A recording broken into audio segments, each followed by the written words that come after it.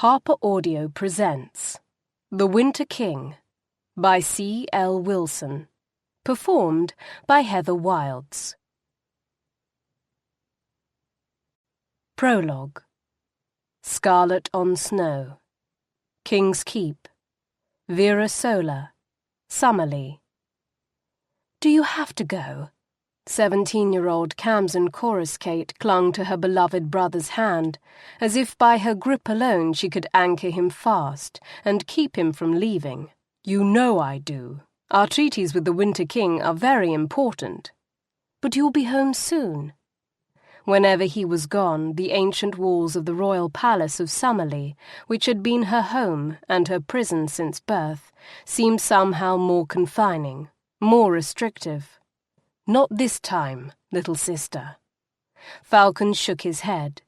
A strand of black hair that had pulled free of the queue at the back of his neck brushed against the soft, dark skin of his cheek. It will take weeks to negotiate the treaties. Khamsin scowled, and the wind began to gust, sending Kham's habitually untamed hair whipping into her mouth and eyes. Why does he have to send you? Why can't his ambassador negotiate the treaty? He's sending you away because of me, isn't he? Because he doesn't want you spending so much time with me. Her hands clenched into fists. The wind sent her skirts flying, and a dark cloud rolled across the sun. Their father, King Verdun IV of Summerlea, didn't love her. She knew that. He kept her isolated in a remote part of the palace, hidden away from his court and his kingdom, on the pretext that her weather gifts were too volatile and dangerous, and she couldn't control them. That was all true. Kham's gifts were dangerous, and she couldn't control them any better than she could control her own temper. Until now, however, he'd never stooped to sending his other children away to keep them from visiting her. Here now, be calm. Falcon smoothed her wayward curls back, tucking them behind her ears. Compassion and pity shone softly in his eyes. I wish I didn't have to leave you, but Father believes I'll have the best chance of getting what we want from Wintercraig, and I agree with him. Summerlea, once a rich, thriving kingdom renowned for its fertile fields and abundant orchards, had been in a slow decline for years. Although the nobles and their king maintained a prosperous facade for political and economic purposes, beneath the gilded domes and bright splendor of Summerlea's palaces and grand estates, the rough tatters of neglect were beginning to show. Besides, you won't be alone while I'm gone. You have Tildy and the seasons. It isn't the same. They aren't you. He was the handsome prince of Summerlea, charming, witty, heroic. He'd lived a life of adventure, most of which he shared with her, entertaining her with the tales of his exploits, the places he'd seen, the people he'd met, his hunts, his adventures, his triumphs. No matter how much her nursemaid Tilda Vera Greenleaf doted on Khamsin, or how often autumn, spring, and summer, the three princesses known as the Seasons, snuck away from their palace duties to spend time with their ostracized youngest sister, Falcon was the one whose visits she couldn't live without. Now there's a pretty compliment. Careful, my lady, you'll turn my head. He smiled, and warmth poured into her. It was no wonder the ladies of their father's court swooned at the slightest attention from him. Falcon had a magical way about him. He could literally charm the birds from the trees with his name gift, controlling any feathered creature on a whim. And the weather gift inherent in his royal Summerlander blood was stronger than it had been in any crown prince in generations. It was as if the sun itself had taken up residence in his soul, and its warmth spilled from him each time he smiled. Kham took a deep breath. Birds weren't the only creatures susceptible to Falcon's charm. In the face of his warm smile, the sharp edge of her temper abated, and in the skies the gathering storm began to calm. Perhaps King Verdun truly had chosen to send his only son as envoy to Wintercraig for political reasons. Long, long ago, as a small child crying herself to sleep, She decided Falcon was the reincarnation of Roland Triumphant, the hero of Summerlea, the brave king who had defeated an overwhelming invasion force with his wit, his weather gifts, and a legendary sword reputed to be a gift from the sun god himself. If anyone could coax the cold, savage folk of the north into concessions most favourable to Summerlea, Falcon could. "Will you at least write to me?" she asked. "I'll send you a bird every week." He tapped her nose and gave her a roguish grin. "Cheer up. Just think of all the sword fights you'll win when you're fighting invisible opponents instead of me." Kham rolled her eyes. He'd been teaching her sword fighting for years, but she had yet to best him in a match. "You know," she said, as they walked towards the doorway leading back into the palace, "it might actually be a good thing that you'll be spending months in Wintercraig." "Oh?" "Yes, you can use that time to find out what happened to Roland's sword." Falcon tripped on an uneven flagstone and grabbed the trunk of a nearby tree to steady himself. "I'm sure I'll be much too busy to chase fairy tales, Storm." She frowned in surprise. "But you've always believed the stories were true." Blazing, the legendary sword of Roland Soldius had disappeared shortly after the heroic king's death. Legend claimed it was the Winter King, the father of Roland's betrothed, who had spirited the sword away, but that one day Roland's true heir would reclaim it. Every royal Summerlea prince for the last 2 millennia had dreamed of finding the legendary blade and bringing it back home where it belonged. Falcon had spent years chasing lead after lead, determined that he would be the one to find Blazing and restore Summerlea to its former glory. "What about those letters?" she added. "The really old ones you found tucked in that monastery. You said they proved the stories were true." "That was 6 years ago. I was 17. I wanted the stories to be true." He gave her a quick hug and a brotherly kiss on the forehead. "I've got to run. I'm meeting with Father and his advisors to go over our list of demands and concessions one last time before I leave. I'll see you in a few months." "I'll miss you every day." She trailed after him, feeling bereft and forlorn, when Falcon turned the corner and disappeared from view. But this time, she also felt confused. She'd never known Falcon to give up on something he felt passionately about, and he'd been passionate about finding Roland's sword. He'd been certain he was on the right trail, and certain he was Roland's true heir. He'd shared his discoveries with her because he knew she was just as hungry as he to find the legendary sword. So why would he deny it now? Gildenheim, Wintercraig. "She's not good for you." Wynter Atrialan, king of Wintercraig, cast a sideways glance at his younger brother. "Don't say that, Garrick. I know you've never liked Elka, but in 6 months' time, she will be my bride and your queen." Garrick shook his long snow-silver hair, eyes as bright and blue as the glacier caves in Wintercraig's icebound Scoa Mountains, shone with solemn intensity that made the boy look far older than his 15 years. "You love too deeply, Vin. From the moment you decided to take her to wife, you've blinded yourself to her true nature." Wynter sighed. "I should not have shared my worries with you when I first met her." Wyn was an intensely private man, but he'd never kept secrets from Garrick, not one. Wyn had raised his brother since their parents' death 10 years ago, and in those years he'd never tried to sweeten the ugly world of politics, never tried to gloss over his fears or concerns, even when it came to the more personal but still political matter of selecting a queen. If something happened to him, Garrick would be king, and Wyn didn't want his brother thrown into such a position without preparation. Unfortunately, the years of openness and plain, unfettered talk had paid unanticipated returns. Because of his unflinching honesty with Garrick, no one knew Wynter better than his young brother.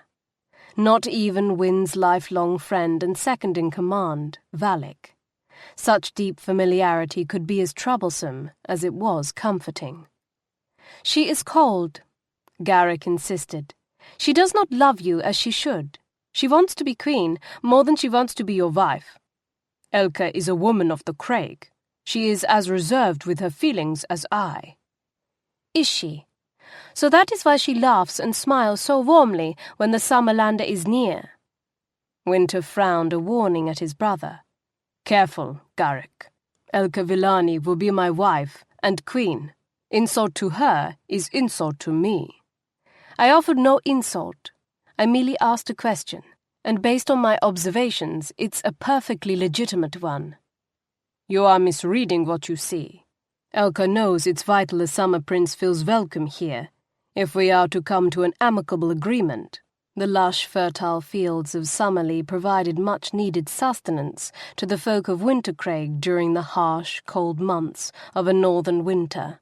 Their grains, fruits, and vegetables, which Wintercraig bought with furs, whale oil, and forest products, could mean the difference between life and death for his people during years when their own harvests were poor. That had, unfortunately, been quite often of late, since the summers had grown shorter, and food from Summerlea had been growing steadily more dear after Wynter had taken the throne. Khamsin Coruscate, son of the weather mage king who ruled Summerlea, had come 3 months ago at Wynter's invitation to negotiate terms of a new treaty that would ensure longer summers in the north and more affordable trade in foodstuffs for the winters. "She makes him feel welcome to more than the court," Garrick corrected. "She flirts." Wynn arched a brow. "And if she does, where's the harm in it? A pretty face and a sweet smile can persuade a man better than cold figures and dry treaties, especially self-indulgent peacocks like the summer prince." He smiled when Garrick rolled his eyes. "You don't remember our mother, but she could charm a frost giant into the fire. Father used to call her his secret weapon. Elka merely uses her gifts to aid the realm, as any good queen would." Garrick gave a snort. "How fortunate that she takes to the task so well. All right, all right." He held up his hands in surrender when his brother's glance sharpened. He paused a moment, using hammer and chisel to chip unwanted ice from the frozen sculpture he was working on, then added, "But even if you trust her, you'd best keep an eye on the Summerlander. He's up to something. Foreign dignitaries are always up to something. That's called politics. He's been asking too many questions about the Book of Riddles." Wynn's hand stilled momentarily in its work on his own sculpture. "Has he?" He tried to pull off nonchalance, but shouldn't have bothered. Garrick knew him too well. "That's what he's really here for, to get the book and find Roland's sword." Roland's sword was a fabled Summerlea weapon of inconceivable power. It had disappeared 3,000 years ago, not long after the Summer King who first wielded it sacrificed his life to save his kingdom from invasion. Many myths and legends swirled around its disappearance.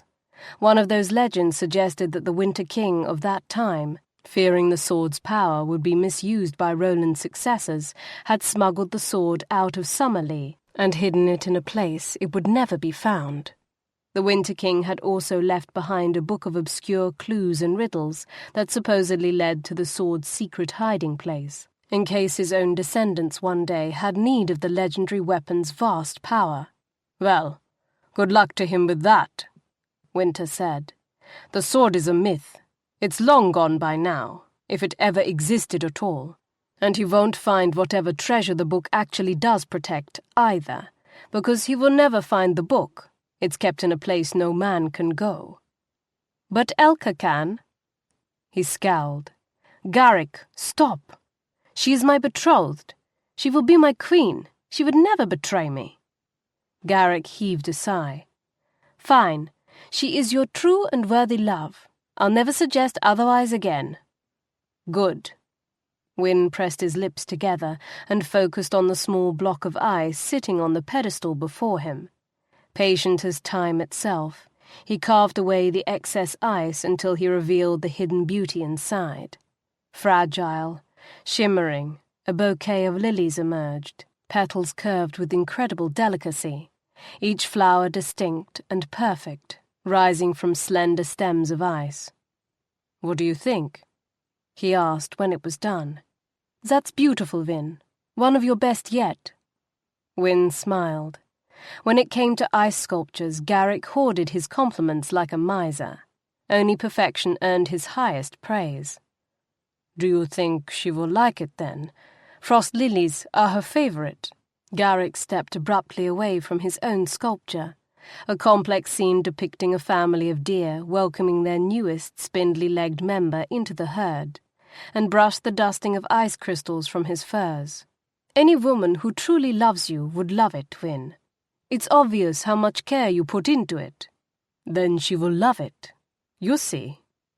"I'm sure she will," Garrick said, but his eyes held no conviction. "Coruscate!" Wynter's roar shook the great crystal chandelier that hung in the entry hall of his palace, Gildenheim. He stormed up the winding stairs to the wing where royal guests were housed and burst into the suite that had been occupied for the last several months by the Prince of Summerlea. The rooms were empty, and judging by the state of the open drawers and the clothes flung haphazardly about, the inhabitants had vacated the place in a hurry. "He's gone, Wyn." Valak, Wynter's oldest friend and second in command, stepped into the room. "Lacey's checked the temple. The book's gone too." Wynter swore under his breath. Barely 2 weeks ago, Garrick had warned him to keep an eye on the Summerlea prince, and Wyn had dismissed his concerns with such blind confidence. "When did they leave?" "Not long after we left for Hilaja. Elka and his guard went with him. Bronn didn't think anything of it. The Summerlander kept blathering about not letting some fire 10 miles away ruin a good day's hunt." "We better start tracking them then. There's more, Wyn." Valak hesitated, then said, "I think Garrick went after them. He and his friends rode out maybe an hour after the Summerlander. Bronn heard them talking about something the Summerlander took that Garrick meant to get back." Wyn's jaw turned to granite. With Valak close on his heels, he ran back down to the courtyard. Still saddled and ready to ride, Wynter's stallion was waiting in the hands of a stable boy, and beside him a dozen of Wynter's elite white guard held Prince Falcon's valet at sword point. The valet looked nothing like the sleek, meticulously turned-out peacock Wynter's courtiers had mocked amongst themselves. He traded his velvet brocade livery for rough-spun woolens, a furred vest, and a heavy cloak. His knuckles were scraped, and his face sported a bruised jaw and an eye that was swollen shut and rapidly purpling. "We found him in the village trying to bribe a merchant to smuggle him out in a trade cart, Your Grace." "Where is he?" Wyn grabbed the valet by his vest, yanking him up so fast the man's feet left the ground. Wynter was tall, even for a man of the Craig, and holding the Summerlander at eye level left almost 2 feet between the man's dangling toes and the icy stone of the courtyard. "Where is that Coruscate bastard you serve?" "I don't know." Clearly terrified, the man started babbling. "I swear to you, Your Majesty, I didn't even know he was leaving until one of the maids delivered his note, and that only advised me to leave Wintercraig as quickly and quietly as possible." "In other words, the coward abandoned you while saving his own skin." Wyn threw the man aside. "Lock him up. If we don't find his master, he can face the mercy of the mountains in his prince's stead. The rest of you, mount up. Time to hunt." Minutes later, Wynter, Valak, and 24 white guard were galloping down the winding mountain road that led from Gildenheim to the valley below. Wynter howled a call to the wolves as they went, sending a summons to the packs that were spirit kin to his family's clan. Wolves were faster in the dense woods, and they tracked by scent rather than sight. The Summerlander smell was alien to this part of the world, so the wolves should have no trouble picking up their trail. He wasn't sure if the prince would try heading south, towards Summerlea, or west to the Laskrona fjord. The fjord was closer, and the port there was a busy one, full of strangers from distant lands, for thieves looking to get out of the country quickly. That was the better destination. When the wolf call came from the west, Wyn knew he'd guessed right. He whispered to the winds, calling to the old winter man in the north to blow his icy horn, then summoning the Vestras, the freezing maritime winds of the western seas, to send their bone-chilling fog. As he and his men rode west, following the call of the wolves, the temperatures began to drop. If the Summer Prince fought back with his own weather gifts, that would pinpoint his location. If he didn't, the rapidly worsening weather would slow his escape. Either way, Wynter would track him down and make him pay for what he'd done to the people of Halaja. The prince had hours on him. That was the purpose of the fire in Halaja, a distraction to get Wynter and his men out of the palace, so Khamsin Coruscate could steal what he came for and make his escape. But the distraction had been much more than a mere fire. The Summerlanders had raped and murdered dozens of villagers, then locked the rest in the meeting hall and burned them alive. 86 lives wiped out in one senseless act of violence. 86 innocent winterfolk who had depended on their king to protect them, and he had failed. The tone of the wolves' howls suddenly changed, the howls becoming longer, mournful, announcing a loss to the pack. Wynter sent out his thoughts, connecting to the pack mind and seeing through the wolves' eyes as he searched for the source of that cry. He caught a glimpse of scarlet splashed across the snow, bodies that were clothed, not furred. No! He knew instantly why the wolves howled, and for whom. No! Garrick! He spurred Hodri faster, galloping at a reckless pace. The wind whistled past his ears. Snow flew from Hodri's hooves. It didn't take long to reach the clearing where the wolves had gathered. The smell of death filled the air, a dark odour Wynter had smelled before. It was a scent few men ever forgot. He reined Hodri in hard, leaping from saddle to ground before the horse fully stopped. The first 2 bodies were boys Wyn recognized, Garrick's friends, 15 and 16 years old, barely more than children. Arrow pierced through their hearts. They'd been dead within minutes of being struck. A moaning cough brought Wyn scrambling to his feet. He half ran, half stumbled across the snow, towards the source of the sound, but when he got there, he felt as if his heart had stopped beating. He fell to his knees. The coughing boy was Garrick's best friend, Junna. He'd been gut-shot, and the dark, matter-filled blood oozing from the wound told Wynter the boy was a dead man, even though his body still clung weakly to the last threads of his life. Junna lay atop the prone, lifeless figure of Wynter's brother. An arrow, its shaft painted with the Prince of Summerlea's personal colours, protruded from Garrick's throat. Garrick. After moving Junna to one side and packing his wound with snow to numb the pain, Wyn reached for his brother with trembling hands. His fingers brushed the boy's face, and he flinched at the coldness of his brother's flesh. Garrick had been dead for hours, probably since before Wyn had left Gildenheim in pursuit. How could Wyn have lost the only family he had left in the world, and not known it the instant it happened? Horses approached from Wynter's back. Then Valak was there, laying a sympathetic hand on Wynter's shoulder. "I'm sorry, my friend. I'm so sorry." Wyn nodded numbly. The ache was consuming him, the pain so deep, so indescribable, it was beyond feeling. His whole body felt frozen, like the ice statues he and Garrick carved together. "Help Junna." How he spoke, he didn't know. His voice came out a choked, gravelly rasp. "Make him as comfortable as you can." "Of course." He waited for Valak to lift Junna and settle him off a short distance before gathering Garrick's body into his arms. He held his brother for a long time, held him until Junna breathed his last, and the White Guard packed the bodies up for transport back to Gildenheim. Their hunt for Prince Falcon of Summerlea had ended the moment Wynter found his brother's corpse, but there was no doubt in any of their minds that this was far from over. Wynter carried Garrick in front of him on Hodri's back, cradling his body as he had so many times over the years after their parents had died, and it had fallen to him to raise his brother. He carried him all the way to Gildenheim, releasing him only to the weeping servants who would prepare Garrick and the others for the funeral pyre. Wynter stood vigil by his brother's side throughout the night. He murmured words of sympathy to the parents of the other lost boys, but shed no tears of his own, though his eyes burned. At dusk the following night he stood, tall and dry-eyed, beside the pyres as the flames were lit, and he remained standing, motionless and without speaking, throughout the night and into the next morning.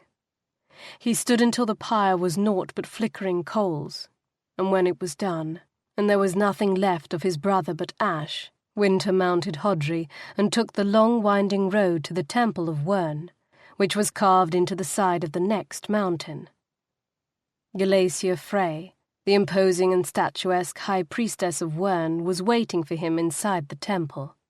She had come the night before to bless his brother and the others, and to light their pyres, before returning to the temple to await his visit.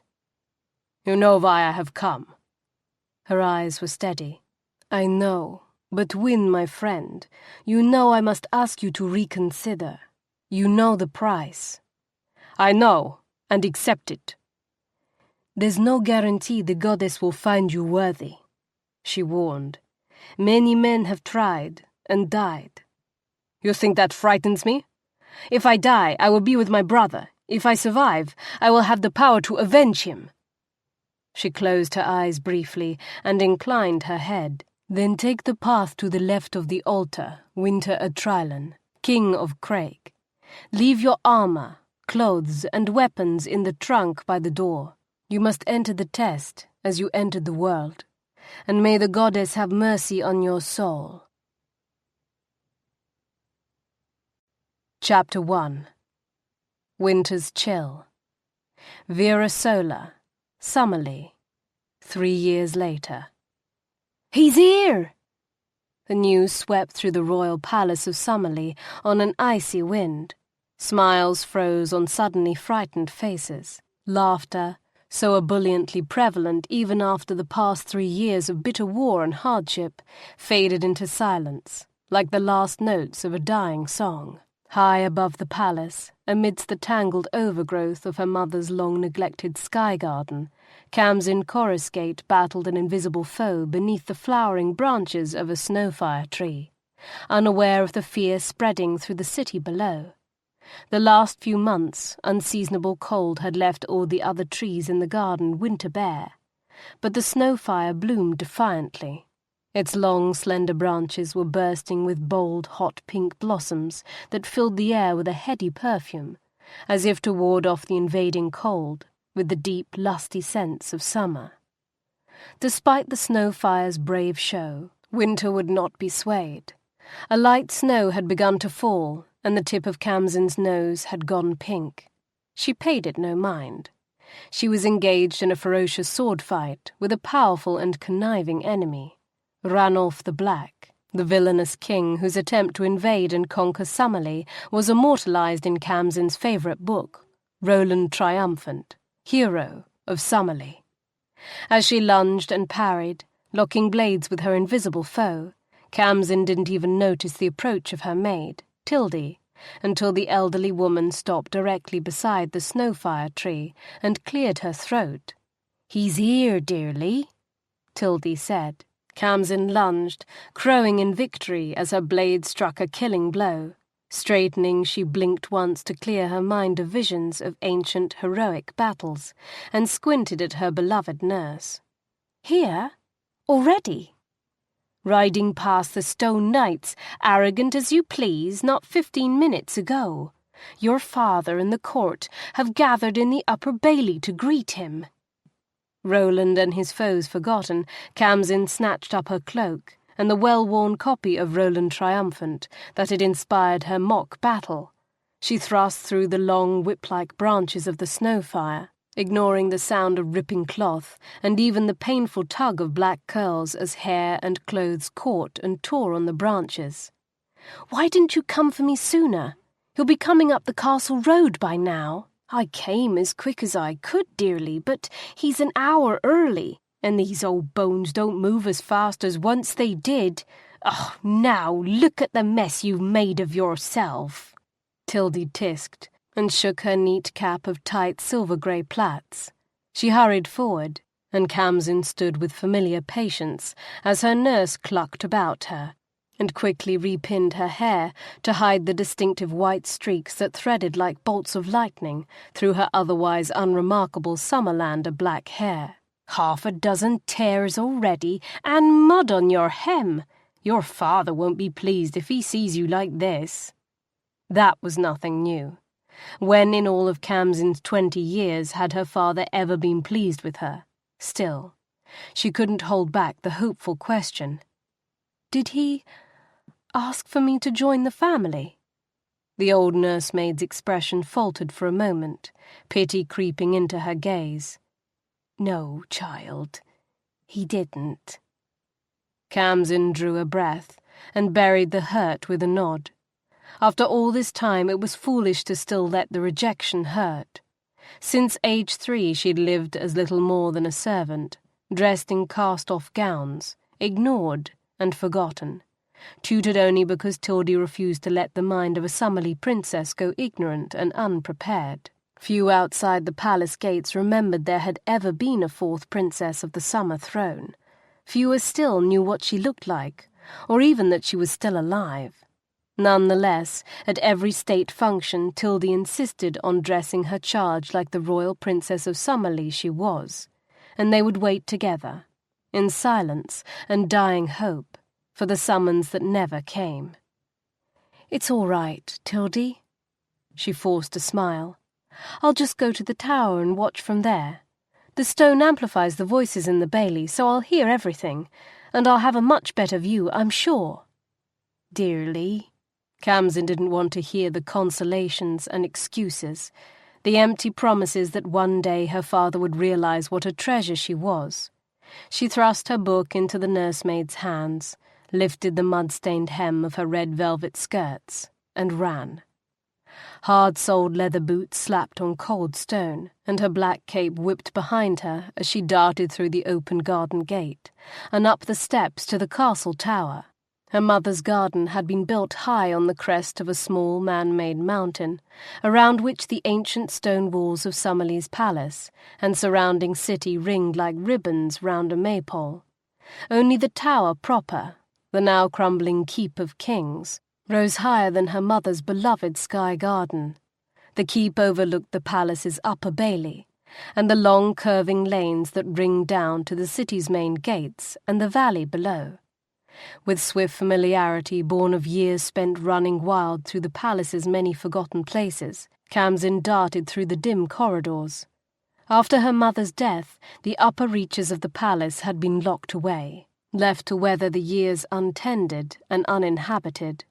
Only a curious child, a princess as neglected as this once lovely palace realm, had ever dared the king's wrath and ventured secretly within. It was the one place, the only place Khamsin had ever felt at home. Her cape caught on a protruding nail-head, and the sudden yanking pull all but strangled her. Khamsin ripped at the frogs that clasped the cape around her throat, tearing one free and ripping the delicate lace at her neckline. The cape fell in a puddle of watered silk and black velvet. The simple golden circlet Tildy had so lovingly settled in place in Khamsin's curls earlier that morning, cocked awkwardly over one brow. Dislodged by her brief struggles with the cape, with an angry sob, she tore the circlet free and threw it on the pile of silk and velvet. Her hair came unpinned again, falling about her shoulders in untamed ringlets. The white streaks that had always been so offensive to her father once more in plain view. She didn't care. Let him see her and be enraged. At least then he'd be forced to feel something. Even fury was better than years of neglect.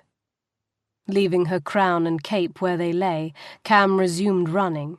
A few moments later she crossed the wide, cobweb and dust-covered room that had once been the Queen's bower. Silent hulks of furniture shrouded in linen swathes filled the room. Along the walls, moth-eaten window hangings and tapestries sagged in mournful tatters. After his wife's death, King Verdon had ordered the bower closed off. Queen Rosalind's belongings covered with sheets and left where they lay.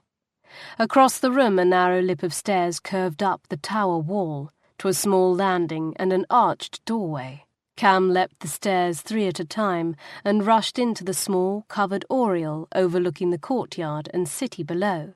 She caught her heaving breath and swiped at the useless tears that still sometimes insisted on spilling from her eyes. She didn't need her father's love. She didn't even need the recognition of her birth status. She had Tildy and her sisters who loved her despite him. She'd had her brother's love too, until he'd run off with the Winter King's bride. And of course she had her mother's treasures to remind her that Queen Rosalind, at least, had loved her last-born child, even if her husband would not. The clatter of hooves in the courtyard below made Khamsin flinch. She glanced down into the bailey and froze. All thoughts of her father and his long neglect swept away in an instant. Stunned awe took their place. Now, there was a sight no Summerlander had ever seen before. Shining white, brilliant pale, like an army of snow-cloaked conquering ghosts, the soldiers of Wynter rode proud into the upper bailey of Summerlea's royal palace, and at the army's head, just now passing through the gate, rode the White King himself, Wynter Atrialan, King of the Craig. He sat on a snow-white stallion, as cold and merciless as a headsman's axe just before the chop. Armour of mirror-polished silver plate gleamed from crown to toe. A long ice-blue cape trimmed in white ermine trailed out behind him, covering his mount's rump and draping down past the Winter King's own armoured heels. At the crown of his helm, a tall ruff of white horsehair ruffled in the chill breeze, and his stallion's iron-shod hooves rang out on the worn cobble of the courtyard. The horse came to a halt.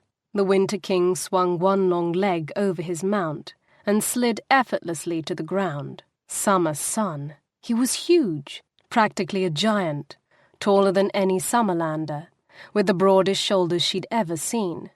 Over 7 feet of powerful muscles and sheer intimidation. She hadn't expected that. Beneath his silver helm, a mask in the shape of a snarling wolf's head hid his face. His gauntleted hands rose to unlatch the mask and lift the helm from his head. He tucked it beneath one arm, leaving his sword arm free, fingers resting near the hilt of the now infamous blade, Gunterfees, Giant Killer, a blade that after the last 3 years would be better named Urtefees, Summer Killer. Even from her vantage point high above, she could see the Winter King's face, square jaw, cheekbones high and shapely, skin a surprising golden hue, the colour of browned butter. She'd always thought the folk of Wintercraig would be snowy pale, but they weren't. At least, he wasn't, which only made his wealth of long, gleaming white hair and startling pale eyes seem all the more vivid. He was handsome. Beyond handsome. She hadn't expected that either. Khamsin sucked in a breath, then coughed as the cold air dried and chilled her throat. Silver blue eyes, clear and cold as glacier ice, cast upward, finding her in one swift, sharp instant, pinning her in place. All thought fled her mind. She couldn't breathe, couldn't think.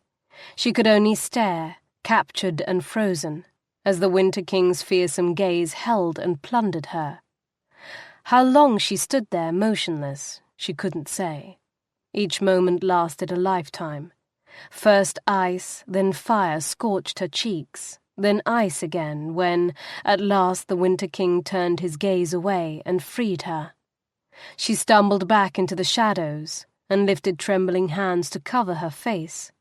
Her heart pounded heavy in her chest, each beat a laboured thud. The blood in her veins felt slow and sluggish, her mind dazed, and a distinct chill had invaded her flesh. She was shivering violently by the time she reached the bottom of her stairs. "Dearly!" Tildy exclaimed in worried tones. The old nursemaid limped across the room to bundle Khamsin up in the warm velvet folds of her abandoned cape. "What were you thinking, child? To stand up there in the wind with naught to cover you but one thin dress?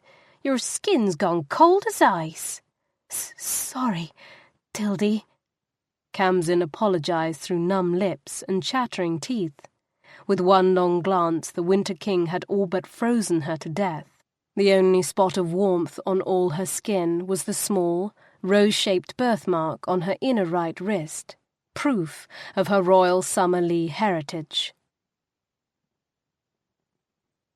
Wynter cast a cold, keen, wary gaze around the courtyard, missing nothing. The sound from up high a few minutes ago had set him on edge.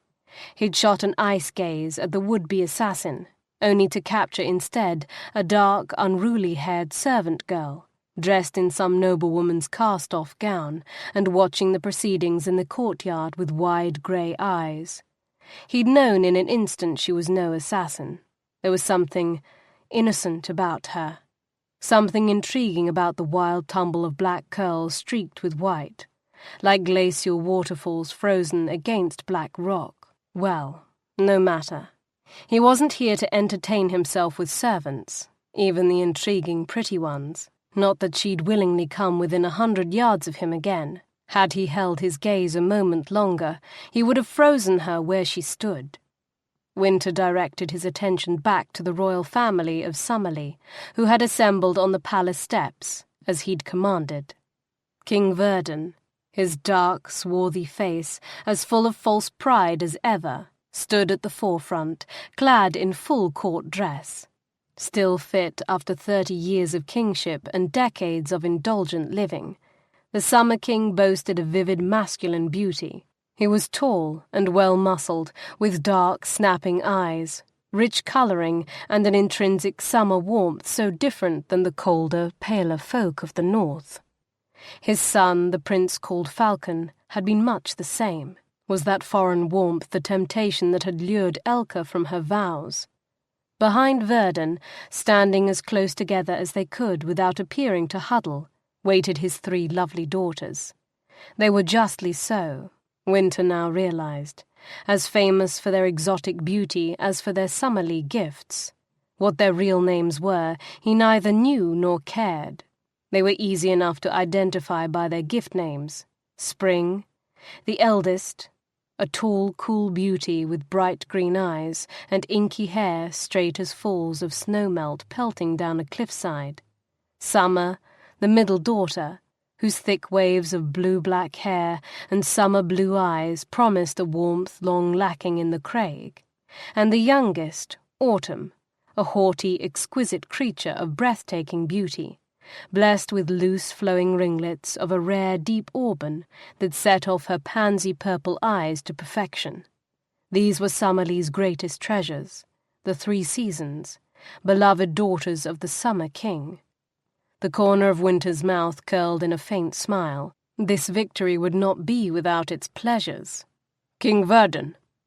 He turned his gaze upon the former ally whom he'd spent the last 3 years bringing to heel.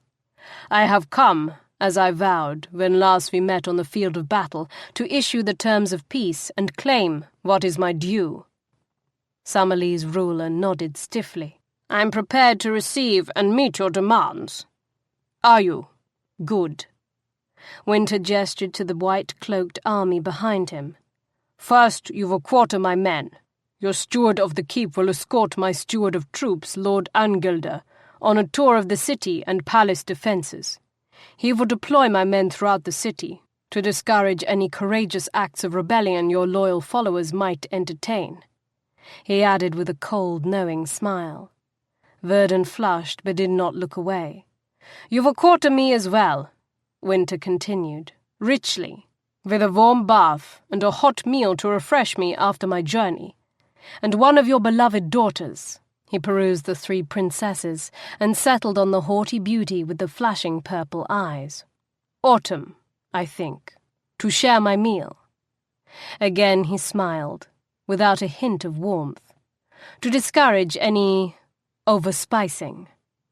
Very well, Verdun bit out, not rising to the bait. We have prepared a suite for you, luxurious in every appointment. You will not be disappointed. Won't I? I understand the rooms you have prepared for me once belonged to your son, Prince Falcon. He enjoyed the shock on Verdun's face and the quick panicked flicker of his eyes. Let him wonder how the Winter King had learned that bit of news.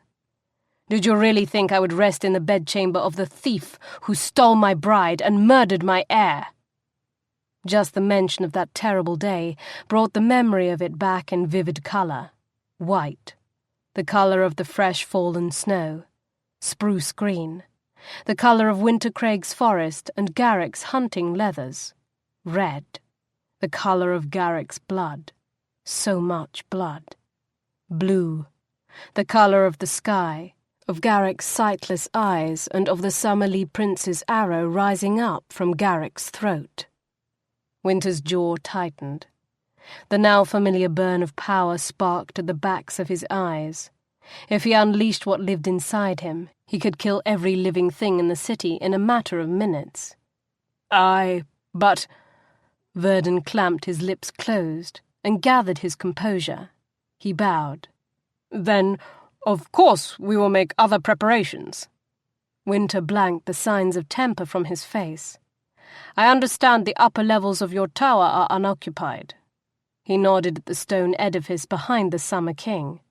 The servant girl was gone from the small oriel above. I will take those.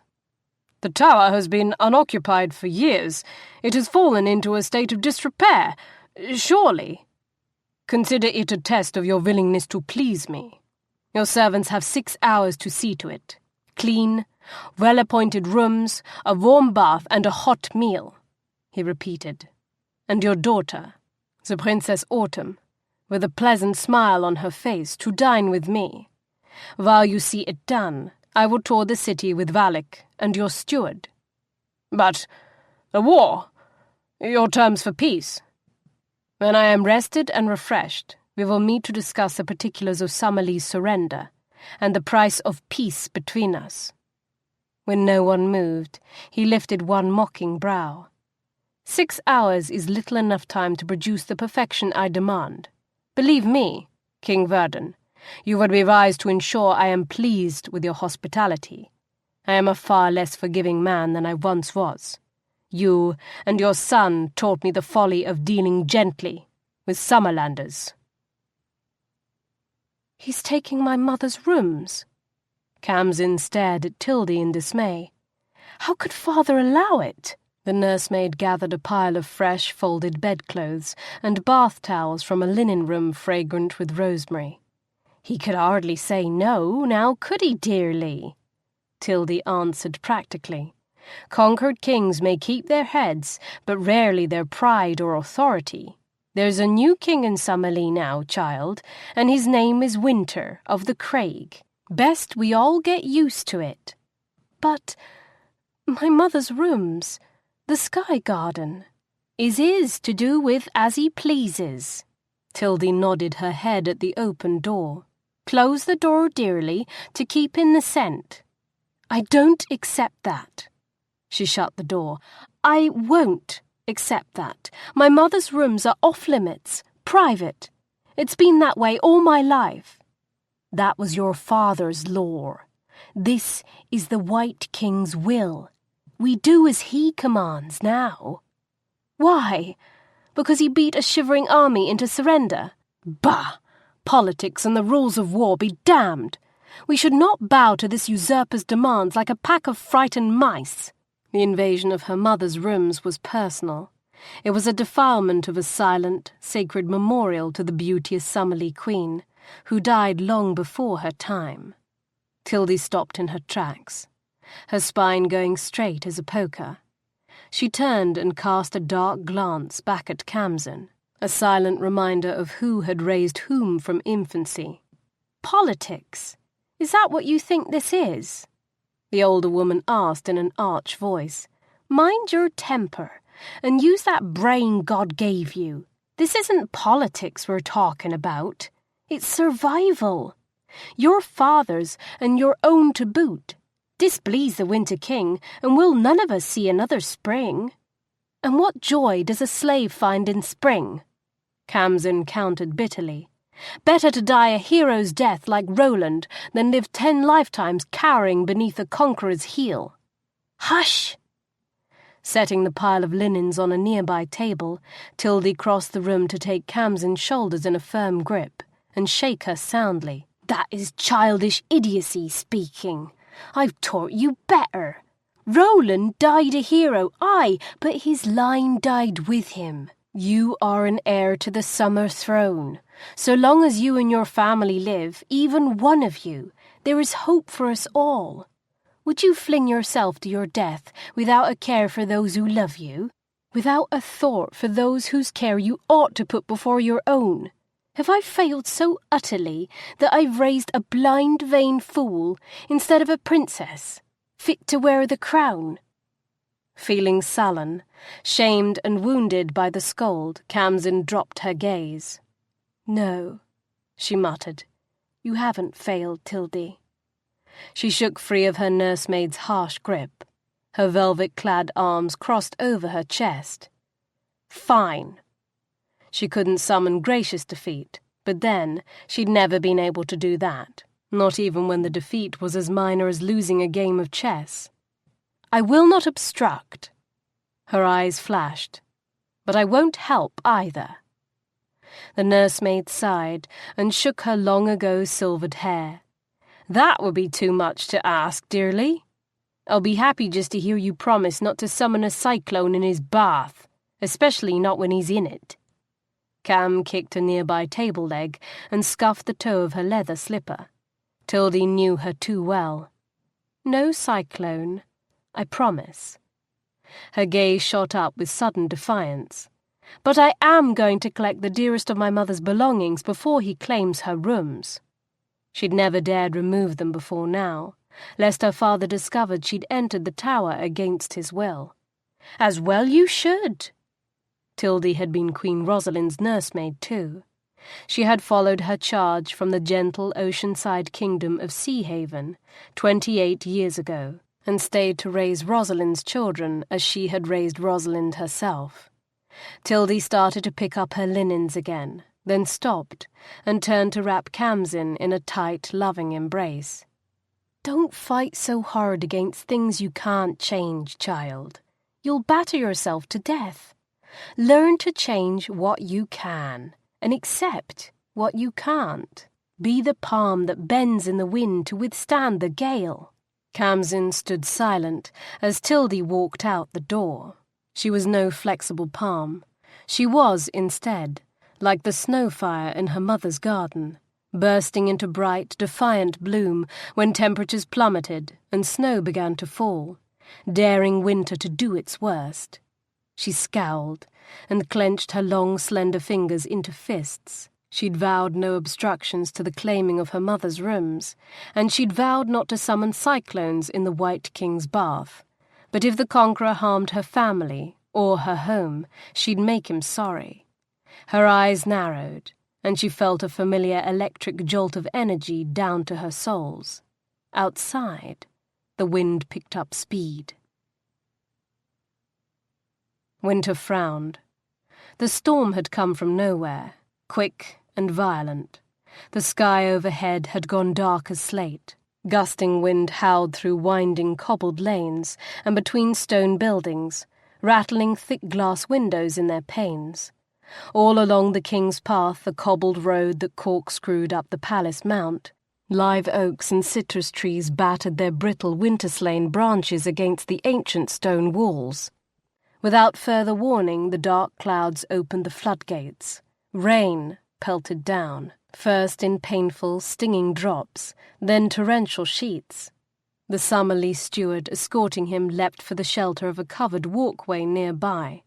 Wynter turned his face up and squinted at the storm-darkened sky. Cold rain sluiced down his cheeks, saturating his hair and soaking the padded tunic he wore beneath his armour. Beside him, Valak, his ever-loyal friend and steward, stood still and watchful, equally as impervious to the downpour. "There is a weather mage at work," Wynter said. "A strong one." "Aye." Valak put a gauntleted hand on his sword hilt. "Il intent?" As usual in the company of foreigners, the steward's clipped speech was trimmed down to the fewest possible words. "Just a warning, I think." The dark clouds overhead were capable of deadly hail and lightning, and even cyclones, but Wynter could sense none of that in the roiling sky. "Coruscate." "I doubt it. If King Verdun wielded this kind of power, we'd have seen it long before now on the battlefield. He's never been able to summon more than a short-lived heatwave in my presence." "Princess."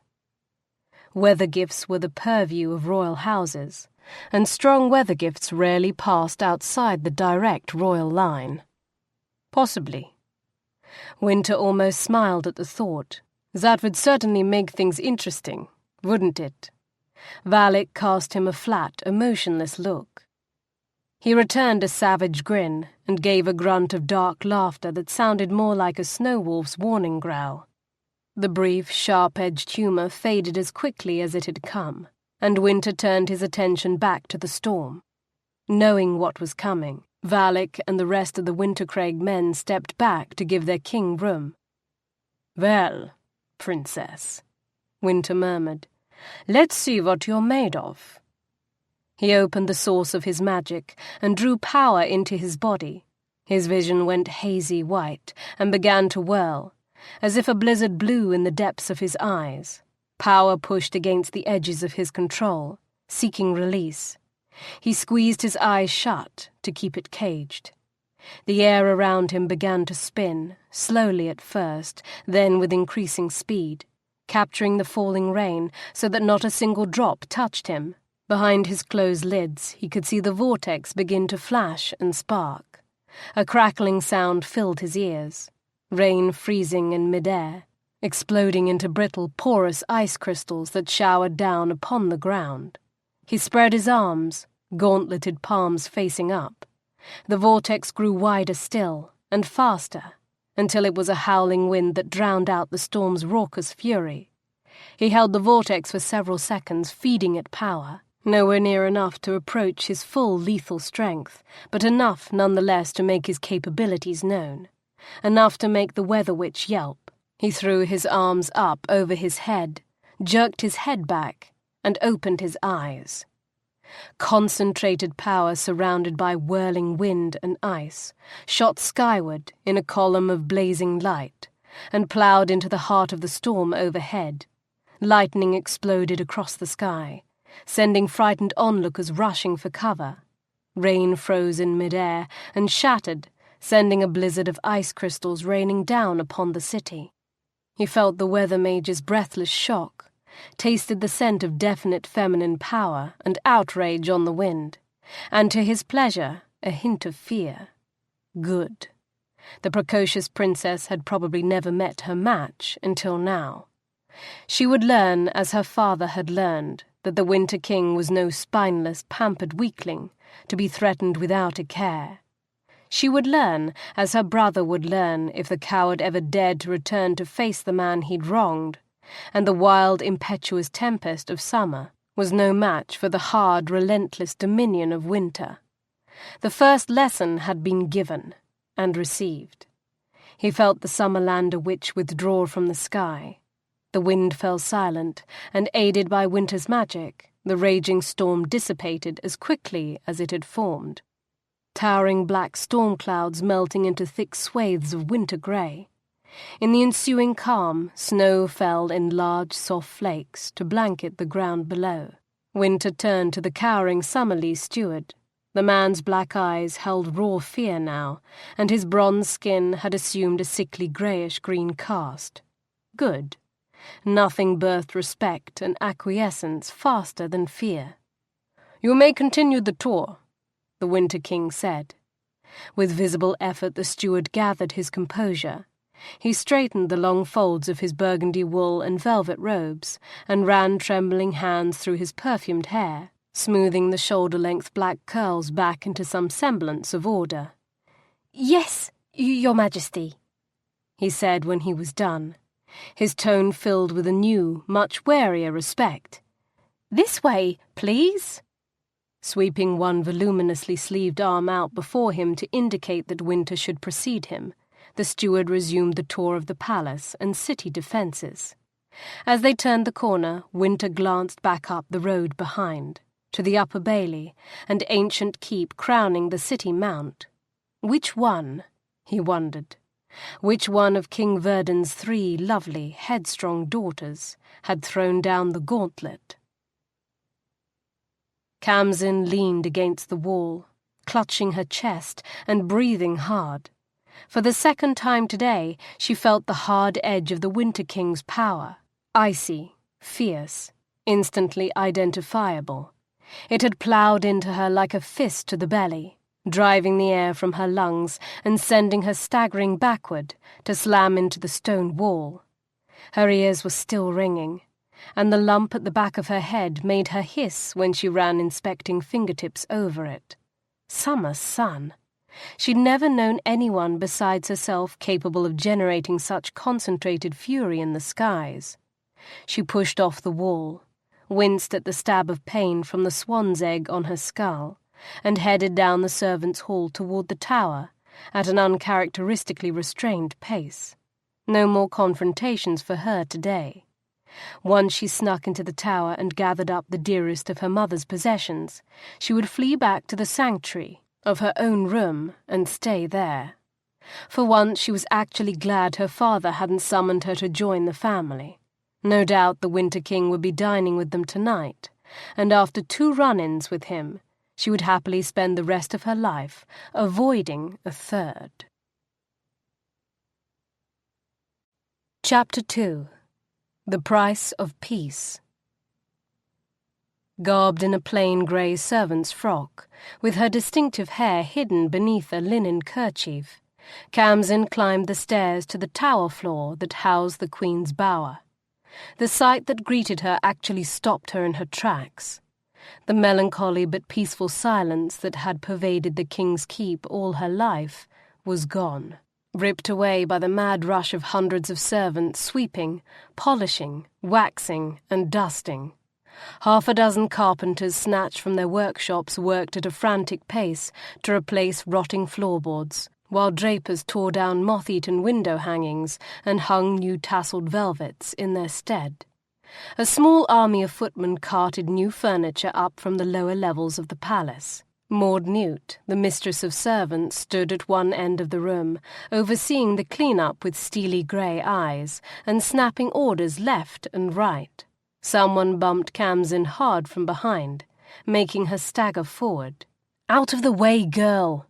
A man growled in an irritated voice. He and another man, both sweating from exertion, hauled a large, upholstered divan past and set it down along with a host of other furniture, cluttered against one wall on a stretch of mended, waxed, and polished floor. "You there!" Khamsin turned to find Maud Newt's iron glare pinned on her. "Quit gawking like a daft looby and get about your business.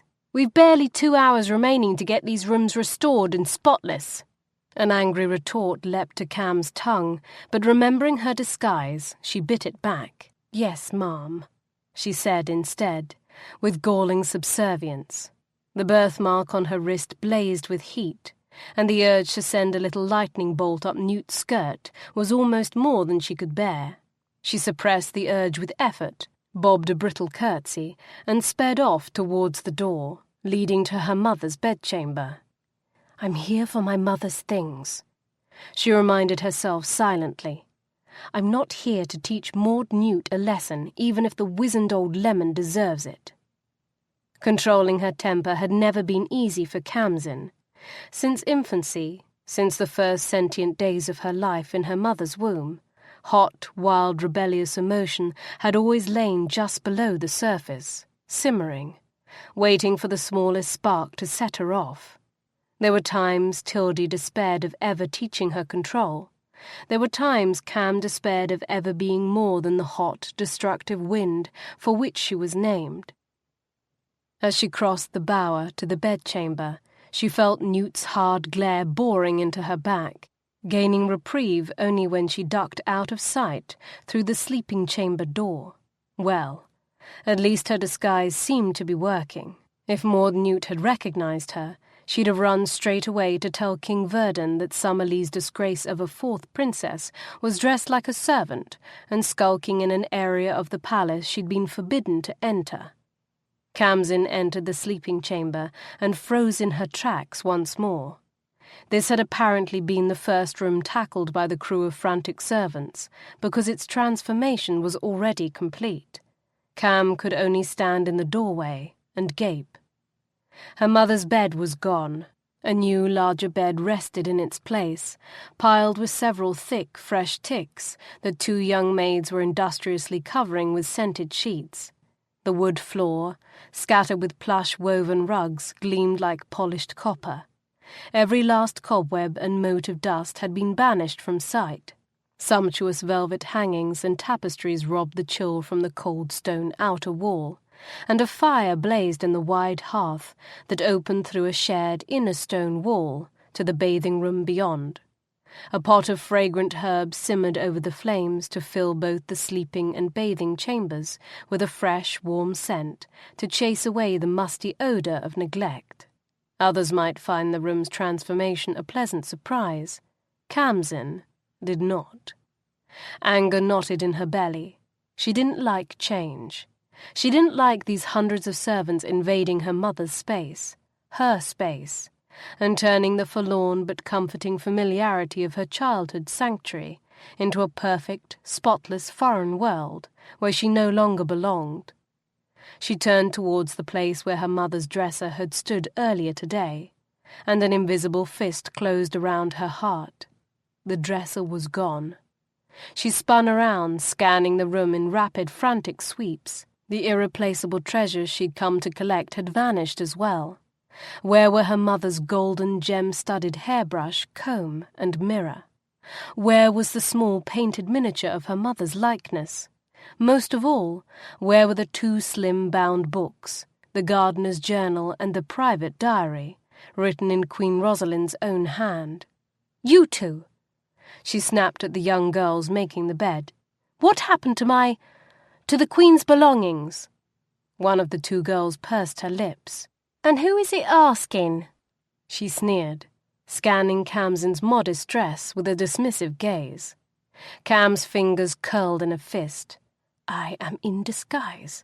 I am a servant," she reminded herself. "Servants do not rudely order other servants around, unless you're Maud Newt." "I'm a new girl, just come to the palace to serve Princess Summer," she improvised. "She sent me to collect a few of her mother's things before the White King takes up residence." That wiped the sneer off the girl's face. The warm, kind-hearted Summer was beloved by the palace servants. Few would begrudge her the slightest request. In a more accommodating voice, the girl said, "Anything fit for the trash heap has already been taken away. Everything else was carted off to the old solar.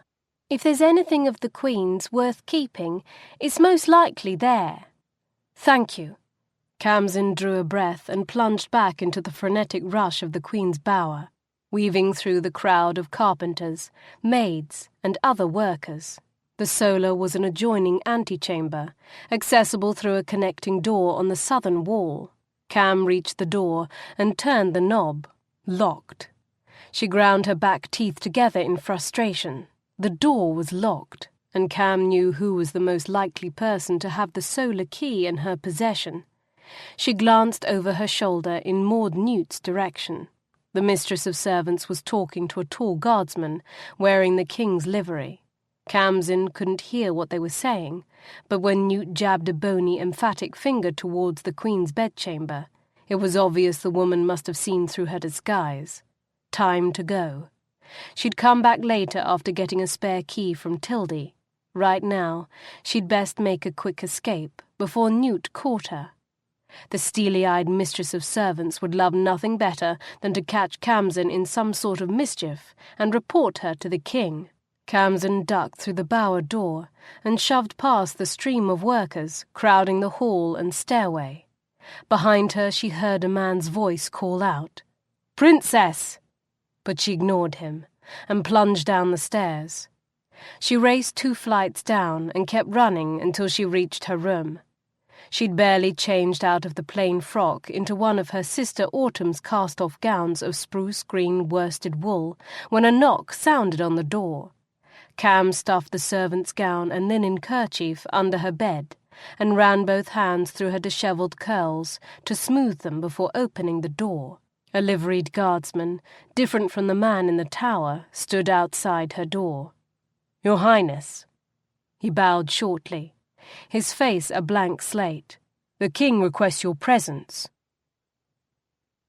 "What in the name of the sun were you thinking?" Khamsin stood stiff and silent, eyes focused blindly straight ahead. Her father, King Verdun, still clad in the formal court dress he'd donned to greet Wynter Atrialan, paced the floor of his private office. Heat radiated off him in waves. He was furious, with her. Not because of the tower, but because of the storm before that. "Did you think I wouldn't know it was you? Are you that great a fool that you would openly attack the Winter King before the terms of peace are even settled? With half his army waiting in our streets, ready to slaughter us all at the slightest provocation." Her gaze snapped up, guilt and worry suddenly swamping her. She hadn't meant it that way. She'd only meant it as a warning, something to let the White King know not all denizens of Summerlea were cowed by his presence. She hadn't stopped to consider that he might interpret her storm as an act of war. "Father, Silence!" His hand swept out, cracking against her cheek in a fierce, explosive blow. Her head snapped back. Tears of pain filled her eyes. Inside her mouth, blood welled up where the edge of her teeth had cut the soft inner lining of her cheek. "Papa," Autumn protested, half rising from the couch where she and her 2 other sisters sat, having been summoned as always to witness their youngest sister's disgrace. "You know she didn't mean it. You know how Storm gets when she feels threatened."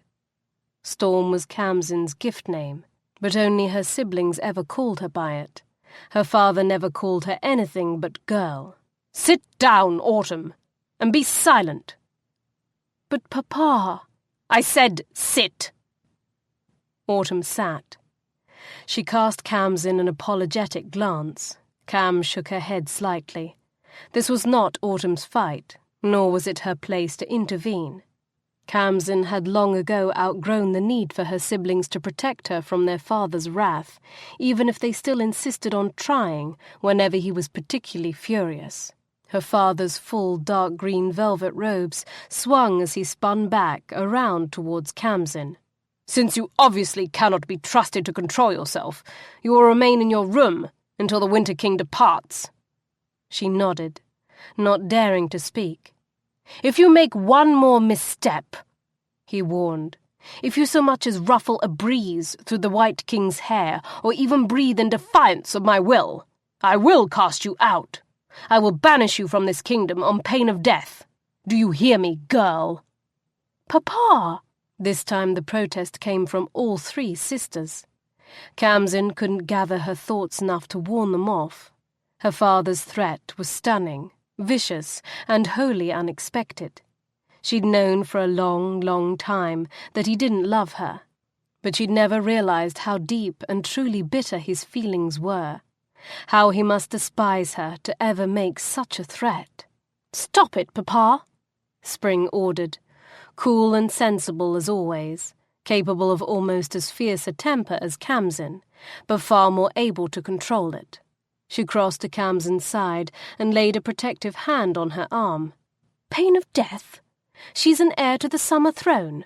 There's not a person in this kingdom who would curse their family house by spilling her blood, and you know it.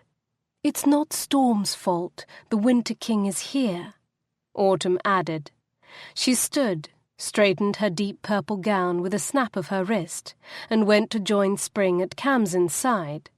Her copper curls bounced as she cocked her head to one side and thrust out a delicate, imperious chin. "Everyone in this room knows exactly where that blame lies." When King Verdun bristled, Summer rose and wrapped her arms around her father's waist. Of all his children, she was his favourite. She was everyone's favourite.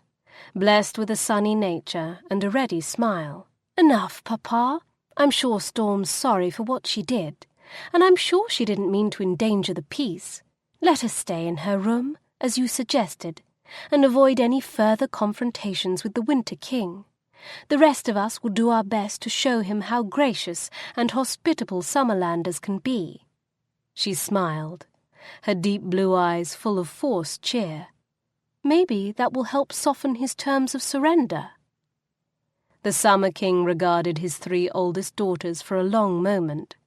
The heat issuing from his body began to dissipate, and the room grew noticeably cooler. But when he turned back to Khamsin, the loathing in his gaze made her flinch. "Get to your room, girl! Don't dare step 1 foot outside your door until I send word that you may. Tilda Vera will bring you your meals. If I find out you've disobeyed me, I won't kill you or banish you, but believe me, I'll make you wish I had." Khamsin curtsied and turned for the door. She didn't speak. Tears gripped her throat in a chokehold, and if she tried to say a word, they would burst forth in a humiliating gush. She hadn't cried in front of her father in years, not since the day he told her she was responsible for her mother's death. With half his men deployed at strategic points throughout the city, and the other half taking up positions in and around the palace, Wynter returned to seek the room, bath, and refreshment he'd demanded. King Verdon himself escorted Wynter through the warm, colourful halls of the main palace building, and up several flights of stairs into the old stone keep that crowned the city. Valak and a prune-faced harridan who'd introduced herself as Maud Newt, mistress of servants, trailed behind, along with 6 Wintercraig guards. The air grew a little colder as they entered the keep, the surroundings a bit more lonely and sombre, but Wynter actually liked that better than the crowded frills and luxuries of the palace. Cold stone and privacy suited his nature. He was a man who lived in a harsh, uncompromising land of solitude, danger, and stark beauty. The small party climbed 2 flights of stone steps in the tower before reaching the floor that housed the newly renovated Queen's Bower. A knot of young, grey-clad serving girls stood at attention just inside the wide, arching doorway that led into the bower. They bobbed erratic, nervous curtsies as he passed. Wynter walked through a set of wide double doors into the long-abandoned room his spies had told him was a rotting ruin. However deteriorated it might have been before, nothing now could be further from the truth. The room sparkled and gleamed from corner to corner, and the air was rich with the scents of flowers, herbs, fresh sawdust, and a strong sprinkling of bleach. The furnishings were exceptional, both in quality and beauty. Wynter's gaze roved over the room, searching for subtle points of complaint. He found none. Verdon, it seemed, had outdone himself. "This will do." He glanced at the serving girls. "Prepare my bath." They squeaked and bobbed and nearly tumbled over each other like a litter of clumsy wolf-pups in their rush to do his bidding. "I will expect refreshments and your daughter's company within the hour," he reminded the Summer King with a cool look. "Of course." Verdon bowed his head slightly. "Newt here will see to any other needs you may have. Just use the bell pull to summon her." He pointed to a long tasselled pull near the double doors. "I had thought we would discuss terms in the map room downstairs.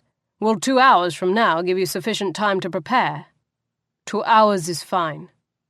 He didn't want to leave Verdon stewing for too long, lest worry blossom into something unwise.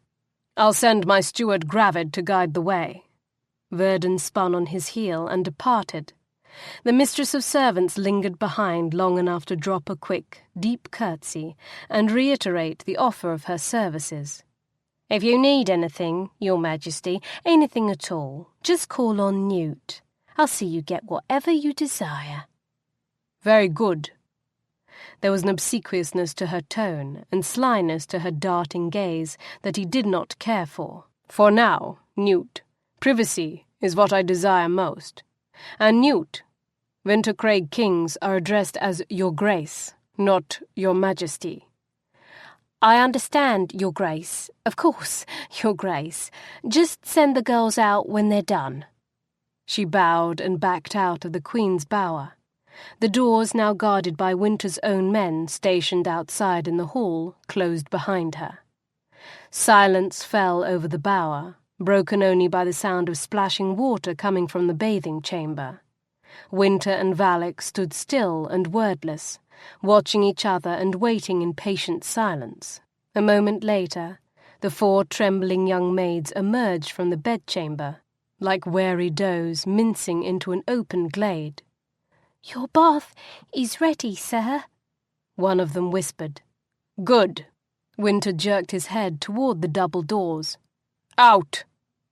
The maids bolted. Valak waited until they heard the sound of the maids' shoes clattering down the stone steps before speaking. "Well, he managed it." Wynter nodded. "Surprisingly well, too." He stripped off his gauntlets and tossed them on a nearby table, then walked to the 2 large glass windows cut into the stone wall and threw up the sash on each of them. Cold, brisk air swirled in, carrying with it a light flurry of snow. He breathed deep and left the windows open so the draught could clear away the sweet, heavy aroma hanging in the room. "It seems Verdun is sincere in his efforts to be accommodating. Perhaps he'll acquiesce to my terms after all, and I can take what I've come for, through peaceful means, rather than violence." Valak grunted, plucked a round green grape from a bowl of fruit, and popped it into his mouth. He bit down, then grimaced, and spit the crushed grape into his hand. "Sour.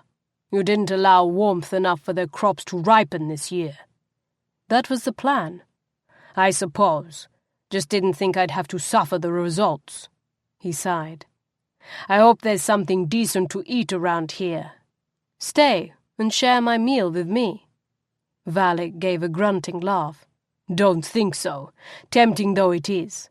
That autumn is a fine piece of Summerland bounty. They all are. Lucky you."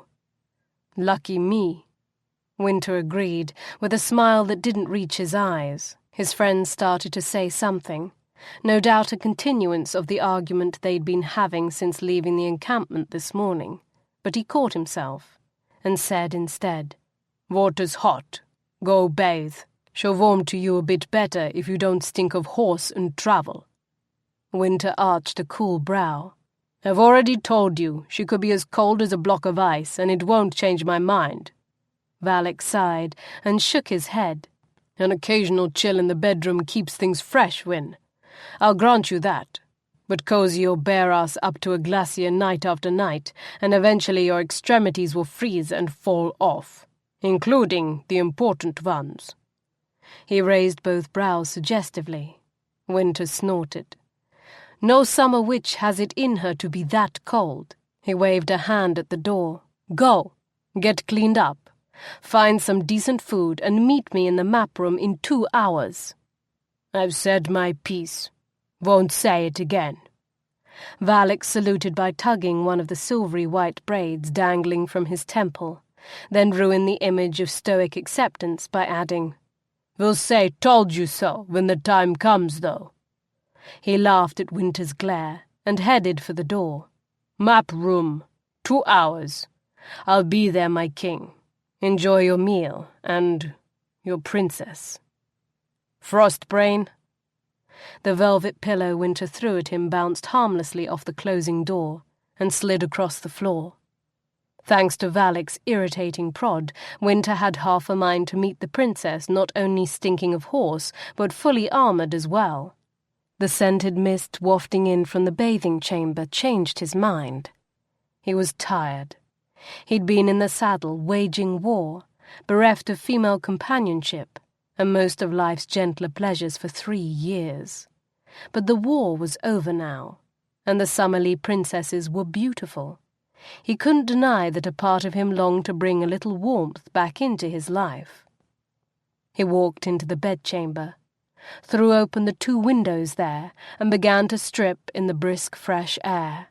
With deft fingers, he loosened the numerous buckles holding his armor in place, and shed the heavy silver plates of protective gear, setting each of them against the wall. His boiled leather inner armor joined the plate, as did the padded gambeson beneath that, and finally the innermost garment, quilted silk that covered him from neck to wrist and ankle. Naked, he padded into the bathing chamber and stepped into the huge copper tub. A slow smile spread over his face as he slipped into the steaming water. Winter's frost, that felt good. Tight muscles began to relax. He leaned his head back against the broad, curved lip of the tub and stared up at the ceiling from half-closed eyes. In the Craig, after a particularly cold day, he'd often enjoyed a dip in the hot volcanic springs of Mount Freaka, or a relaxing steam bath in the caverns beside the springs. But leading this war had kept him from home for the better part of 3 years. In all that time he'd not allowed himself indulgences beyond those available to his troops. He'd shared the same hard ground, tepid baths, and plain camp fare as his soldiers. The only amenity he hadn't partaken of with them was women. Elka had stripped him of all warmer passions when she left. The colder ones he'd poured entirely into his bitter, consuming 3-year battle for vengeance. And now, at last, victory was at hand. Summerlea had robbed him of both his queen and his heir. He planned to return the favour. After his bath, Wynter emptied his saddlebags and donned a flowing, buttonless cream silk shirt and matching woolen breeches. The loosely tied closures bared a casual V of muscled chest, and the cream silk complemented the golden hue of his skin. The breeches and a pair of butter-soft golden leather boots hugged his calves, outlining the muscular legs and hindquarters gained from years of combing the rocky highlands of the Craig. A knock sounded on the bower door. He walked to the bedroom door, toweling his hair, and despite his own men standing guard, he picked up his sword before calling, "Enter!" through the doorway. The sound of an unlatching lock and the rattle of trays told him his dinner had arrived. He cast a glance through the open doors, counting 2, 3 maids, and 2 of his own men watching as they laid out his meal. He returned to the bathing chamber and left the new arrivals to set up the brief repast, but he kept his sword within easy reach just in case. The habits of war were hard to break. He was, after all, still a conquering king standing in the heart of enemy territory. Wynter tossed the towel on the edge of the bath and ran a brush through his long, pale hair. It was still damp and curled slightly at the ends in the moist, warm air of the bathing chamber. He fastened it back with a gilded silver tie and hooked a shining silver ear cuff in the shape of a snow wolf, sign of his family clan, around his left ear. 3 silver chains dangled from the ear cuff, each attached to a small silver bell bearing one of 3 Wintercraig runes, symbolizing ice, fire, and the Great Hunt. On his right index finger he wore his ring of office, an intricately carved platinum signet, bearing the royal crest of the Snow Wolf clan. On the little finger of his left hand he wore another platinum band, this one set with an enormous, breathtaking blue-white diamond called the Wintercraig star. Last he pulled on a short, sleeveless vest of sky-blue velvet embroidered in silver threads. A glance in the beveled mirror hung on the wall reflected back an image of cool, understated elegance. That would do. He slipped out of the bedroom and halted at the sight of not 1 but 3 darkly beautiful Summerlea princesses sitting at the glossy mahogany table. Spring, summer, and autumn had come to share his meal. In retrospect, Wynter realized it was a boon to have such surfeit of royal companionship for his repast. He'd thought to observe the autumn, to determine if she would suit, but enjoying the 3 of them together gave him a greater understanding of each. He taunted them a bit, with their own changed status, treating them more like servants than princesses, just to see if they would be as accommodating as their sire. They did not disappoint. He'd seen the flash of defiance in Spring's eyes just before she lifted her own wine cup to his lips as he'd commanded. The resentment in Summer's when he'd ordered her to sing while he ate, and the way Autumn's fingers had curled around the knife when he'd told her to cut an apple and feed him the pieces from her own hand after she had taken a bite from each. But he'd also seen each princess shiver when he ran a finger across her soft, pampered skin, or leaned a little too close for comfort, and he'd watched each stifle her own flare of temper and bend herself to his will. They were proud and haughty, like their father, but they were also wise enough to fear the Winter King, and that fear made them swallow their urge for defiance. When the meal ended, he sent them away, pleased. He'd been right. Any of them would do. That would make things simpler. Still wearing his cream silk trousers and shirt, with Gunterfee strapped to his hip and Valak striding beside him, Wynter entered the palace's large map room. King Verdon, still in his ceremonial best, greeted Wynter with cool reserve. "Verdon," he nodded to the older man. 4 other men stood beside the king, including the general of the last surviving Summerland army, and 3 lords of the king's council. "You 4, he commanded with brisk disregard. "Get out!" Outrage flashed across all 4 men's faces, and across Verdon's as well. "What? How dare you, sir?" the general exclaimed. "These men are my confidants and advisers, leaders of Summerlea," King Verdon protested, casting a warning look at the leader of his last remaining army. "They have a right to be present at any peace negotiations." "Negotiations?" Wynter lifted a brow. "I have come to explain the terms of your surrender. They are non-negotiable.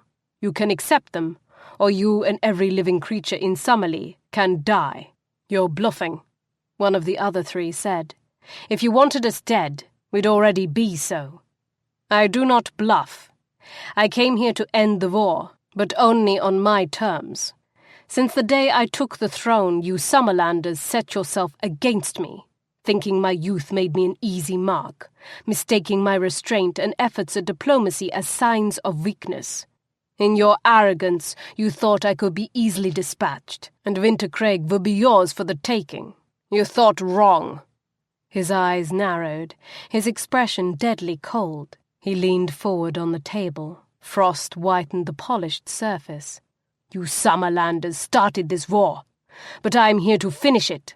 You can either accept defeat, and the terms that go with it, or you can die. Either way makes no difference to me. I will take what I came for." The general flushed a ruddy colour and cast an outraged glance at his king. "Sire, there's no need to accept this disgrace and humiliation. Say the word, and we will stand and fight. We'll die to a man, like Roland and his army when they triumphed over Ranulf the Black." "You wish to die?" Wynter narrowed his gaze on the general. Cold fire came to his call, gathering, burning at the backs of his eyes. "Very well, then. Die." The general went stiff, his mouth freezing open in a stifled cry. "Stop!" Verdon wasn't stupid enough to step in the path of the ice gaze, but he couldn't stop himself from the quick, instinctive lurch towards the general. "The wound you dealt me to start this war was personal," Wynter said, holding his gaze. "The price of peace is personal as well. It does not concern your armies or these men, and their presence is neither necessary nor desired." The general's lips had turned blue, and his skin had gone pasty white. The Summer King capitulated. "Release him, and I'll send them away."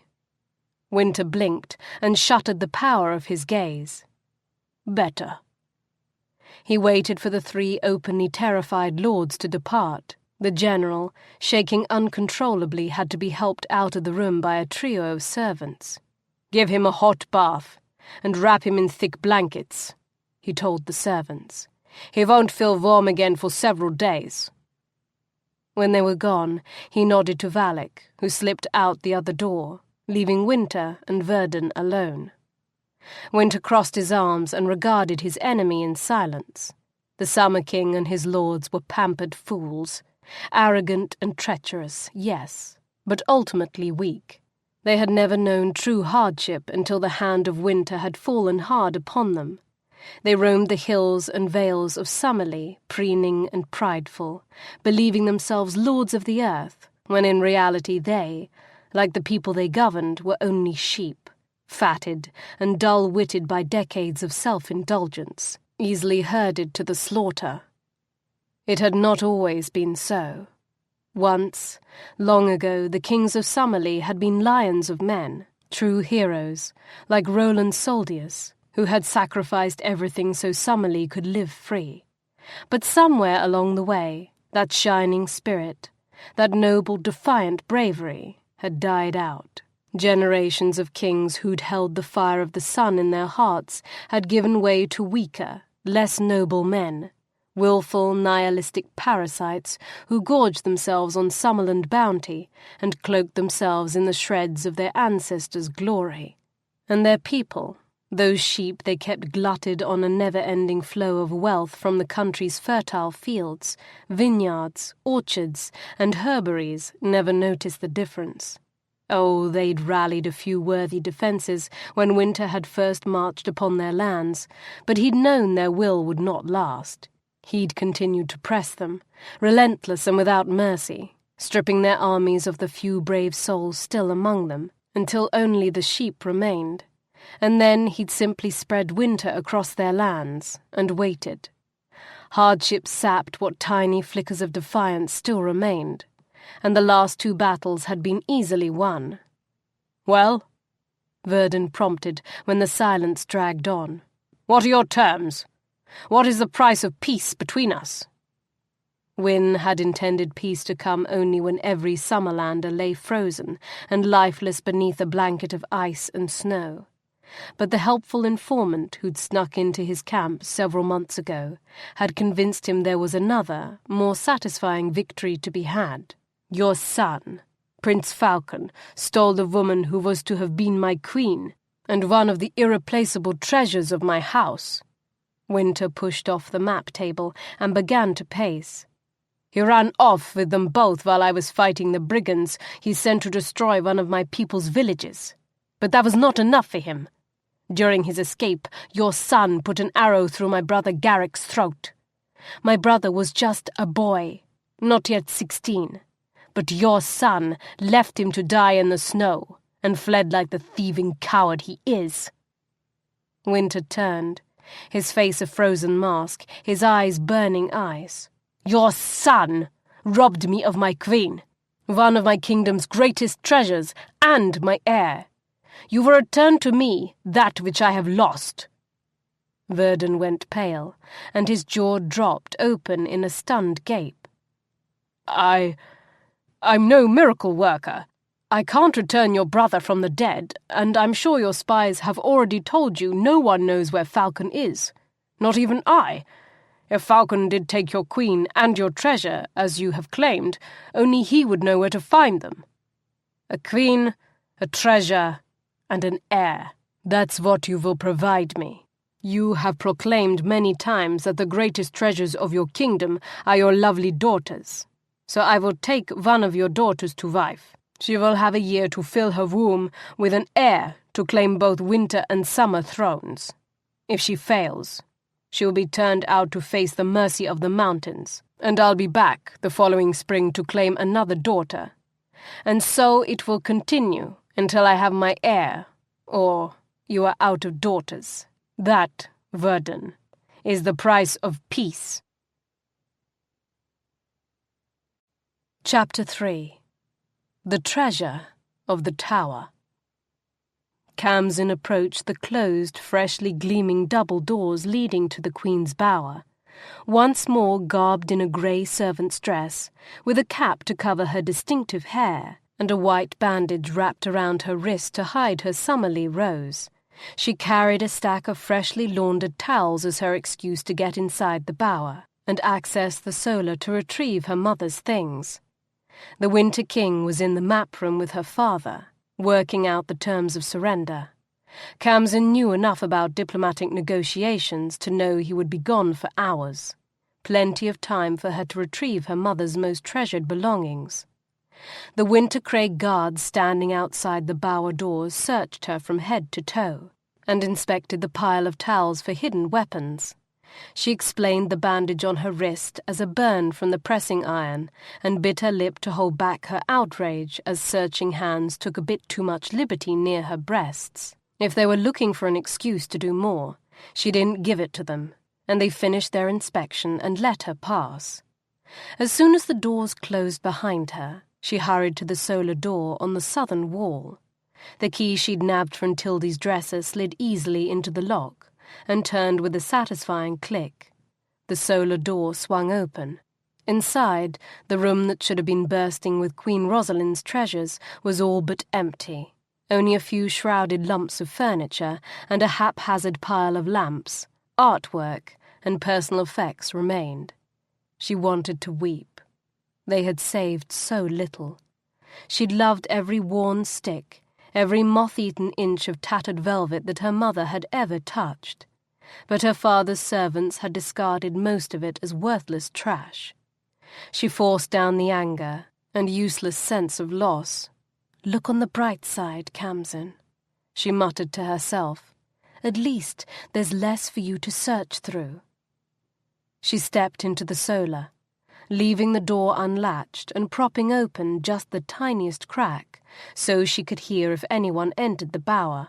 With a brisk sense of purpose, aware that each second that ticked by was a moment closer to the White King's return, she began to search. She started with the sheet-covered furniture, pulling cloths away until she found her mother's dresser, where she kept the most treasured belongings.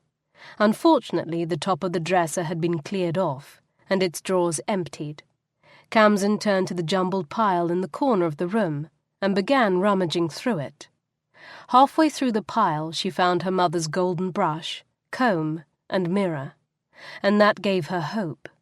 A layer or two deeper, she came up with a miniature oil painting. Finally, near the bottom of the pile, beneath a tangle of long outdated gowns, she saw the familiar, cracked leather bindings of Queen Rosalind's handwritten gardener's journal and her diary. At last! Khamsin snatched the books to her chest and bent over them, rocking a little as her breath came in relieved sobs. Sounds. The click of a door latch, then voices, wafted through the cracked solar door. Her heart leapt into her throat. She jumped to her feet, her mother's treasures clutched to her heart, and tiptoed to the door to peer out the narrow opening. A pale-haired man in blue walked past her line of vision, the White King's second in command. What had she heard the servants call him? Valak. Then another man, one she knew instantly without even a glimpse of his unforgettable face. White-haired, golden-skinned, clad in creamy silk and a pale blue velvet vest. The Winter King. What was he doing back so soon? She drew back in instinctive fear, terrified that he might turn his ice-cold eyes upon the solar door and find her standing there. The two of them were talking in voices too low for her to hear. Valak murmured something and headed back towards the doors.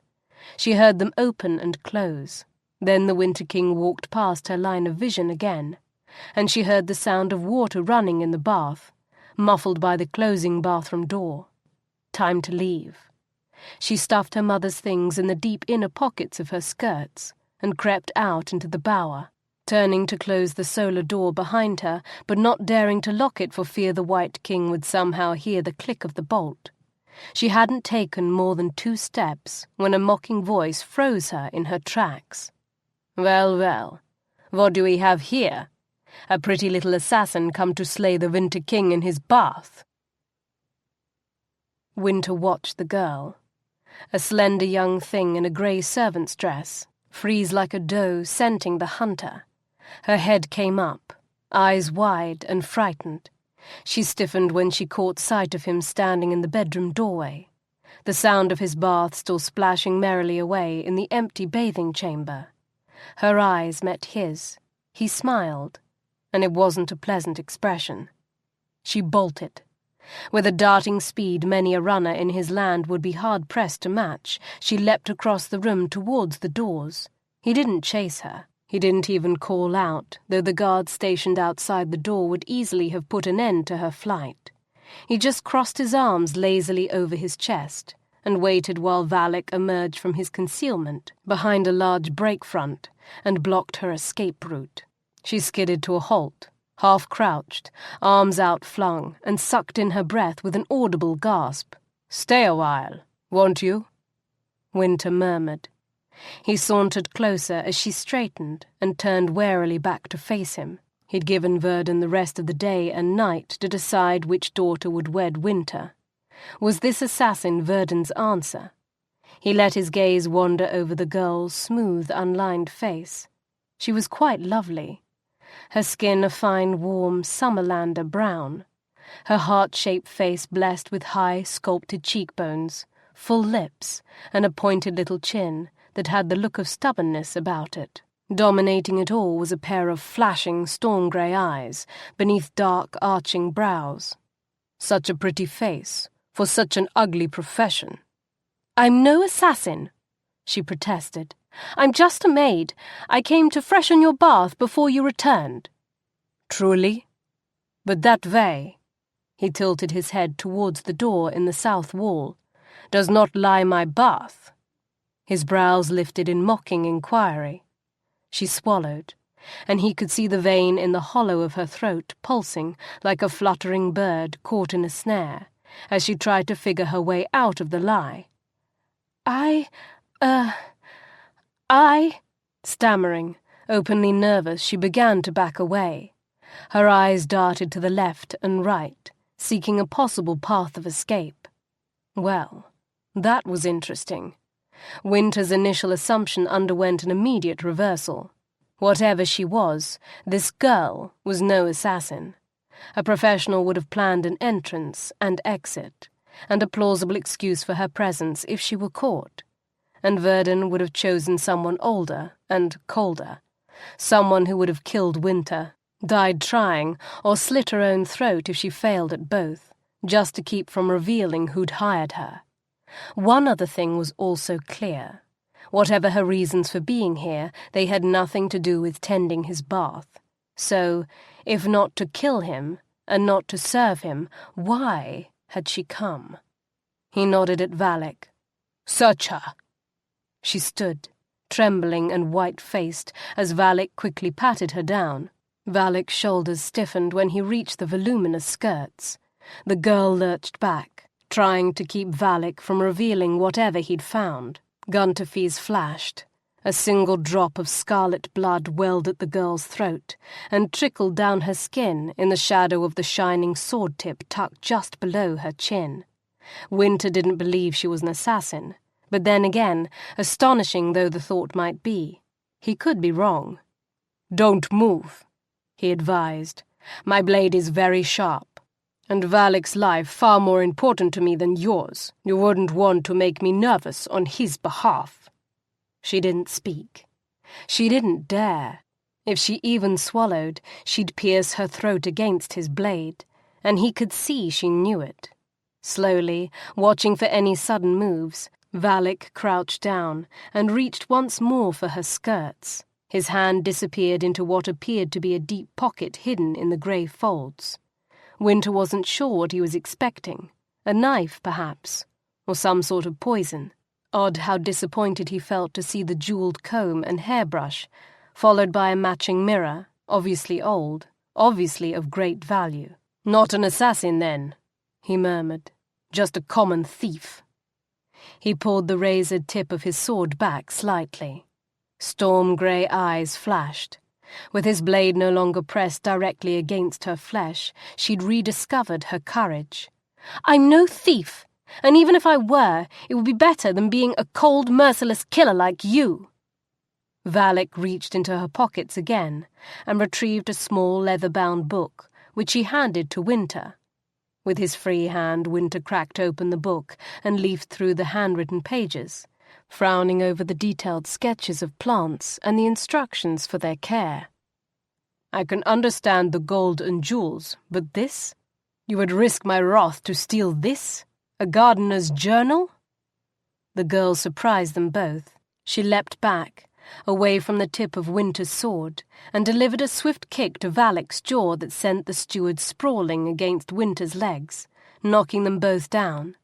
She started to lunge for the journal, which went skittering across the gleaming floor, but thought the better of it when Wynter freed himself from the tangle of Valak's limbs and tossed aside his sword to advance on her with unmistakable determination.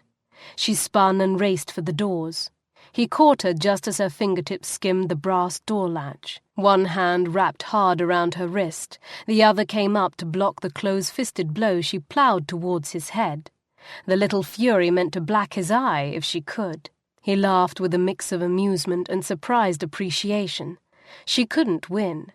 She had to know that, yet still she fought.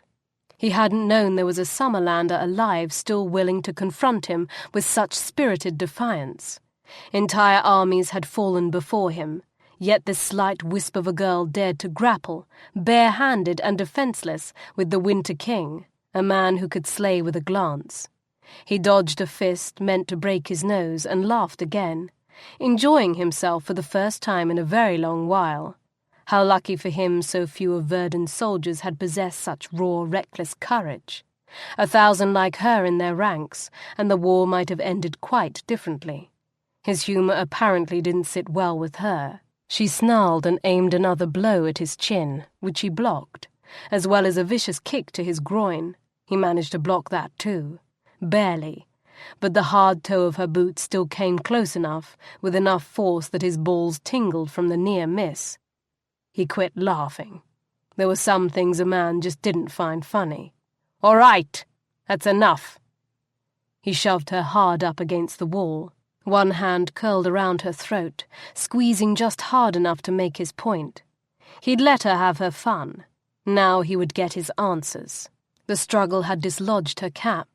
Long black ringlets of hair, streaked with gleaming white, spilled halfway down her back.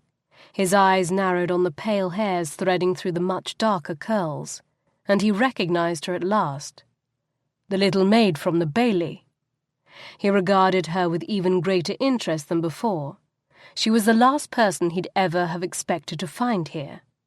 "Do you know how very rare it is for anyone who has ever felt my gaze to risk invoking my wrath a second time?"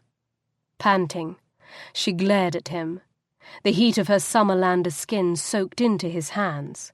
She was so soft, so warm, so brave and defiant, more intriguing than any woman he'd met in a long, long while, and undeniably pretty.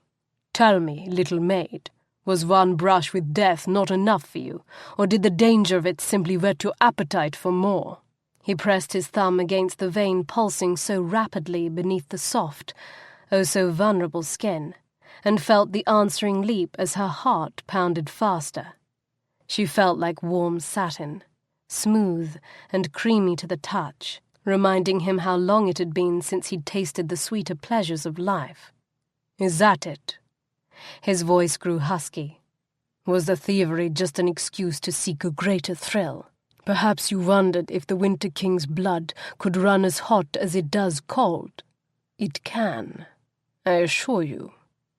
He moved closer, pinning her lower body, letting her feel the unmistakable and growing bulge in his trousers. Her face paled, then flushed with colour. Her eyes grew huge in her fine-boned face. His free hand slid up her waist to cup one firm, full breast, fingers dancing across the fabric, until he felt the satisfying jab of her nipple drawing tight and hard. A bolt of static electricity snapped between them, and a tremor shook her from head to toe. "Get your hands off me," she demanded. "Let me go." Behind him, Valak cleared his throat in disapproval, but Wynter ignored him. He was toying with the girl, in part just because he could, but also because every cell in his body was stinging with life and heat for the first time in 3 long years. Nor could she hide her answering attraction from him, even though she obviously wanted to. One of the gifts of the Snow Wolf clan was a heightened sense of smell, And though it had been 3 long years since he'd shared the warmth of female companionship, there was no mistaking the scent of sweet, warm musk emanating from her. If she were even the least bit as willing as her body so obviously was, he would get rid of Valak and coax her into something a little more mutually satisfying than fisticuffs. His thumb stroked her peaked nipple through the thin wool fabric. The static sparked again, and she gave a helpless moan. The sound burrowed oddly deep inside him, rousing a response like none he'd ever felt before. Possessive, dominant, compelling. The little maid felt it too, and it obviously terrified her.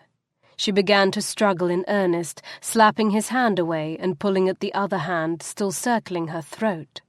Her eyes had changed colour, going from their original storm-cloud grey to a bright, strangely shifting silver, as unique as her white-streaked hair. Outside the wind whistled, picking up enough speed to rattle window panes.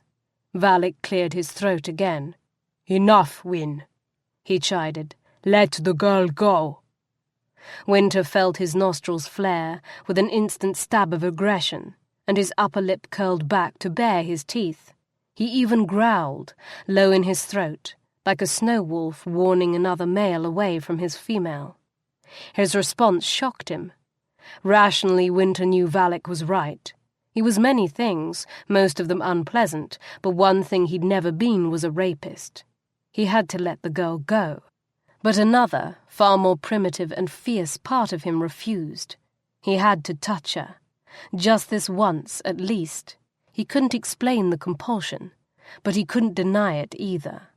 He caught her hands and pinned them over her head against the wall. He lowered his head towards her soft, parted lips. His lips claimed hers, his tongue plunging deep to conquer the sweet cavern of her mouth, while his free hand swiftly released the top few buttons at the front of her bodice. Her skin felt hot to the touch, as if fire burned just below the flesh. He started to slide a hand inside her loosened bodice, but she tore her mouth from his with a cry. The window at his back exploded with a deafening crash. Wynter cursed himself roundly and released her. He staggered back 2 steps and shook his head until the strange, almost hypnotic sexual compulsion faded, and his normal cold clarity returned. Fool. Idiot. She wasn't the assassin. She was the diversion sent to lower his guard. He spun around, reaching for his power. It leapt at his command with crackling, lethal force. To his right, Valak's sword flashed free of its scabbard, with a familiar, deadly hiss. Khamsin dove for the bower doors. It wouldn't take either Winterman long to realize there were no attackers, that there was only a broken tree branch lying on the floor amidst a sea of scattered glass shards, flung into the room by a fierce gust of wind. Outside, it was storming for the 2nd time that day, the sky dark with clouds. The wild strength of the tempest matched her own mad, riotous feelings. Anger, fear, and, Allah help her, lust roiled in a fierce tumult in her belly. The skies echoed her emotions as they always did when temper or other strong feelings made her lose her grip on the powers of her gift name, Storm. Lightning flashed, and the first deafening booms of thunder rattled the windows in their panes. Wind howled through the shattered window, and gusts of still snowy air whirled inside. The bower doors burst open before Kham reached them. The crash of the window had brought the guards running. She ducked to one side as the guards rushed in, then slipped out behind them and ran for the tower steps. Time to leave before she landed in even bigger trouble than she already was. Halfway to the stairs, she stopped dead in her tracks. Too late. The large, imposing figure of Maud Newt, mistress of servants, blocked the only path of escape. She stood at the top of the stairs, flanked by 2 young maids who'd obviously come to tend the very tasks Khamsin had used as her excuse to get past the guards. Kham instinctively reached up to pull her cap tighter over her telltale hair, only to plunge her fingers into bare curls. Her cap! Newt's beady eyes narrowed, and her face pruned tight with triumph and naked loathing. "You!" she exclaimed. Her hand shot out to clamp around Khamsin's upper arm, the meaty fingers almost as strong and vice-like as the Winter King's earlier grip. "I knew I'd seen you skulking around here earlier. What are you about? You have no business up here." Her hard gaze swept over Khamsin, missing no detail of her dishevelled appearance. Not the loose wild tangle of hair, not the flushed face, and definitely not the bodice unbuttoned low enough to bear the cleft between her breasts. A sneering, speculative look entered her eyes. "Or did you? Aren't you the sly one, come to do a little negotiating of your own, eh? You know this girl." The White King approached, straightening the cuffs of his silk shirt. He'd obviously realized there were no assassins lurking outside in the storm, and he'd leashed his terrible power. His steward Valak followed close behind, rubbing his jaw where it had met the hard edge of Kham's shoe. Newt gave the White King a tight, obsequious smile. "Indeed I do, sir. A wild, mannerless tatter who hasn't yet learned her place." Her fingers squeezed so tight, Kham knew she'd wear a collection of bruises come morning. She didn't need the warning to hold her silence. The last thing she would do was let the White King know who she really was. Even facing her father's wrath was a more welcome prospect than admitting she was an heir to the throne the White King had vowed to destroy. "I hope she didn't upset you, Your Grace." Newt looked rather hopeful when she posed that last question, but to Kham's surprise, rather than admitting he'd caught her stealing from the Solar, Wynter Atrialan merely gave the mistress of servants a chilly look and asked, "Do I strike you as a man who could be upset by some slip of a servant girl?" The woman blanched and hurried to recover from her gaffe. "No, sire, of course not." She bobbed a rapid series of bows and curtsies. "Not in any way, Your Greatness. I never meant to imply any such thing. Please accept my apologies." She started to back away, dragging Kham with her as she went. "Forgive me for allowing this girl to intrude on your privacy. It won't happen again." He looked at Khamsin and murmured something she could have sworn sounded like pity. But then his ice-pale eyes flicked back to Newt, and he said, "See that it doesn't," in a voice so cold she was sure she must have imagined the other. "Pansy and Layla will freshen your bathing chamber, sir." Newt jerked her chin in silent command, and the two trembling maids standing behind her bobbed nervous curtsies and fled past into the bower, all but running as if they couldn't wait to finish their work and leave. Her hand still clenched tight around Kham's arm, Maud dragged her towards the stairs. Khamsin cast one last glance back through the veil of her hair and found the Winter King watching her. He had the strangest look on his face, something oddly wistful and bemused. Then the look was gone. He turned to re-enter the bower, and the doors closed shut behind him. "I've caught you now, girl," Newt crowed with swaggering glee. "Caught you red-handed." Kham waited only until they were out of sight of the bower doors before yanking her arm from Newt's harsh grip. "Get your hands off me." The idiot woman actually tried to grab her again, but Kham evaded her and gave her a fierce glare. "Touch me again, and I'll make you wish you hadn't," she vowed. Little sparks of energy popped and crackled at her fingertips. She was in no mood for further manhandling, especially not by the likes of Maud Newt.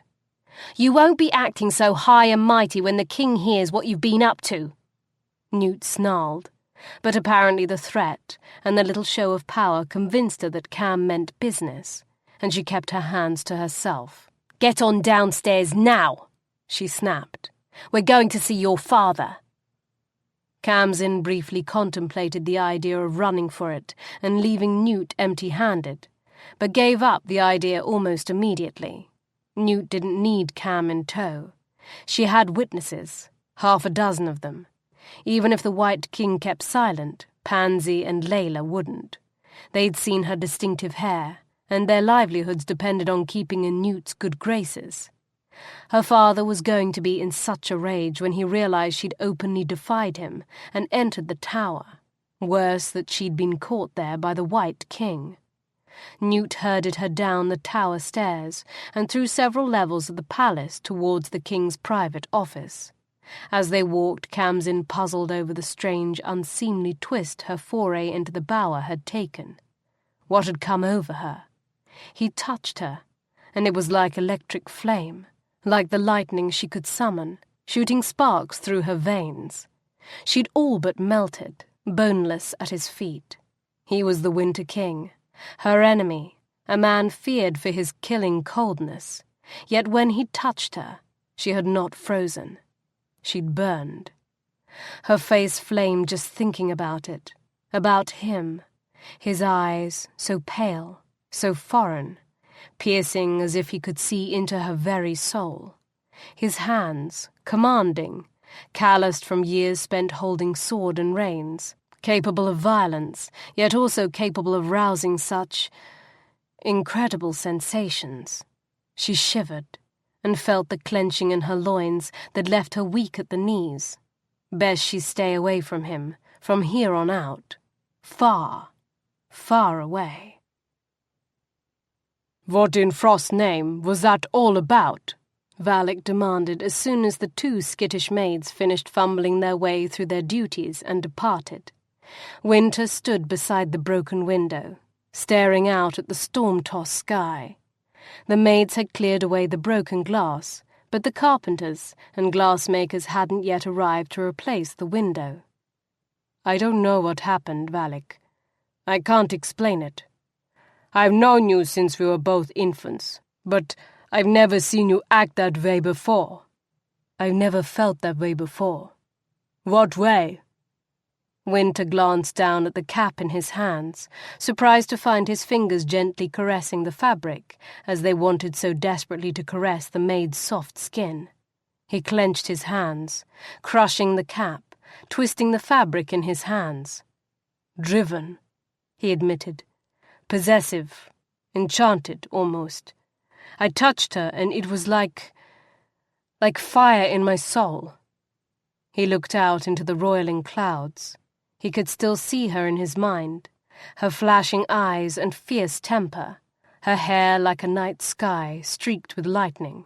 He could still smell the captivating, enthralling sense of her, the soft aroma of her skin, the heady perfume of her undeniable sexual response that even now made his body grow painfully hard just remembering it. He threw the cap on a nearby table and turned away from the window to pace the gleaming hardwood floor. "I don't like the sound of it, Wyn," Valak declared, frowning as he watched his king pace. "You dined with the seasons earlier. Think they spiked your food with arras leaf?" Summerlanders were infamous for their hedonistic ways, and arras leaf was one of their most powerful and renowned aphrodisiacs. "For what purpose? So I'd plough a chambermaid, or be off my guard for an attack that never came?" Wynter shook his head. "I'm not drugged, Valak. I didn't leap on those little fawns Pansy and Layla." He hadn't felt so much as a passing interest in either of them, even though he'd still been rock-hard and aching from his all-too-brief interlude with the storm-eyed maid. No, it was her. Something about her. He paced the length of the room again and paused beside the jewelled vanity set and the worn leather gardener's journal Valak had removed from her skirts. Nothing about the girl made sense. Who was she? What was it about these trinkets that was so important? And what was that disturbing enchantment she'd cast over him? If the storm hadn't crashed that tree branch through the window, I think I might have laid her down whether she willed it or no. Even with you in the room. He cast a troubled glance at his friend as a new thought occurred. Have I embraced the ice heart so long? I've become it. Valak's furrowed brow smoothed. "No, Wyn," he declared staunchly. "You might have swallowed the monster when you set out on this path, but it hasn't consumed you yet. There's still warmth in you. I'd know it if there wasn't." He clapped a hand on Wynter's shoulder. "Forget the maid. And whatever witch's trick she's played on you, claim your Summerlea bride, breed your heir. When you hold your child in your arms, the ice heart will melt." Wynter nodded and took a deep breath. It was the longest speech Valak had made in months, and as usual, he was right. Wynter was here to claim a royal wife and breed an heir, both for his kingdom and the one he'd spent the last 3 years conquering. Fiery little maids, even dangerously enchanting ones, did not figure into his plans. He would put her from his mind. Tomorrow he would complete his conquest by taking one of the seasons to wife. Then he and half his army would depart. With a bit of luck and a lot of pleasurable effort, his princess would prove as fertile as she was beautiful, and he'd never set foot in Summerlea again. Gravid, King Verdun's steward cast yet another disapproving glance at Khamsin's appearance, sniffed. "His Majesty will see you now." He nodded to the liveried footman attending the king's office door. The footman pulled open the heavy, carved oak door and stood at attention as Newt and Khamsin passed. They'd been forced to cool their heels in the outer chamber, waiting while the king concluded his meeting with General Furs and 3 lords Khamsin recognized as chief advisers of the king's council. Khamsin had used the time to button up her dress and try to make herself more presentable.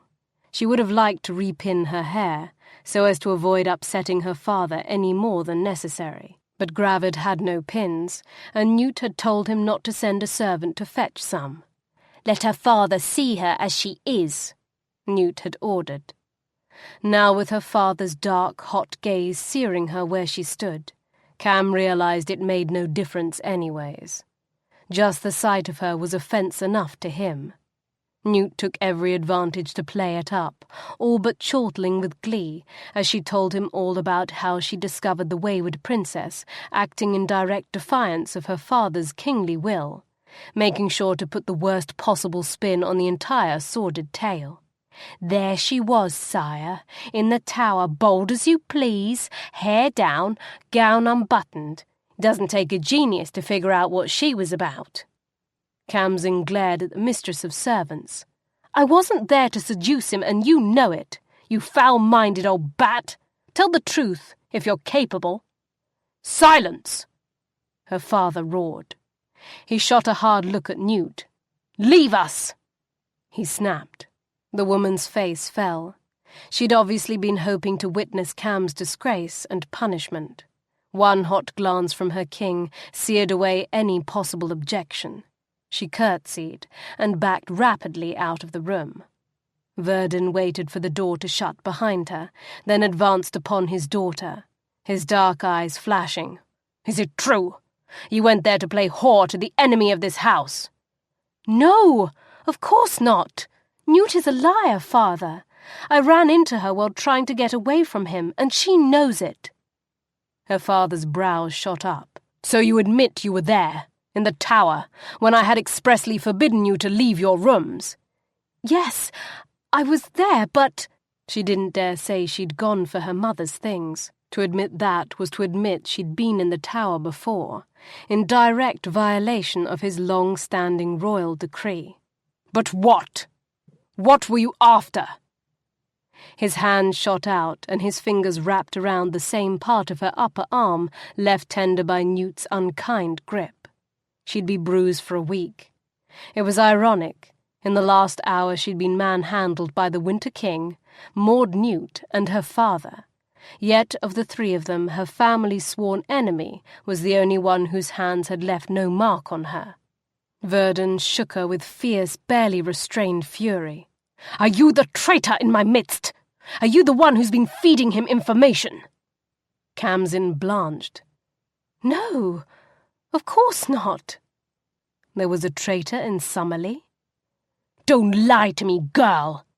He shook her again, using both hands this time, making her head snap back and forth until she was dizzy. The book and picture in her skirt pocket banged against his thigh, and he froze, scowling with sudden suspicion.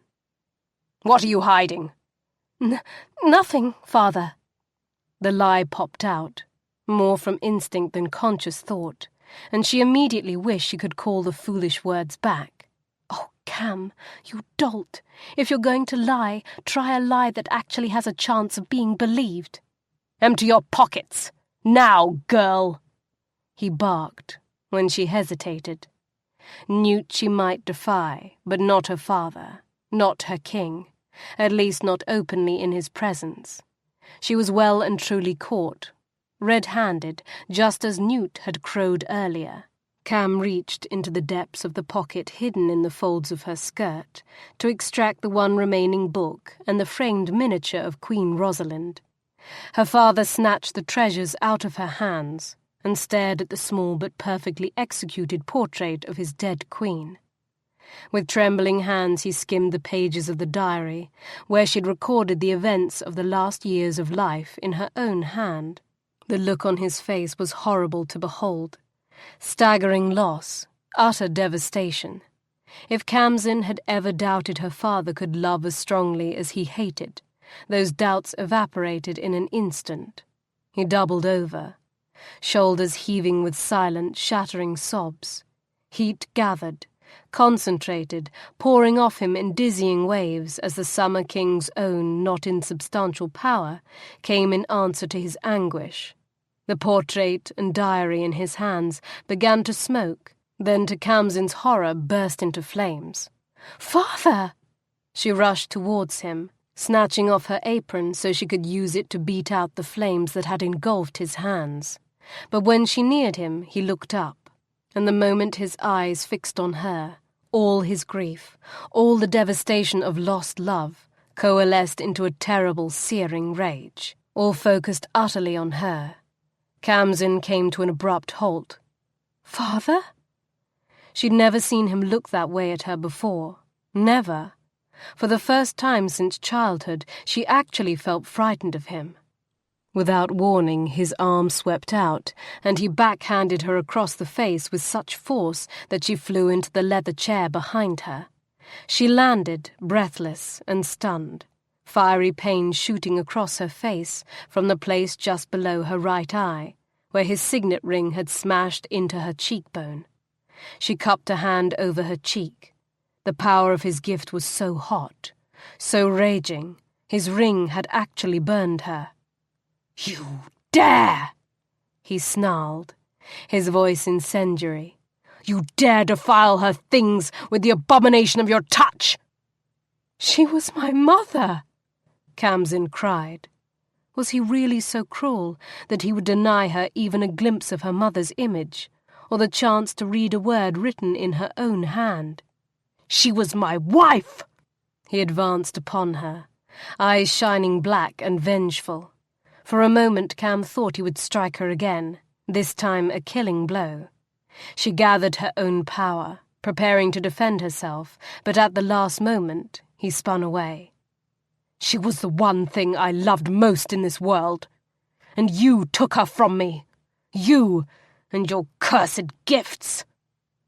The verbal blow struck harder than a fist, as it always had. "I was a child," she cried. "You were a mistake!" Khamsin's gasp sounded more like an anguished sob. The tears she'd sworn never to shed again in his presence burned at the backs of her eyes, fighting for freedom. "You should never have been conceived," he continued bitterly. "And if I'd known what you would do to her, I would have slain you in the womb." His rage flared hot again, heat pouring off him in waves that made the room seem to shimmer and dance. 20 years, he snarled, his voice shaking with loathing. For 20 years I have suffered the affliction of your existence and the bitter fruits of your rebellious nature and destructive gifts. I will suffer no longer. Cupping her throbbing cheek, Khamsin watched her father with burgeoning dread as he yanked open his office door and shouted for his steward. He would suffer no longer. What did that ominous warning mean? Chapter 4. Vale of Tears. As the city tower rang the dawn bells the next day, and 2 burly guards half-carried, half-dragged Khamsin's limp, unresisting body back to her room in the farthest, most isolated wing of the palace, she had her answer. Her father had given her a choice: death or banishment. Oh, he hadn't actually given her that choice, nor even implied she had one. He'd just taken her to a cold, windowless stone room, carved deep into the city mount, far from access to the sky so she couldn't summon its energies to defend herself, and informed her that the White King had come to claim a Summerlea princess as his bride. She would be that bride, Verdon declared, and he caned her viciously every time she refused. Khamsin, foolishly defiant as usual, had refused a lot. At first she hadn't believed King Verdon would go as far as he did, and she was more willing to face a caning or two than face the Winter King's wrath when he discovered the thieving maid he'd caught in his room was to be his wife. She'd seen the hard side of Wynter Atrialan's fury, faced his ice gaze, and felt him literally drain all warmth from her body. She'd felt the brutal whip of power in the skies when he'd answered her first challenge. She'd also felt the burning heat of his touch and seen the cold fire of possession flaming in his eyes. If she hadn't escaped him when she had, he would have dominated her will and taken what he wanted, and she would have been helpless to stop him. "No," she'd told her father, "I won't marry him." After the 5th caning, the Winter King no longer mattered. It had become a contest of wills, hers against the father's. She thought her stubborn defiance and steely resolve could outlast the Summer King's determination. She'd been wrong. Sometime after the 12th beating, when at least 3 of her ribs were broken, and she doubted there were 2 consecutive inches of flesh on her back or thighs that weren't raw and oozing blood, she'd finally realized the unspoken choice her father was offering her. She could marry Wynter Atrialan and leave Summerlea, or she could die. It was that simple. For all her defiance, for all the many sorrows of her existence, Khamsin was not ready to surrender her life. When her father raised the cane to deliver the first blow of the 13th beating, she agreed to be the White King's bride. The bloody cane had dropped from her father's hand to clatter on the stone floor, and he'd turned without another word and walked out, leaving 2 shaken guards outside the room to gather her up and carry her back to her room. So here she was, bloody, beaten, defeated in a way she'd never been before, destined to wed the Winter King, though how she'd manage that, when at the moment simply breathing was a sheer act of will, she had no idea. The guards came to a halt.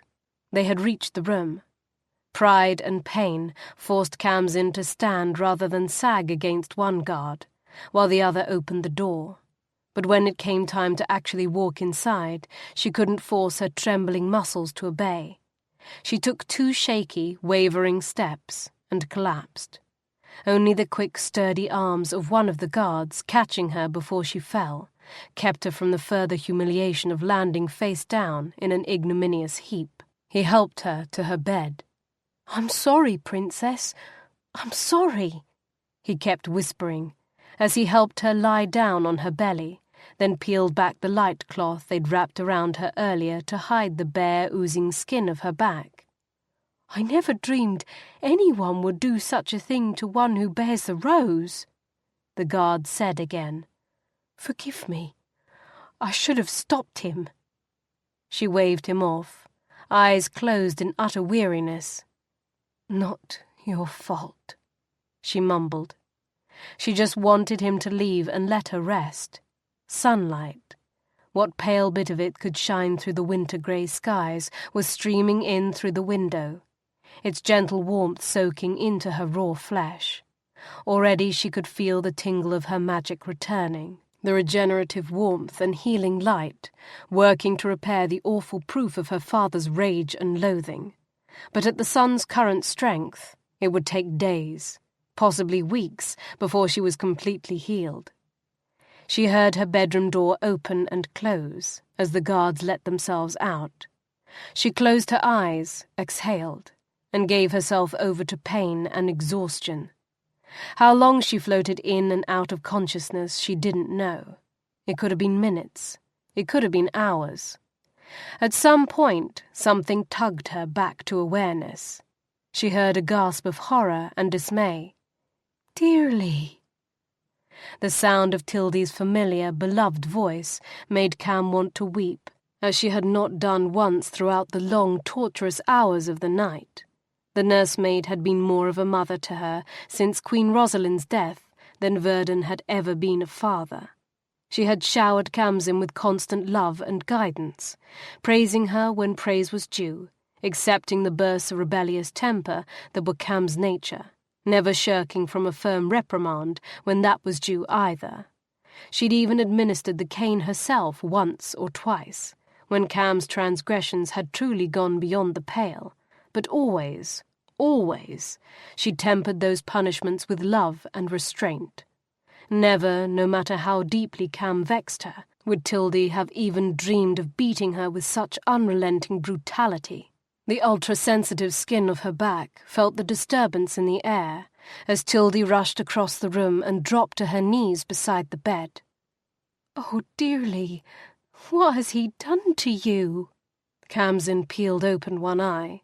Tears trickled down the nursemaid's wrinkled face as she surveyed the damage Verdun had wrought upon his youngest child. Kham forced a wry smile. "It feels worse than it looks."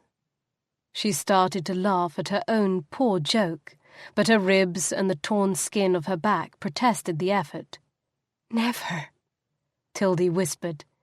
"Never in all my life would I have believed him capable of this. Foolish, arrogant, unthinking man!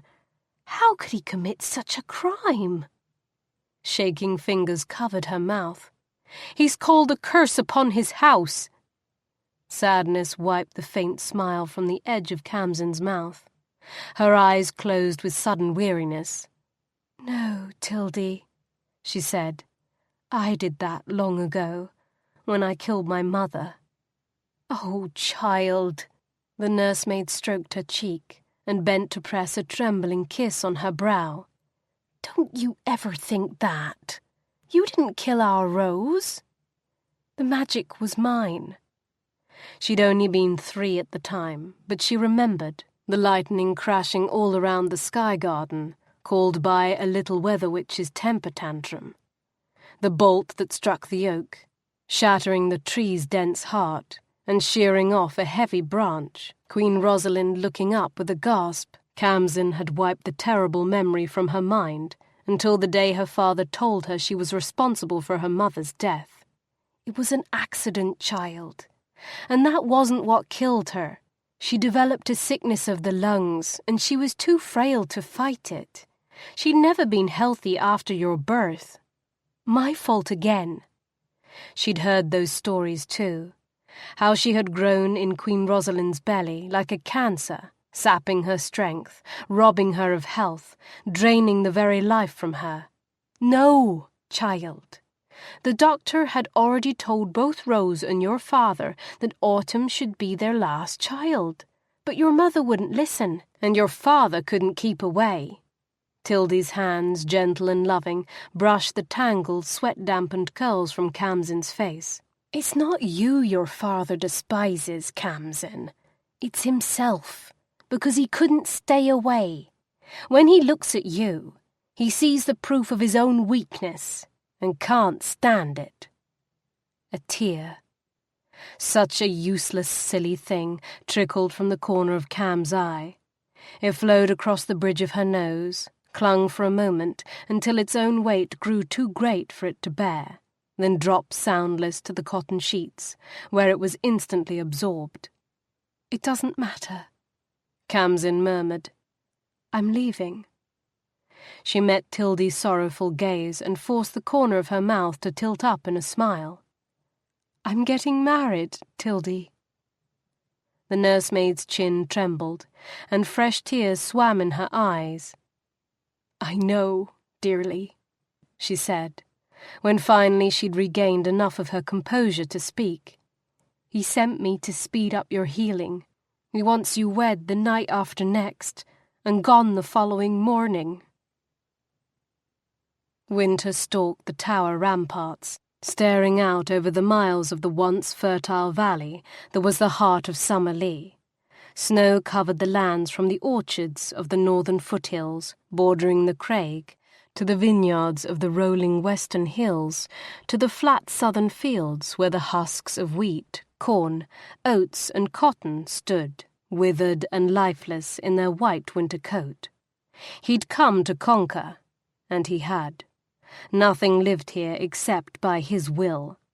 The far south, beyond his sight, had yielded food enough to feed the people of this kingdom for a few months more. But after that, without respite from the cold, Summerlanders would begin dying by the thousands. He would ensure it. Did Verdun not agree to his terms? The clank of metal on stone made him turn. His hand dropped instinctively to cover the hilt of Gunterfe's, strapped to his armoured waist. He'd been outside the palace today, and though he'd shed his helmet and gauntlets downstairs, the rest of him was still clad in full battle armour. The war might be won, but he wasn't fool enough to trust the Summerlanders with an unobstructed shot at his back. The grip on his sword loosened when he saw the white horsehair plume of Valic's helmet. "Well?" His long-time friend approached and held out a sealed roll of paper. "This was just delivered downstairs. The runner is waiting for your reply." Wynter broke the red wax seal bearing the imprint of Verdun's signet and unrolled the stiff paper. He scanned the inked message once, twice. His lips tightened fractionally. "Well?" Valic prompted when Wynter lifted his gaze. "He has agreed, with certain conditions." He held out the note so Valic could read it for himself, and watched his eyebrows climb when he reached the last lines of the message. "The arrogant old bastard! He's ordering you to plough her before you leave." "Wed her, bed her, and get out," Wynter agreed. "Don't forget that last bit." "Saw it," Valic said grimly. "He as good as came right out and said blood will flow in the streets if you don't leave the day after the wedding." He passed the message back. Wynter folded the note and tucked it into the cuff of his armour. He didn't need to read the words again. Every looping scrawl of Verdun's hand was already committed to memory. The message was brief, bitter, and as arrogant as a summer king ever would be. "We are agreed, though I would rather see all Summerlea laid waste than surrender one of my beloved daughters to be your wife. One of the princesses has nonetheless agreed to be your bride. The wedding will take place Freakers' Day evening, 3 nights from now, and as any concerned father would when his daughter's life hangs in the balance, I require proof of consummation before you leave Summerlea. My physician will examine the princess the next morning. She will be prepared to depart immediately thereafter. I'm sure the folk of Wintercraig are anxious for your return, and a prolonged departure would be unwise. As you know, the citizens of Summerlea are extraordinarily devoted to their beloved seasons. V. What answer will you give him? Wynter shrugged. I will accept, of course. It's what I came for. Valic's mouth gaped open. You're serious? You're going to wed her, plough her, and leave town just like he wants? He almost smiled at his friend's astonishment. A demand for immediate consummation isn't unusual when great houses forge matrimonial ties. Whether I do the deed now or later makes no difference to me. But he obviously fears I will hold myself from her and use her lack of quickening as an excuse to kill her and claim another princess. What the Summer King hadn't properly calculated was how badly Wynter wanted an heir, though he would quite willingly strip Verdun of every daughter in his effort to get one. He'd intended from the start to sow his Summerlea field with vigour. And the speedy withdrawal, you plan to grant him that too? I am ready for home. I'm sure you and your men are too. We've been gone long enough. Me and my men? A fresh spurt of outrage drove Valic's voice louder. I can understand why you would want to take a bride back to Craig as soon as possible. I don't necessarily agree with it, but I can understand it. But leaving Wynter Coruscate to his own devices is foolhardy. We'll have a rebellion on our hands before you set the first foot on Wintercraig land. That's why your chief lieutenant, Lyric, and half the army are going to stay. You and the rest of the men will accompany me and my bride back home. Valec's rigid spine went even stiffer. You're going to put Lyric in charge? Wynter hadn't thought it possible for Valec to look so upset. He was usually a stern guard of his emotions. He's capable, don't you think? Yes, perfectly capable. That's not the point. If anyone should stay behind to lead the troops here in Summerlea, it should be me. No. He said it bluntly, in a tone that brooked no refusal. You're coming home with me. I'm the steward of troops, Valec protested. I'm your second in command. In the White King's absence, the White Sword speaks in his name. That's always how it's been. Keeping the peace in Summerlea, after you've gone, is my duty. No. Vin, no! Don't ask me again. He glared at Valec. I've already lost one brother to Summerland to treachery. I won't lose another. The two of them weren't brothers in blood, but in every other way that mattered, they were. They'd been friends since birth, confidants in the awkward years of adolescence, and for the last 3 years, comrades in arms, who'd saved one another's lives more times than either of them could count. Losing Valec was not an option. Surprise blanked Valec's expression, then understanding crept into his eyes. Wyn. Wynter turned away. I've held the ice heart too long. If something happened to you, I fear I'd do the unspeakable. Silence fell between them, broken only by the distant clatter of the city below and the whistle of cool wind blowing past. Wynter turned his face into the wind, closed his eyes, and drew the crisp air deep into his lungs. Cold as it was, the air was still warmer than the frigid mass that dwelled deep inside him. Behind him, in a much calmer, even casual tone, Valec said, Verdun's note doesn't say which one of the seasons will be your bride. Wynter's mouth turned up at the corner. Not the smoothest of segues, but he was grateful for the change of subject all the same. Thank Wern. Valec wasn't one to wallow in emotion. Any one of the princesses will do, he said. His spy had told him Verdun loved each of the seasons madly, and that was all that mattered. The Summer King would suffer the loss of his beloved daughter, as Wynter suffered each day without his brother. I'll inform Lyric of your plans, and prep my men for departure. Have Verdun's runner inform him that we are in agreement. I will. And Valec, keeping his eyes on the frozen Summerlea landscape, he asked, Did you find anything more about the little maid? She's the last thing you should be thinking about right now. Did you? Valec huffed out a breath. No. I asked around like you wanted, but no one seems to have heard of a maid fitting her description. That Newt woman knew her. She's Verdun's stooge. I thought you wanted me to be more discreet. Papa wouldn't be too happy to know his daughter's groom is hunting a mistress before the vows are even spoken, especially if you're right about why he wants to ensure the marriage is consummated. Wynter opened his mouth to deny that his interest in the maid was sexual, then closed it. Who was he trying to fool?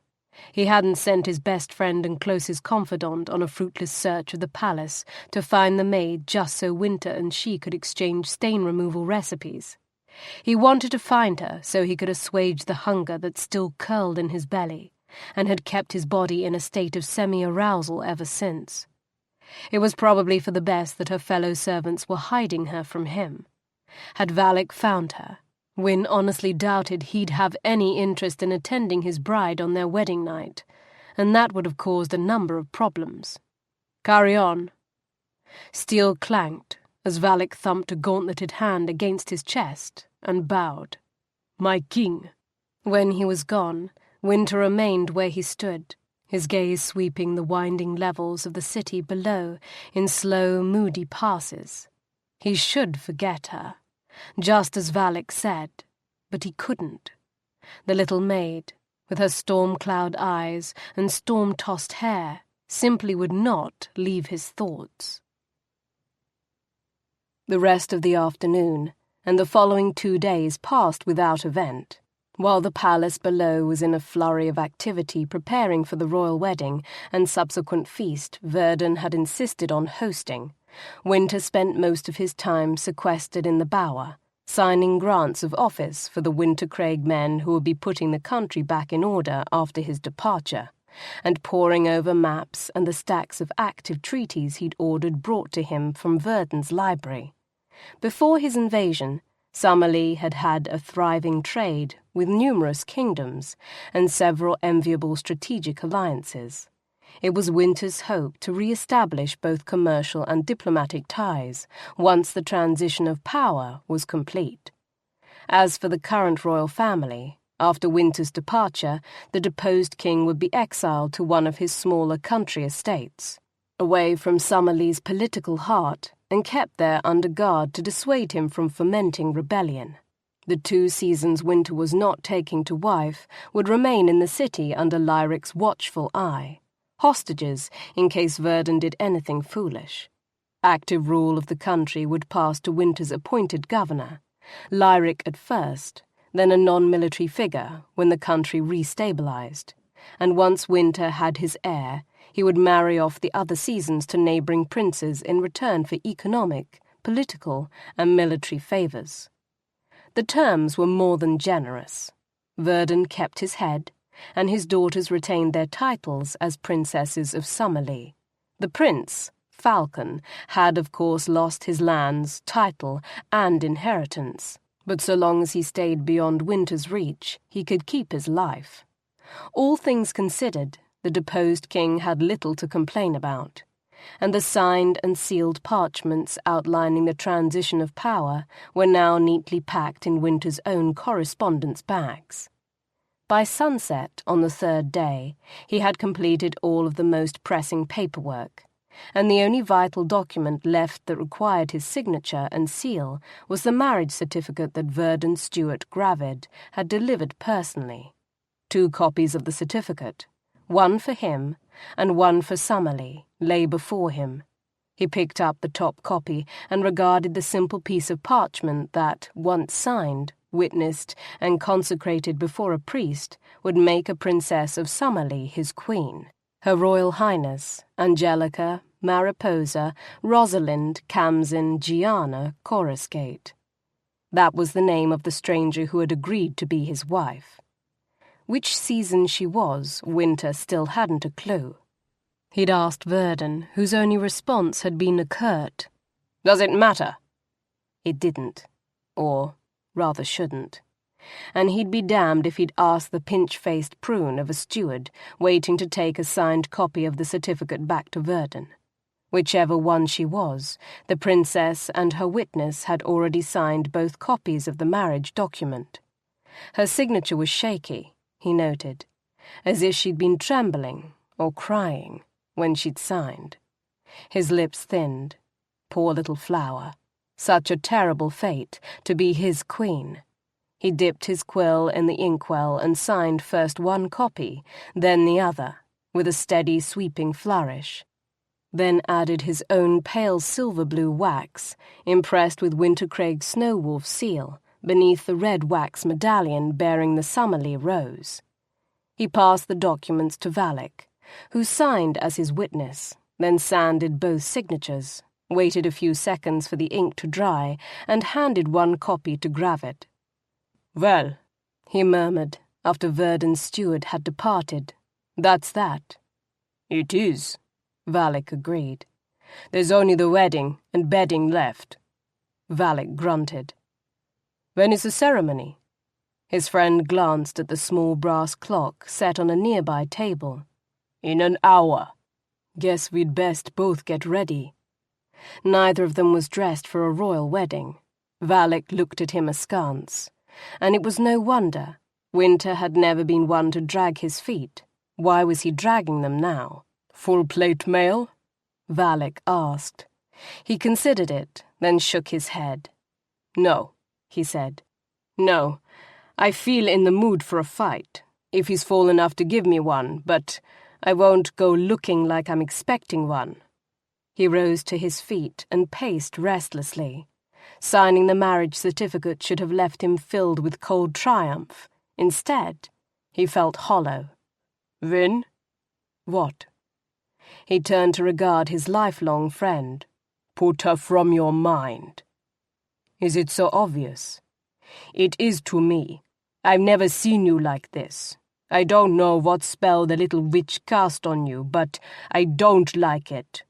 You don't know who she is or where she came from. For all you know, she was a Coruscate spy sent to find your weaknesses. Forget her. It's not just her, Valak. Liar. His mind immediately whispered. I can't help thinking there must be more than this. The victory doesn't feel complete. Give it time. Valak clapped him on the back. Tonight you claim your prize. After a few pleasant hours in the soft company of your season, I've no doubt you'll feel better. What do you mean she isn't going to be ready for the wedding? Verdon glowered at the old woman who'd been his wife's beloved nurse, then caretaker of his wild, unmanageable youngest child. You've had the better part of 3 days. And I've spent all of that just trying to undo the worst of the injuries you dealt her, Tilda Vera snapped. I've done everything in my power to speed her healing. Ointments, herbal baths. I even ordered the servants to bring up all the growing lamps we've been using to keep some measure of fresh fruit and vegetable on your table. The best I've been able to do is help her breathe without pain and grow a thin layer of new skin over most of the lacerations you inflicted. She put her hands on her hips. There's no possible way she can stand before the priest or sit for hours at the wedding feast in her current condition. Unacceptable. I've already told the Winter King the wedding will take place tonight, and he's already agreed to it. You're supposed to be a master herbalist. I let you go to her only on the condition that you could get her fit for tonight. Now, can you do it, or not? The old woman got an affronted, self-righteous look on her face. I am indeed a master herbalist, but no amount of herbal remedy or even full summer sun could possibly erase what you did to her. Not in the short time you've given me. It will be a week, at the earliest, before she's fully healed. If you wanted her capable of wedding, you should have restrained yourself, rather than beating her within an inch of her life. Watch your tongue, woman. Lifelong retainer she might be, but Tilda Vera Greenleaf had long ago forgotten her place. Or what? You'll beat me too? Don't tempt me. He paced the office floor, thinking rapidly. Yes, he'd been harsh, but the damnable girl had refused to bend, and he'd been forced to break her. He'd been counting on the nursemaid's skill with herbs and the girl's own cursedly efficient self-healing abilities to mitigate the worst of the wounds he'd inflicted. If you can't have her ready for the wedding, Tilda Vera, you can at least have her ready for the wedding night. Surely you're joking. Do I look like I'm joking? Aren't you the one who said consummation was the only way to ensure the White King wouldn't demand the marriage be annulled once he realizes he's wed to that abomination instead of the season he's expecting? Have him wed her and bed her and whisk her out of the city before he realizes he's been duped, you said. That was before I knew you'd beaten her near to death. She'll survive. She always does. But the reasons for insisting on consummation haven't changed just because the hour grows late, and you've discovered that your skills aren't quite what you've always touted them to be. He kicked at the small scorch mark on his office carpet, left by the burning ash of Rosalind's picture and diary. Many potentially lethal accidents had befallen the girl in the years following Rosalind's death, most of them natural, a few less so. But she had survived each one unscathed. Contagion never touched her. Deadly blows turned away at the last moment. Even the few grievous wounds she'd suffered over the years healed swiftly, without infection or scarring. It was as if the gods themselves sat on her shoulder, protecting her from sickness and peril. Well, now he had an opportunity to rid himself of her, once and for all. and he wasn't about to suffer her presence a moment longer than necessary. "There will be a wedding, by proxy if necessary." He stopped pacing and looked up. "Come to think of it, that's probably the best solution all around." The idea hadn't occurred to him until now, but it had great potential. "One of the seasons can stand in for her. Autumn, I think." He showed interest in her. His mind churned through all the possible ways the plan could go wrong, and all the ways to keep that from happening. "We'll keep Autumn heavily veiled, and make up some excuse for it, of course, and have the girl switch places with her when she goes to disrobe for the wedding night. If he does insist on seeing his bride's face before the vows are spoken, he'll think he's getting exactly what he wanted. You could even put a little something in his drink to disorient him, and ensure he consummates the marriage without realizing she's not one of the seasons." His biggest fear all day had been that Wynter Atrialan would learn his bride's true identity before he bedded her and annul the marriage. But this could work. After all, for all that he despised her, the girl was a princess of Summerlea. She did bear the rose, and Wynter had not demanded a particular daughter to be his wife. He just said to choose one. Any fault in not knowing what he might get lay entirely with him.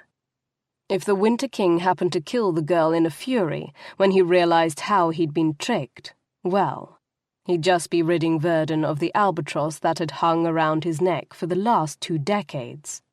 Verdun turned and frowned at the old nursemaid, who was still standing near his desk. "Are you still here, Tilda Vera?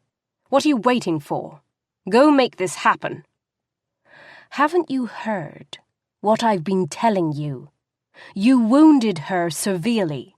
Even if Autumn stands in for her at the wedding, healing Khamsin enough to withstand a consummation tonight is beyond even my skills."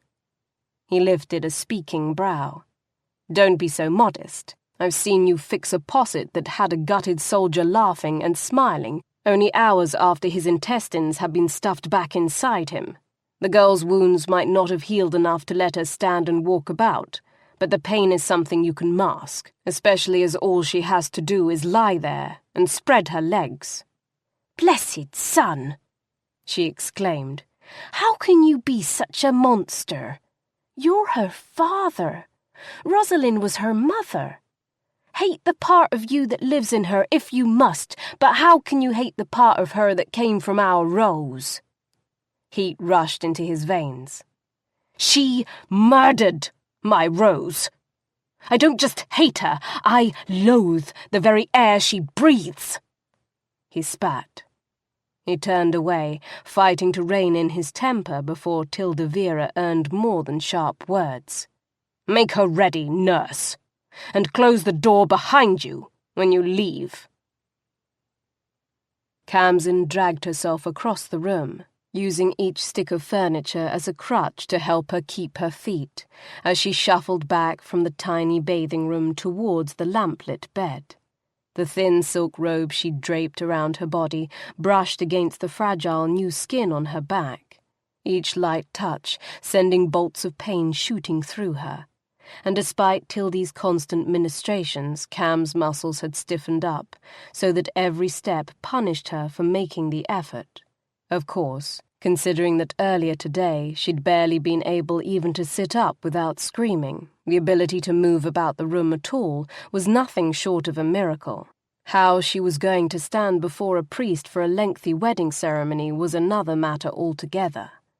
The White King, like her father, did not strike her as a man who brooked delays, but just traversing the small distance from bed to bathroom left her breathless, weak, and dizzy.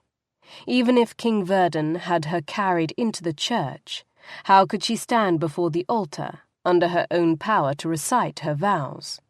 Curious, testing herself to see how much she could bear, Khamsin straightened her back and released her hold on the furniture. She stood there, swaying slightly, counting each second as it passed. The door opened. Tildy's voice cried out, "Dearly!" Forgetting herself, Kham instinctively turned towards her nurse. Pain shot down her back, Muscles seized, and her knees buckled. She cried out and grabbed hold of the furniture, barely managing to stop herself from collapsing to the ground. "What are you doing? You're in no condition to be up and walking around." Tildy rushed to Khamsin's side and nudged a supporting shoulder under her arm. "Here, hold on to me. I'll help you back to bed." "I can't. I've got to get up," Kham protested, but she didn't have the strength to struggle as Tildy herded back towards the waiting bed. "The wedding's only a few hours away." Now that she understood the full extent of her father's loathing, she was ready to have the marriage over and done with. Whatever Wintercraig held in store, it couldn't be worse than what her father would do to her if she stayed here. "Autumn will stand as your proxy," her nurse soothed. "The wedding will take place without you. You need to rest and concentrate on healing." She pushed aside the heavy drape she'd hung to prevent her herb-infused healing steam from dissipating, and ushered Kham towards the waiting lamplit mattress. "Come lie back down, dearly. I'll fix a posset for the pain and freshen the ointment on your back and the herbs in the kettle. Hedgewick can bring up a few more lamps from the cellar." Khamsin's hand shot out, closing round the bedpost. "No, Tildy." "Shh, all right, dearly," the nursemaid soothed. "No more lamps. It's already bright and warm as a summer morning anyways." "No," Kham said again. "I'm not talking about the lamps. I'm talking about the wedding. I will say my vows, not Autumn." "Out of the question. You can hardly stand." "He hasn't broken me, and I won't give him the satisfaction of thinking he has," she rasped. She didn't have to say who he was. "I made this choice. I will see it through, not Autumn." Her legs were shaking, the muscles in her legs weak. She clutched the bedpost tighter. "Khamsin." "You cannot dissuade me, Tildy. I've had the last 3 days to think about this." She lifted her chin and called upon every ounce of haughty Coruscate pride to keep her standing. "For the first time since my mother's death, he's going to have to admit in public and before the court that I, Khamsin Coruscate, am a princess of Summerlea. How could you possibly imagine I would let one of my sisters stand in my place when that happens?" Tildy bit her lip, and her brow wrinkled with concern. "Khamsin, listen to me. You don't understand. As far as Wynter Atrialan knows, Summerlea has only 3 princesses.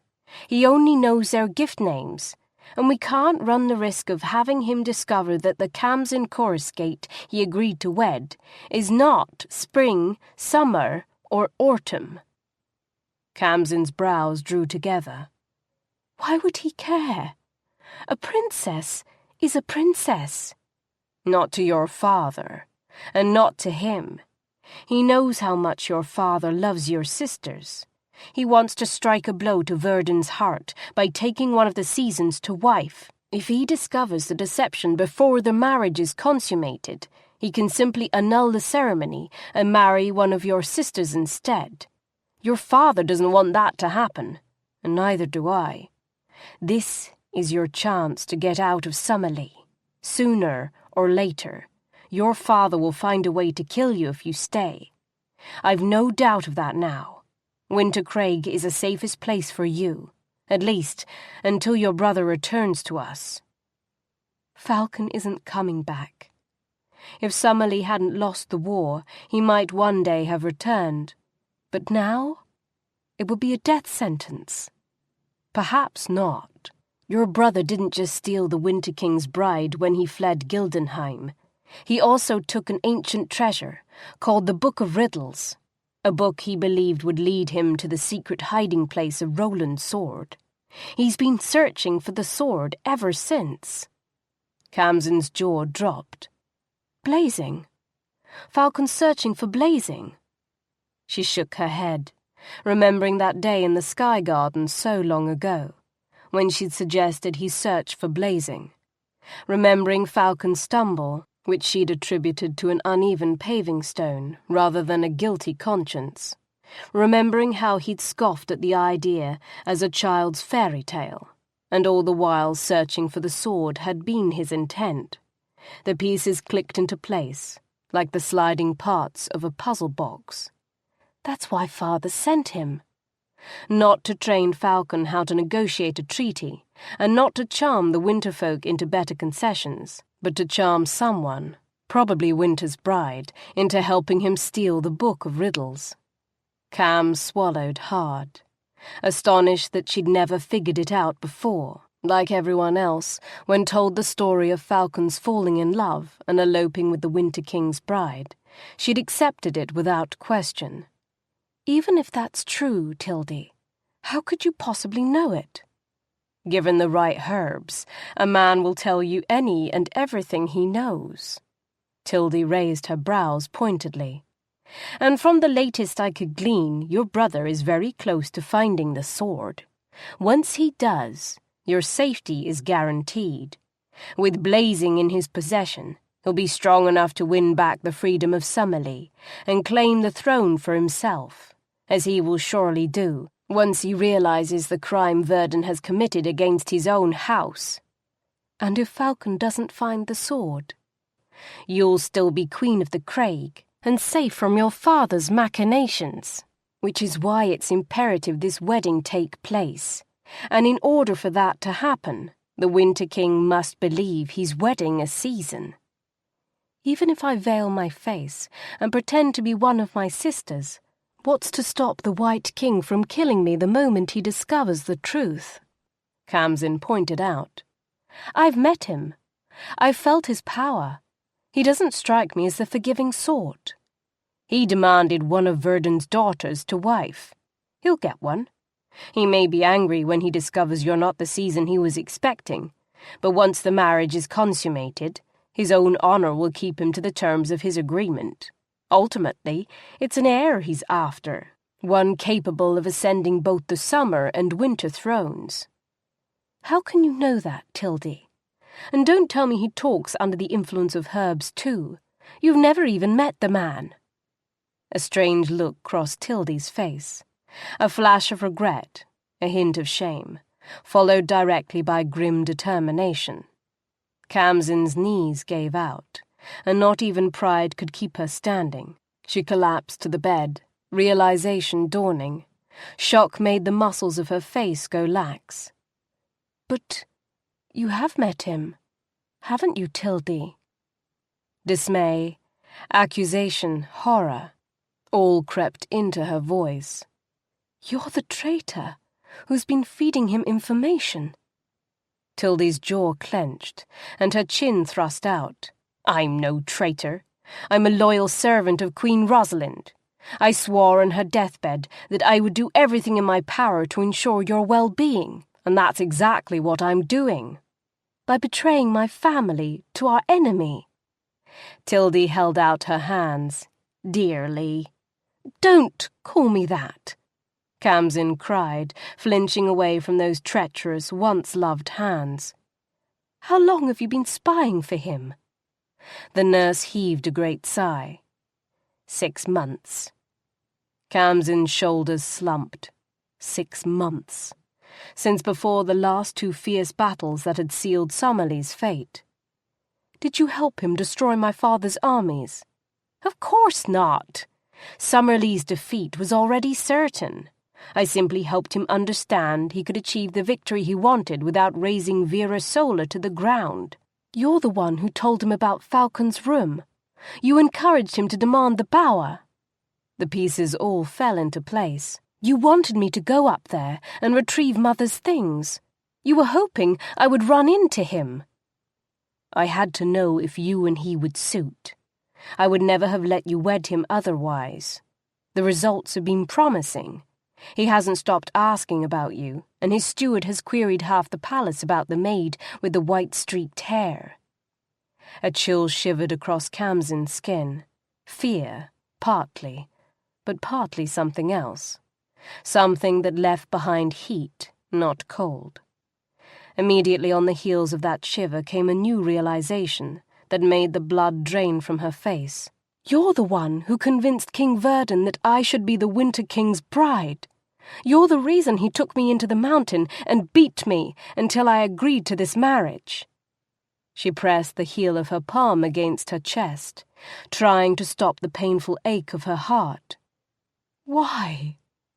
Her lips trembled. "Am I really such a monster? All these years I thought you loved me. Has that all been a lie?" "How can you even suggest that?" Tildy cried. "Everything I've done for love of you. And your mother? For love. You sent him to beat me into submission. I told you. I had no idea that your father would dare brutalize you the way he did. Until then, I hadn't realized how truly mad he has become. But his behavior only assures me that I did the right thing in encouraging this marriage." Tildy reached for Khamsin's hands, but when Kham flinched away, the nurse drew a breath and bowed her head. "One day, dearly, you'll see this was the only way I could protect you. If you were to remain here in Summerlea, Verdun would find a way to kill you. I'm certain of it." Khamsin crossed her arms. "And you think my fate will be any different with the Winter King?" The memory of his touch, his voice, made her shiver. "Wynter Atrialan wants heirs. Once you wed him, you'll be safe from your father's wrath. And once you provide him with his heirs, your position as his queen will be secure. If your brother returns with Roland's sword, you and your children will be safe. If he doesn't, your children, Rosalind's grandchildren, will inherit both Summerlea and Wintercraig. It's the best future I could have hoped to give you, dearly. All you need to do is let Autumn stand as your proxy. Then you consummate the marriage before he discovers the truth." The idea that Falcon might truly be the long-awaited heir of Roland, who would return the legendary sword blazing to Summerlea, seemed such a fantasy. She didn't spare it a thought. But the other, how Verdun would howl to see Khamsin's child on the throne of Summerlea, how he would rage and storm about, that thought alone was almost enough to convince her. Even without that satisfaction, she had to admit that Tildy was right. If Khamsin didn't get out now, her father would find some other way to rid himself of her. The gods and her own good fortune had kept her alive until now, but she couldn't count on such graces forever.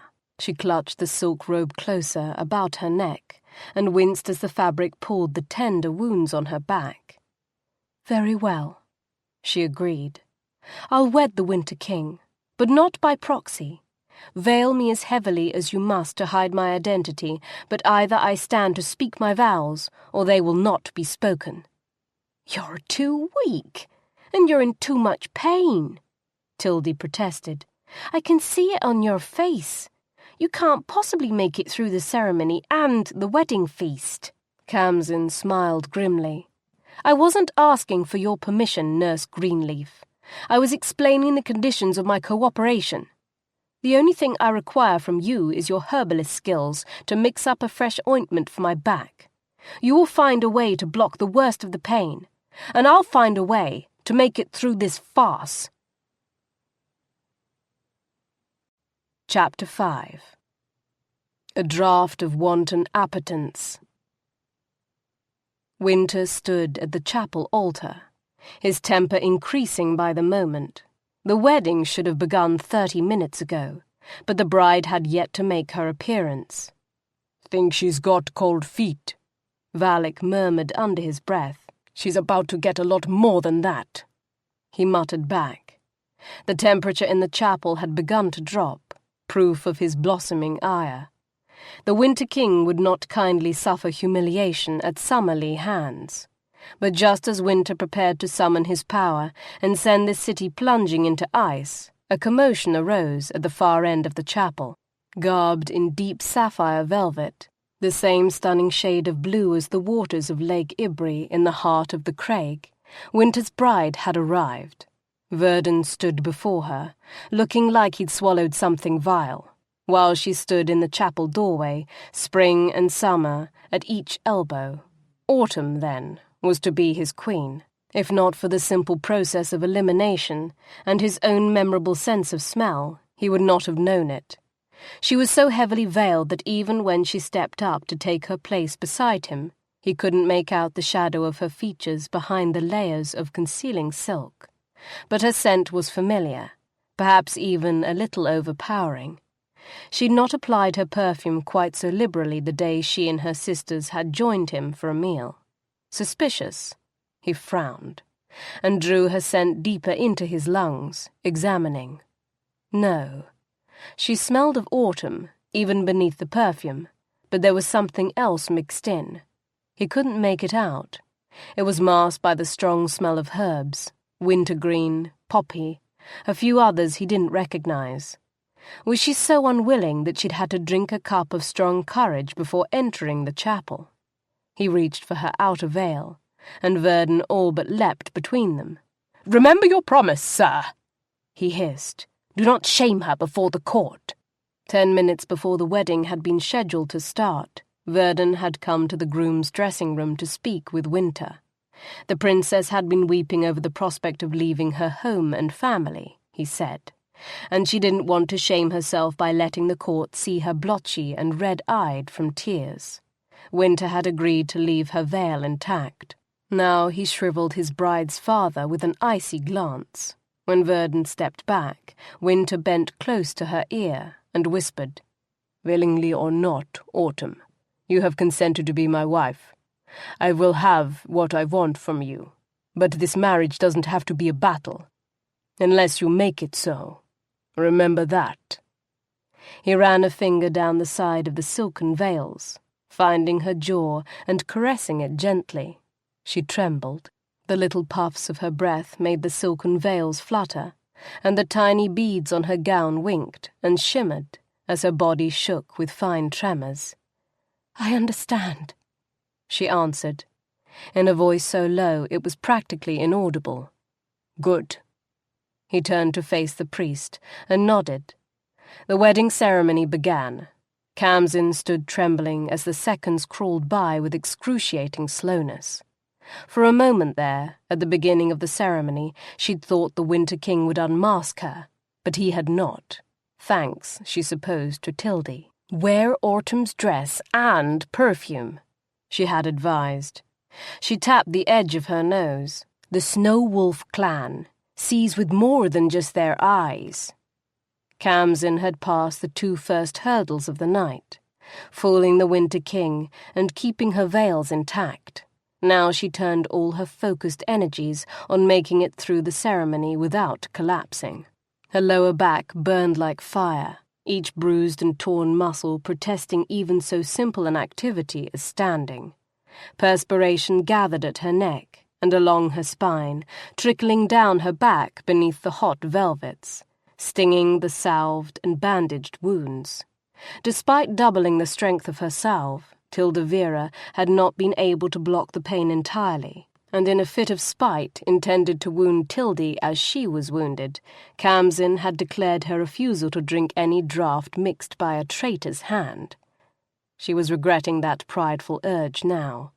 The throbbing ache from her wounds brought tears swimming to her eyes. She dare not lock her knees for fear of losing consciousness. But finally, in desperation, she reached out to grasp the altar railing and leaned heavily against it.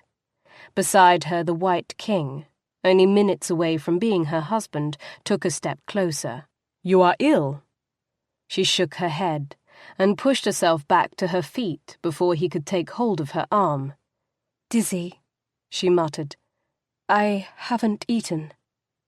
To her surprise, the Winter King gave the priest an unmistakable gesture to hurry up. She regarded him in confusion, grateful for the protection of her veils that kept him from seeing her expression. Wasn't he the cold, harsh enemy of her family? Wasn't he the anathema of all she loved?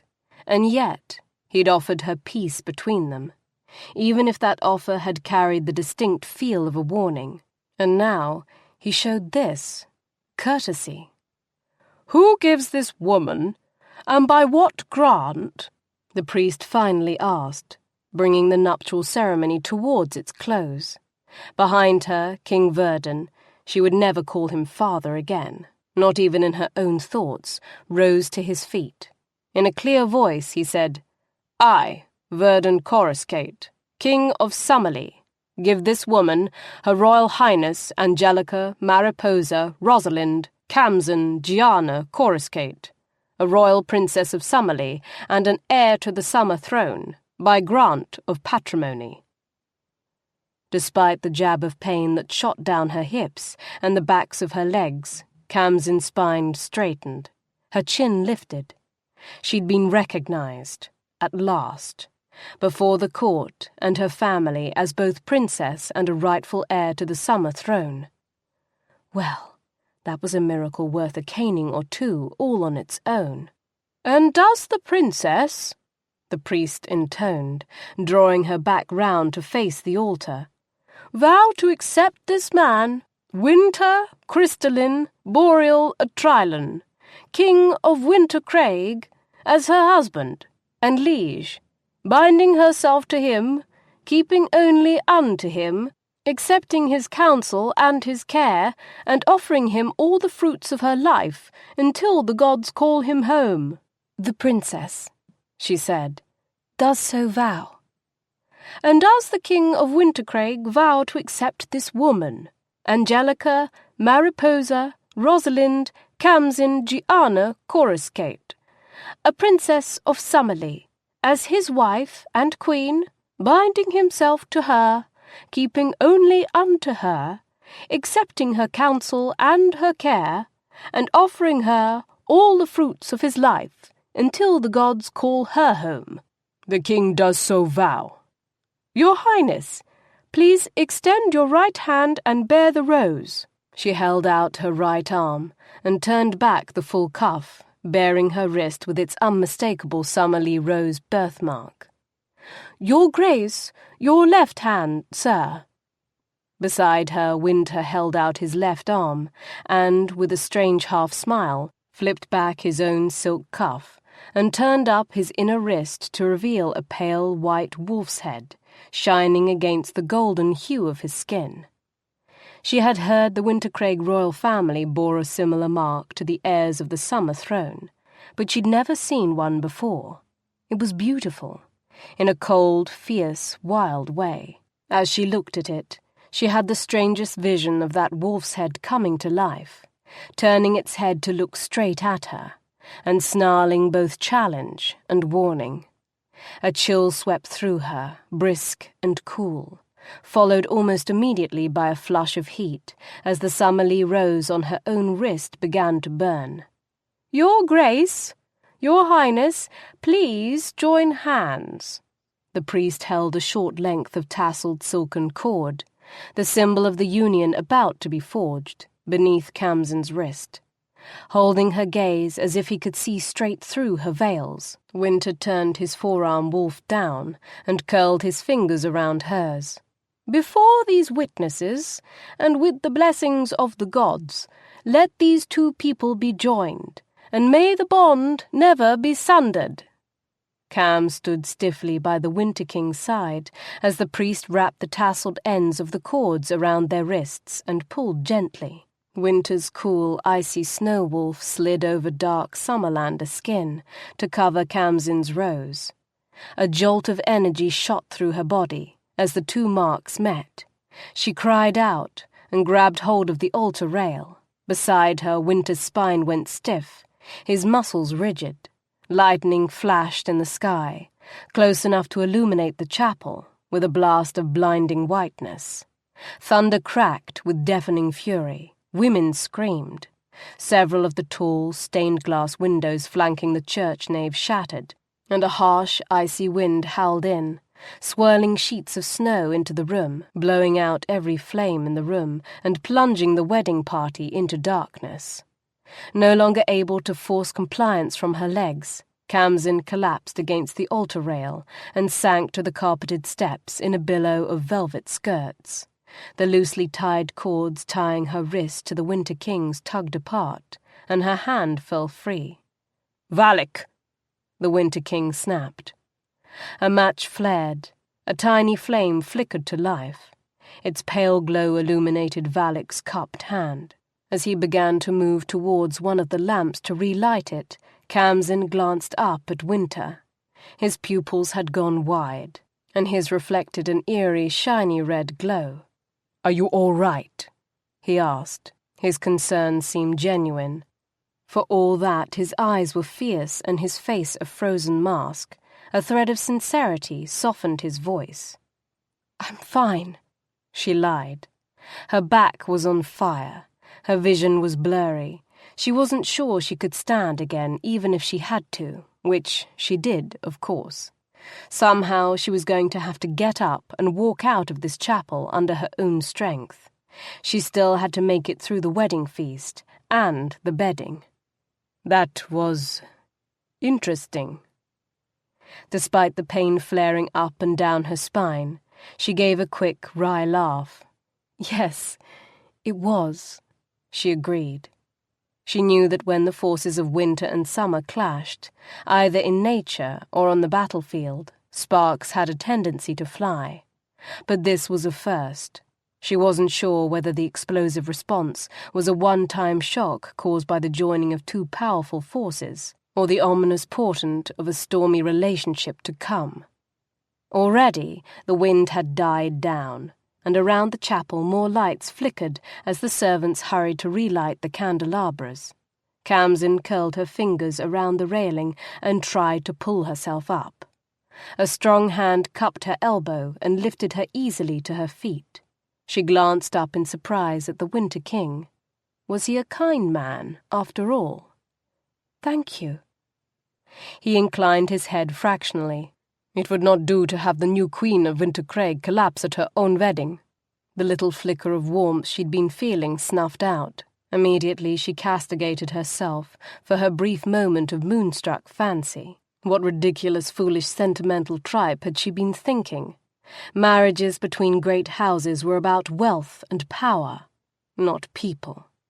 He was concerned about appearances, not her. "I'm fine. I can walk on my own." She tried to tug her arm free, but his fingers remained clamped around her elbow. "Allow me to escort my bride to our wedding feast."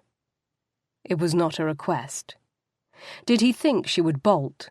Where would she go? Even so, her first instinct was to resist his effort to impose his will on her. She hated restrictions of any kind, and she always struggled against even the slightest effort to cage her. She tugged her arm harder. His fingers went cold. Goosebumps pebbled her arm beneath the warmth of her velvet sleeves. "Do not be foolish, Autumn," he whispered. His voice was soft, but utterly without warmth. "I will not tolerate open defiance, especially not here, in public, before your father's court." Already her brief spurt of resistance was fading. She didn't have the energy to sustain it. Not now, at least. Surrendering, she let him lead her down the chapel aisle and outside to the open courtyard that had once been a lush, manicured garden, filled with carefully carved and tended hedges, and flowering trees surrounding a sparkling fountain. The fountain was silent now, the water drained to prevent it from freezing. The flowering trees were skeletal ghosts standing guard at the four corners, and a light blanket of snow covered the fancifully carved hedges, flower beds, and lawn. Khamsin drew a deep breath as they headed back to the main palace. The air was brisk and chill, a welcome relief to the stifling warmth of her veils and velvets. It cleared her head and helped her to remember that the man walking beside her was no gentle lord, but a conquering warrior, the enemy to whom she had just been sold as the price of her life and the survival of her family and war-torn homeland. The wedding feast was a long, dull affair, for which Wynter had little patience and even less interest. He suffered it only because he knew his bride, the still-veiled princess beside him, was weak from lack of sustenance. She'd practically collapsed twice on the way to the banquet hall, would have fallen except for his hand at her elbow. He'd suggested she retired to her rooms to rest, but she'd refused. saying she simply needed something to eat and drink. She appeared to have been right. The slender hands carrying the wine cup to her lips weren't trembling half so badly now as they had been an hour ago. "Eat," he'd commanded, when they'd first sat down, and the servants had placed plates of steaming meats and vegetables before them. After her first few laborious efforts to eat with the veil still shrouding her face, he'd ordered her to remove them. She hadn't, showing a spine he was beginning to realize was much stronger than he'd originally thought. She'd folded back only enough of the layered silks to bare her chin and lower lip. The rest of her face remained hidden from view. He'd allowed her the small rebellion. She would learn soon enough that no one flouted his will without consequence. At the moment, he had the victory he'd earned, the princess he'd demanded, and a wedding night yet awaiting him. He could afford to be magnanimous. A spate of boisterous drunken laughter made him glance towards the far end of the hall. Verdun, face flushed with drink and probably one or more of the intoxicating herbs offered at all the tables, stood beside a table of Summerlea lords, laughing and lifting his cup in a toast. On the dance floor nearby, a dozen or more brightly clad courtiers twirled and pranced, as if they hadn't a care in the world. Wynter's lip curled. Summerlanders. Self-indulgent, hedonistic fools. Look at them. Verdun chief among them, celebrating their own defeat as if it were somehow their victory, and here, he'd thought, they would all be crying in their wine, not drowning in it. Beside him, Autumn set her cup down and pushed back the plate of fruit and cheeses he'd insisted she sample after the main meal. Her father and friends might drink and dance, but she, who was paying the price for their lives, had no appetite for blind frolic. Nor did he. Wynter pushed back his chair and stood. He held out a hand to his bride. "Come, my queen, let us retire." "What? Surely you aren't leaving so soon?" Verdun, loud and laughing, stumbled forward. The wine in his cup sloshed over the rim. "It is late, and your daughter is tired." "But you can't leave without the final toast. It's tradition. Spring, summer." Verdun wheeled around and called to his other daughters. "Bring the wedding cup." The two princesses came forward, one carrying a large jewelled goblet, the other a golden pitcher set with sapphires, rubies, and emeralds. Summer poured a stream of dark red wine into the cup in Spring's hands, and Spring offered it to her father. He set aside his own wine cup to take the wedding goblet and raise it up so all in the hall could see. "The wedding toast," he cried, "to a successful and prosperous union between the houses of Wintercraig and Summerlea. May my daughter and the Winter King find the happiness they deserve. And may we all find victory in peace." Echoing cries of happiness and peace and prosperity rang out across the banquet hall as the wedding guests raised their own cups in response. Verdun handed the wedding goblet to his daughter. "Drink, daughter. The wine is the blessing, and it must be consumed between the two of you. Half to you and half to your groom." Autumn hesitated, then reached for the cup and took it from her father's hands. Slowly she raised the cup to her lips. Wynter put a hand over hers, halting her. He didn't think that Verdun would harm his own beloved daughter, but the strange, smug, expectant air about him raised Wynter's suspicions. Something was amiss. A blessing for peace and prosperity should be shared, don't you think? He held the Summer King's too bright gaze. "Join us, Verdun." Without taking his eyes from his enemy, Wynter called, "Bring a fresh cup." After a brief commotion, a servant appeared, clean goblet in hand. He bowed quickly and offered the cup to Verdun. Wynter took the jewelled goblet from his bride's hands and sniffed it. The overpowering aroma of the heated wine coupled with an overpowering melange of spices and herbs. The scents were too varied, many of them strong enough to mask the delicate scents of certain poisons. There was only one way to test the safety of the cup's contents. He poured a portion of the marriage brew into the Summer King's cup. "You first, Verdun." The Summer King arched a haughty brow. "So suspicious," he sneered. "Do you think I would poison my own child?" He gave a snort, threw back the wine in one gulp, and tossed the empty cup on the table. The remnant liquid spilled out, staining the white tablecloth between the two kings with drops of ruby red, like blood spilled on snow. Wynter didn't take his eyes from the other man's face. If there was anything in the wine, it certainly wasn't poison. Even if he might let his beloved daughter Autumn drink a cup of death, Verdun would never sacrifice himself that way. He didn't have the spine for it, and other than a faint increase of heat in the man's already alcohol-soaked veins, Wynter could detect no effects of any possible additives in the wine. "Satisfied?" the Summer King sneered.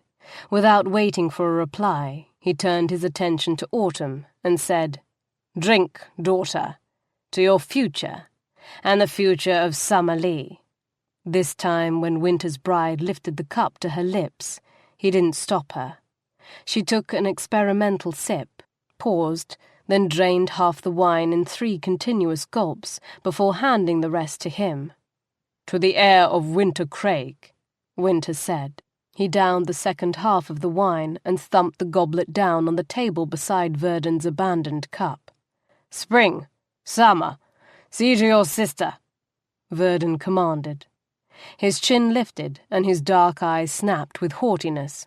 "It is tradition for a bride's female family members to ready her for the wedding night. They will escort her to the rooms we have prepared." The 2 princesses hurried around the table and took Autumn's arms. "Come with us, sister," they said, casting nervous glances up at Wynter. "Valik!" Wynter jerked his head towards the women. His steward snapped his fingers and gestured. 4 armed Wintercraig guards surrounded them. "Make sure these royal ladies arrive at their destination without incident." Before the women could turn away, he reached out to grasp his bride's bare chin in his hands. A tiny jolt of electricity zinged between them, shooting a thread of heat through his veins that sizzled straight to his groin. His eyelids lowered half-mast over his eyes. 30 minutes, wife, and then I join you." He ran a thumb over her full lower lip and caught her faint gasp on his fingertips. Her sisters tugged her away, and she went with them. His hand fell back to his side, still tingling with warmth, as if her touch alone could banish the chill of the ice heart. Something other than wine had been in the wedding cup. Kham knew. She felt energized. Her senses were tingling, her muscles replete with new strength. The pain from her wounds and bruises had all but disappeared. Everything seemed bright and crisp, every sense heightened, magnified almost. Blood rushed through her veins, and her steps quickened. If someone were to challenge her to a foot race the way she felt right now, she'd not only accept the challenge, she'd likely win. What had they put in that wine? She didn't dare ask, not with Wynter's guardsmen surrounding them. To her surprise, her sisters didn't lead her to one of the guest wings of the palace, but rather directly into the heart of the family wing. Curious. They were heading towards the family's bedrooms, Autumn's bedroom to be exact. Only, when the doors opened, they revealed a bedchamber very different than the one Khamsin had secretly visited numerous times before. The elegant but functional bedroom of Her Royal Highness Princess Autumn had been converted into a sensual, shadowy garden filled with hothouse blooms and lush greenery. Candles flickered around the perimeter of the room, casting a pale golden glow around the edges of the room and leaving the silk-draped bed a dark, mysterious cavern. Incense filled the room with rich, decadent scents. It was a bedroom designed to seduce the senses. As soon as the doors of the bridal bower closed behind them, Khamsin threw back her veils and turned to her sisters in astonishment. "What's going on here?" "Tildy warned us the Winter King could identify a person by scent," Summer said. "Since he thinks you're Autumn, Tildy said the wedding night should take place here, in Autumn's bedroom, where her scent is already absorbed into everything. She added the flowers and incense to help mask your own scent, Spring added, and deliberately arranged the candles so he won't be able to get a good look at your face so long as you keep to the bed. Where's Autumn? She asked. Here. Khamsin turned. Her sister emerged from the connecting wardrobe room, wrapped in a forest green satin robe. Her long auburn hair spilled around her shoulders in ringlets. Scenting up your night clothes. Autumn grimaced. I know I'm clean. I bathed this morning, but there's still something wrong about rolling on sheets and rubbing myself on clothes all day. It just seems so dirty. Despite everything, Khamsin laughed.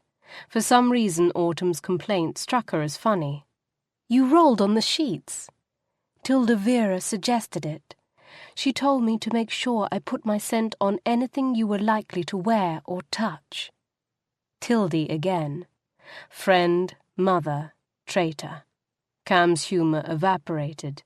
Her hand clenched tight. Quickly, Spring whispered. We don't have much time. Autumn, you and Storm need to change clothes before he gets here. He said we only had 30 minutes, and something tells me he's not a man to run late. A low heat had begun simmering in Kham's veins. She tossed off the silk veils and tugged at her bodice. It's hot in here. She ran a hand across her brow, not surprised to find beads of perspiration blooming on her skin. We'll open a window before we leave, but first let's get you out of those clothes. Summer's fingers went to work untying the laces at the back of Kham's gown. Autumn, take off that robe and gown. Autumn shrugged out of the satin robe, and Khamsin's eyes nearly popped out of her head. I'm supposed to wear that? Autumn blushed dark red. Indecent, isn't it? The sleeveless, form-fitting gown covered her from neck to ankle, but the centre panels covering her breasts and belly were virtually transparent, and held together only by 3 simple ribbon ties that would be all too easy to release. Like the rest of the room, the gown was meant to inflame and dizzy the senses. Was that Tildy's idea too?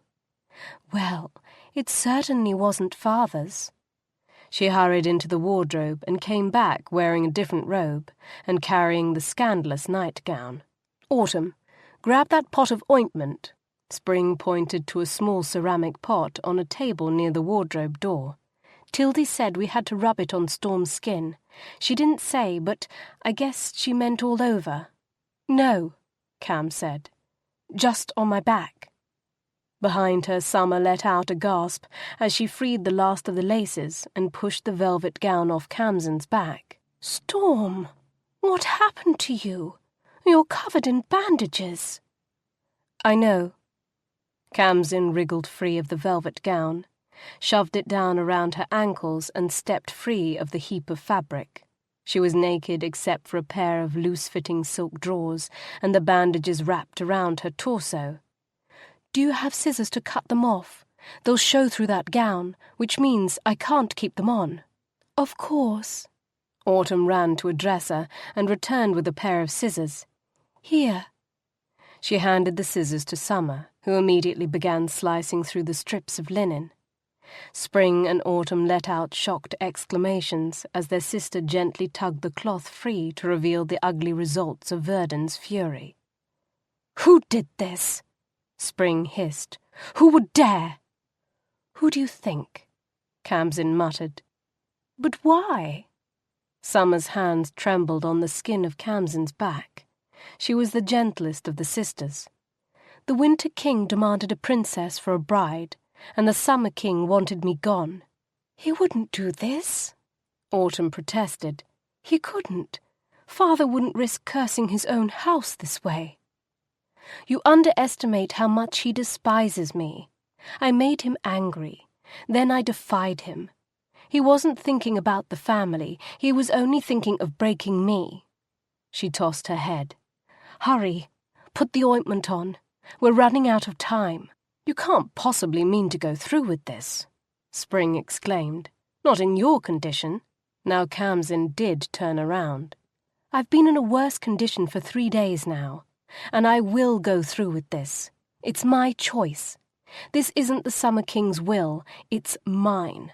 Now, put the ointment on my back so I can finish getting ready. My husband will be here soon, and if the marriage isn't consummated before he discovers I'm not Autumn, everything I've done will have been for naught. Weeping, Summer dipped her fingers in the pot of salve and smoothed the fragrant gel over Khamsin's battered skin. I'm sorry, Storm. If we'd known, we would have stopped him. Khamsin frowned and lifted her hair off the back of her neck. The room was stifling. It's not your fault. I don't blame any of you. This is between the Summer King and me, no one else. Are you done? Good. She took the nightgown from Autumn and pulled it on. The silk settled against her back, sticking to the still damp residue from the salve. Even without the heavy velvet gown, she was so hot. Spring, open the window, would you? I'm burning up. Her sister hurried to unlatch the window and throw it wide. Don't worry, sisters, Khamsin added as she climbed into the middle of the dark, shrouded bed. I'll be fine. I'm actually feeling better than I have all day. Whatever you put in the wedding cup seems to have done the trick. A cool breeze blew through the window, wafting across the thin fabric of her gown. A frisson of heat shot through her veins. She couldn't stifle a groan as her breasts and belly tightened with sudden, shocking need, almost painful in its intensity. Her sisters exchanged long, worried glances, guilty glances, and then Khamsin knew why she was so warm. She knew why the pain in her back was gone, and where the seemingly boundless supply of simmering sensual energy had come from. The wedding cup. Tildy. Arrow's leaf, Wynter spat. The bastard dosed us with arrow's leaf. Wynter's frost. His sex was hard as ice, and all but burning through his trousers. Each step was an agony, the material of his pants rubbing against tight, ultra-sensitive skin, setting nerves on fire. Son of a whoring bitch! I'll freeze his cock so cold it shatters. He glared at Valak, who was striding quickly beside him. Better yet, you find the bastard and lock him up. He drank from the same bottle. Tie him up so he can't give himself any relief, and leave him that way till his balls turn blue. Done. Do you want me to find an herbalist? See if there's an antidote? No. If he was this determined I should plough his daughter tonight, I'll see it done. More's the pity for her. I'd hoped to be gentle. The chandelier above their heads froze, and as they passed beneath it, it gave a loud popping sound and shattered in a cloud of crystal flakes. The Summerlea guard leading the way into the private wing of the palace flinched. They turned a corner, and Wynter saw the double doors flanked by 2 Wintercraig guards. Your queen's bedchamber, sire, the guide stammered. He stepped aside to let Wynter pass, then turned and ran in the opposite direction. The guards flanking the doors opened them as he drew near. Hot, heavy air swirled out, heady with the dizzying sense of incense and woman. Wynter strode into the room and stopped in surprise. What surrounded him was no bedroom, but rather a lush, sensuous garden, dense with foliage. Lights flickered along the edges of the room, and a carpeted pathway led through a virtual forest of plants and flowering trees and shrubs towards the dark, shadow and silk-draped bed in the centre of the room. The hiss of Valak's sword leaving the scabbard sounded at his back. "Don't like this, Vin," Valak muttered. His voice clipped, as it always was in enemy situations. "Don't trust it." A flash of bare skin shone dimly in the great bed. A leg, slender and shapely, moving restlessly, rubbing against the silken coverlet with the same desperate hunger that filled Wynter's own body.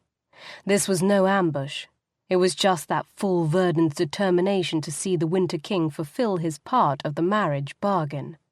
"Get out!" Wynter barked at the men behind him. "Now! You too, Valak." He waited for the click of the latch. then drew a deep breath of the heady, perfumed air and plunged towards the shadowed heart of the garden. The incense was so thick it left him dizzy. The arras leaf made his flesh burn from the inside out. The heat and the assault on his senses jumbled his thoughts. Logic would soon be gone, leaving only rapacious hunger and need. "Your father is a fool, princess." He stumbled towards the bed, crawled into its plush softness. A groan broke past his lips, and silks and velvets rubbed against his hands. Hot. He was so hot. Every sensation was a torment. His fingers tore at the silk of his shirt, and the too-tight bond of his breeches. Fabric ripped, freeing steaming golden skin. It wasn't enough. Not nearly enough. He reached for her. His hands closed around a slender ankle, ran up towards the softer skin of her thighs. The gown parted without resistance, fabric falling away to bare, soft, sweet-smelling skin. Hot, burning skin. He heard her breath catch, felt her body shift on a convulsive shudder. "I'm sorry," she gasped. "I didn't know. I should have suspected." His hands tore at the fragile fabric covering her breasts, yanking satin ribbons free. The soft, round weight of feminine flesh filled his palms. In a groaning voice that seemed torn from her, she cried, "Please." He bent his head, drawing the tightly pebbled tip of one breast into the scorching heat of his mouth. His tongue swirled around the beaded flesh. His right hand slipped down between their bodies to the soft curls and even softer flesh between her legs. A strangled cry ripped from her throat, and her back arched up against him. Hot cream bathed his fingers. Her body shook in a hard, helpless paroxysm of tremors. The heady, earthy scent of female pleasure filled his nostrils. His balls drew tight in an almost painful clench, and his cock pulsed with sudden, straining urgency. There was no waiting, no long, drawn-out pleasure, only driving need and hunger. He lifted his head, eyes gleaming in the dim light. His mouth closed over her, claiming her lips with the same rapacious hunger as he'd just claimed her breast. His hips surged forward with blind, mindless force. Virgin flesh resisted for a brief instant, then sundered. Tight muscle yielded. His hands clutched hers, fingers twining tight. Icy snow-wolf covered burning Summerlea rose as her body sheathed his in blazing heat. Lightning seared the sky. Thunder shook the earth with a tremendous booming crash. Just as it had at the wedding, a wild, storming rush of air swept through the open windows, snuffing every candle and plunging the room into darkness. Chapter 6. The White King's Bride. In the dark of night, while Wynter slumbered heavily beside her, soft hands woke Khamsin. "Come, sister," a quiet whisper urged. "It's past 3. Time to go while you still can." She opened her eyes to the faint glow of a shuttered candle, the familiar shadowy shapes of her 3 sisters huddled beside the bed. They carefully lifted the weighty anchor of Wynter's arm and helped Khamsin slide free and sit up on the edge of the bed. Satin, cool and slick, spilled over Kham's shoulders, drawing an involuntary hiss from her throat as the fabric brushed across the torn and sensitive skin of her back. She tugged the robe into place and accepted the hands that helped her stand up. Her knees wobbled, and her legs started to buckle. She would have fallen, but spring and autumn quickly slipped their shoulders under her arms and took her weight upon themselves. "Careful," Summer shushed with soft urgency. "You'll wake him. This way. Hurry." The pale golden glow of Summer's shuttered candle cast a faint illumination across the far wall, lighting the gaping darkness of the open dressing-room doorway. They had all agreed last night that it would not do for Wynter to wake and find his bride unveiled in the stark, revealing light of day. He was not a man to take deception lightly, and the longer they could hold off the revelation of Khamsin's identity, they'd decided, the better. And to ensure that he would sleep through her departure, one of the incenses that had burned in the chamber last night included a powerful sedative. Khamsin cast a glance back over her shoulder. In the faint reflective glow of summer's lamp, she could see the shadow of the Winter King, large and magnificently naked, sprawled face down across the bed. A sharp bite of warmth drew her womb tight at the dimly illuminated sight of rounded, curving buttocks, broad, heavily muscled shoulders, and powerful limbs. Summer's son. If not for the silky spill of winter-white hair, she might think Roland himself lay there, in her marriage bed. For all that, he was fearsome. For all that, he could freeze a body with a single look. She suspected there were worse fates for a woman than to be tied in marriage to such a man. Despite his reputed coldness, despite even her own painful wounds, when he'd touched her, he'd turned her body to living flame. And no matter how much she might wish otherwise, she knew that wasn't just the arras leaf. It frightened her. That power he seemed to have over her frightened her and intoxicated her. Even now she could feel the hunger growing again, the pull drawing her towards him. She tamped it down and resolutely turned away, leaving Wynter to his drugged slumber, her torn back aching fiercely. Khamsin crept from the bridal bower and exited through the servants' corridors to avoid the detection of the guards posted at the bedroom door. Summer hurried before them, holding her lamp. Autumn and Spring kept supporting arms around Khamsin. Together the four of them climbed the narrow lamplit servants' stairs and made their way to the remote wing that housed Kham's rooms. Thankfully, Tildy was not there.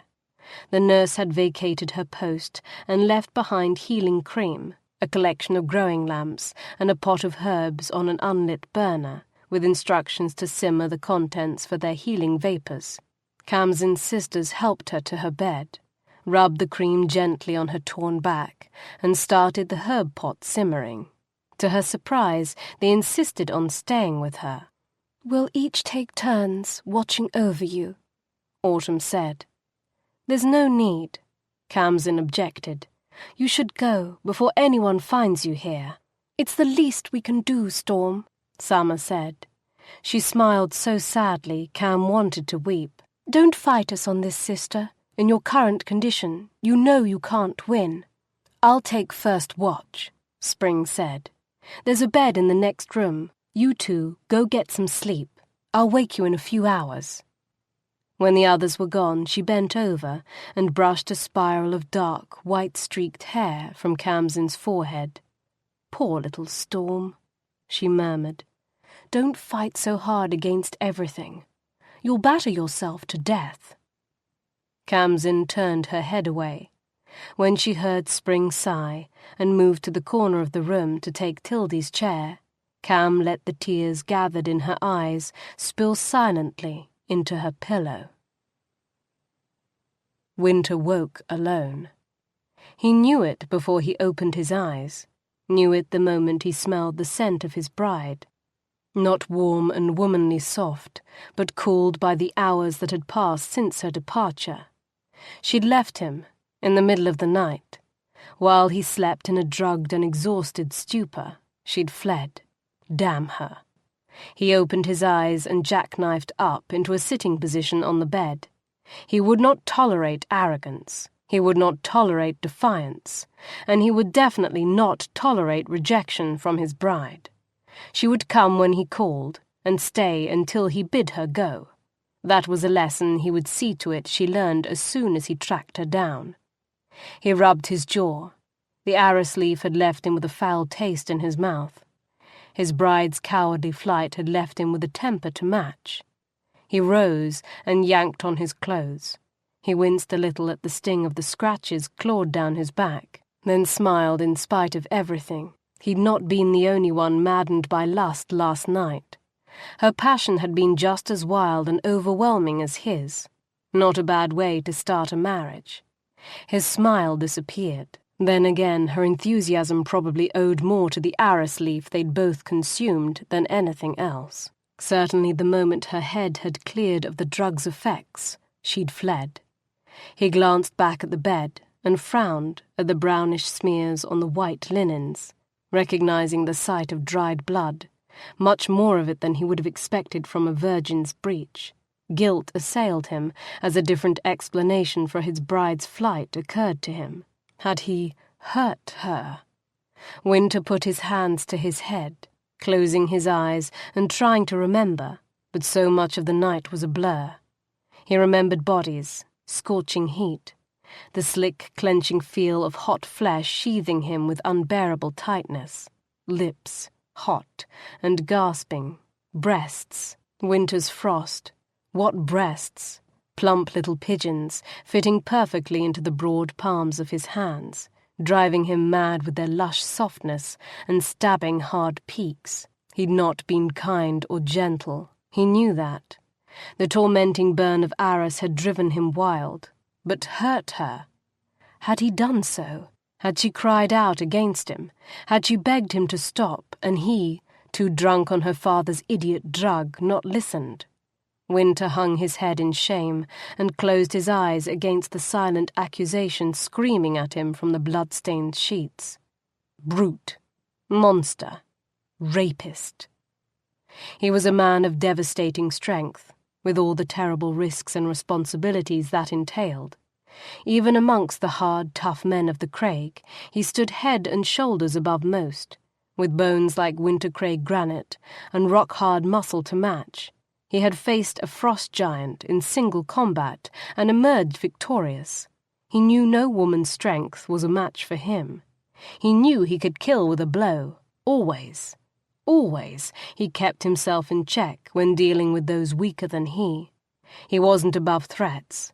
A healthy dose of fear was an excellent antidote to recklessness, but he'd never unleashed his brute force against a woman, and it near slayed him to think the first might have been his wife.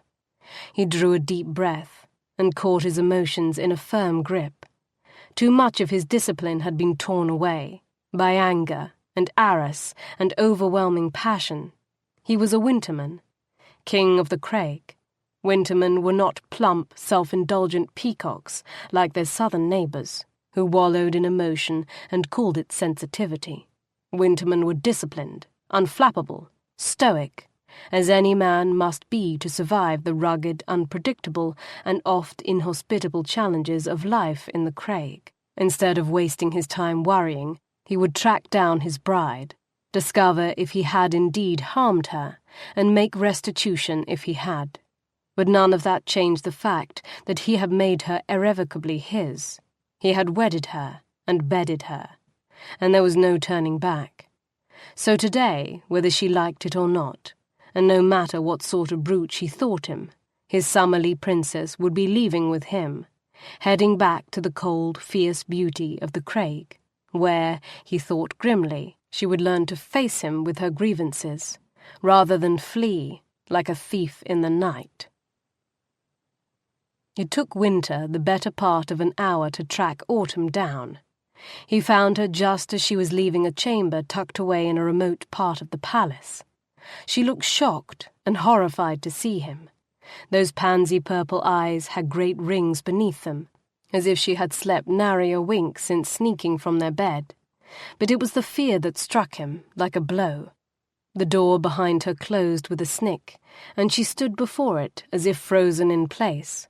Her voice shook as she said, "Your Grace, you startled me." He raked her from head to toe with a cool, brisk gaze. Her wrists were bare, the dark, creamy skin smooth and unmarred by any sign of last night's passion. He was sure, as often as he'd rubbed his face against her, tasting her skin and breathing in her intoxicating scent, there would be some small abrasion from the edge of his teeth or the rasp of his stubble, some proof of his claim, yet her skin remained smooth as rose petals. "You look no worse for the wear," he murmured. "I did not hurt you then." The relief he felt was immense, even if some primitive part of him found its fur ruffled by how untouched by him she appeared to be. No, you didn't hurt me. There was blood on the sheets, more than I had expected. Did I wound you? She blushed and looked everywhere but at him. No, of course not, she assured him in a faint voice. There is a wound on my back. It must have opened while, during... Wynter closed his eyes in a brief moment of thanks. I'm glad to know the cause was not any harm I did you, he said. But why then did you leave me, without even a word? She swallowed, and he watched her throat move convulsively. She licked her lips and seemed to be having trouble thinking what to say to him. I had hoped to wake beside you, he told her. I thought perhaps we might enjoy with clear heads what your father's drug clouded last night. He let his eyes warm, watched the flutter of her pulse in the delicate skin of her throat. She was shockingly beautiful, no doubt about it. But where was the hot rush in his veins? Where was the electrifying connection between them? Surely that had not all been the arras leaf. His hands rose to cradle her neck, fingers curled just past her spine, thumbs resting lightly just below her chin.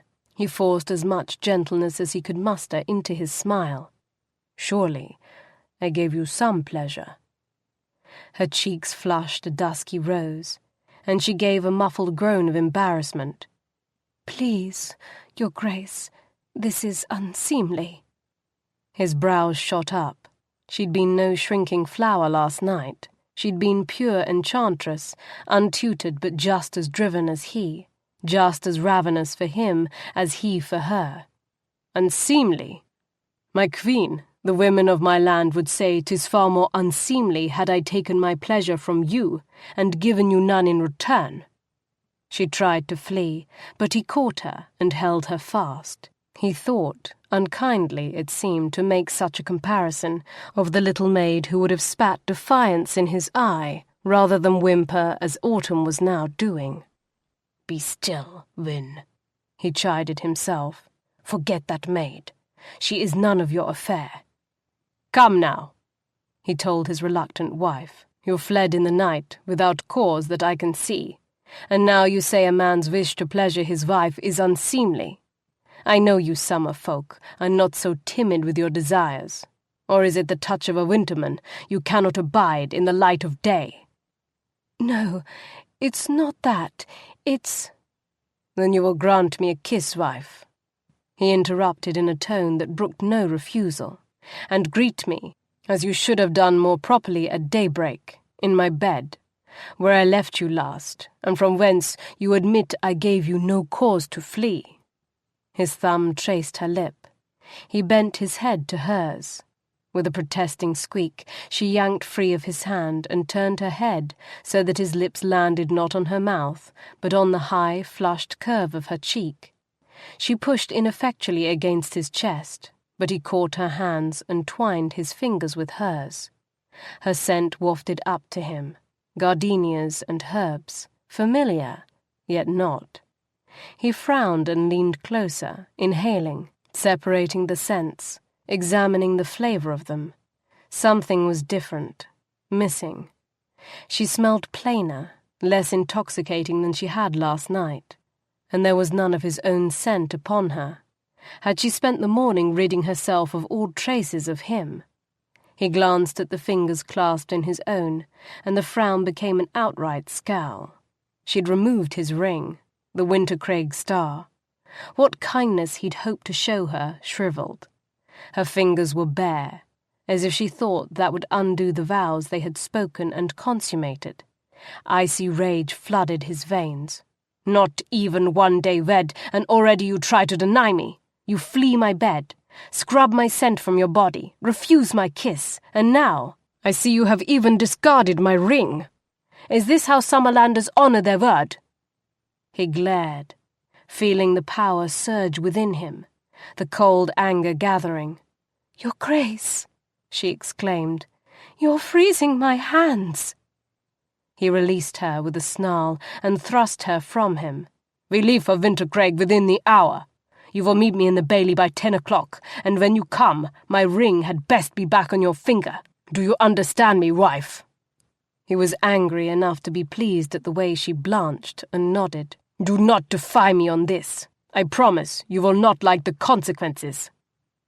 The princess, his queen, clutched her throat with shaking, ringless hands and nodded again. Gritting his teeth against the cold rage burning inside him, he spun on his heel and stalked away. "Oh, Storm, this was all a mistake. We must find a way to have the marriage annulled." Distraught, her hair dishevelled by the last several minutes of running wild fingers through it, Autumn looked more unsettled than Khamsin had ever seen her before. "The wedding cannot be annulled," Khamsin pointed out. "That was the entire point of last night, to ensure the knot was permanently tied. But the things he said, what he thought to do—" Her face flushed bright red. "He tried to kiss me, right there, in the hall." "Kiss? You didn't let him, did you?" There was a fierce snap in Kham's voice that made Autumn look at her in surprise.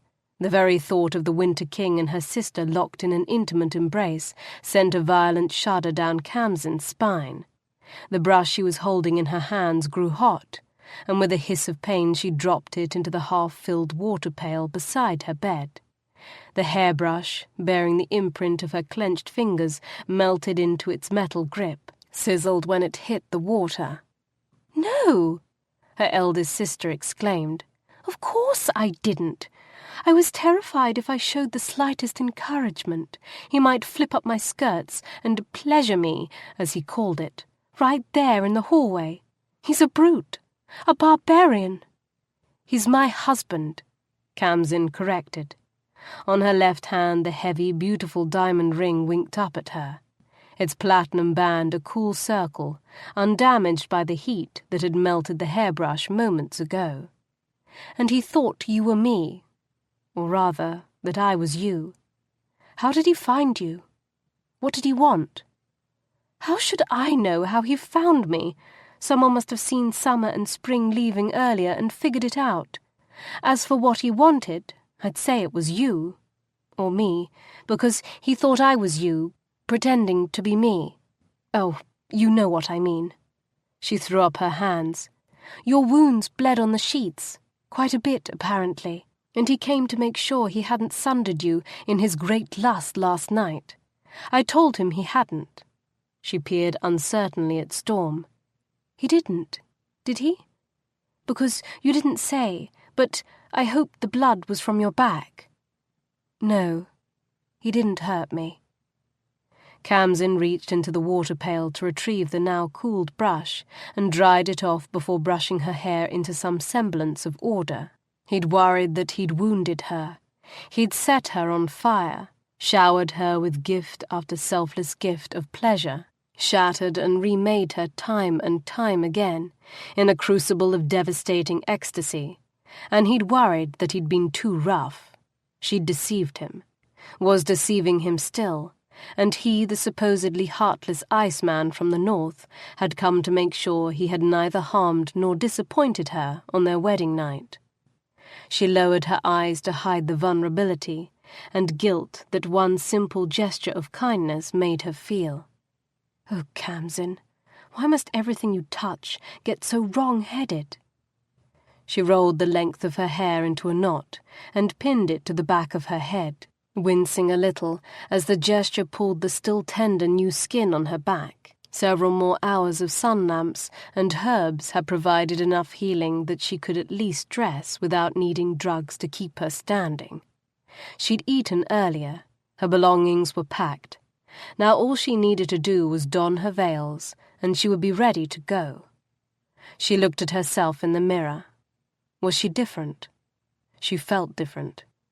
Her face was wan beneath its rich Summerlander brown.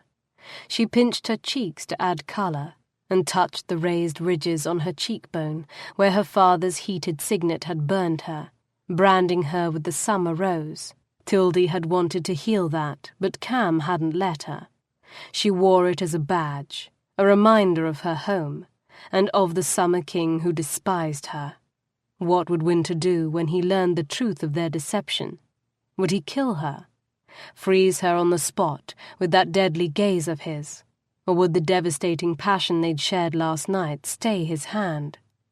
She tossed the remaining few personal items from her room in a small satchel and pinned the heavy veils in place over her hair. "It's time," she said. This continued deception was a farce, but one she was committed to carrying out. If she could just make it to the carriage without being unmasked, then she would have some hope of making it past the city gate before she was discovered. And if she could make it past the city gate, she had a chance of reaching the first posting stop without being discovered. The farther they got from Summerlea before Wynter realized how he'd been tricked, the less likely he was to kill her on the spot and return for a different princess.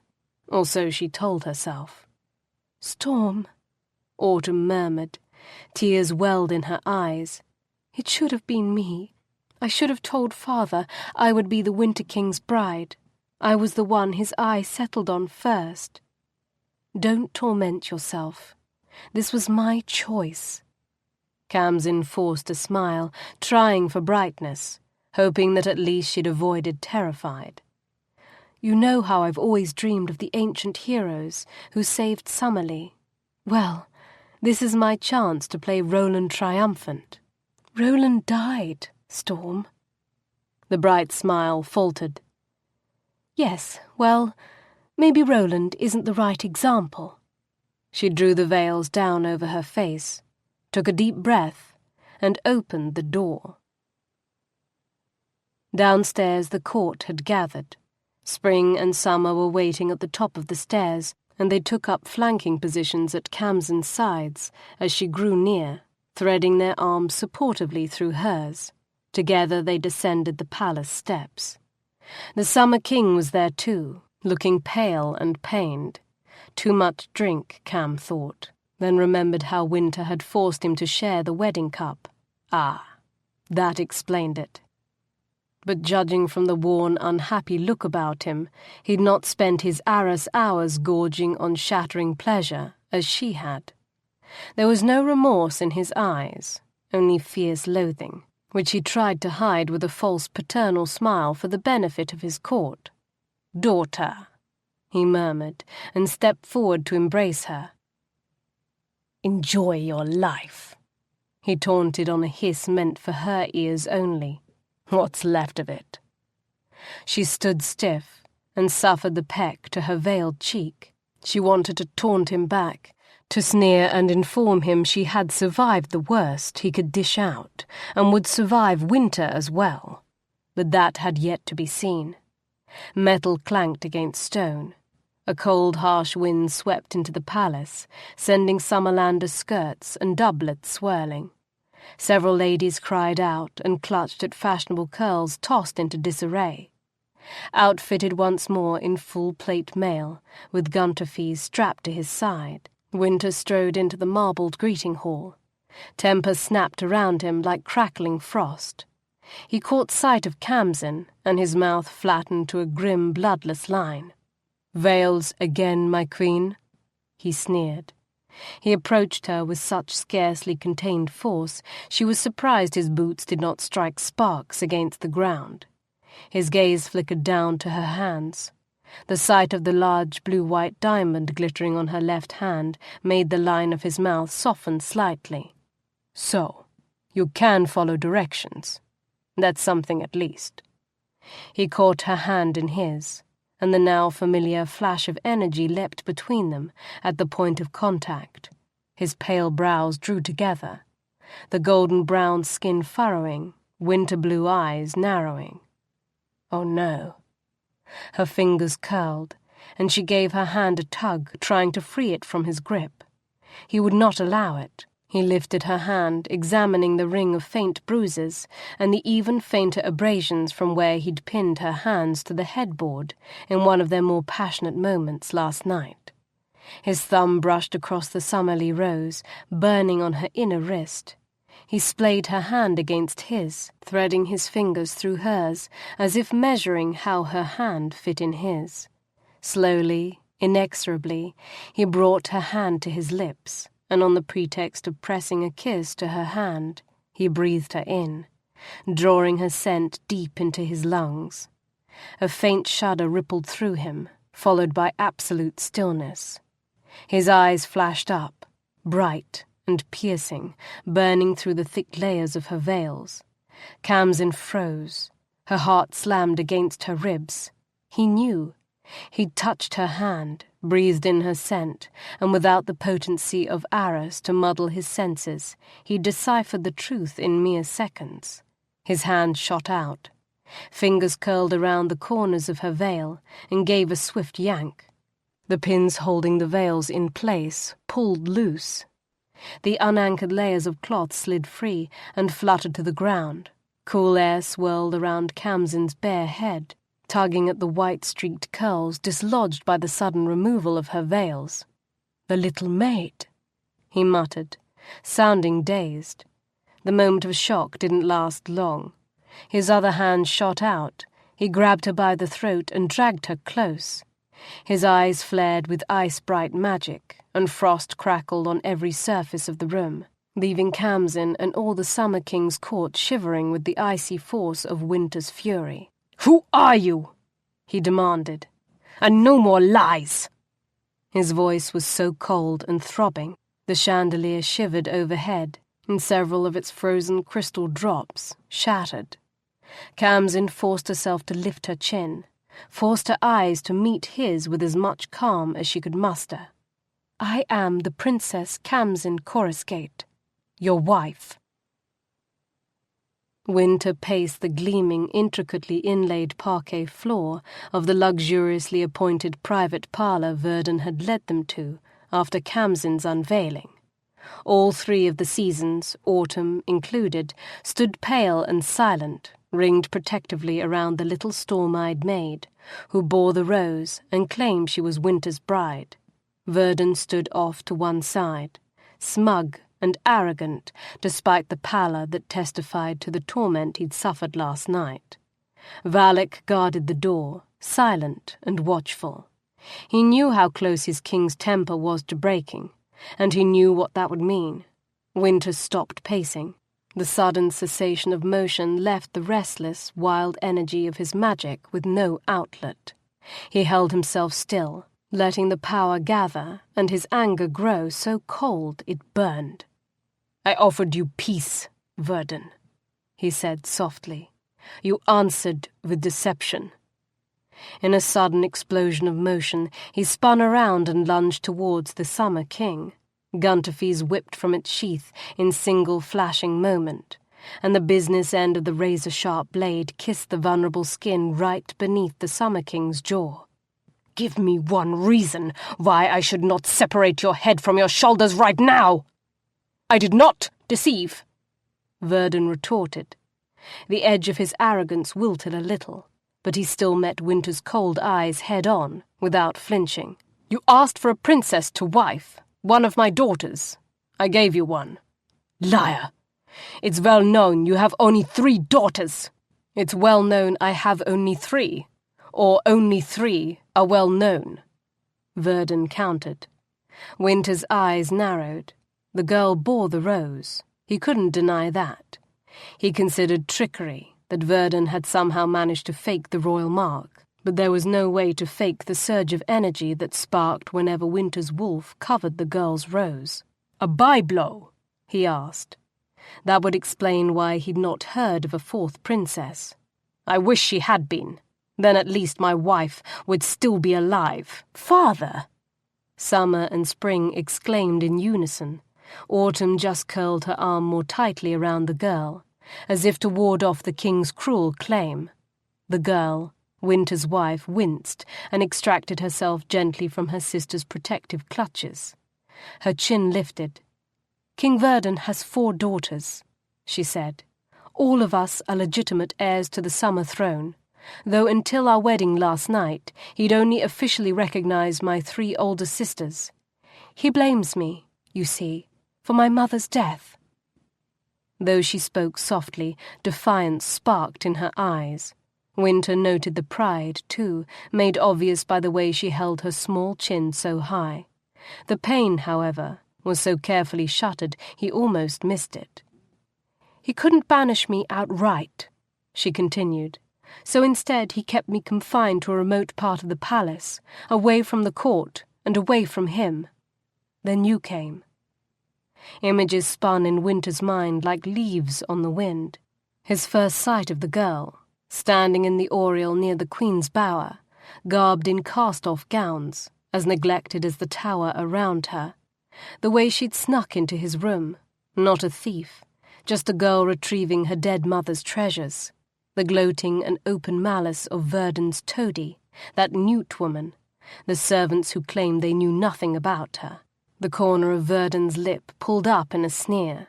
"You wanted a bride, Winter King. Well, now you have one, and may she deliver upon your house the same plague of misfortune and heartache she's brought to mine." Wynter stepped back and sheathed gunterfees before the urge to slay Verdon overcame reason. Though his bride was not the season he'd come for, the terms of the peace had still been met. He would not be the first to break them, no matter how strong the temptation. His enemy had outwitted him, he acknowledged grimly. He'd come to claim a beloved daughter, to make Verdon suffer as painful a loss as Wynter had when Garrick was slain. Instead, Verdon used the terms of peace as an opportunity to rid himself of a daughter he despised. The wedding was no punishment for Verdon. It was a boon. Wynter turned to the girl. The lethal threat of the ice gaze burned at the back of his eyes, and he knew he looked frightening. "Come here," he commanded. The seasons clung to her as if to hold her back and keep her safe from him. Verdon's dark eyes gleamed with triumph. He was all but gloating. No doubt he and his daughters thought Wynter would kill the girl now. That was the reputation Wynn had spent the last 3 years earning. Those who deceived him died, usually by ice, sometimes in a messier fashion. But Wynter remembered other things about last night. He remembered the slow, careful way his bride had walked to the altar, the curious smell of poppies and herbs that had made him wonder if she sought courage from a potion, the flinch when he'd put a hand at the small of her back, and the way she'd refused to surrender her gown in bed, even when the only thing it covered was her back. Most of all, he remembered the blood, too much blood, on the sheets of their bridal bed. Khamsin stilled her sister's objections and pulled away from their fearful grips to approach him. He learned something else about his wife that moment. She was brave. He could see the paleness beneath her dark Summerlander skin, could smell the fear on her, but still she came to him, step after courageous step. "Take off that cape," he ordered when she drew near. For a moment he thought she might defy him, but apparently she thought the better of it. She fumbled with the golden frogs at her throat until the fasteners slipped free. Fur-lined wool puddled at her feet. "Turn around." She obeyed, then flinched at the snick of metal against scabbard as he unsheathed his dagger. He lifted the blade to the back of her neck and plunged it downward in a single, carefully guided thrust of restrained violence, slitting the ties of her gown and her underlying corset and chemise in one pass. Material parted, and she flinched again, as the room temperature plummeted several dangerous degrees. With effort, Wynter sheathed his blade, stilled his hands from shaking, and pushed aside the fabric to bare her back. He examined the extent of the damage without a word. Fingers hovering so close to her skin, little bursts of energy arced towards his hands as they passed. From one shoulder to the other, down the length of her spine, to the inviting dip just above her buttocks, where her skin disappeared into her skirts. Her back was a horror of yellowing bruises, angry red scars, and half-healed wounds. His hands withdrew. Without a word, he did not trust himself to speak. He bent to retrieve her cloak from the ground and handed it to her. She tugged it back into place to cover her naked back, refusing to look at him. She'd been beaten like a cur, and he could see it shamed her deeply to have him know it. He would not allow her even visual retreat. Cupping her face in one broad hand, he forced her with gentle implacability to face him. His anger was a burning flame, one that did not emit heat, but rather consumed it.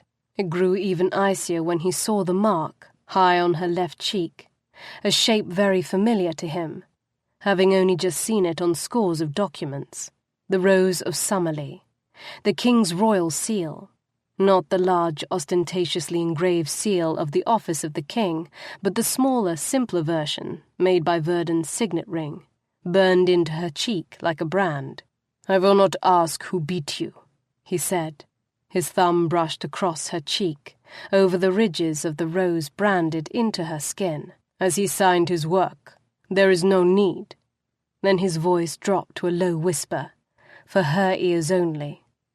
Was marriage to me such a terrible fate that this was the better option?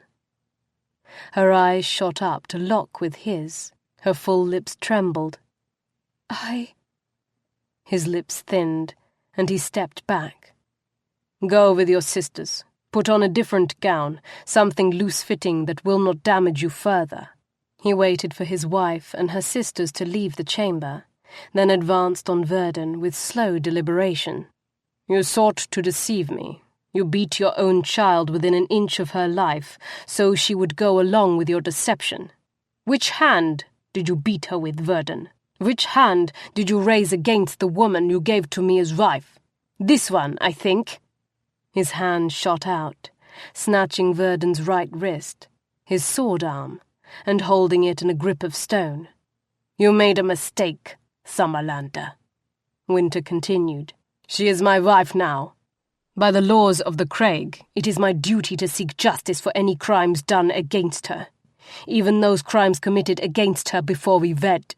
The blows you struck against her are now blows struck against me." For the first time all morning, genuine fear crept into Verdon's eyes.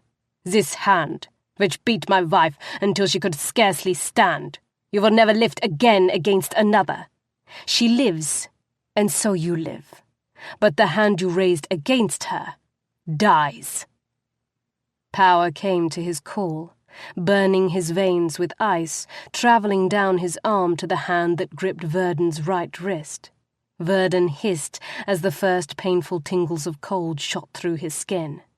As the blood and flesh began to freeze, his eyes widened, and he began to struggle, but Wynter grabbed him by the throat and squeezed, sending the Summer King to his knees. The frost spread, creeping up the Summer King's arm to his shoulder, and down to the tips of his fingers. His choked cries turned to outright shrieks as the skin of his frozen hand and arm began to harden, relentless, icy. Unmoved by the other man's pleas for mercy, Wynter held his grip until the arm was a dead, useless hulk of flesh. Through it all, Wynter felt nothing. No remorse, no pity, not even a particular rage. His heart was an unmoved block of ice in his chest. When he released his enemy, the once haughty Summer King hunched over his dead arm, weeping and moaning, his body racked by shivers. "If ever again you consider deceiving me or harming anyone under my care, remember today," Wynter advised in a voice of pure ice. "And consider this also. I will now do everything in my power to ensure that Khamsin's child, the child of the daughter you loathe, will be the next ruler to sit on the Summer throne." Leaving Verdon huddled on the floor, Wynter strode out of the room. Khamsin was waiting for him outside, standing near the golden Summerlea coach he'd commandeered for the long journey back to Wintercraig. Her sisters were ringed around her, weeping, while she stood stoic and brave despite all she'd suffered. Feeling returned to Wynter in a painful rush, and he wanted to turn back around and freeze what he'd left of Verdon. Instead, he drew a breath and started forward. "Time to go, wife. Say your farewells." Storm grey eyes met his. "My King Verdon." "He lives, but he will never raise that hand to another. Say your farewells and get in the coach. I weary of Summerlea." She hesitated, almost as if she considered defying him, then thought the better of it. Turning to her sisters, she gave each a final hug. "We each put a gift inside the coach for you," Spring told her. "A little bit of Summerlea to take with you to your new home. Remember what I told you last night." "Write to us," Summer entreated. "As often as you can. Let us know you are well. I put the growing lamps in the coach as well, and more of Tildy's herbs," Autumn said. "Be sure to use them each night until you're fully healed." He gave her a few minutes more, until impatience outweighed generosity. Did her sisters not see she was already tiring? "Enough! Get in the coach." He reached for her, and his approach was enough to drive her sisters back, as he'd expected it would. He took her slender hand and helped her into the carriage. At the touch, he felt again that little jolt of electric warmth, and the frigid ice surrounding his heart began to thaw. The maid Verdon had insisted Wynter take to care for his bride was already inside, huddled in the far corner of the roomy coach, next to a collection of potted plants, most ridiculously ill-suited to the world Khamsin was about to enter. Rose bushes, citrus trees, and was that a bird cage? Chirping songs warbled from the cloth-covered cage, confirming his suspicions. Winter's frost. Songbirds. Probably the delicate, summer-fond kind that would keel over on their little pampered birdie feet and die at the first hard frost. What idiot sister had given her those things? He was the Winter King. Emphasis on winter. What part of that did they not understand? He pressed a hand to the bridge of his nose, squeezing as the first throb of a headache began to blossom. She already thought him such a monster that she let herself be beat near to death before agreeing to wed him. How much more would she hate him if he let her little tropical remembrance garden die? Or had that been the whole point of such a wedding gift? His arrogant claims to Valak and his own original plans to the contrary, Wynter had discovered he didn't want a cold political marriage. Last night, albeit beneath the influence of a potent drug, he'd shared one of the most intensely passionate nights of his life. With her. Khamsin Coruscate, his wife. Not the studied perfection of Elka's lovemaking, but something wild and elemental and very, very stirring. Just one taste had already addicted him. The hunger to experience such powerful, unleashed passion again was already an ache so deep it hurt. "Are you not riding with me?" she asked, when he made no move to enter the carriage. "No. Get what rest you can. Have your maid see to your back." He slammed the carriage door shut and stepped back. It wouldn't do to let her know the power she held over him. Unwilling though she might have been, she'd had a hand in deceiving him. She was a Summerlander witch, just like the rest of them. He could not forget that. He whistled, and his white stallion Hodri trotted to his side, tossing his head and sending the long silvery strands of his mane flying. Wynn thrust a plated boot into the stirrup and swung into the saddle in a smooth, practiced motion. Beneath him, Hodri pranced a little as he adjusted to the weight, then settled. "Come, my loyal friend," he whispered, stroking Hodri's strong neck. "Time to leave this Summerland behind." He lifted a gauntleted hand and cried out, "Men of the Craig, the hot springs of Mount Frika are waiting, as are the lonely arms of your wives. Let's go home." The gathered Wintermen gave a great cheer. Wynter clucked a command, and Hodri began his elegant, high-stepping walk down the long, curving lanes that led out to the valley below and north to the mountains beyond. The carriage holding Khamsin gave a lurch, and the iron-shod wheels began their rumbling forward motion. Within moments, thousands of hooves were ringing against cobblestone, filling the city with the sound of their departure. Chapter 7. Summer's End. Shards of pain shot up Khamsin's back as the coach jolted northward along the frozen, rutted roads of Summerlea. The journey was made longer by the presence of a young maid, Belladonna Roche, who'd been chattering since the moment they left Vera Sola. At first, Kham had enjoyed the conversation.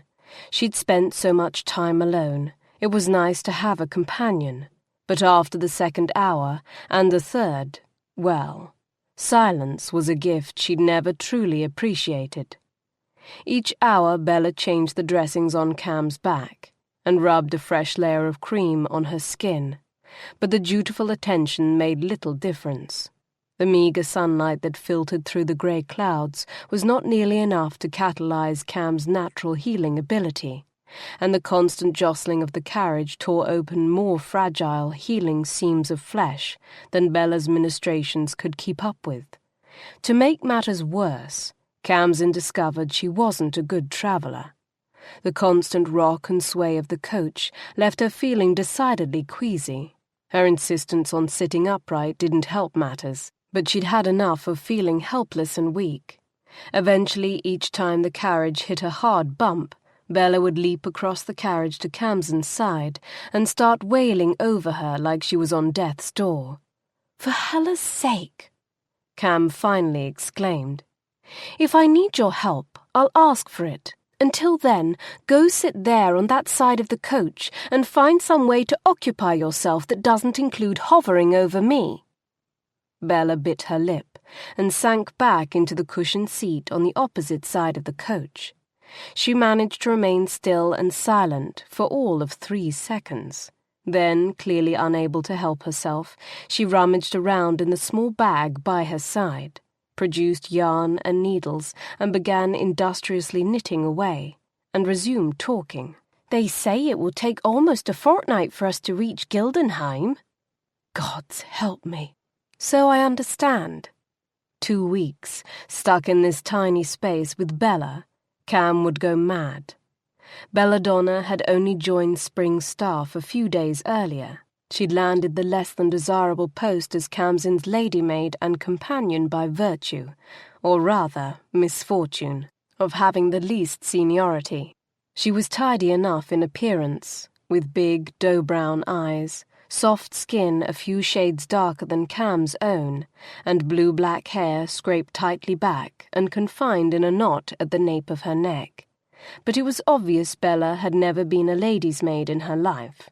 She chattered like a magpie and was altogether too free with her opinions, about everything. She was none too fond of Wintermen, in particular, and not shy of saying so. "If it took a year to get there, that would be too soon for me. They are savages, brutes. My cousin's husband's second cousin lives near the border. You should hear the tales she has to tell." The pair of knitting needles in Bella's fingers clacked a staccato beat. "Half-naked men, dancing around campfires, smearing themselves with the blood of whatever poor creature they killed on a hunt, howling at the moon like a pack of wolves. More beast than man they are, full of dark, unnatural ways. You mark my words, this is going to end badly for the both of us." "They look like a well-ordered modern army to me," Kham replied, rubbing a hand at her temple. She'd already had several earfuls about the terrible fate awaiting them both in the savage land of the north, and I've seen no sign of dark, unnatural ways.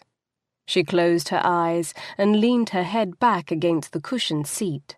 Each jolt and lurch of the carriage sent pain shooting up her back and throbbing against her skull. "Wait until we cross the border and they're back in their own lands. We'll have to keep a sharp eye out then. Do you know what they do to anyone who breaks their laws? They strip them down to their bare skin, stake them out naked on a glacier, and leave them to die. Mercy of the mountains, they call it. Ha! Mercy indeed." The girl's furiously clacking knitting needles suddenly fell silent. After a few moments, Kham peeled open one eye to find Bella biting her lip and regarding her with a look she could only describe as consternation. "What is it?" Nothing. Nothing." The girl bent her dark head back down to her yarn and needles, but rather than resuming her knitting, she just sat there, worrying the thread in silence. "Bella," It's not my place to say. For hours the girl wouldn't shut up, and now Kham couldn't get her to talk. Another hard jolt of the carriage sent pain shooting across Kham's back. Her stomach lurched. Unwell and irritated by Bella's uncharacteristic reticence, she snapped, "Oh, for the love of Hellos, spit it out already!" Bella's head shot up in surprise. She looked like a kicked puppy. Kham groaned. Wonderful. Bella was her sole companion. Inexperienced, talkative, and far too opinionated she might be, but she was also the only face from home Khamsin was likely to see in Wintercraig. Alienating her was pointless. "I'm sorry," Khamsin apologized. The words came hard.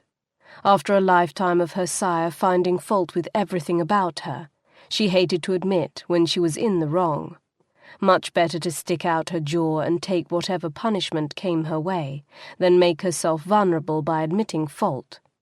"I shouldn't snap at you, but if something is troubling you, as clearly it is, you need to tell me." The maid bit her lower lip.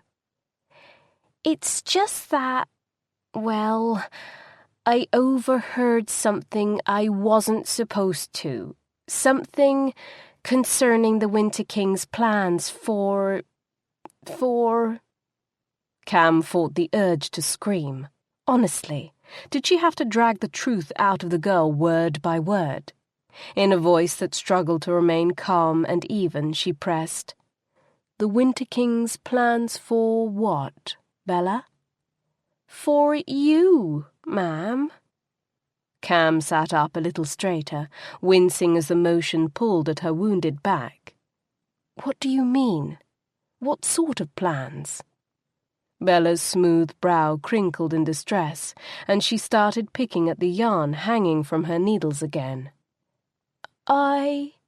Bella, what sort of plans?" The girl swallowed. "He intends to kill you, ma'am. At the end of the year, if you don't bear him an heir, he intends to kill you and take one of the seasons to wife." Kham moistened her suddenly dry lips. "You heard him say this?" "Not him." She bit her lip. "Mistress Newt sent me to the king's office to be approved as your new maid, and I overheard the king talking to Master Ogham, my lady. I wasn't eavesdropping," she hurried to explain. "The door was open. I couldn't help but hear." "Calm yourself." Kham brushed the worried excuses aside. "Are you sure you heard correctly? The Winter King plans to kill me if I don't bear him an heir in a year's time." "He'll send you to face the mercy of the mountains." And even your father knew what that meant. Khamsin slumped back against the seat cushion, this time hardly noticing the pull and sting of her wounds. She didn't doubt young Bella for a moment. "Enjoy your life, what's left of it." Those were her father's gloating final words to her. No wonder Verdun had been so determined that she would wed Summerlea's conqueror, and so smugly satisfied to see her off. He believed he was sending her to her death. He relished the idea. Much as he would have liked to do the deed himself, if she died at the Winter King's hands, Verdun's hands would be clean.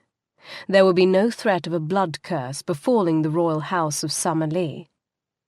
"Forgive me. I knew I shouldn't have said anything. My tongue runs faster than my brain, I'm afraid. I'm so sorry, my lady, really." "It's all right, Bella."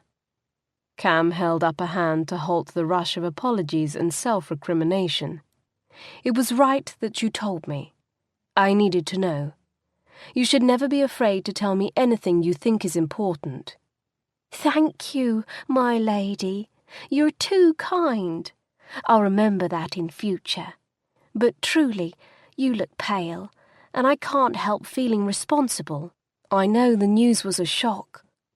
The last thing Kham needed was more hovering. "I'm just feeling a little tired. I think I'll lie down for a bit." "Of course, my lady. Is there anything I can get you? Do for you?" "No, Bella. I'm fine." She forced a wan smile. "Please, go back to your knitting." Kham lay down face first on the coach seat, using her arms to pillow her head. As Bella's knitting needles resumed their rhythmic clacking, she closed her eyes. She hadn't lied to Bella. She was weary. Her back was hurting. She hadn't slept much the previous night, and the long hours of jostling in the coach had sapped her strength. But the truth was, she needed time to digest Bella's news and decide what to do about it. The man she'd married had declared war on Summerlea, and conquered it, true. But the Prince of Summerlea had stolen Wynter Atrialan's future queen and murdered his brother, his only heir. Many kings had and would go to war over the first offence. All of them would go to war for the second. Although Wynter was a stranger for all intents and purposes, she could have sworn there was kindness beneath his cold exterior. The way he'd worried that he hadn't pleasured her in their marriage bed. The way he'd come to her defence this morning with her father. She and her sisters had paused outside the door to eavesdrop this morning after Khamsin's unmasking. A part of her had secretly thrilled at the way Wynter declared himself bound to seek justice for any wound done to her. But could he really share such shattering passion with her? Avenge the brutal treatment she'd received at her father's hands, while all the while planning to murder her if she didn't bear him an heir in a year's time. It didn't make sense. Even Tildy had been sure he was, at heart, an honourable man. Or had all that been a lie too? Stop, Kham, stop! She squeezed her eyes shut and pressed her forehead into the cradle of her arms. Bah! She would drive herself mad, seeing treachery at every corner. Yes, Tildy had conspired with Wynter Atrialan to end the war with a marriage between the two houses. Yes, she had conspired for Khamsin and Wynter to meet, but she had also spent her life caring for Khamsin, looking out for her, protecting, teaching and nurturing her. No matter how angry Khamsin was, in her heart she knew Tildy would never knowingly have encouraged this marriage if she'd suspected there was a death sentence hanging over it. Tildy was no naive innocent. She'd spent her life in and around courts and all their intrigues. Servants knew the evil that their masters did. She had met the Winter King face to face, spent 6 months sizing him up. She'd seen something in him that warranted trusting him with the royal charge she'd spent her life protecting. She would never have suggested the marriage if she didn't truly believe Khamsin was safer in Wynter Atrialan's keeping than she was in Wynter Coruscate's. So either Bella had misheard, or Tildy had misjudged Wynter Atrialan. Because what sort of honourable man would wed a woman with the intent to kill her? Khamsin must somehow have fallen asleep, because the next she knew the coach had stopped. The sounds of men and horses moving around filtered through the open windows. She pushed up into a sitting position and groaned. She felt battered and queasy, and notably weaker than she had this morning. Bella flew to her side. "Your Highness, you're awake. Oh, you don't look well at all." Kham ignored the hovering and peered out the coach window. "We've stopped." "Yes, to rest and water the horses. Your Highness, what are you doing?" Kham, who had pushed open the coach door, paused to scowl over her shoulder. "I'm getting out of the coach. What does it look like?" "But I'm fine. I just need to stretch my legs." Unlike her sisters, who'd been trained from birth to sit through long, boring ceremonies without fidgeting, Khamsin had never known confinement. The forced inactivity was stifling. The moment her feet touched the frozen ground, however, she half wished she'd stayed in the carriage. All around her, as far as her eyes could see, mile after mile of what had once been verdant farmland lay barren and fallow beneath thick layers of snow and ice. The husks of unharvested crops stood like tattered skeletons in the abandoned fields, a grim reminder of winter's devastating march of conquest. Khamsin drew a deep breath of the chill, brisk air and forced back the feelings of sadness that threatened to swamp her. The war was over. Summerlea would bloom once more. Her marriage had ensured that. Even if that marriage cost her her life. Bella nodded to a nearby cornfield.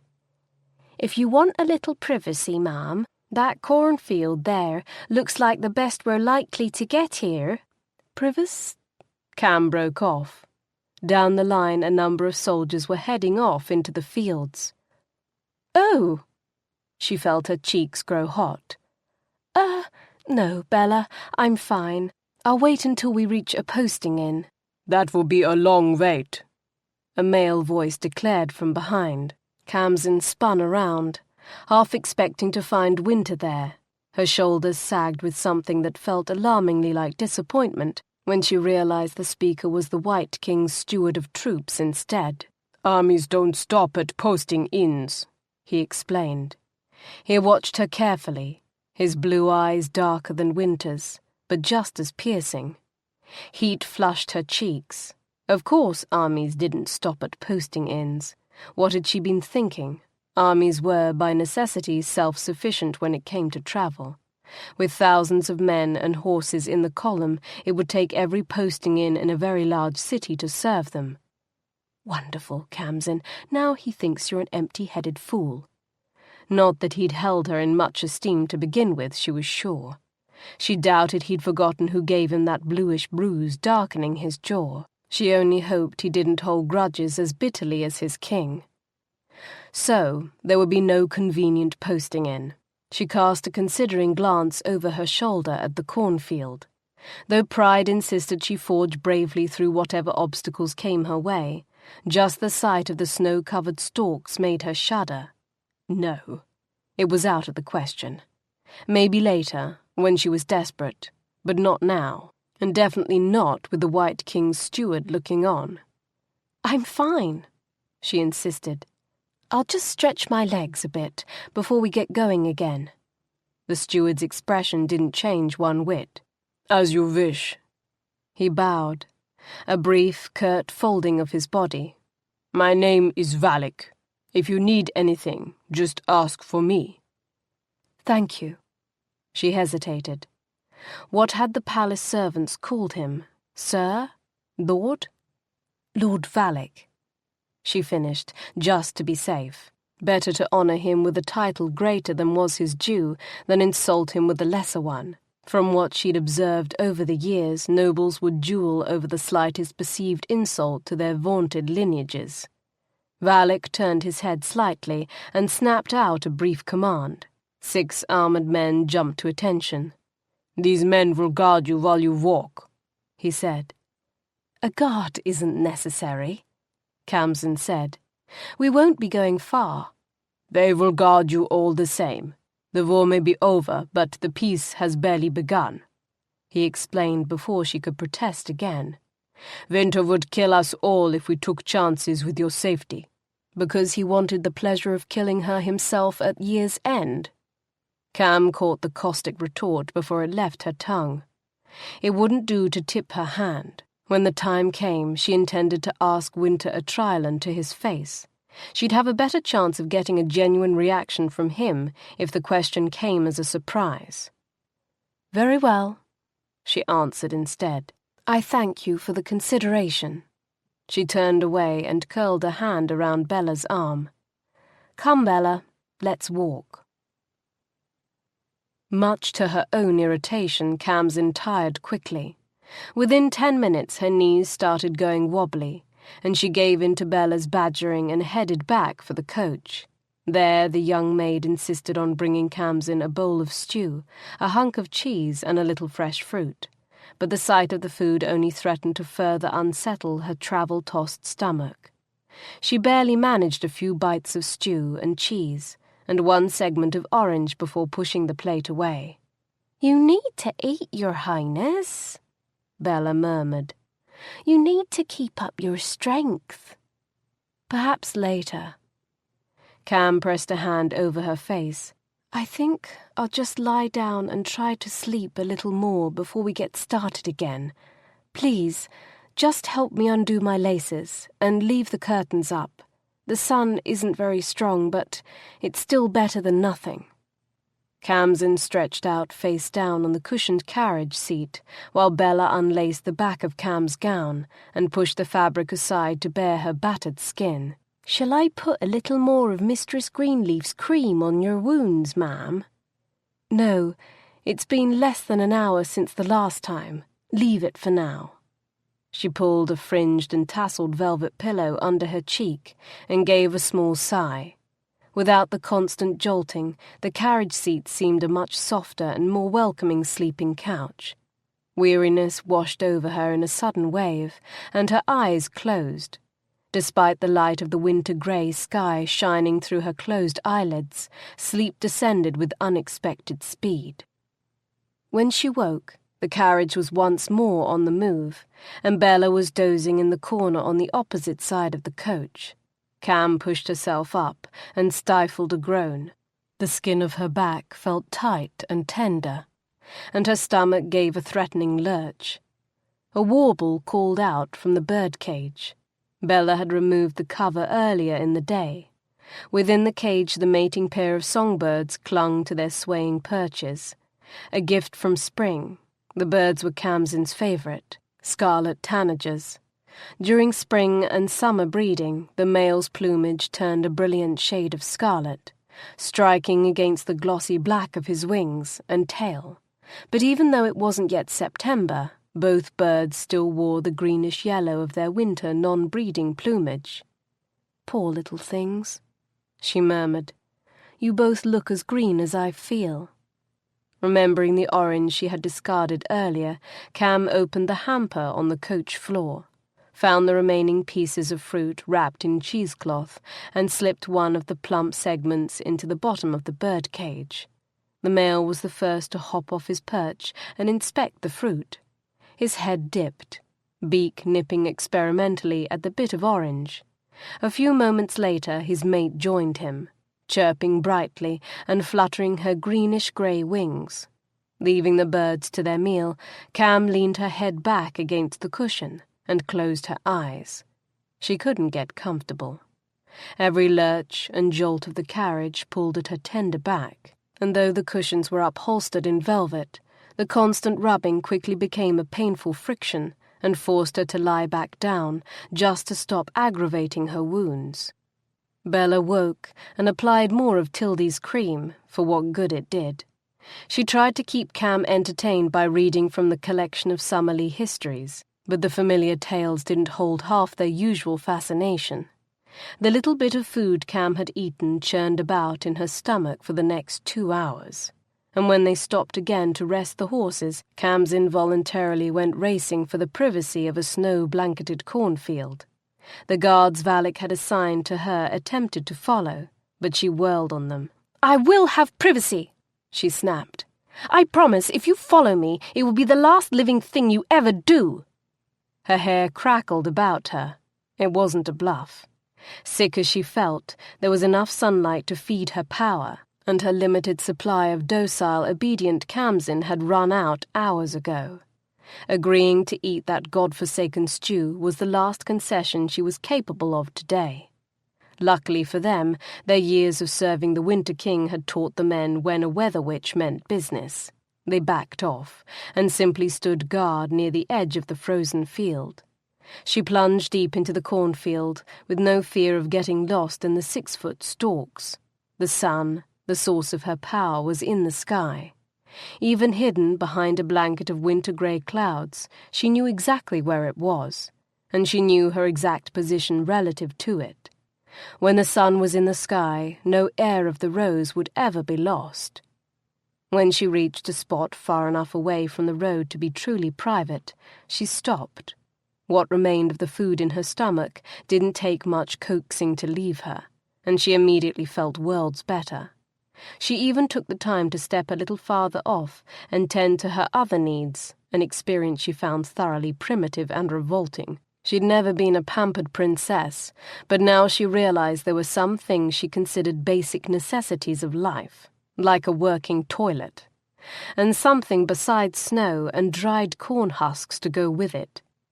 When she returned to the field, Valak was waiting, blue eyes flashing, and a scold on his lips for the way she'd gone off without her guards. She brushed aside his objections. "There are some matters I refuse to tend to with an audience, Lord Valak. Since you won't give me the luxury of a posting in, the least you can afford me is privacy." When he opened his mouth to object again, she held up a hand. "That is not negotiable." Valak went off muttering. Khamsin smiled for the first time all day. The victory was small, but it was hers. Gathering her skirt, she stepped up on the mounting block positioned by the carriage door. A silvery glint at the corner of her eye made her pause and turn. Her smile faded. Half a mile up the line, the unmistakable figure of Wynter, shining in polished steel armor, was seated on his impressive white charger. The distance was too great to see his face, but somehow she knew his gaze was fixed upon her. For several seconds she stood there, frozen by some unnameable force. Then a soldier approached Wynter, and his head turned, and the spell was broken. Khamsin dove for the protection of the coach. Her heart pounded like a hammer in her chest, and her skin felt flushed and chilled all at the same time. She pressed her hands to her cheeks. What was it about the Winter King that drove through her defences as if they were paper, and shattered her senses with a single glance? "Ma'am?" Bella's dark eyes watched her with open concern. "Are you still feeling ill? Should I call for Lord Valak?" "No," Kham said quickly.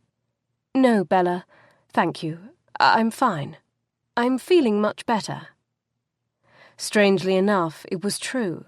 Even from a distance, that one brief electric exchange with Wynter felt like a shot of pure, unrefracted sunlight. The powerful energy of it still tingled throughout her body, shocking and revitalizing. Unfortunately, that energy didn't last long, and neither did the respite from the travel sickness that had plagued Khamsin all day. Shortly after resuming their journey, she was back to feeling green and wishing she were anywhere but in a carriage. The interior of the sumptuous velvet-lined coach began to feel like a torture chamber. The light shining through the carriage windows grew dimmer as the blanket of soft grey clouds overhead began to darken.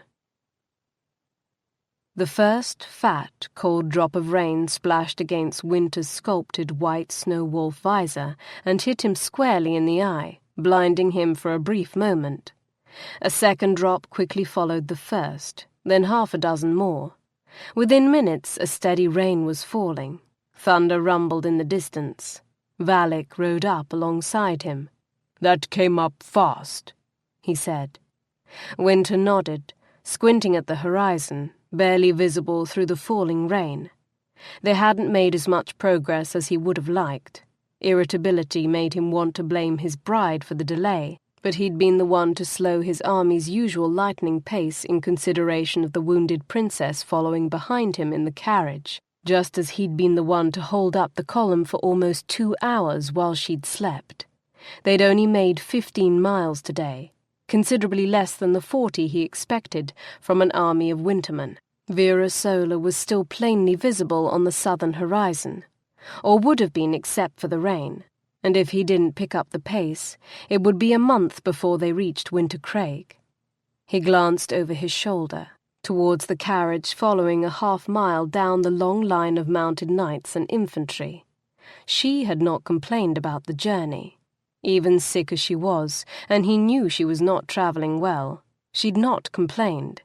She'd protested about the guards he'd assigned to watch over her, and threatened to fry them if they followed her into the fields when she went to tend to her personal matters, but she'd not voiced so much as a whimper about her illness or their pace, nor placed demands on his men, which was a surprise. Even amongst his own folk, noblewomen were notorious gluttons for attention and indulgence. "Send word down the line," he said. "We'll camp here for the night." Valak nodded, and started to turn his horse around.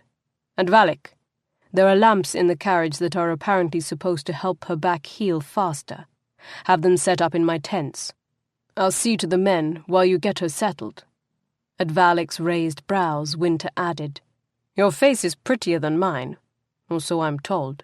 She may find it easier to do what you ask than what I command. You're forgetting she kicked me in my pretty face last time I asked her to do something she didn't want to do. Wyn gave a grunt of laughter. Better than kicking you in the balls. Then he sobered. And see to it she actually eats and drinks something. She'd taken little nourishment all day, and though he'd allowed it, knowing anything she ate was likely to come back up once they started moving again, they were stopping for the night now, and she needed to eat. Her body needed sustenance to heal. If she balks, tell her I'll force it down her throat myself if I must. Valak shook his head. I'll let you tell her that. He rubbed his jaw. I want to be able to chew my dinner. At first, Khamsin thought the latest stop was just another pause to rest and water the horses. With Bella's help, she straightened her clothing, donned her hooded cloak, and descended from the carriage, hoping to take at least a brief walk to stretch her own cramped legs. Rain was pelting down in grey sheets. 2 soldiers stood beside the carriage door, holding up a canvas tarp to protect her from the rain. She waved them off, opening her own oilskin parasol instead. To her surprise, the long column of men in front of and behind the carriage were fanning out along the roadsides and beginning to pitch their tents. "We're stopping for the night." The White King's steward stood waiting for her, still fully armoured, but his eagle's head visor had been pushed back to reveal his face. Of the Winter King there was no sign. "He's gone to check on the men," the steward said, guessing the reason for Khamsin's searching gaze. He stood, unflinching, as the pouring rain sluiced down his golden-brown cheeks. His eyes were a pale blue, but nowhere near as icy as the Winter King's. "He does not rest until all the men and their horses have been seen to." Khamsin tried not to show her surprise. The image of a caring king, one who put his men's needs before his own, didn't mesh with the harsh, heartless monster most Summerlanders considered Wynter Atrialan to be. "As his steward of troops, should you not be the one checking on the men?" she asked. Valak smiled without warmth. "My king thought you might find mine a less frightening face. You should stay in the carriage until the tents are up. There's no need to stand in the wet." "I like the rain. It's cleansing. And why would whether I'm frightened or not make any difference?" she countered. "Fear changes nothing. My fate is the same either way." "It matters to the king." He gave a short bow. There was a snap to his voice that hadn't been there just a moment ago. "If you want to stand in the rain, suit yourself. Just stay out of the way of the men while they set up the encampment. Loke and Barrock here will guard your safety." He nodded curtly at the 2 soldiers beside her. Khamsin wanted to kick herself. Less than a full day into their journey, and she was already turning Wynter's steward against her. Not that he'd viewed her kindly to begin with. His jaw probably still hurt from meeting the hard edge of her boot. "Sir," she said, "Lord Valak." She laid a hand on his arm and snatched it back when his spine went stiff as a pike. She bit her lip, shoved down her innate pride and her own desire to take offence at his flinch. "I'm sorry. I didn't mean to offend you. I only meant that I don't need pampering. I prefer to face my fate head-on, even when it frightens me." A little of the starch wilted out of him, but only a little. "You are the wife of our king, your grace, and by the laws of the Craig your welfare is his responsibility. He will allow nothing and no one to harm you." That sounded nothing at all like the Winter King who mercilessly conquered Summerlea, but then again, thus far her every interaction with him had been one surprise after another. "My name is Khamsin," she said. "My sisters call me Storm." "Storm?" "My gift name." "Ah." Valak glanced up at the clouds overhead. "That explains much." Valak didn't stay to talk. He busied himself instead with overseeing the raising and furnishing of Wynter's tent. though Khamsin noted he actually gave more assistance than supervision.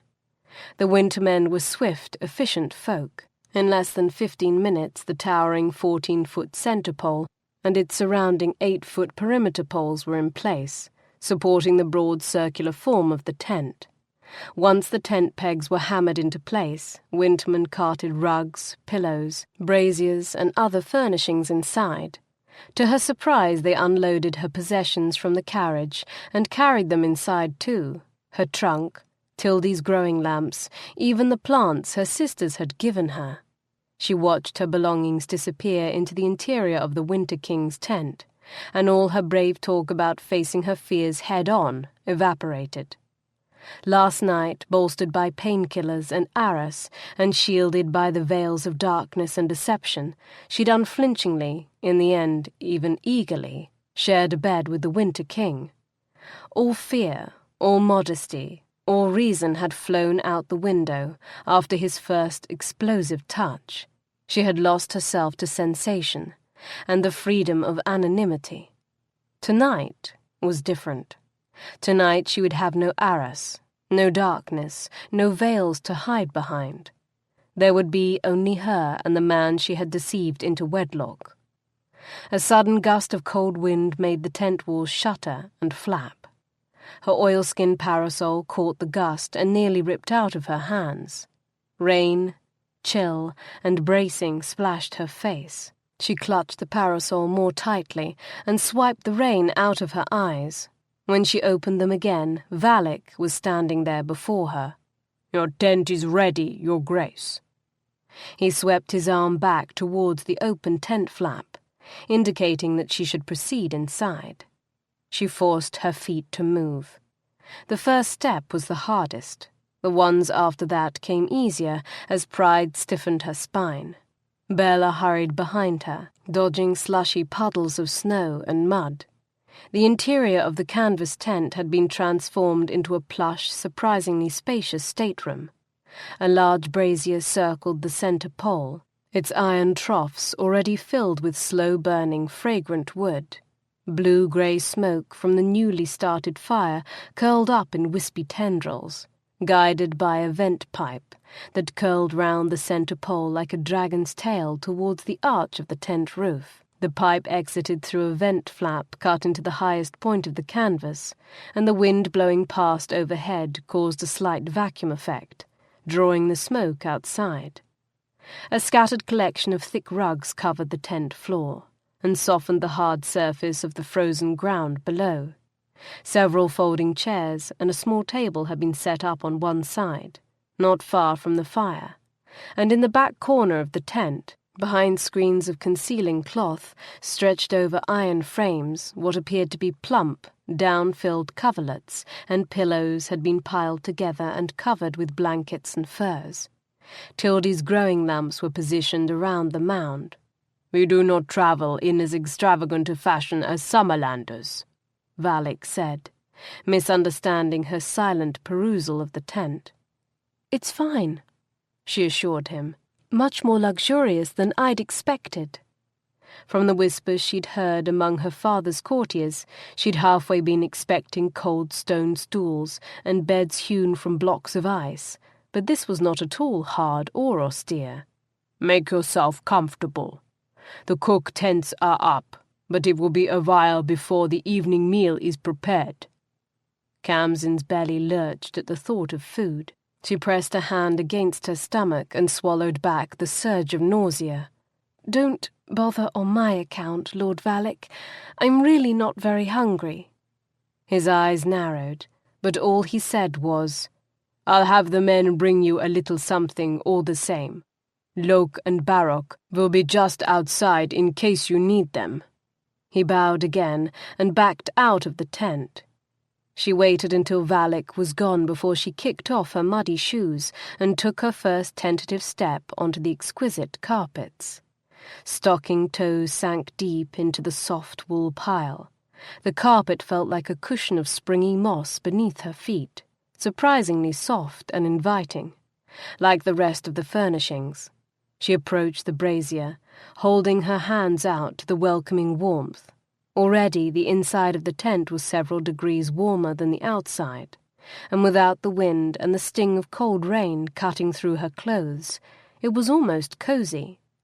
The interior of the tent had been decorated, the canvas walls covered in colourful, intricate hunting scenes depicting silvery white snow wolves and white-haired wintermen on horseback hunting deer, bear, and wild pigs through forests of aspen, spruce, and pine that transformed seamlessly from one season to the next.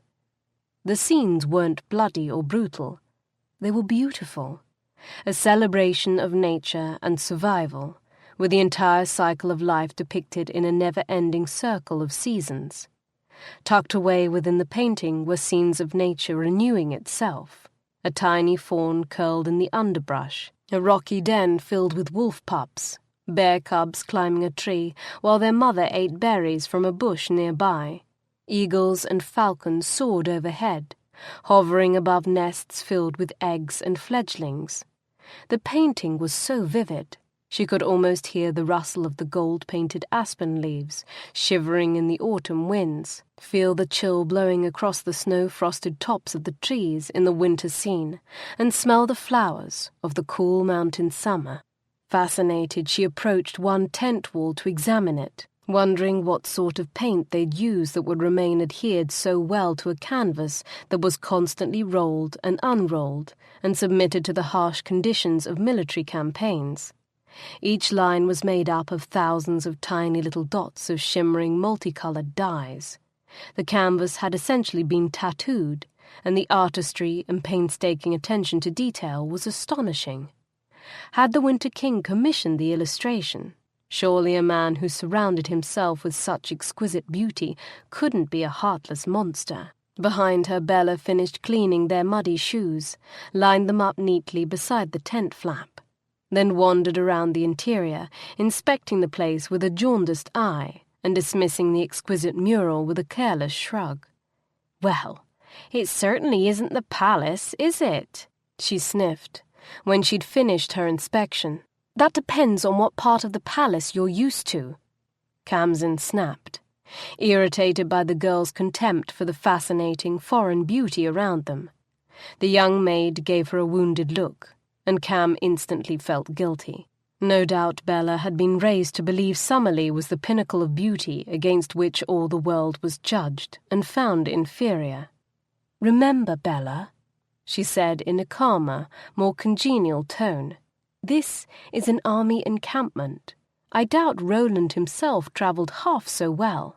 "Roland was warrior first and courtier second," a brisk masculine voice said from the tent entrance. "A man after my own heart, even if he was a Summerlander." Both Khamsin and Bella gasped and whirled around to see Wynter straighten to his full height just inside the tent. His armor was coated in glassy ice, where the falling rain had touched the metal plates and frozen on contact. His wolf's head visor was pushed up, out of his face, revealing golden skin and cold, cold eyes. Those narrowed eyes pinned Khamsin in place. "Valak tells me you've refused the offer of the evening meal." Kham's throat felt suddenly dry, and her belly took a nervous lurch. "You will eat. You can do so willingly, or I can hold you down and force the food down your throat myself. One way or the other, it makes no difference to me." What softening she might have been feeling for him froze in a snap. She'd never been one to take orders well. As soon as someone said, "you must," her instinctive response was, "I won't," even when she would otherwise have been happy saying, "I will." Her hands curled into fists. "As I told Lord Valak, I'm not hungry." Sparks flashed in her eyes. Outside lightning cracked and thunder boomed with enough force to shake the tent walls. Wynter didn't so much as flinch. "You, girl, get out," he ordered Bella. His narrowed eyes remained fixed on Khamsin, unblinking, not flickering for even an instant. The maid didn't hesitate.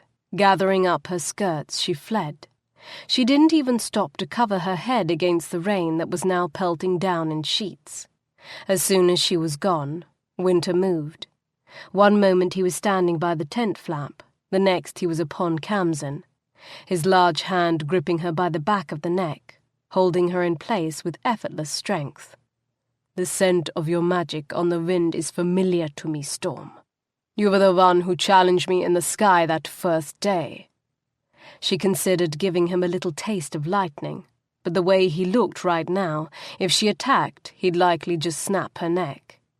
Her jaw tightened as she gritted her teeth and held back her temper. Wynter smiled, but there was nothing friendly about it. "Don't think for one instant you could actually defeat me. You would only hurt yourself trying.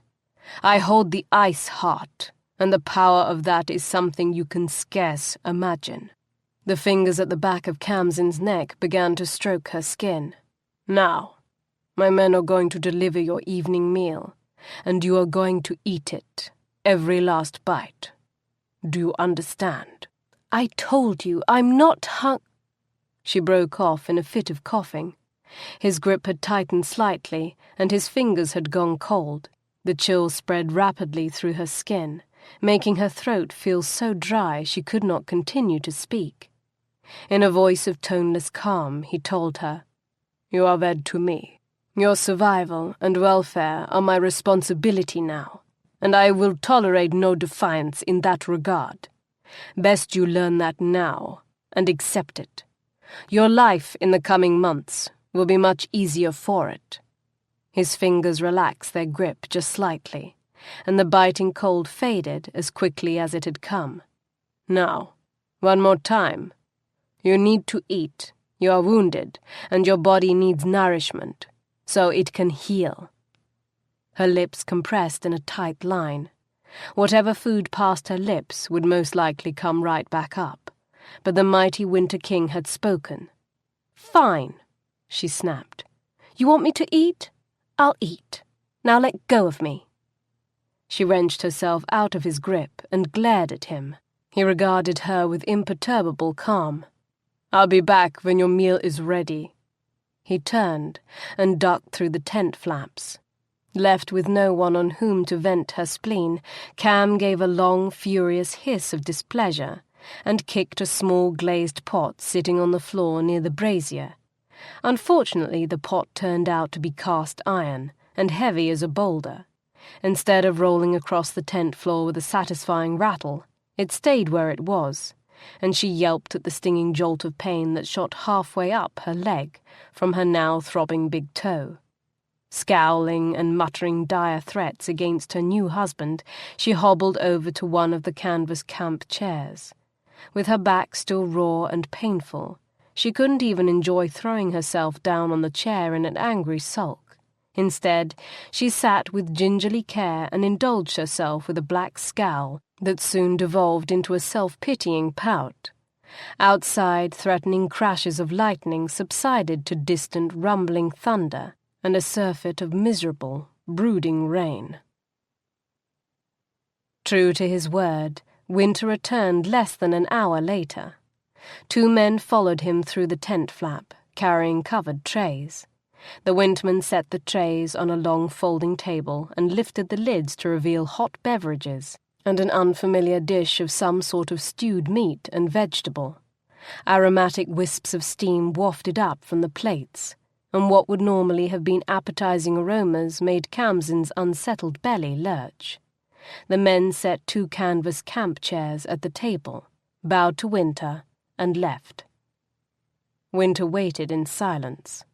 His powerful arms crossed over his broad chest with deceptive indolence. His eyes gave lie to his calm facade. They were the cold, merciless eyes of a predator, unflinching and entirely focused on her.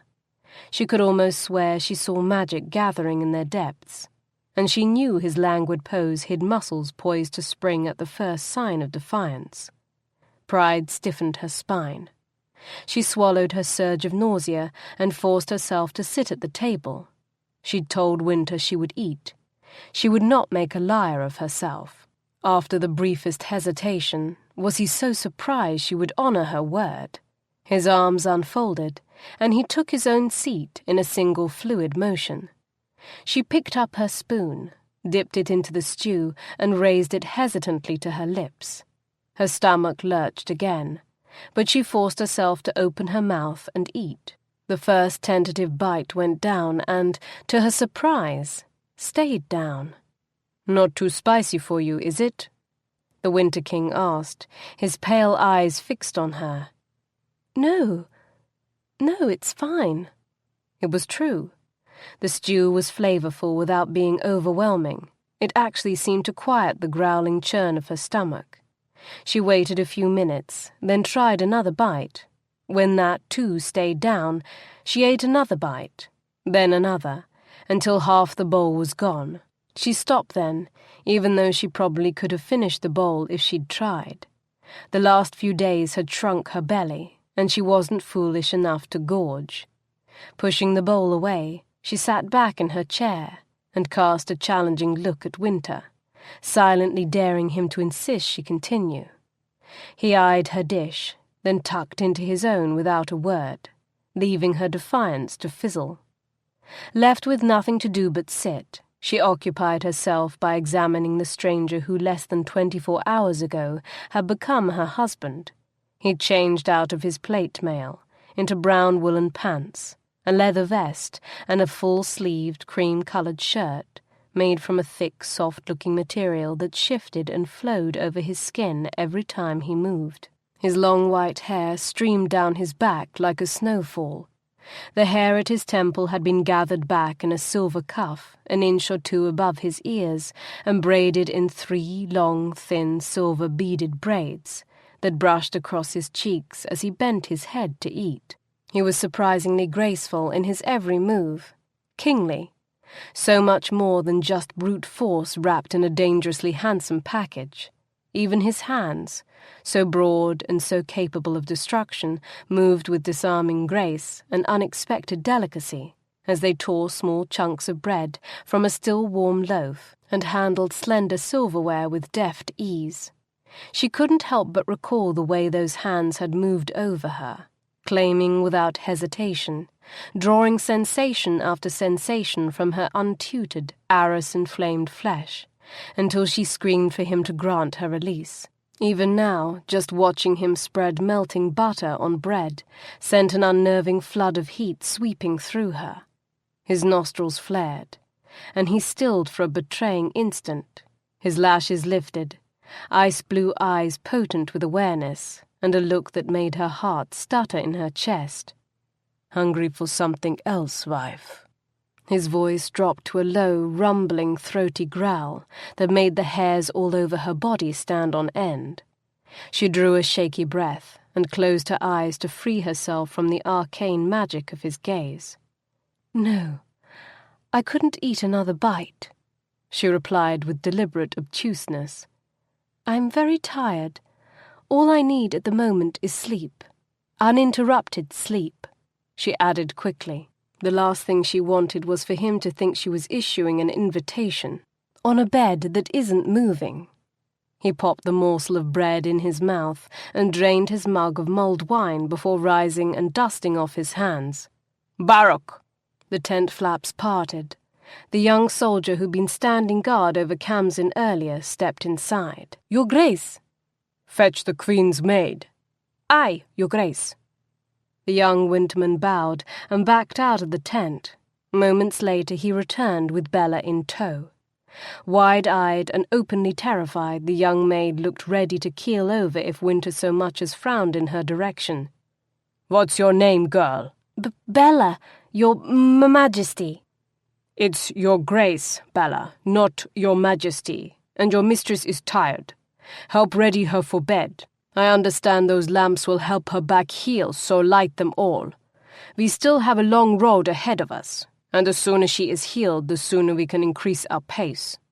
He glanced at Khamsin. "Will you be wanting a bath, my queen?" The offer surprised her. It was a consideration she'd not expected from him. "No," she murmured. "Thank you, I'm fine." "Very well." He gestured curtly to dismiss Baruch, then crossed the tent to take a seat at the lacquered camp desk set up in one corner. Khamsin started to object, then gave it up. There was no point in objecting to his presence. This was his tent, and she was his wife. And except for the fact that darkness and arras had hidden the sight of her from him last night, he already knew her body more intimately than any other person in the world. Gathering her skirts, she walked to the small sleeping area separated from the main tent by the folding 4-foot-tall screens. With the growing lamps ringed around the sleeping pallets still unlit, and the small, makeshift chamber wreathed in shadow, the screened wall offered a small sense of privacy. Her trunk had been set beside the mound of furs and pillows, near the outer tent wall. "There should be a length of white sheeting in my trunk," she told Bella softly. "Fetch it, please." The young maid lifted the trunk lid and rummaged around inside for a few moments before locating the folded white cloth and handing it to Kham. "Thank you. No, don't light the lamps just yet. Help me out of this gown first." While the maid unlaced the loose ties at the back of her gown, Kham glanced over the tops of the screens towards Wynter. He was sitting at the camp desk, reviewing a small sheaf of papers, periodically pausing to dip a quill in ink and scratch notations on the papers. The cooler air of the tent swirled across Kham's shoulders and back as Bella freed the last of the laces, and the gown fell open. As if he were there on that small breath of air, tasting the warmth of her bare skin, instantly and intimately aware of her, Wynter looked up, directly into her eyes. Kham's breath caught in her throat. She clutched the loose gown to her chest, fighting the shocking desire to let it fall from her body beneath Wynter's burning gaze.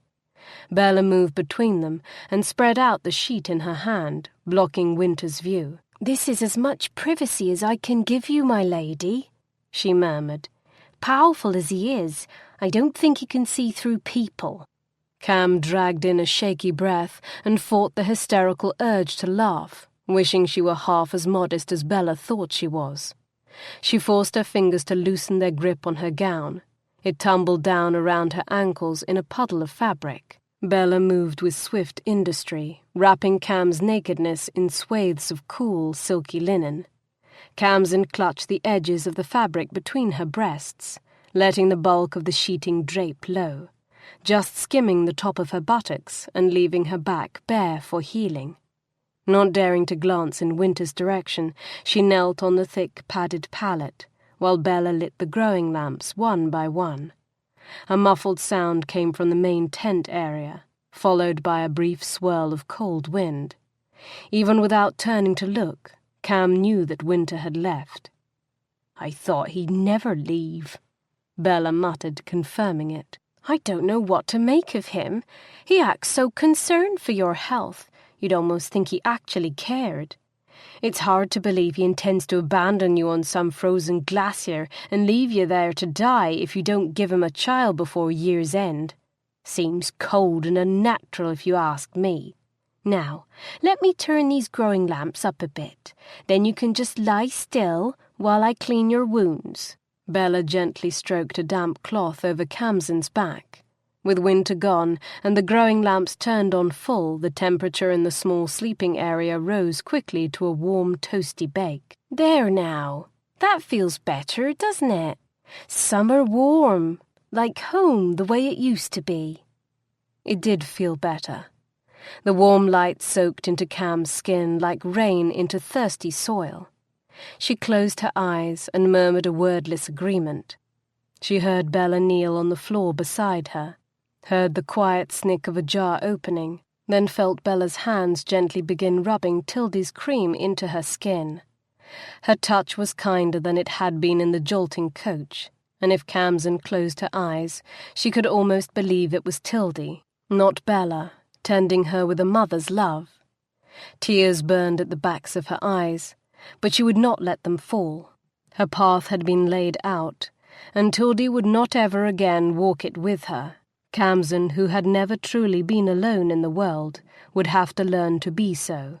The child who had always found refuge in her nursemaid's maternal love would have to become a woman, strong and self-sufficient.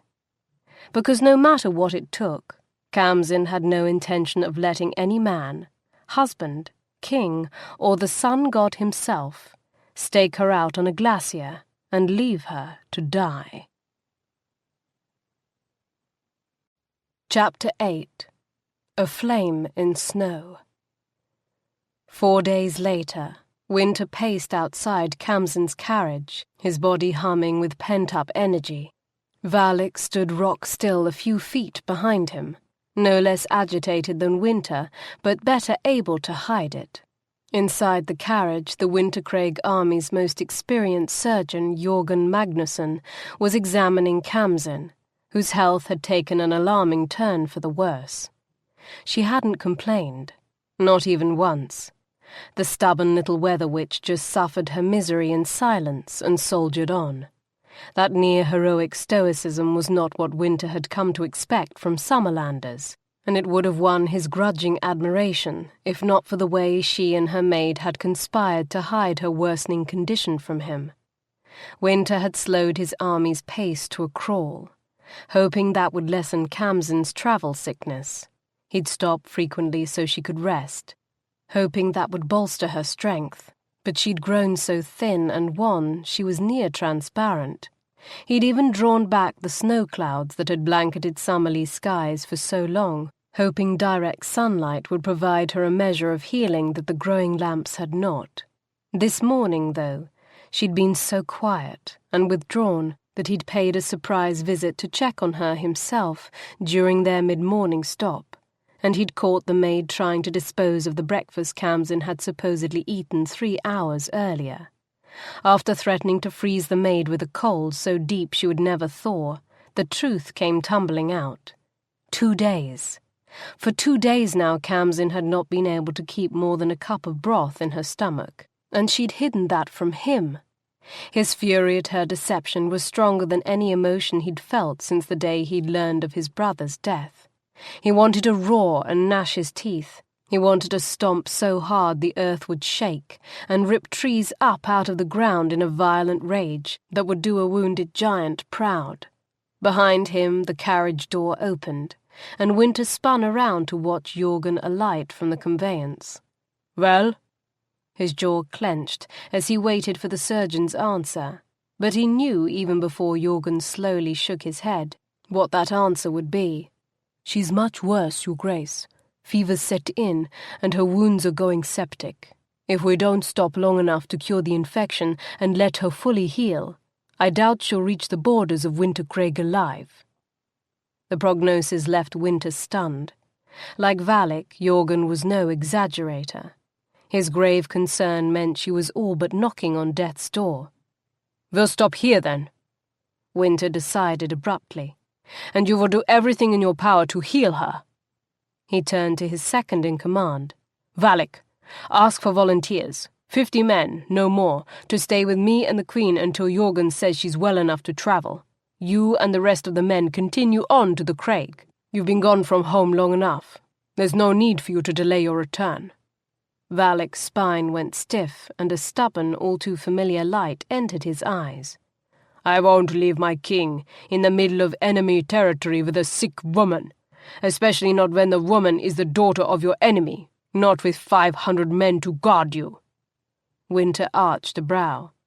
"You think I can't protect myself without you? I think you'll be distracted. Whether you like it or not, she's gotten under your skin. She's been there since that first day in the tower, and you know it, and I don't trust it. I'll handpick those men, 100, not 50, and we will stay with you. The others can go on ahead." Wynter's eyes narrowed. "You're an impudent get, Valak Stoneskull. Take after my friend, the king of rock-headedness." Valak saluted briskly, then turned his mount around to charge down the line. They set up camp by the road's edge, in the remains of what had been a wheat field. The rest of the army marched north at a brisk pace, carrying Khamsin's young maid with them. She'd protested the dismissal at first, until Wynter near froze her with a look. She'd known her mistress's condition was worsening, and not only had she not alerted Valak or Wynter to the truth, but she'd helped Khamsin mask the true depth of her illness until it was almost too late. Valak set up a perimeter around the encampment and appointed shifts of men to stand sentry. A dozen soldiers rode out to hunt for game, while a dozen more headed east along a narrow road to see what they might scavenge from local farmhouses and villages. Wynter carried Khamsin from the fetid stuffiness of the coach to his tent. Shame and fear battled inside him. She'd lost so much weight. She seemed little more than bones wrapped in a thin casing of flesh. "Light a fire in the stove, and set out those lamps around the pallet." His men had prepared the surgeon's cot in the centre of the tent, closest to the iron stove and farthest from the snowy chill that seeped through the edges of the canvas. Gently he laid his bride face down upon the prepared bedding. He turned her head to one side so she could breathe without restriction, and smoothed the soft ringlets of white streaked hair back from her face. Her skin was burning to the touch. "Stubborn, damned fool woman," he muttered. "Were you trying to kill yourself?" He hadn't thought her that sort. She'd struck him as the kind more likely to fry him with lightning than suffer in silence. Not that she'd been in any shape to summon lightning lately. He'd almost begun wishing for a thundercloud on the horizon and the misery of torrential rain. He unlaced the back of her gown and parted the loose-fitting fabric. His jaw clenched at the sight of her back. The skin was red and inflamed around the wounds. An infection, quite a bit of it, had most definitely set in. Red streaks radiated out from several of the deeper lacerations, and underlying the scent of blood and pus was the first hint of a smell that made Wynter's blood run cold. Jorgen, standing near Wynter's elbow, handed him a small capped pot. "What's this?" Wynter growled, removing the lid and sniffing the gooey contents within. "The herbalist salve, for her wounds." Wynter recapped the pot and tossed it aside. "What good has it done her? I'll be damned if we waste another second on failed remedies. Don't you have a better solution?" "I'm a surgeon, not an herbalist." "But you've treated enough battle wounds to know a few basic healing aids for festering wounds. Tell me what you need. I'll send men to find it." The surgeon didn't waste time arguing. "I need pine needles boiled in snowmelt for a wound wash to clear out the worst of the infection. Send some men to see if they can find fresh chickweed. If they can't find fresh, then boil some of our dried supply along with chamomile and comfrey for a poultice. I'll need honey to dress the wounds when I'm done, and willow bark tea to bring down the fever. And my king." Wynter paused at the outer doorway and glanced back. Jorgen met his eyes with grim urgency.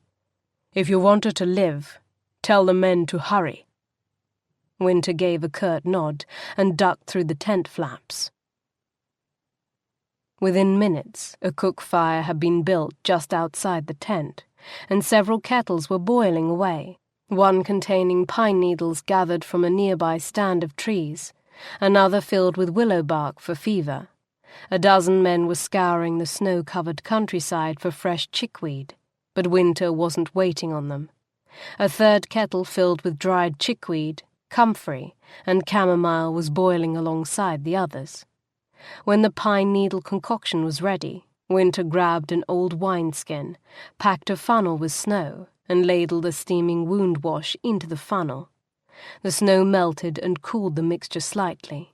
He repeated the process, testing the wash against his own skin as Jorgen had instructed, until the wineskin was full of hot but not scorching liquid. Grabbing up a stack of cloths used to bind soldiers' wounds, he carried the pine needle infusion into the tent and handed it to Jorgen. Jorgen's assistant, Frigg, was tucking bolsters of cloth around Khamsin. "I need you both to hold her down," the surgeon said. "She isn't going to like this very much." Jorgen waited for Wynter to grasp his wife's shoulders and Frigg to pin her ankles. Then he uncorked the wineskin. The instant the hot, pungent liquid poured over her infected back, Khamsin reared up, writhing and screaming. She would have thrown herself off the cot had Wynter and Frigg not held her fast. Runnels of steaming liquid washed over Khamsin's skin and ran in streamers down her sides into the absorbent towels Frigg had arranged around her. The wineskin emptied quickly, but a second was already waiting, as Jorgen aimed the spout of hot liquid directly into the worst of her lacerations to irrigate the inflamed flesh. A stream of filthy invectives poured out of her mouth. In the distance, thunder began to rumble. Wynter grinned, teeth clenched. "That's it, little flower. Get angry." But her supply of energy depleted quickly, and before the surgeon emptied the second wineskin, her slender body went limp. Wynter's savage grin faded, and he shared a brief, grim look with Jorgen. The surgeon continued working in silence, probing Khamsin's wounds, lancing several areas where the infection had gone deep, irrigating everything with fresh pine wash. When he was finally satisfied the wounds were clean, he stepped back and gestured to Wynter. "Hold her, Your Grace, and get as much of this willow bark tea down her throat as you can." Wyn nodded and cradled her against his chest, pouring dribbles of tea into her mouth while Frigg and Jorgen replaced the pine wash-soaked blankets with fresh, dry bedding. When they were done, he laid her back down on the fresh, clean blankets.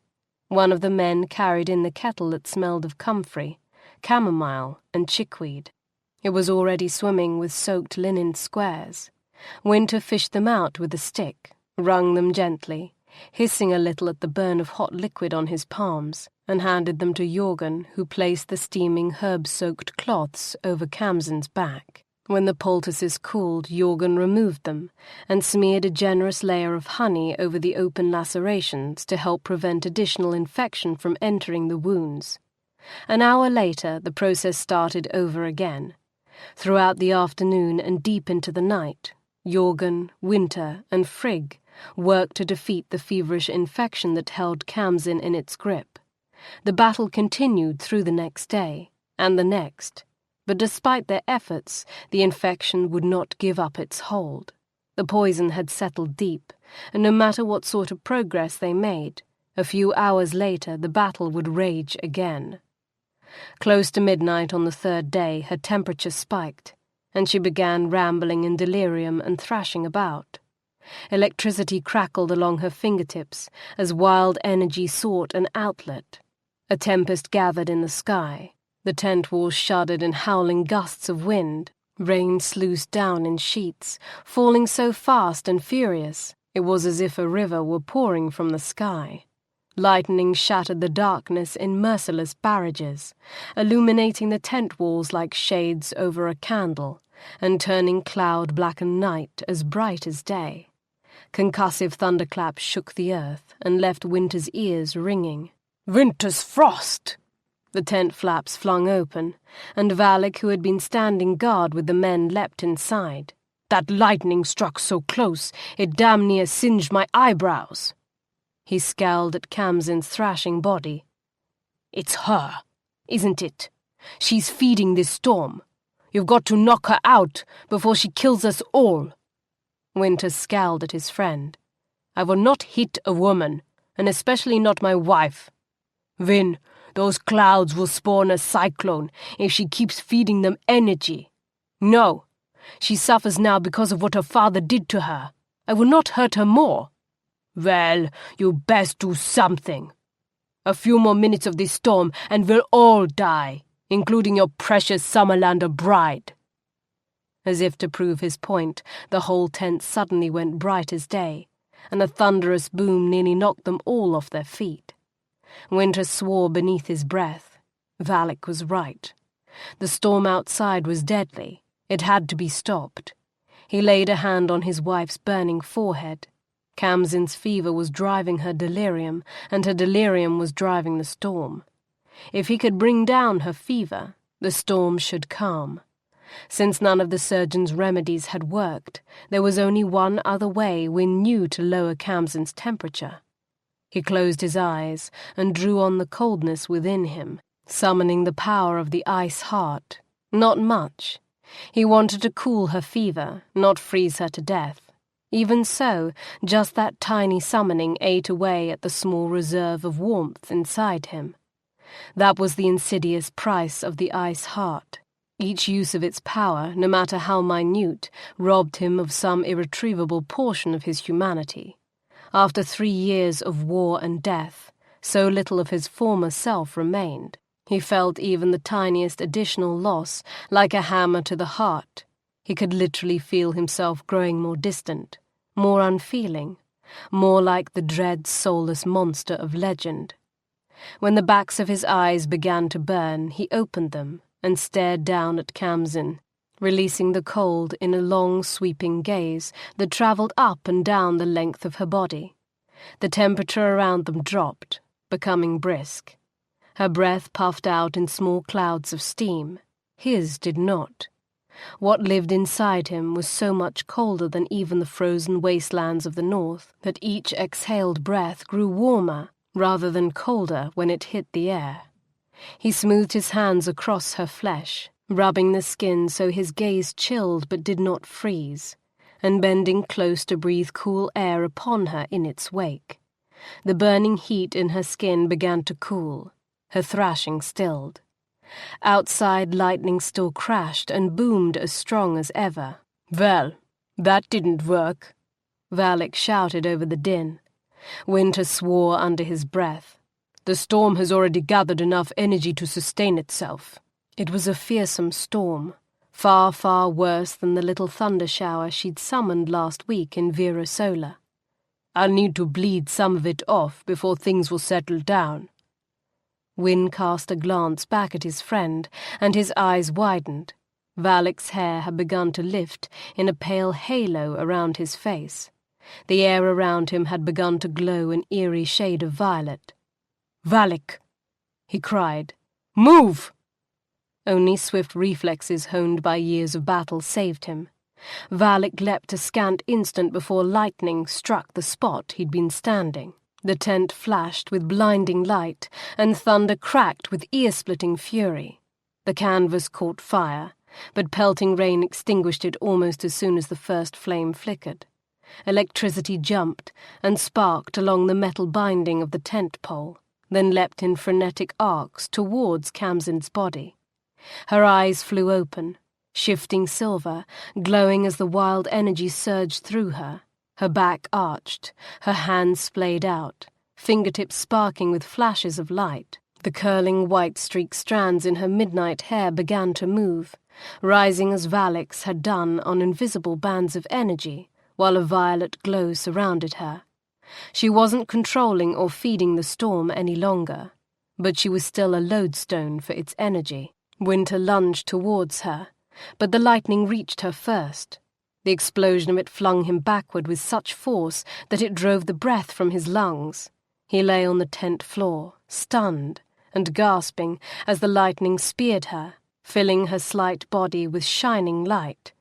Another bolt struck, its white-hot charge seeking her out with unerring accuracy. He lurched to his feet and stumbled out of the tent, summoning his power as he went. He could not control lightning or storms, but by the frozen gates of hell he could certainly summon enough cold, dry winter to rob this tempest of its fuel. He reached deep into the bottomless well of power that was the ice heart, shouting with a mix of pain and defiance as the devastating fury of it ripped through him. His head flung back, his eyes flew open. Power erupted in a shining column, shooting high into the atmosphere. Rain froze and shattered. Water vapor flash froze to tiny flakes of snow and ice. He dug deeper into the icy depths of his power, plunging into the abyss, gathering the bitter cold and driving it into the sky like a sword thrust to the storm's heart. Magic and nature exploded in a collision of power, but a storm, even a great storm, could not sustain itself when robbed of its warmth and moisture. The clouds shrank, bleeding their strength out in showers of brittle snowflakes. Wynter held the ice heart's dread power with unflinching determination, until the wild, roiling storm transformed to clear, cloudless sky, filled with stars so bright they dazzled the eye, and a cold so bitter it sent every man and beast in the encampment running for shelter and the warmth of campfires and huddled bodies. Only then did he release his hold on the magic. His body felt stiff and hollow, as if there were a terrible empty void within. Some elusive memory niggled at his mind, some faint alarm whose meaning he could not remember. He turned and stepped back into his tent. Valak had beat out what flames the rain had not extinguished. Now, shivering violently, he was crouched over Khamsin's still form. His hands were shaking with cold as he dragged furs and blankets over her to protect her from the dangerous drop in temperature. "Does she live?" Wynter asked in a voice bereft of emotion. Some part of his brain remembered that Valak was his beloved friend, and that the woman lying on the heap of furs was his wife, whom he was pledged to protect, but the memory felt coldly detached, as if the concept of emotion was little more than alien words on a page. He felt dead inside, frozen. Valak turned to look at him, concern etched across his face. "Vin, are you all right?" "I'm fine." His vision had changed. Everything seemed paler, whiter. A red glow emanated from Valak's chest and radiated outward through his body, down his arms and legs, growing fainter as it extended. Heat bloom. Wynter was seeing the heat of life in Valak's body. He glanced down at his own hands and saw white with the barest hint of pink. The girl, Khamsin, his wife, looked white too, but there was something different about her that he couldn't define. "Is she dead?" "What? No. Far from it. I don't know how she did it, but damned if your Summerlea bride didn't just use that lightning storm to heal every wound on her body. Here! See for yourself." Valak moved aside so Wynter could come closer, then hissed in sudden surprise as Wyn drew near. "Thorgel's freezing spears! You're cold as ice!" His body went stiff. His hand fell to the hilt of the sword still strapped to his waist. "Vin?" he asked again in a cautious, clipped voice. "You all right?" Wynter ignored him. He crouched down beside the pallet and reached out his hands towards the unconscious woman. Now he understood the difference in her whiteness. It wasn't the chill of death. It was heat. A concentrated, simmering well of it. So much stronger than what lived in Valak that it glowed bright as day. Not the white of ice, but the white of a blazing summer sun. He could feel it tingling across his palms, thawing his frozen skin. Nerve ends prickled with returning sensation. He leaned closer and drew a deep breath. His eyes closed as her warmth infused his lungs and drove back the frozen hollowness inside him. "Yes," he murmured, suddenly weary. "I'm fine, Valak." He rose to his feet and turned to clap a hand on Valak's shoulder. "I know what you fear, but for now at least, there's no need. Go," he urged. "Get some rest. I'll stay here with her." Valak reached up to cover Wynter's hand with his own, and enough human warmth must have returned to Wyn's fingers to reassure him, because he nodded, and the rigid battle-ready tension of his muscles relaxed slightly. "I'll send someone to repair the tent." Wynter glanced up at the scorched holes in the canvas roof, where the lightning bolts had shot through. Stars twinkled in the crystalline night sky. The air was still now, with no hint of a breeze. He hadn't been able to feel the cold in 3 years, and with the heat radiating from Khamsin's body, he doubted she would be able to feel it either. "Leave it till morning. We'll be fine. They can clear up the mess at least," Valak insisted. He poked his head outside the tent flap and shouted a series of quick commands. Moments later, 6 shivering men gathered up the twisted, melted remains of the growing lamps and everything else that had been damaged in Khamsin's delirium-induced storm, and carted the wreckage out.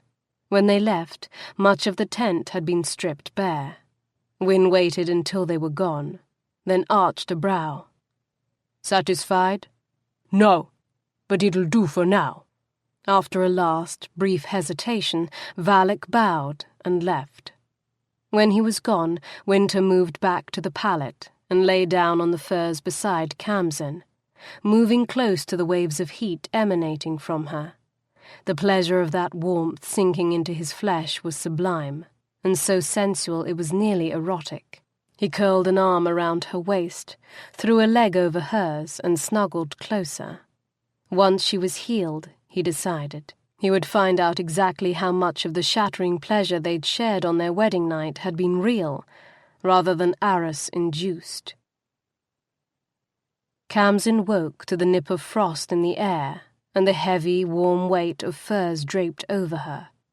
She opened her eyes and glanced around to gain her bearings. She was in a tent. Wynter's tent, she realized. Only most of the furnishings were gone, and there was a fine layer of frost lying over everything that remained. The tiny ice crystals sparkled in shafts of bright sunlight, like the sugar coating of Tildy's favorite pastry. Frost? Sunlight? She sniffed the air and caught the acrid remnants of char. Something had burned, and the scorched smell was familiar. She looked up with burgeoning dread and found bright morning sunlight streaming through dozens of holes in the canvas roof overhead. There were 3 large gaping rents, and at least 24 smaller coin-sized punctures, all surrounded by a sprinkling of tiny pinpricks. The edges of all the holes were blackened, scorched. It was as if someone had upended a pail of embers on the roof of the tent, only she knew no one had. In the way that Wynter could detect the faintest of scents, she could feel the electric echo of lightning. Her lightning. She'd called a lightning storm down upon this tent, upon the encampment. How many men had she killed? She sat up with a sudden, graceless jolt. The furs covering her body fell away, and she gasped at the slap of freezing air against her naked skin. Naked? She stared down at her bare breasts. The nipples hardened to small dark points by the cold. Her mind scrambled for the fragments of memories. She'd not felt well. Her back had begun to fester. The last thing she remembered, she'd been riding in the coach, praying for death to end her torment. Kham reached a hand behind her towards her spine. Fingers fluttered over smooth skin, feeling the small raised ridges of scars, but no torn flesh or scabs. She stretched her arms and twisted her back experimentally. There was no pain, not even the twinge of bruised flesh. Her wounds had healed, completely. But at what price? Without warning, the tent flaps parted. Cold air swirled in. Khamsin gasped and slapped her hands over her breasts just as Wynter ducked into the tent. A steaming kettle in one hand and a cloth-covered pot of something that smelled delicious in the other. All worry over what she might have done evaporated in an instant. Her mind went blank. Her mouth went dry. She couldn't have moved if her life depended on it. He was nearly naked, bare-armed, bare-chested, with shoulders so broad and arms so powerful he looked like he could bear the weight of the world.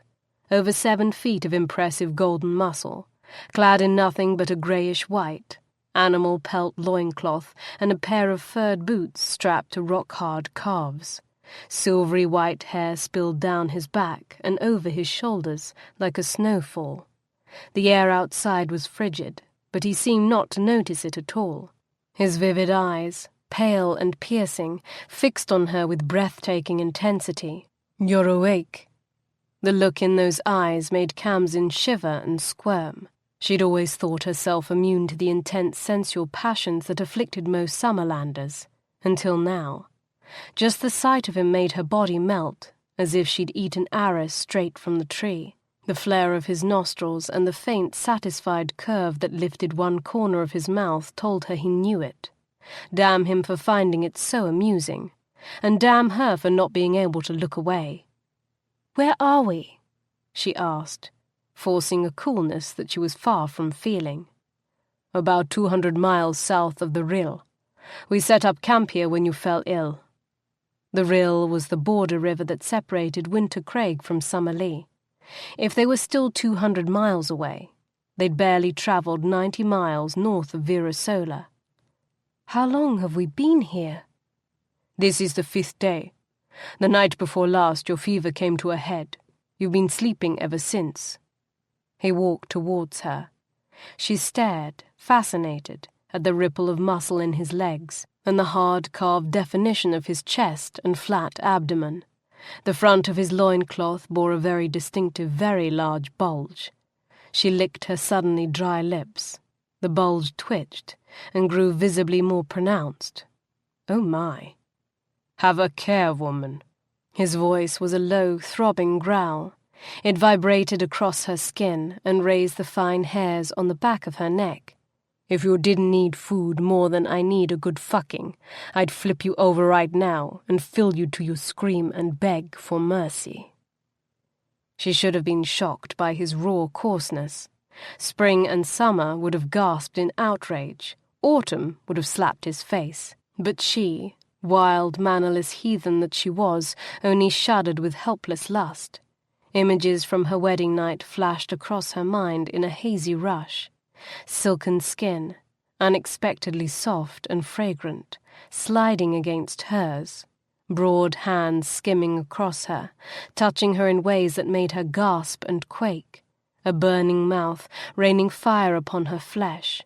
She wrenched her thoughts to the present, and her eyes away from all that dangerous, seductive skin, and that impressive jut of flesh straining against his loincloth. She forced her gaze back up to his face, then wished she hadn't. The look in his eyes was stark and stunning, as powerful and elemental as any storm she'd ever conjured from the skies. His gaze dropped lower, and she could have sworn blue flames leaped to life in the center of his eyes. She glanced down and realized her hands had slipped from their protective clasps over her breasts. The burnished bronze of one nipple was peeking out between her fingers. She gasped and snatched a fur, bringing it up to cover herself. Don't. The simple command made her freeze, then scowl. She cast him a defiant glance and pulled the fur higher. We both know I'm only going to take it from you before you leave this tent. She'd never backed down from a challenge in her life, not even when retreat served her best interests. Her fingers tightened around the pelt, and she arched one dark brow in return. You can try, Winterman. I'll do more than that, summer lass. He drew closer and sank to his knees beside her in a single fluid motion, setting pot and kettle on the ground before him. The long, thick muscles in his thighs bunched and flexed as they absorbed his weight. He smelled of wind and snow, fresh and clean and brisk.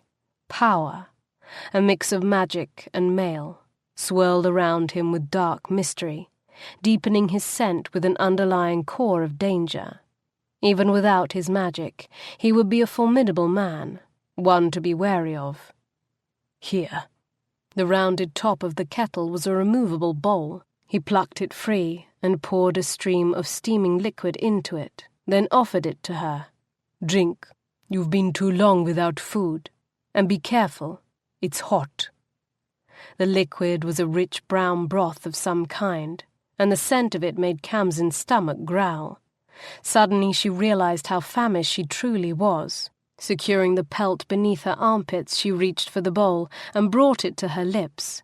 The first sip nearly scalded her, but pride wouldn't let her gasp and fan her mouth to cool the sting.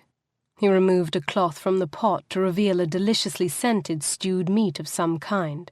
This is bogan, he said. A mix of venison, wild boar, and fowl, flavored with basil, wild onion, and sweetberry, and stewed until the flesh falls apart. A small spoon hung from the edge of the pot. He freed it and handed it to her. It's flavorful, but easy to digest. Try a bite. She was too hungry to refuse. She dipped the spoon into the bogan and brought it to her mouth. The meat was meltingly tender and slightly sweet. It's delicious, she said, dipping her spoon a second time. Wynter sat back and watched her eat. He missed nothing. Not the graceful play of her slender fingers, not the way her pretty lips closed around the spoon, or her fluttering pleasure as the sweet flavours of the Borgen burst on her tongue. The sight of her made his cock twitch. Ah, gods, he lusted. The need so fierce it was a living thing inside him, a hunger like nothing he'd ever felt before. Not for just any woman. His hunger had a name, Khamsin Coruscate Atrialan, his wife. Her hair spilled in unkempt ringlets down her back, threaded with those shots of white that fascinated him so. The warm brown skin of her bare shoulders and neck was creamy smooth, the delicate bones more pronounced after her days of illness, lending her a frail air. She was fragile. He knew she didn't think so. Many fools might agree with her, because her spirit was so fierce, she seemed more formidable than she was. But he could crush her bones to dust with one glancing blow. He remembered the cold fury that had filled him the morning after their wedding, when he'd seen the state of her back, and realized the crime her father had done against her. He could still feel the icy rage that made him want to flay the skin from Verdon's bones in retribution and freeze his bloodied corpse in a block of ice so thick he would never thaw. So he would remain an eternal warning to corrupt cowards who would turn their gods-given strength against the women and children they were born to protect. How many men died? The sound of Khamsin's voice ripped him out of his dark thoughts. He realized he was still kneeling there beside her, his hands gripped in bloodless fists against his thighs, his muscles bunched tight with suppressed fury. A distinct chill was emanating from him. "What did you say?" he asked. "When I summoned the storm that caused that." She jerked her chin up, towards the tattered canvas roof overhead. "How many of your men did I kill?" He glanced up, then back at her. Perhaps if he had never swallowed the ice heart, he would not have recognized the look in her eyes, but he had, and he'd lost count of the times he'd come back from battle with that same bitter dread in his eyes, wondering how many friends his power had slain, how many innocent lives were extinguished because of him. "None, Khamsin. All live." Her eyes widened. "None? But how is that possible? I know what my storms can do, and judging by the state of this tent, the storm I summoned was a bad one." "It was a bad one," he agreed. "But I stopped it." "You?" Her voice broke off. Then she whispered in astonishment. "How?" "I starved it into submission." Her brow furrowed, her grey eyes filled with disbelief and suspicion. "I used the ice heart to steal its heat and moisture," he explained. "So it had nothing to feed on. It died away before it could harm anyone." "You?" She closed her mouth. He saw her absorb what was obviously an astonishing possibility, saw wary disbelief battle the fragile bloom of hope in her eyes. "No one's dead? No one's even harmed? You're sure?" "I'm sure." She dropped her head, lashes shuttering down to veil her gaze. Her jaw worked.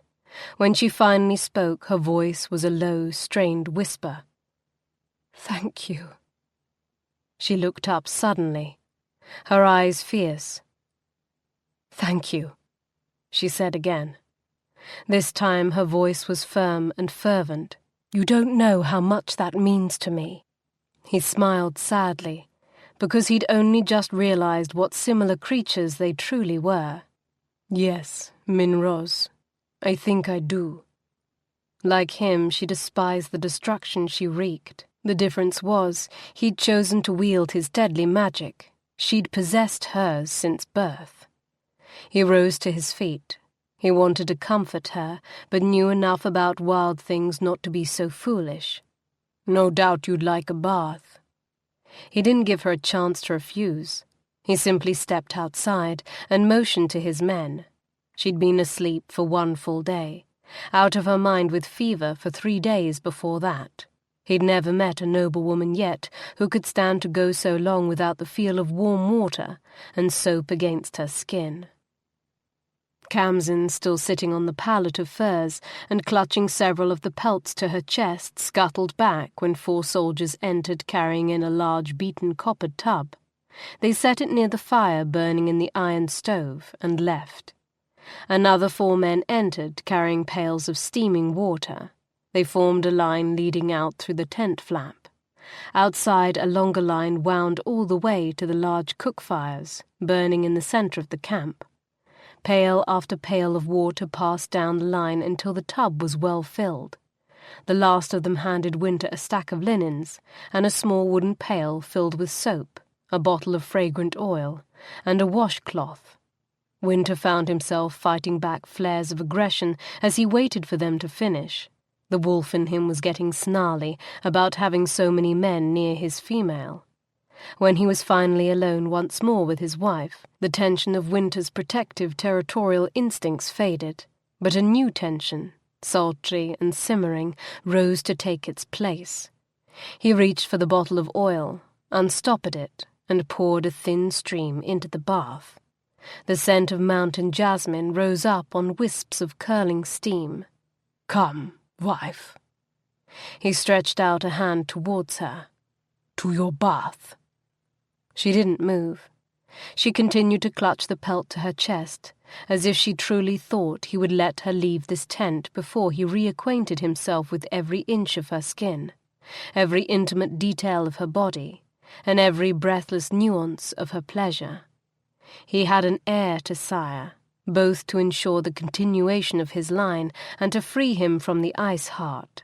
But even without that, from the moment he'd realized his wife was the intriguing little firebrand he'd not been able to erase from his mind, he'd known he would spend every day of the next year learning her pleasure and teaching her his. It began now. "Come," he said again. "I've already acquainted myself with everything you're trying to hide. I've spent the last several days nursing you back from the brink of death, tending every need of your body. There is no part of you I have not seen." "That is different," she snapped. "I wasn't aware of what you were doing."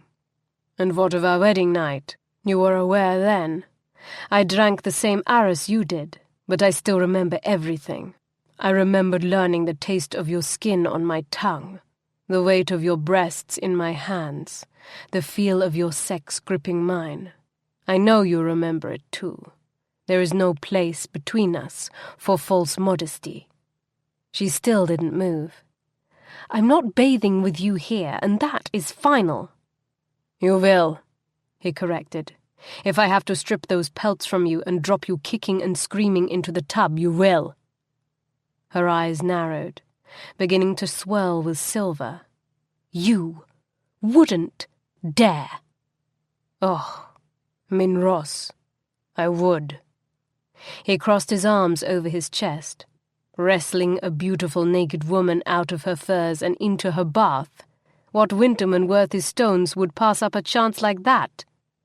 "I'll fry you before you lay a finger on me." It was all he could do not to laugh at her outraged expression. She was so fierce for such a tiny woman, rebellious, headstrong, and so sure of her own power.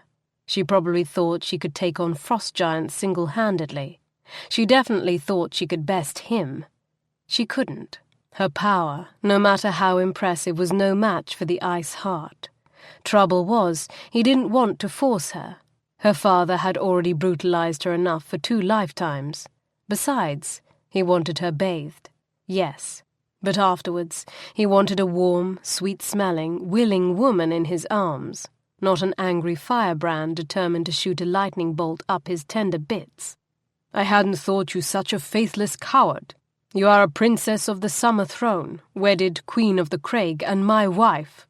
You swore an oath before a priest and your father's court to accept my counsel and my care. You swore to offer me all the fruits of your life, and now you would deny me that which you swore to offer. Do you have so little honor?" The accusation stole the silver from her eyes. leaving them pure, plain grey, filled with shock and dismay. No, of course not. I'm no oath-breaker. Then come to your bath. Accept my care, as you swore you would. Offer me the fruits of your life, that I may dine once more on peace instead of war. Chapter 9. A fragile truce. She'd been outmaneuvered. She knew it, and the brief flash of triumph that lit his pale eyes when she rose to her feet confirmed it. But what was a woman of honour to do? He'd used the one weapon against which she had no defence. She'd sworn an oath. He demanded she fulfill it. Even Roland would have laid down his weapons and accepted defeat under such circumstances. Her chin came up. Very well, then. She'd known this time would come. She'd known from the moment he had not slain her for her deception that he would demand she fulfill the obligations of their marriage. And by agreeing to wed him, she had accepted his right to claim and use her body for his pleasure, and the conception of his heirs. He'd not been an unkind lover that first night. Driven, yes, but except for that first wild coupling, he hadn't just leapt on her, shoved her legs apart, and stabbed. Even burning with Arras, he'd taken the time to ensure her pleasure first. Of course, he'd still believed she was autumn then. She walked towards the copper tub, with its swirling cloud of jasmine-scented steam, towards the man she had accepted as her husband and king. The pelt still clutched in her hand covered her from breast to knee, shielding her from his view, but leaving her back bare. Chill air whispered across naked skin, underscoring her vulnerability.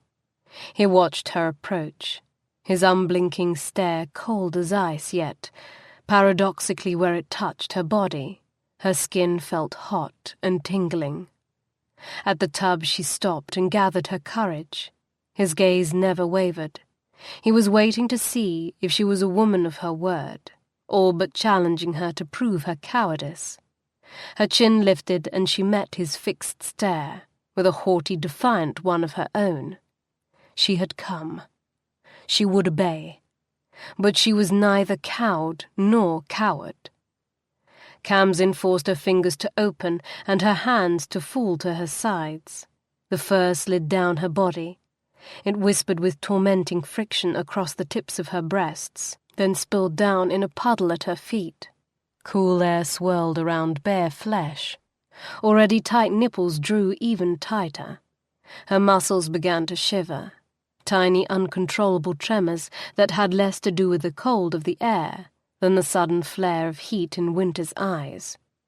His gaze swept over her with near-tangible intensity, and she was glad she'd waited until she'd reached the tub before releasing the pelt.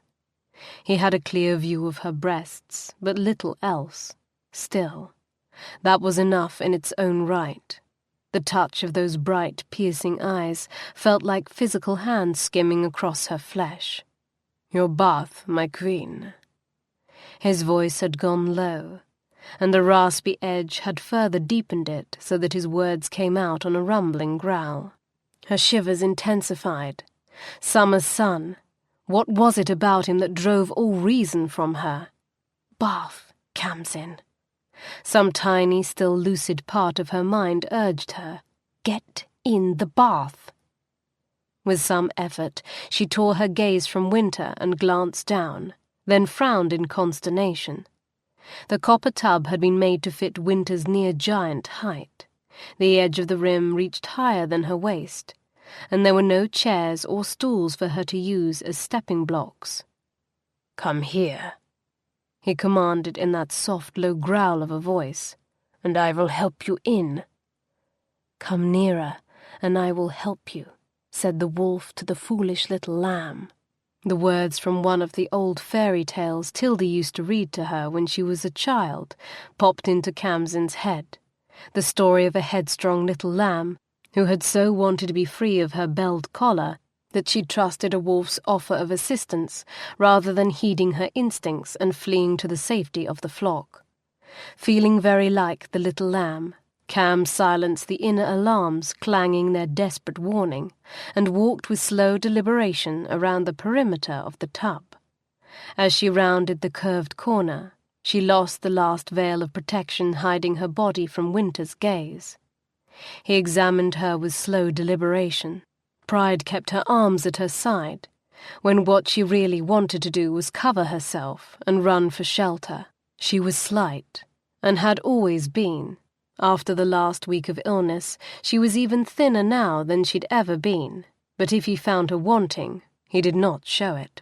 His broad hand slid round her middle, spanning her waist with inches to spare. He lifted her with the barest flecks of the heavy muscles bunched beneath his skin, and she rose. When her feet lost contact with the ground, she instinctively clutched his wrists for balance. Gunterfees, giant killer. So he'd named his sword. Feeling the rock-hard bone and unyielding muscle beneath his golden skin, she had no trouble imagining him battling toe-to-toe, fist to fist with those ferocious monsters of the high mountains. He lifted her higher, up over his head. Her breasts brushed against his chin. Wickedly he held her there for a moment, letting her breast dangle the merest breath from his lips, watching her with eyes of ice-blue flame. "Lift your feet, little flower," he growled. His breath was not hot, but cold, yet it swirled around her nipples like a breath of fire, making them leap to aching attention. She bent her knees and lifted her feet clear of the tub's edge. A moment later she was immersed, tingling from neck to toe, where the heat of the water penetrated the chill of her skin. Jasmine steam filled her nostrils with heady scent. He reached for the bar of soap and a scrap of linen, ducking both into the water and rubbing them together. Her eyes widened when he set the soap aside and began to run the foamy cloth over her arm. "There's no need for you to bathe me. I can do it myself, or Bella can." He gripped her wrist, refusing to let her pull away, and continued to scrub. Hand, fingers, up her forearm. "Bella is gone." Kham's breath stalled. Gone? She hardly knew Bella. They'd only been together those few awful first days of travel, but the little maid was all Kham had of Summerlea, a face from home. "I sent her on ahead to the Craig." His lips thinned. "I should have sent her packing back to Reviled. She was worse than useless, hiding your illness." "On my command." His eyes shot up, pinning her with sudden burning cold. "You think I don't know that?" He finished with her arm and quickly soaped the other. "If she'd acted on her own to deceive me, she wouldn't be headed for the Craig, or still drawing breath." He rubbed more soap into the cloth and reached for her breasts. Her hand shot out, one closing around his wrist, the other reaching for the washcloth. "I can do it." He pushed past her resistance with effortless strength. "Be silent and be still." The cloth touched her breast and began scrubbing in small, brisk circles. "I've already done more than touch every inch of your body, and will do so again. This false modesty has no place between us." The cloth scrubbing her breast slowed. His fingers toyed in the slick foaming suds, sliding over her skin, cupping her breasts. The pads of his thumbs brushed across her nipples, then lingered to tease the small beads that formed in response. "You have beautiful breasts." Her brows drew together. "If there's no room for false modesty, there's no room for false compliments either." She snapped. "I know I'm not beautiful." His gaze lifted. "No," he agreed. "Beauty is too tame a word to describe you." He held her gaze for a long moment, and it wasn't until he turned his attention back to her breasts that she realized she'd forgotten to breathe. "But these," he murmured, filling his palms with the weight of her breasts, "are indeed beautiful. Perfect. You don't know how much I've thought about them, about the way they fit in my hands." Her nipples tightened to tiny pebbles. He smiled a little before coolness shuttered his expression once more. "Stand." Forcing her hands to remain at her side, she obeyed. Her chin lifted, and she refused to look at him, as he soaped her abdomen, her hips, her legs. Think of him as a servant, Kham, a woman servant. His hand slid up the backs of her legs and stroked her inner thighs. An old, wrinkled woman servant, she added frantically. But the broad hand that slipped between her legs was so large and strong and masculine she couldn't hold the other images, no matter how hard she tried. Summer sun. The cloth stroked back and forth between her legs, and there was nothing impersonal or servile about it. Each pass was a languid caress, slow, teasing, testing. The cloth shifted, and then it was his fingers that stroked her, skin to skin, slick with soap and the warm feminine cream that betrayed her will. She sat down with a splash and glared at him. His lips curved. As I said, I've touched you before, and will again, and you aren't half so indifferent to me as you'd like to pretend. El Dicona. He shifted from a kneel to a half-crouch. The muscles in his thighs and belly rippled with fluid, powerful grace as he moved behind her. His brief humour faded, replaced by a sudden icy chill. The bathwater dropped several noticeable degrees. "Stop!" she complained. "You're freezing my bath." You should have told me what he'd done to you. She heard the scowl in his voice. On our wedding night, you should have told me. His hands touched her back. She felt the slight tremble in his fingers as he traced the path of her father's cane. You made a brute of me, when I would not have been one if I'd known. She turned her head and glanced over her shoulder at him. You would not have consummated the marriage. No. That's why I didn't tell you. She turned back around. You would have found out I wasn't Autumn, and you would have annulled the marriage. You wanted a season for a wife, not me. He didn't say anything. He merely began scrubbing her back in silence. What had she expected? For him to claim that no, he was happy with the wife he'd gotten. Her jaw firmed. Her chin lifted. Besides, she declared, why would you care if you hurt me or not?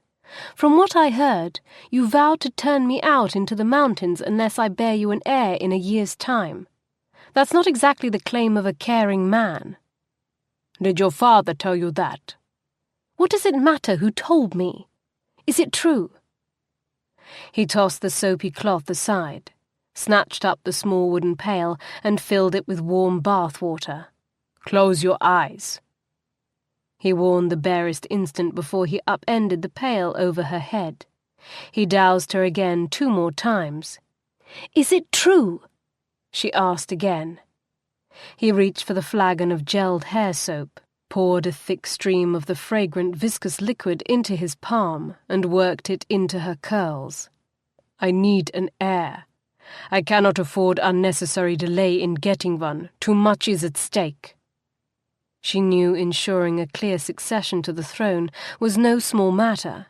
The stability of entire countries depended on it. History books were filled with tales of kingdoms torn apart by civil wars sparked by kings, who died without leaving an undisputed heir. She twisted around to see his face. And if I don't provide one within the year, you will turn me out into the mountains to die, she prodded. He didn't say yes straight out. All he said was, if you don't provide me an heir, I must take another wife. But she knew what he meant. She turned away so swiftly the bathwater sloshed over the rim of the copper tub. She stared, unseeing, at the miniature tempest of waves crashing against her kneecaps. It was true then. She dragged in a shallow breath and let it out.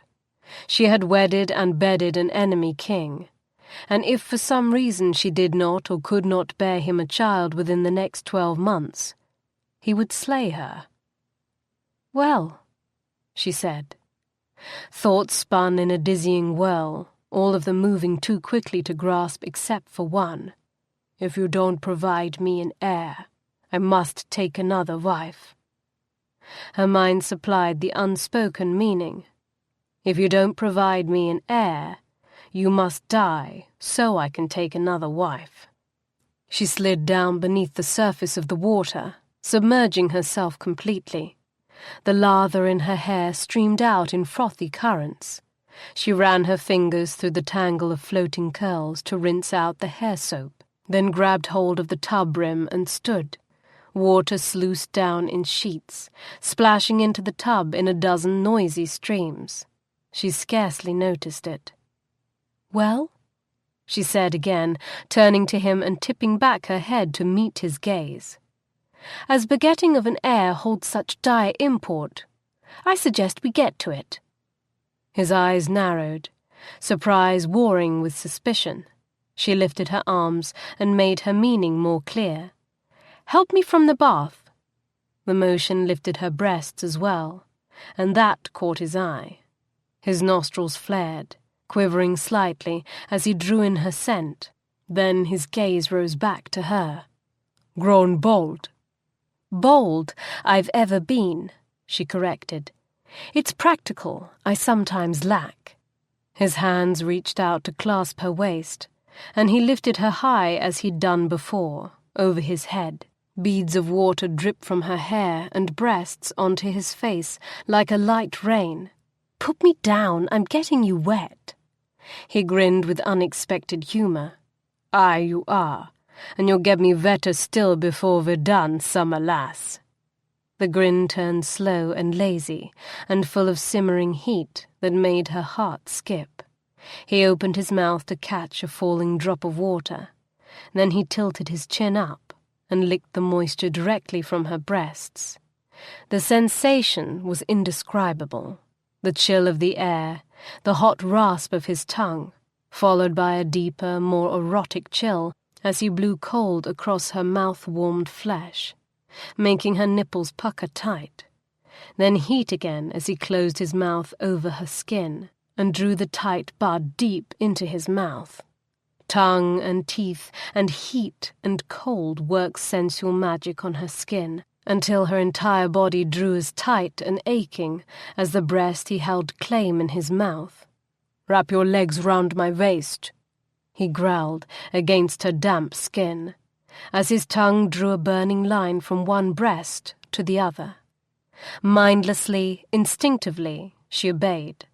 Her legs hitched up and locked around his waist, heels pressing through the soft fur of his loincloth to the hard, rounded buttocks beneath. Free of her weight, one of his hands splayed against her back. The broad fingers spread wide, holding her pressed against him. The other wandered lower, curving down the deep valley of her bottom to the petals of her hottest flesh open to him by the position of her legs. His fingers curved up, skimming the slick moisture, stroking. She gasped and arched her back, the motion thrusting her breasts closer to his mouth. Her legs clenched tight around his waist. Enemy king or no, in this at least she bowed to his conquest, and at the moment it felt nothing like defeat. She rode his hand, instinct making her thighs and buttocks clench and unclench, lifting and lowering her in an undulating rhythm that was as natural as the roll of clouds across the sky. Her heart beat faster. Her breath came in panting gasps. Heat rolled off her in waves. The tightness in her wound tighter and tighter until she thought the fire inside would burst from her skin like flames from wind-fed embers. There was no arras in her veins, no Summerlea herb to heighten her sensations. This was pure, natural magic, almost as powerful a force as weather magic. His north wind meeting her southern heat, the storm building in intensity. Against her closed eyelids she could see the first white flashes, lightning gathering in black clouds. His thumb was stroking the small, hard bead of flesh nestled in the folds of her sex. Her body wept from the pleasure of it. "Wynter." His name was a gasp of air. "Husband." An acknowledgement of his claim, a cry of both surrender and triumph. Her eyes flew open as the storm consumed her, battering her with shivering streaks of cold and heat. She shuddered and flew apart in his arms. He held her firm, a rock in the tempest, steady and unwavering. His heavy muscles bunched tight beneath her clenched hands and shaking legs. He wasn't done. He'd fed the storm, let first the cloudburst pour out its strength against him, but even before she could catch her breath, he'd begun to feed the storm again. She wasn't even aware of how or when he'd stripped his loincloth away. She only knew the moment that he pierced her core. He filled her, stretched her body wide, set her flesh afire from the inside out. His legendary strength held her fast, arms as broad and strong as the branches of the mighty oak, his legs the unyielding granite of the mountain crags. His mouth tracked lines of icy fire across her skin. "Put your arms round my neck, Eldikona." The growl skated across her sensitive flesh like a hand, leaving dancing sparks of lightning in its wake. "Hold tight." She obeyed, without conscious thought. Her arms wound up, around the powerful column of his neck, fingers clasping behind it. His hands fell to her hips and held her fast, his grip firm yet surprisingly delicate. He could have easily bruised her, and she would hardly have noticed, but when this storm broke and passion faded back into stillness, her body would bear nary a mark. Then his hands gripped her tighter, lifted her up, and plunged her back down on his shaft, filling her utterly. Her eyes rolled back in near fainting pleasure, and every last rational thought flew from her mind. There was no later. There was no before. There was only now. There was only this, the heat, the ice, the consuming desperate need for more. More, his mouth, his hands, his tongue.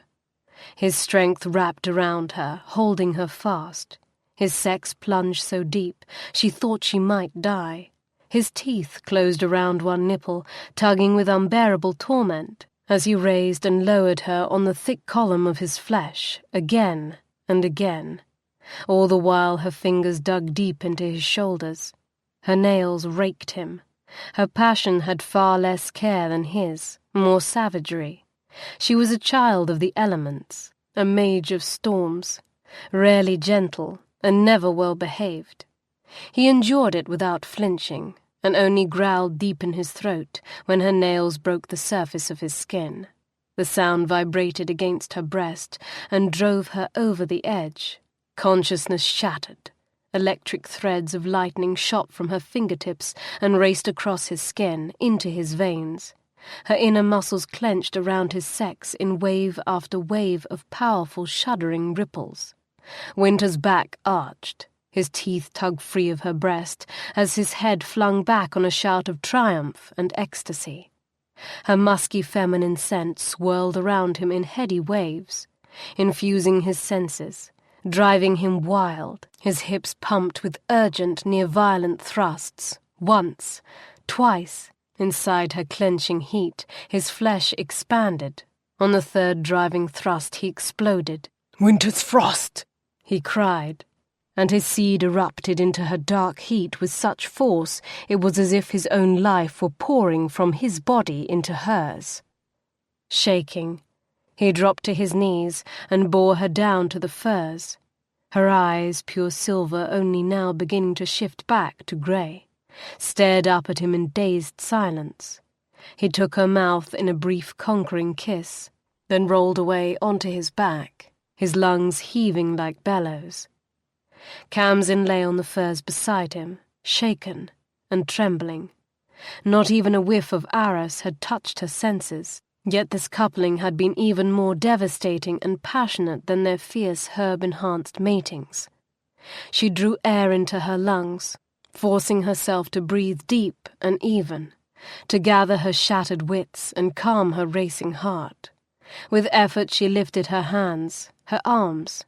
Her fingers dragged across the flat surface of her stomach and over her breasts. Still tingling sparks of sensual energy followed in their wake. The muscles of her thighs and sex continued to tremble, but the earlier, more violent spasms had subsided. She threw an arm over her eyes. The rose burned at her wrist, as hot as an ember in her flesh, throbbing in time with her pounding heart.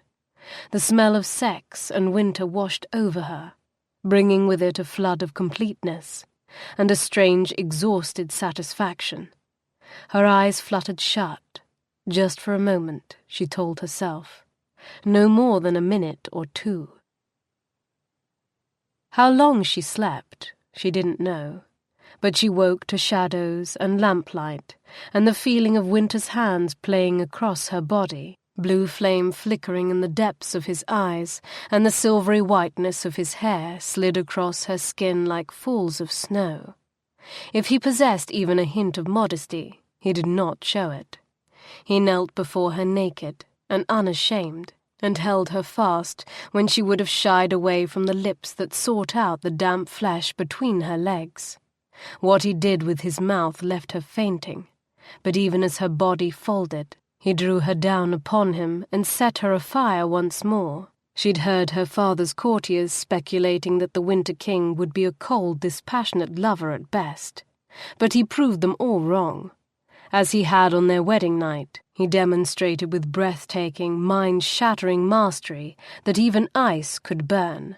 4 times more he came to her. 4 times more he drove her beyond reason, beyond thought. 4 more times he rode her, his touch like lightning on the wind. The 5th time, she came to him.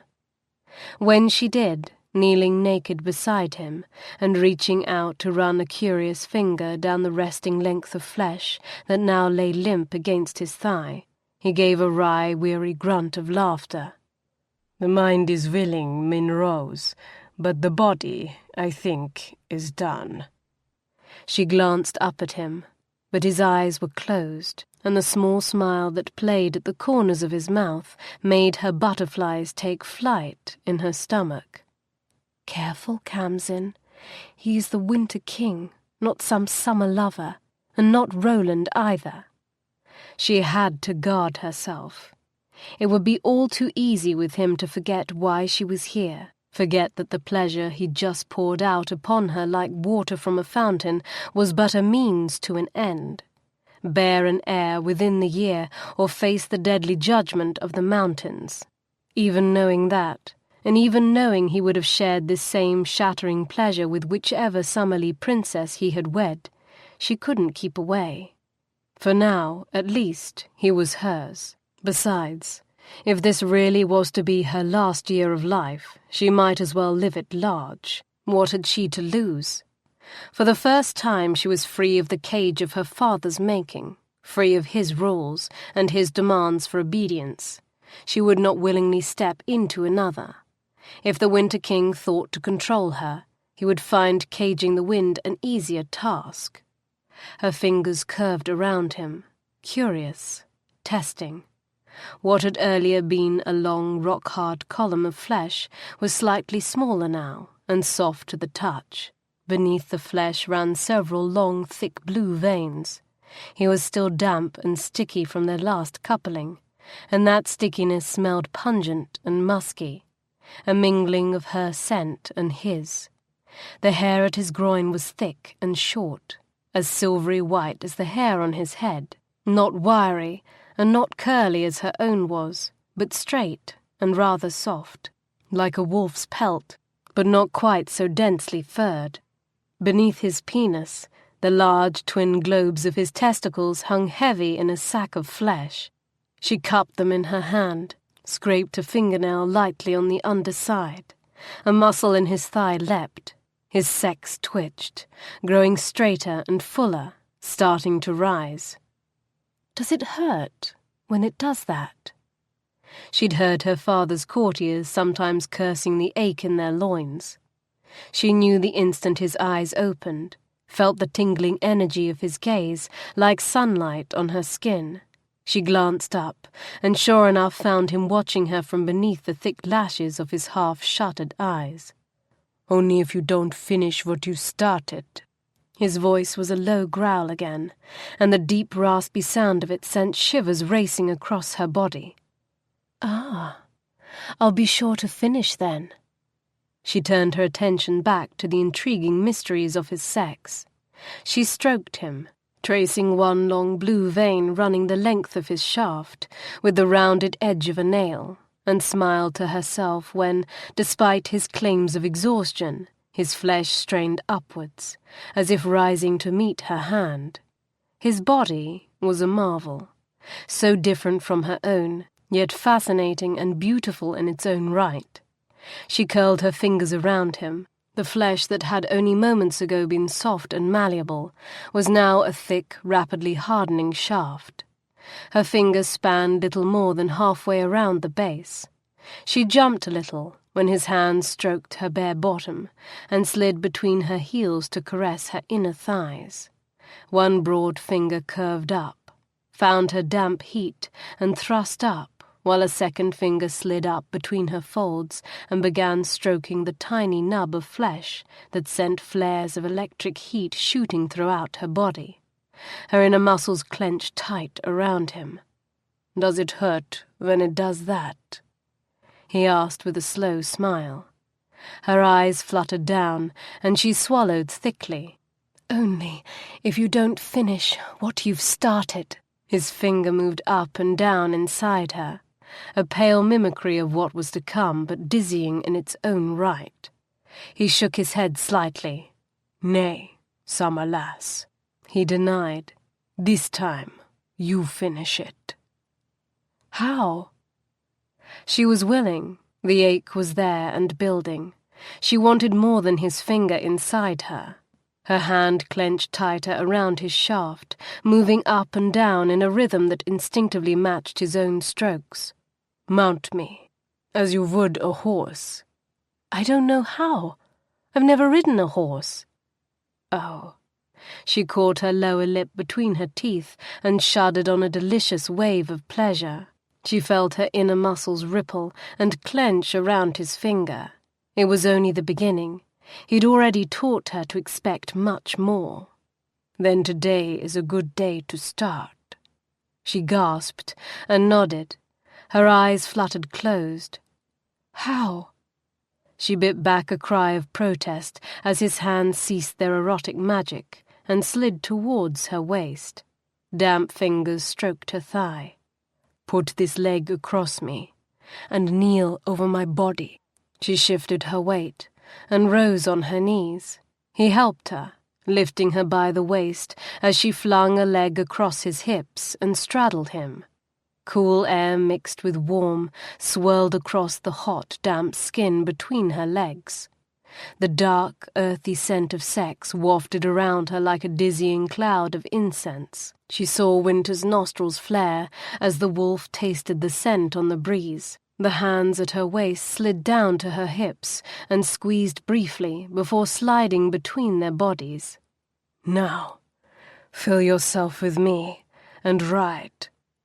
He guided his shaft to the entrance of her body and held it there while she impaled herself slowly on him.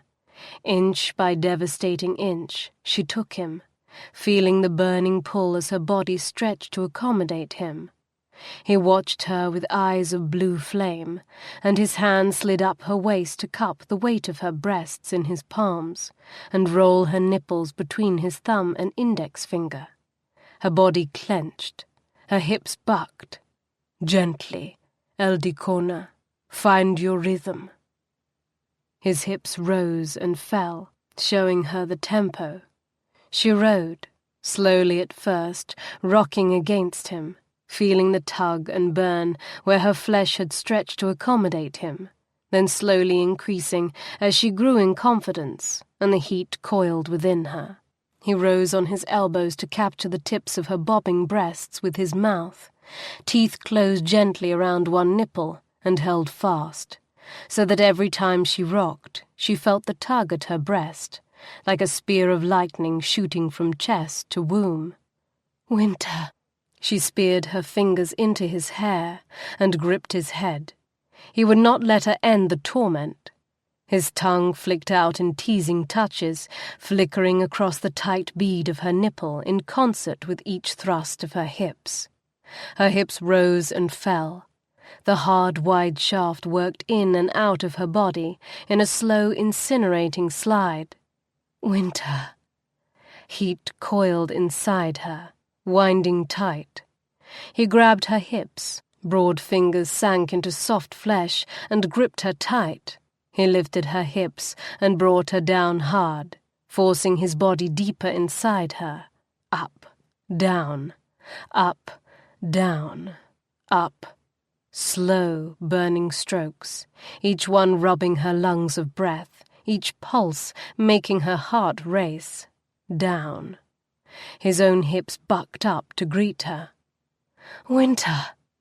Sensation exploded inside her, radiating out from her womb in jolting electric spikes. Sparks burst in a million dizzying flashes behind her closed eyes. Dimly she felt the last pounding thrusts of his hips. Her body exploded again, and she rode the waves of shattering senses into darkness. When she woke again, sunlight was shining through the holes in the tent roof, and Wynter, fully dressed, was slipping on the last of his armor plate. The wolf's head helm gleamed white and silver, in the hands of a young soldier whose battle-aged eyes didn't fit a face that couldn't have seen its first shave more than a year past. She sat up in surprise, and barely caught the covering pelt before it fell away. She was naked beneath the furs, her skin still tingling from the long hours of their coupling. "This is Stolly." Wynter jerked a chin at the boy. "He'll ride beside you. If you need aught, let him know. Get dressed now. Your clothes are there." A woolen dress, fur-lined cloak, and warm boots had been draped across one of the camp chairs. "You have 20 minutes before my men take down this tent." He spared a last look at her naked shoulders rising from the furs, long enough for her skin to heat beneath his gaze. Then his eyes shuttered, and she felt the deliberate, distant chill fall between them. What tenderness they'd shared was gone. He took his helm from the boy, ducked out of the tent, and was gone. Stolly followed seconds later. He didn't look at her, but his bitterness was plain in the stiff, prideful line of his back. He didn't like playing nursemaid to a woman any more than she liked having some downy-faced boy soldier assigned as her jailer. Khamsin threw off the pelts and rose. Dizziness made her sway, and she stood still, eyes closed, hands to her head until it passed. She would dress, and she would eat. She would be in enemy territory soon, and would need all her strength and all her wits about her. Someone had removed the copper bathing tub, but they'd replaced it with a bucket of still-warm, jasmine-scented water, a bar of sweet soap, and a fresh cloth. It had to have been Wynter who'd ordered it, but such thoughtfulness in light of his coolness just now left her puzzled, unsure what to make of him. Was he the enemy king she'd wed, or the caring husband seeing to his wife's comfort? Both, she decided. Use the care to your advantage, Khamsin, but never lose sight of the enemy. She dipped the cloth and soap in the water and hastily bathed as best she could. He told her she had 20 minutes and didn't doubt his men would start pulling up the tent stakes the second that time was up. Laid across the camp chair beneath the woolen gown was a full white chemise of soft cotton. She tugged it on over her head and let the billows of fabric drape her still damp body from neck to toe and shoulder to wrist. Soft, blue lambswool skirts followed, then a separate form-fitting bodice that fastened up the front with 2 rows of gleaming gold buttons, each bearing the raised stamp of a rose in bloom. The outfit had been Summer's. Khamsin had never owned a gown so fine, except for what came from her sister's wardrobes when the Summer King wasn't looking. The boots were soft kid, with a small stacked heel, the cloak velvet-lined grey wool, trimmed with the plush soft fur of snow lynx around the generous hood. A matching fur muff dangled on a string from one of the cloak's buttons. She fastened up her boots, ran a brush through her wild curls. She had just picked up the cloak when a youthful voice called coolly, "It's time, my lady." That brief call was the only warning she received before the tent flaps parted, and Stolly poked his head through. "Good," he said. "You are ready. The king says you must eat before we leave. Bjork, the king's cook, has prepared a plate for you. Follow me." He ducked back out before she could answer. Scowling a little over the boy's high-handedness, she flung her cape over her shoulders and followed him outside. With the exception of Wynter's tent, which a dozen men were already swiftly disassembling, the trampled snow of what had been the army's encampment was barren, smoky tendrils of mist rising up from snow-doused cook fires. Less than a tenth of the original force had remained behind, and they were already packed and waiting on the road, ready to march. The cook wagon was packed also, save a single plate of bread, cheese, and bouillon, and a cup of steaming broth which a large, scarred winterman who introduced himself as Bjork handed to her. She thanked him and ate quickly, aware of all the eyes upon her. By the time she was finished, Wynter's tent had been disassembled and loaded for travel, and Stolly returned to escort her to the waiting carriage. Just the sight of the four-wheeled torture chamber stopped her in her tracks. The meal she'd just consumed churned in her belly. "Hurry, please, my lady," Stolly urged impatiently. "The day's already half gone." Kham swallowed the sick, queasy knot in her throat. If she knew how to ride a horse, she would have asked for one. Nodding, she gathered her skirts. "You can bear it, Khamsin. You can bear anything if you put your mind to it. Just open the windows." The air of stale perfume and sickness still clung to the velvet-lined interior. She opened the window, turned her face towards the fresh outside air, and breathed through her mouth, praying the gods would be merciful and spare her the travel sickness this time. But with the first lurching jolt of the carriage, she knew no mercy was in the offing. Khamsin threw open the door on the far side and leapt to the ground. Her boots sank knee-deep in snow, and the dark blue of her skirts and yards of cloak billowed out around her. She stumbled, slapped a hand on an icy tree trunk to steady herself, and took off running for the privacy of the forest. Shouts rose up behind her, followed by the clatter of horse hooves pounding frozen ground. But she ignored them and plunged into the snow-covered shadows of the trees. She ran until she could no longer see the road or the winterman, and then fell to her knees and emptied her stomach into the snow. When the nausea passed, she staggered back and fell against the trunk of an aged oak tree, sliding down the rough, broad trunk until she was sitting on the ground. She scrubbed her face with fistfuls of clean, cold snow and dragged breaths of cold air into her lungs. That was how Wynter found her. Her wild, white-streaked curls tangled about her shoulders, snowflakes glittering in the dark of her lashes and skin, her breathing shallow and skin wan. She glanced up at the sound of Hodri's belled bridle, then closed her eyes wearily and let her head loll back against the trunk of the tree. The acrid scent of sickness curled on the winter wind, and the tension that had gripped Wynter's chest in icy claws began to fade. She'd not been fleeing him. She'd only been seeking privacy to hide her weakness, as all wild things did. He drew a breath, released it slowly. His fury went with it on a long, chill exhale. He'd seen her leap from the carriage and race for the cover of the trees, and all he'd been able to think was that she was trying to escape, that she'd sworn to honor her vows and betrayed them at the first chance. His fury at the prospect was surprisingly strong and violent.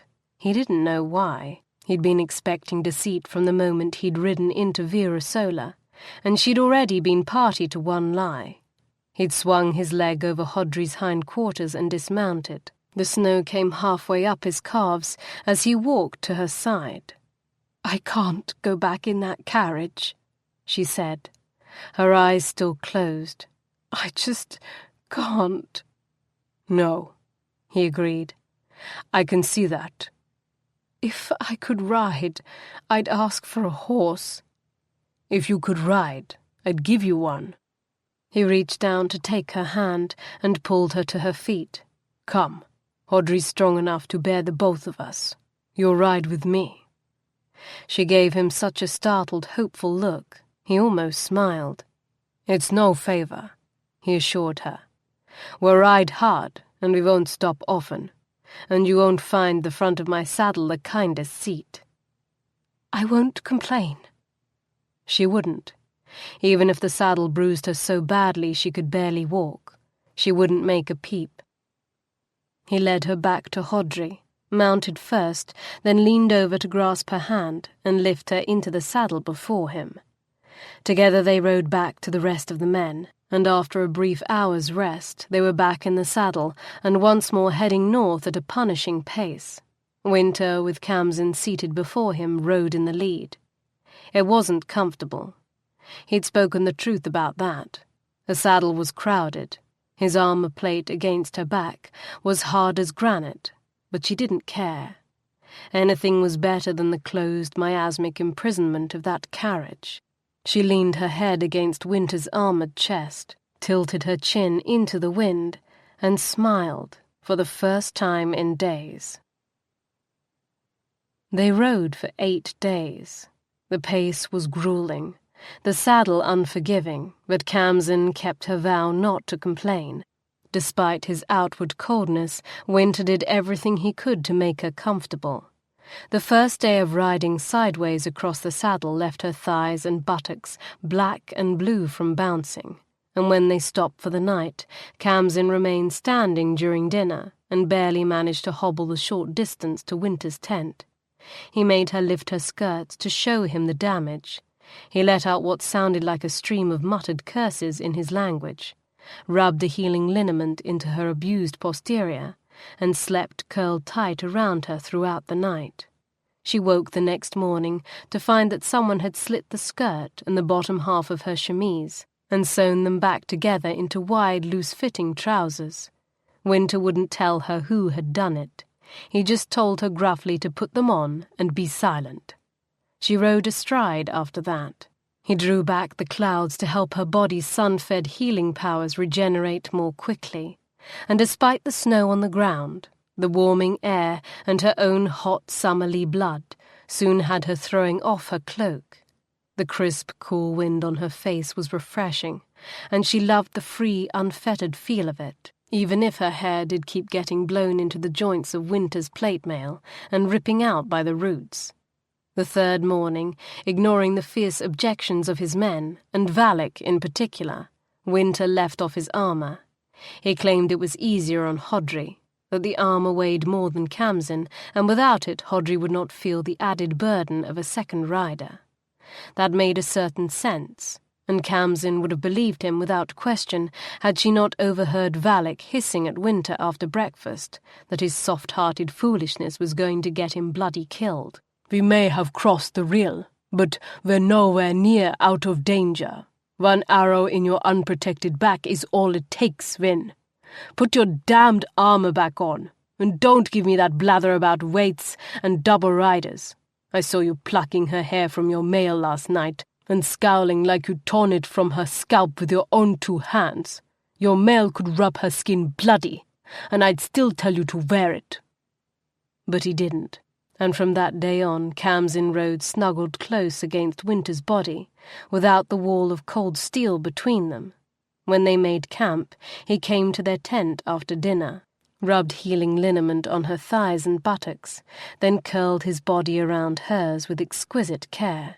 She slept each night spooned against his large, muscled form, and woke each morn to the dizzying sensation of hard, erect flesh sliding into her body, while his hands stroked her breasts and teased the bud of flesh between her legs, until she cried out and shattered with pleasure. On the 8th day, Khamsin caught sight of silvery white shapes darting amongst the trees on either side. Wolves, they give escort, Wynter murmured against her ear. It's not much farther now. We'll reach the Craig by tomorrow midday. The Craig? But aren't we already there? We crossed the river days ago. And much to her surprise, the snow that had blanketed Summerlea for the past 3 years was conspicuously absent on the Wintercraig side of the river. Instead, the land was in full, brilliant autumn bloom, and the only snow she'd seen yet was gathered on the very tops of the mountains. She felt his smile. "The kingdom of Wintercraig starts at the rill, it's true, but ask any Winterman and he'll tell you, these are the hills. That," he pointed, "is the Craig." Khamsin's breath caught in her throat. They'd crested the summit of a small mountain pass, and the trees broke enough to offer up a dazzling view of a wide forested valley, filled with vibrant autumn colour and towering evergreens. In the distance, great, jagged, snow-covered peaks rose up from the ground like ancient walls of stone and ice, filling the horizon as far as her eyes could see. Chapter 10. Wintercraig. Once more clad in full armour that shone dazzling silver and white, with ice-blue banners streaming in the mountain breeze, Wynter and his men rode slowly up the winding stone road toward the towering castle, perched high atop a steep granite cliff. Riding sideways before him, draped in another of autumn's warmest gowns, Khamsin stared up the breathtaking heights and the magical ice-silvered spires, parapets, and buttresses of the castle that seemed to grow from the very rock itself. Gildenheim, crown of the world, Wynter's palace, her new home. She turned her head to look at Wynter, wanting to see his face as they drew near the summit. The wolf's head visor was open, but even so, his face was a mask that yielded no secrets. He kept his eyes forward, his face expressionless. As they rounded the last switchback curve and rode the final stretch of stone road that passed beneath Gildenheim's massive iron gates, Wynter straightened in the saddle, putting a small but notable distance between them. The arm that curved around her waist pulled back and went stiff as an iron pike. The courtyard was wide and filled with people, with more lining 3 deep along every stone stairway, parapet, and crenellated walk. Soldiers in armour of leather and steel, peasants bulky in furs and wool, and on the wide, sprawling palace steps, a host of cool-eyed nobles stood waiting, their regal winterfolk height draped in fur-trimmed velvets, fine wools and silk brocades in all the frosted shades of winter, ice blue, cream, white, cloud grey, snow-frosted evergreen, palest taupe.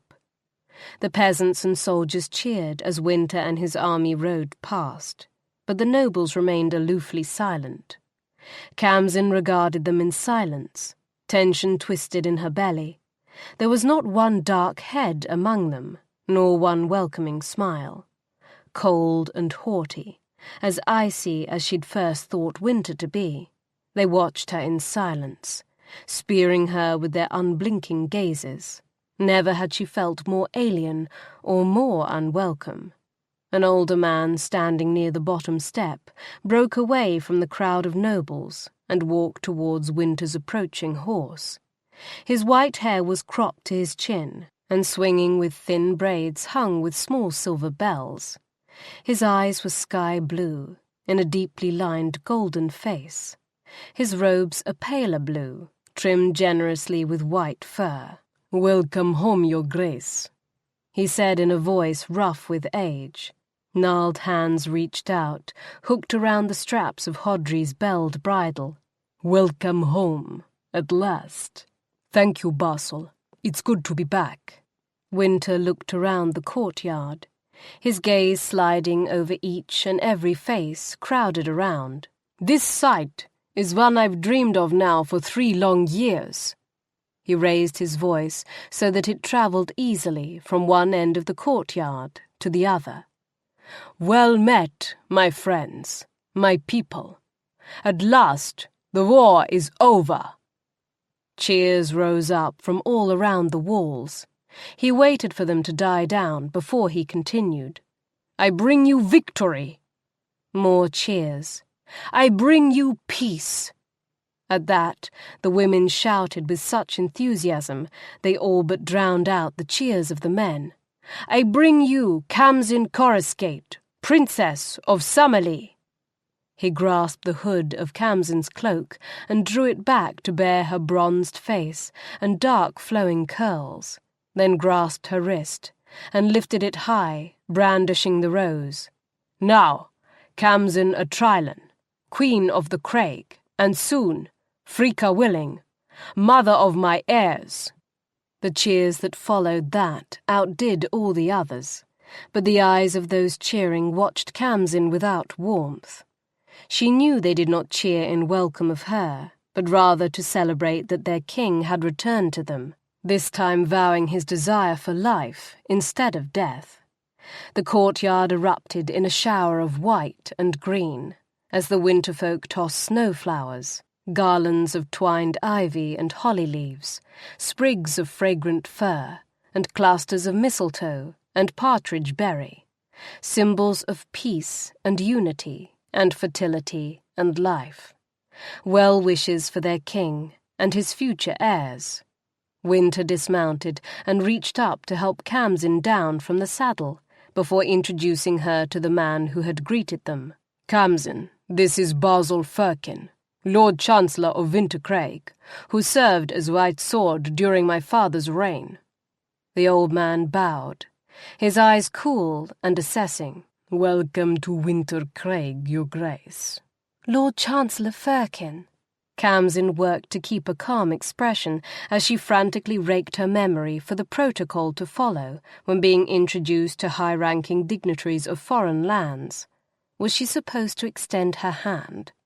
Lord Firkin looked surprised when she did, but after a brief hesitation he lifted it to his lips and brushed a cool, dry kiss across the backs of her fingers. Wynter removed his gauntlets and splayed one hand across the small of Khamsin's back. Subtle pressure nudged her forward, past Lord Firkin to another, slightly younger man. And this is Lord Dervin Fiol, steward of the keep. Welcome to Gildenheim, the jewel of Wintercraig, Your Grace, Lord Fiol murmured. Lord Fiol oversees everything that pertains to the provisioning, protection, and operations of the castle, Wynter said. If you need anything, his office will handle your request. Khamsin nodded, but didn't offer her hand again. They moved past Lord Fiol to a towering ice-eyed woman, whose pale gold hair looked like yards of stiff, curling ribbon piled atop her head. Unlike the wools and velvets of so many others, her gown was a severely cut sheath of pristine white brocade, her cloak an impressive fall of pure white snow-bear pelt that draped from shoulder to floor, with yards of the thick fur left to puddle at her feet. Her eyes were so pale a blue they seemed almost colourless, and Khamsin stifled a shiver. Lady Galacia Frey, High Priestess of Yearns. Yearns. Quickly Khamsin rifled through her small store of knowledge about the northern gods. Yearns was keeper of the ice, the goddess who'd given Thorgal his freezing spears. Khamsin had never been much of a reader of god lore, except as it pertained to the heroes and warrior kings of Summerlea. But she knew enough to know that Yearns was an important and powerful goddess who was supposedly responsible for bringing winter to the world. Well, if Yearns were anything like her priestess, Khamsin already didn't like her much. She definitely didn't like the critical way Lady Galacia's eyes swept over her, then turned to Wynter, dismissing Khamsin out of hand. "We are glad for your return, my king," the priestess said. "Yearns requests your presence at her altar." The hand at Khamsin's back twitched ever so slightly. "I will come today, before nightfall," Wynter agreed. Lady Galacia's tower of frozen curls inclined in a cool nod. "We will await you." She turned once more to Khamsin. "You and I will visit later, at a time of Yearns' choosing. When that time comes, Lord Fjol will tell you the way." Khamsin's spine stiffened. Oh, really? But before she had a chance to open her mouth, Wynter's hand was firmly nudging her forward. The next woman in line was a blonde-haired beauty with piles of soft ringlets and limpid blue eyes. She clutched Wynter's hands with a fervour that made Kham's eyes narrow. Wynter introduced her as Rika Viliani, Valik's cousin. Kham disliked her on sight. There was something about her that reminded Kham of the women who scrabbled to be King Verdon's next mistress in the summer court. They continued on down the line. Wynter introduced dozens of people, far too many for Khamsin to keep them straight. The gathered nobles became a blur of golden skin and hair that came in all shades of pale, from golden blonde to silver to snowy white. Finally the introductions ended, and she and Wynter walked up the wide stone stairs into the palace halls. If she'd expected Wynter's palace to be cold and austere, nothing could have been further from the truth. The walls were pure granite, but what should have seemed heavy and overpowering had instead been carved with astonishing delicacy. Graceful, curving archways and fluted columns soared high towards a vaulted ceiling. A massive crystal chandelier hung high overhead, all around adorned with shimmering falls of cut crystal and gleaming patterned streams of silver and gold metals in varying shades. The walls seemed to glow with prismatic hues. Scattered clusters of furniture, upholstered in sumptuous velvets and brocades, added a rich, approachable welcome, and twin silver-gilt stairways, curving like slides of ice, spiraled up to numerous balconied levels overhead. Khamsin caught herself gaping and had to consciously press her lips together to keep her jaw from falling slack again. Servants in pale taupe and frosted forest green stood waiting at the base of the curved stairways. An older woman with a white apron pinned to the front of her forest green gown, and her white hair caught up in a plait that wound around the top of her head like a crown, stood at the head of the assemblage. "This is Vinka, Gildenheim's mistress of servants," Wynter said.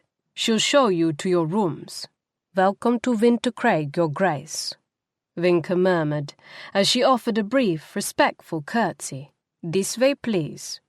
She turned, indicating the curving staircase to her left. Khamsin glanced uncertainly at Wynter, but he was already striding away towards a waiting cluster of noblemen. She wanted to call out, to ask him where he was going and when she would see him again.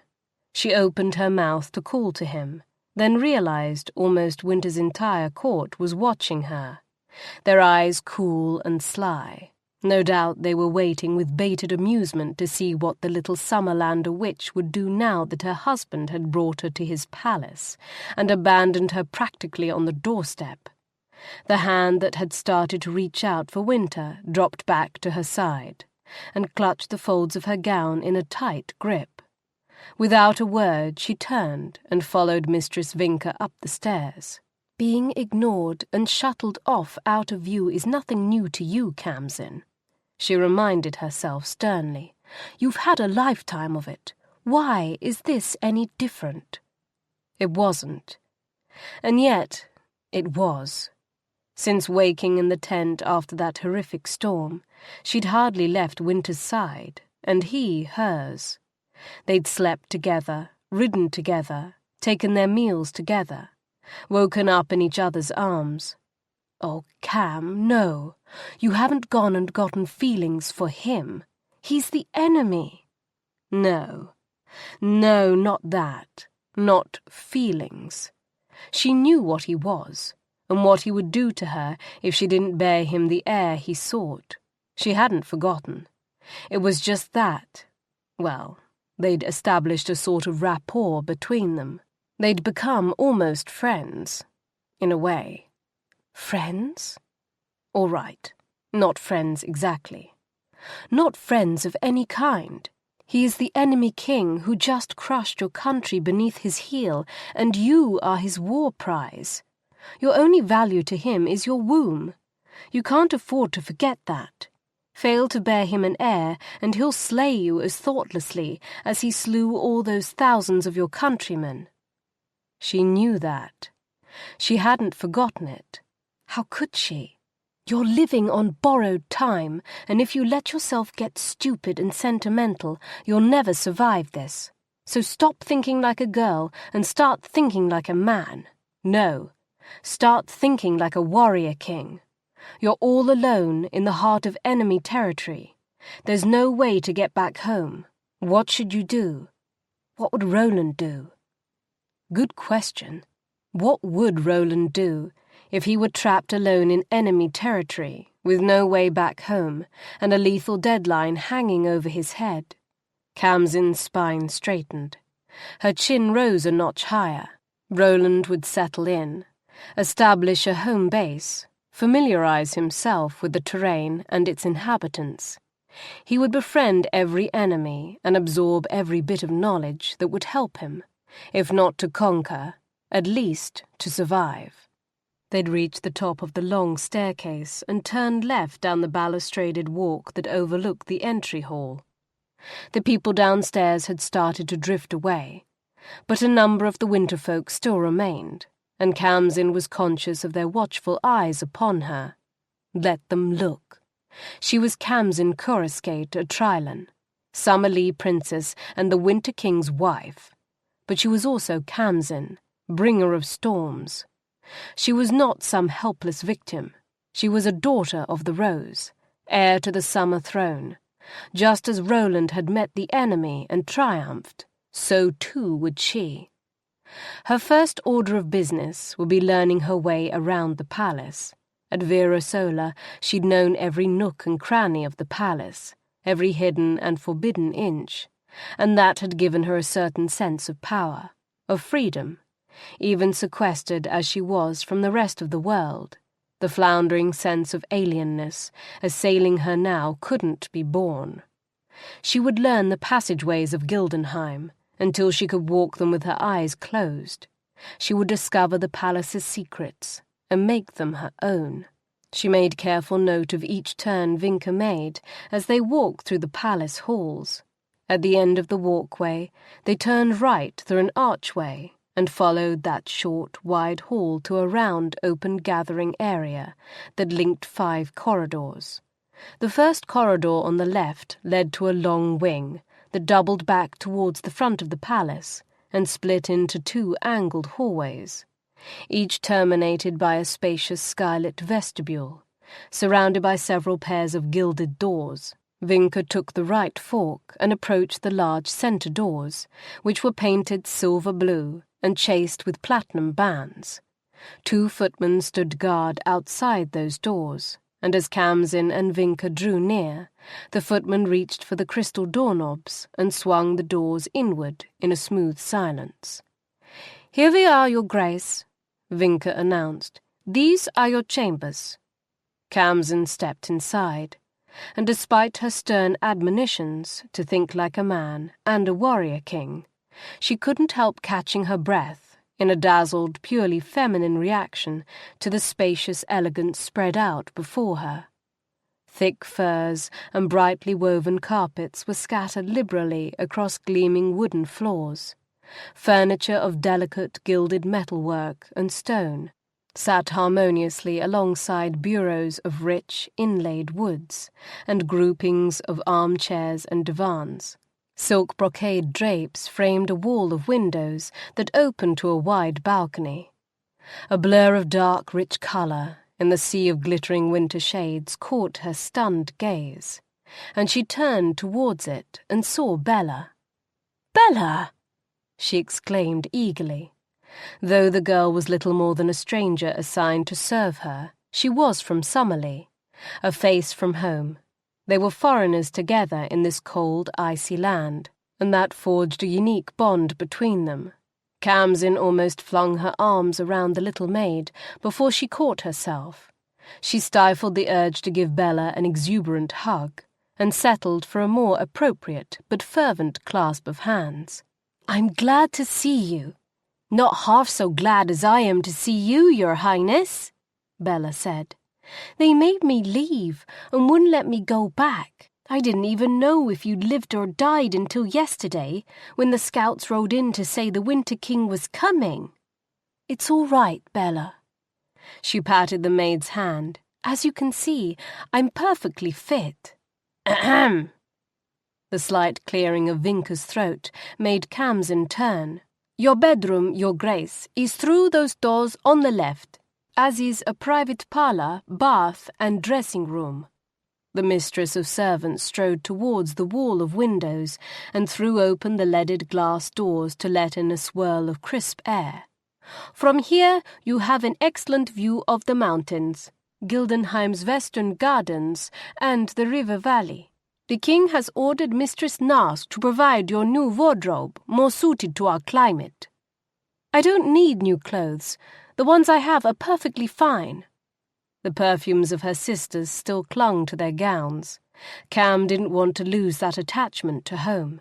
You'll need something more suited to our weather, ma'am. Winter will soon be upon us, and you'll need much warmer clothes. King's orders. I see. Well then, it seems I will be expanding my wardrobe. Kham gave a tight smile. She had no intention of giving up her sister's things, any more than she'd been willing to abandon her mother's things without a fight.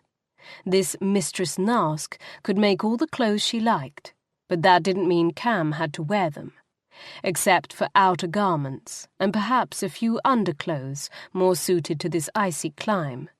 Kham was not going to change who she was or how she dressed. Very good, ma'am.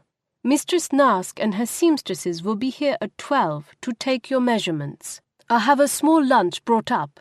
Meanwhile, if you need anything, just give this cord a tug. It will ring down to the servants' quarters, and someone will answer your summons. Thank you, Wynter. The woman curtsied. I'll leave you to get settled. Wynter? The mistress of servants paused. Ma'am? Who will be giving me a tour of the palace, and when can I expect them?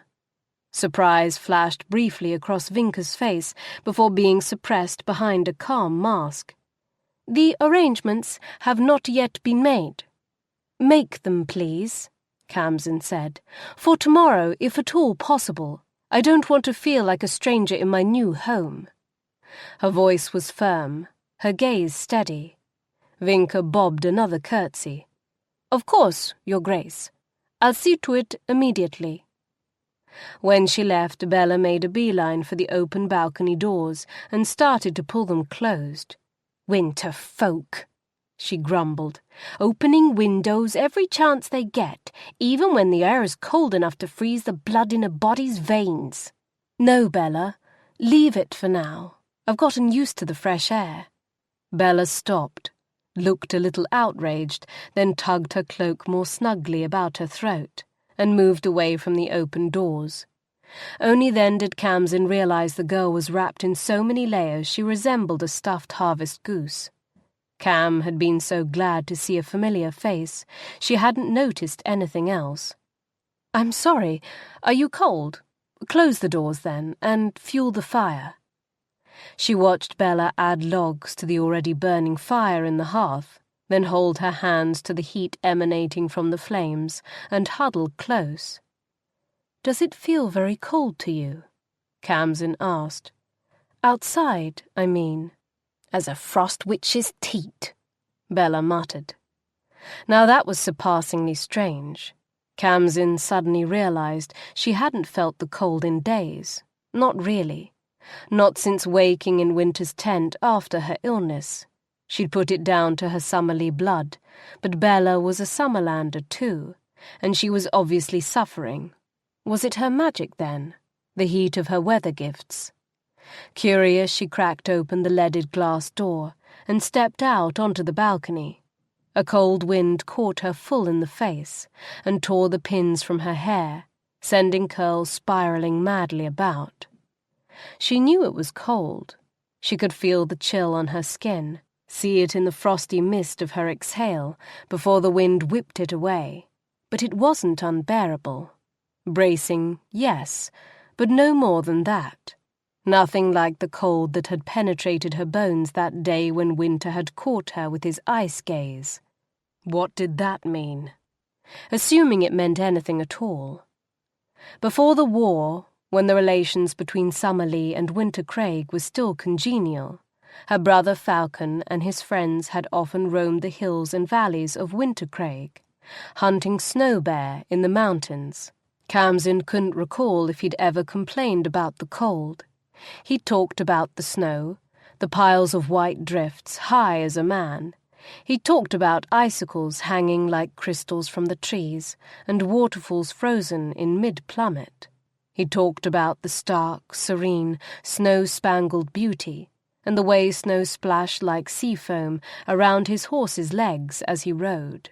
She'd drunk the glorious stories of his adventures as eagerly as she'd absorbed the words on the pages of the book she so loved, and if he'd mentioned any unpleasantness, she'd long since forgotten it.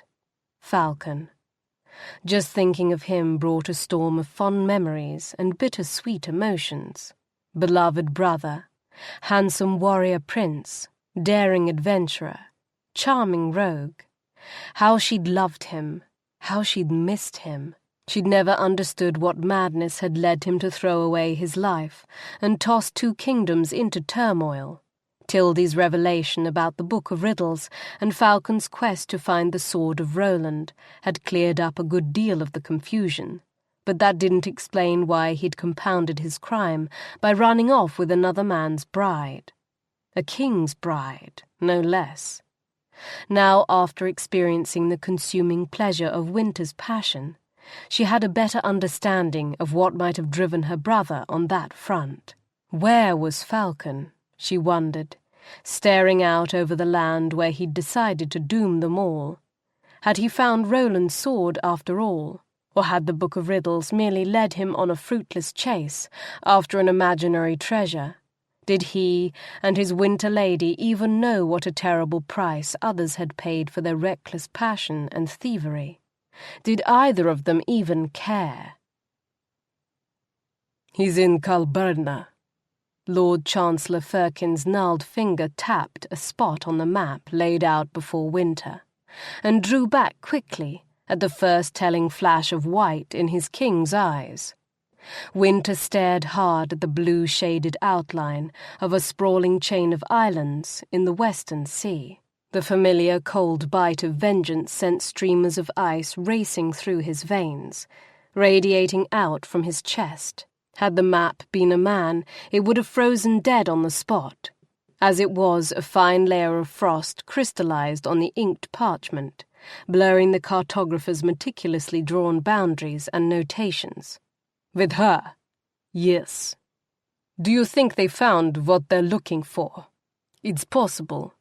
The prince has been haunting the courts of the West, trying to raise an army he could lead back to Summerlea. Has he found one in Calberna?" "We suspect so." "Our Calbernan eyes have gone blind. 4 of our informants went missing. The rest have grown too fearful to talk. And 3 of our couriers were slain. Their dispatches stolen. Post lookouts along the coast." Wynter ran a finger down the line of Summerlea's western coast. A trail of frost sprouted up in its wake. "Send word to Lyric in Virasola. I want Verdon's guard doubled. And send more men to Calberna to replace those we lost. If Coruscate has found an ally, I want to know it before an army sets sail." "I will take word to Virasola myself," Valak declared. "If the Calbernans are sending an army, I should be the one to command the battalions in Summerlea." "No." Wynter shot a fierce glare at his friend. "You're not going to Virasola. I've already told you that." "But Lyric—" "You've trained Lyric well. It's his command. Yours is the defense of Wintercraig." He shot a hard, commanding look at Chancellor Firkin. "You've heard my orders. Carry them out." "It shall be done, Your Grace." Firkin bowed and whispered instructions to 2 of the noblemen who served him. They each snapped a bow and hurried away. Firkin waved impatient hands at the rest of the council in a silent command to clear the room. When they were gone, he closed the door and approached the hearth. "Wynter, lad," he said with the affectionate familiarity of an old family friend. "It's good to have you back. You've been away too long." He clapped a hand on Wynter's armoured shoulder. "You should get out of this armour. Relax and shed the weight of war. Visit the hot springs of Mount Fricka. Run with the wolves. Take your new bride for a ride." He wagged his brows. "Or better yet, just ride her instead. Start working on that heir you've promised us." Valak's expression turned sour. "No worries there, Basil. Believe me, if she doesn't pop in 9 months, it won't be for any lack of effort on Vin's part. He's so besotted. I'm starting to think she's cast some sort of love spell on him." His voice was flat, devoid of any teasing note.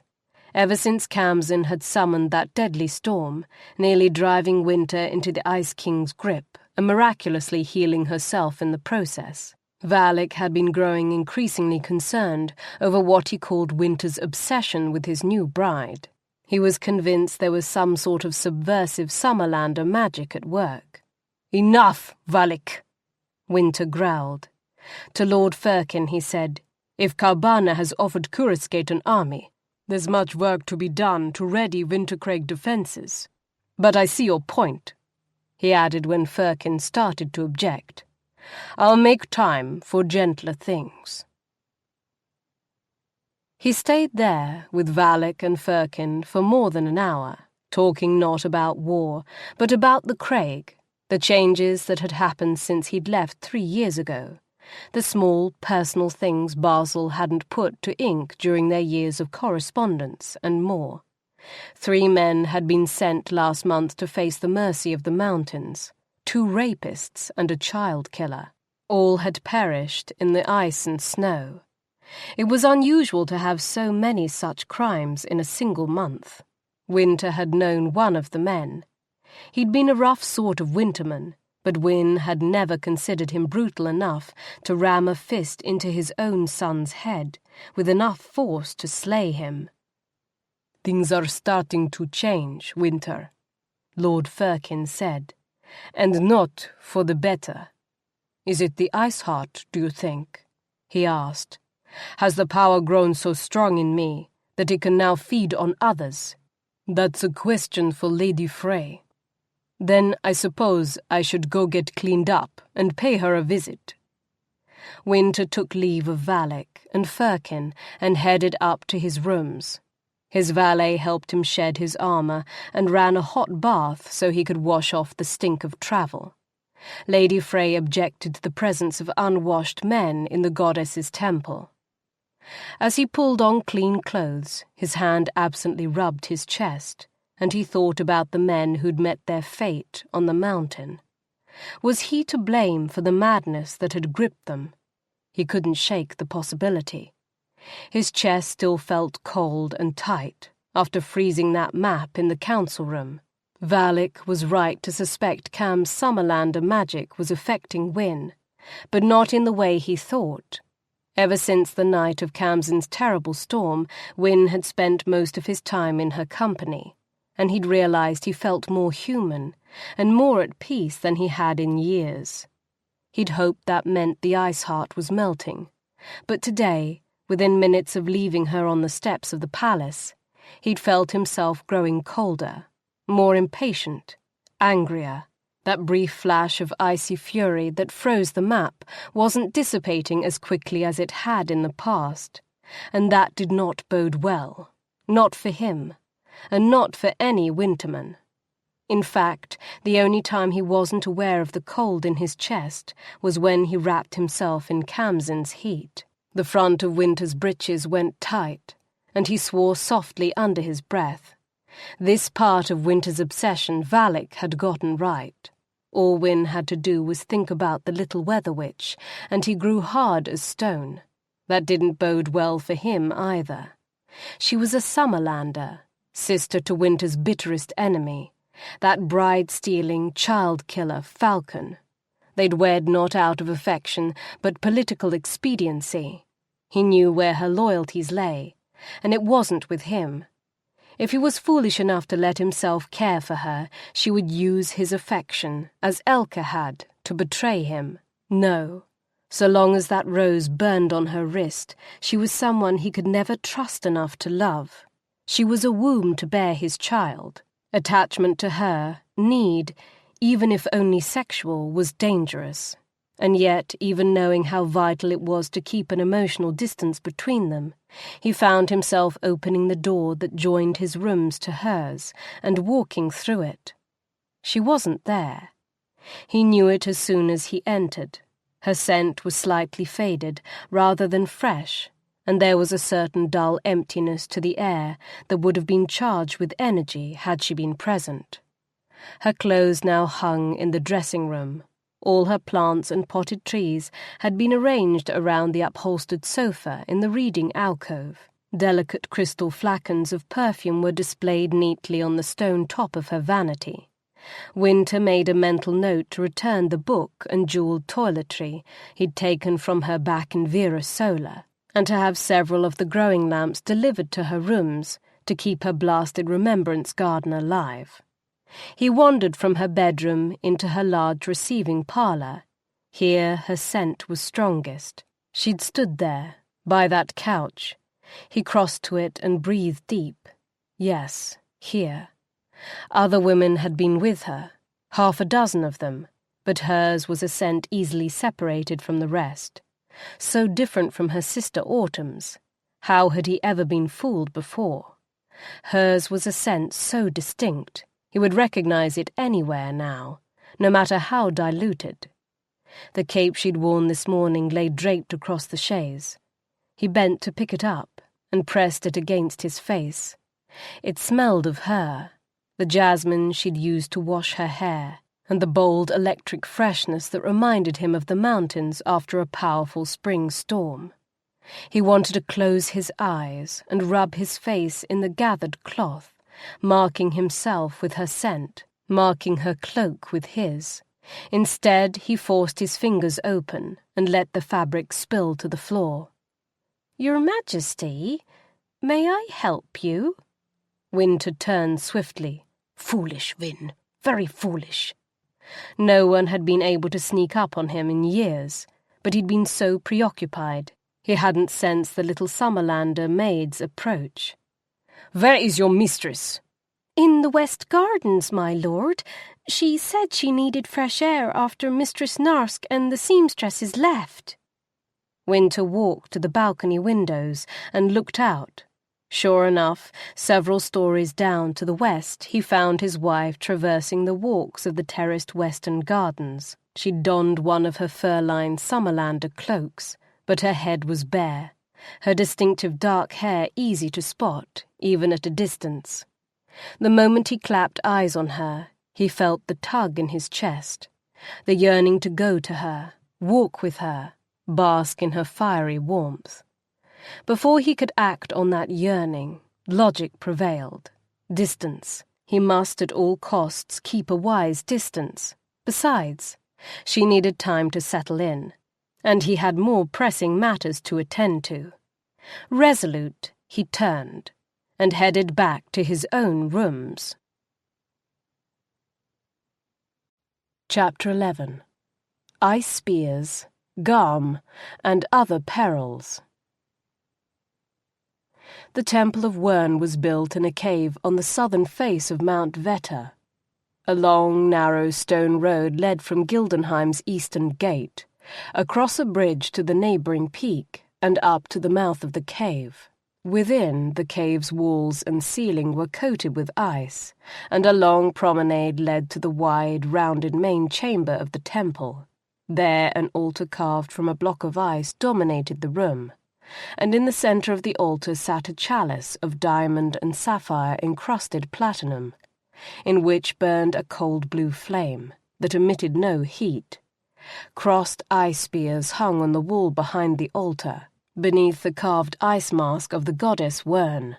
The last time Wynter had entered this temple, he'd stripped down to his skin and taken the narrow passage to the left of the altar, travelling through a deadly, magical gauntlet littered with the frozen bodies of men who had tried, and failed, the same gauntlet before him.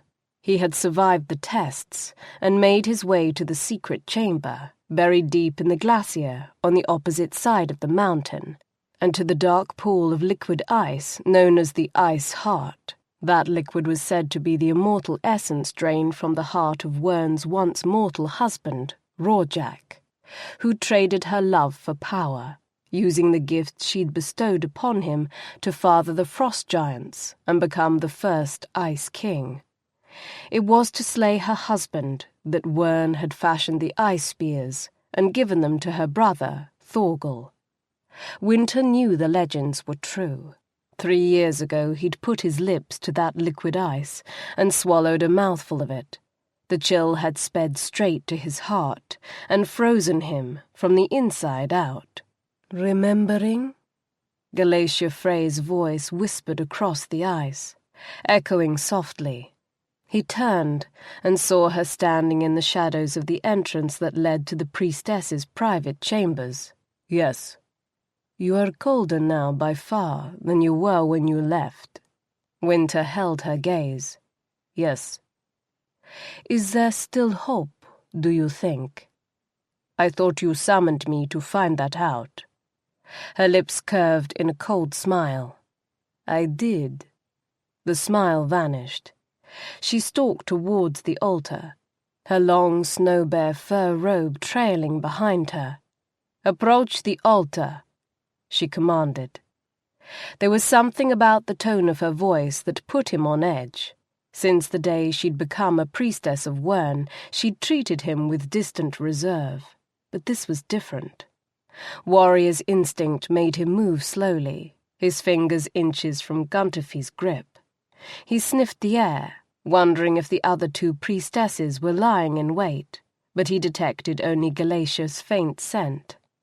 The temple ice muted smells, and no breeze stirred the air. But if the others were near, he would have known. Not an ambush, then. She stood behind the altar, between the cup of blue flame and the wall of spears, looking regal and reserved. When he continued to hesitate, she arched one haughty, mocking brow. "Afraid, Wyn?" she jibed softly. The familiar taunting amusement made him grit his teeth. They'd known each other since childhood.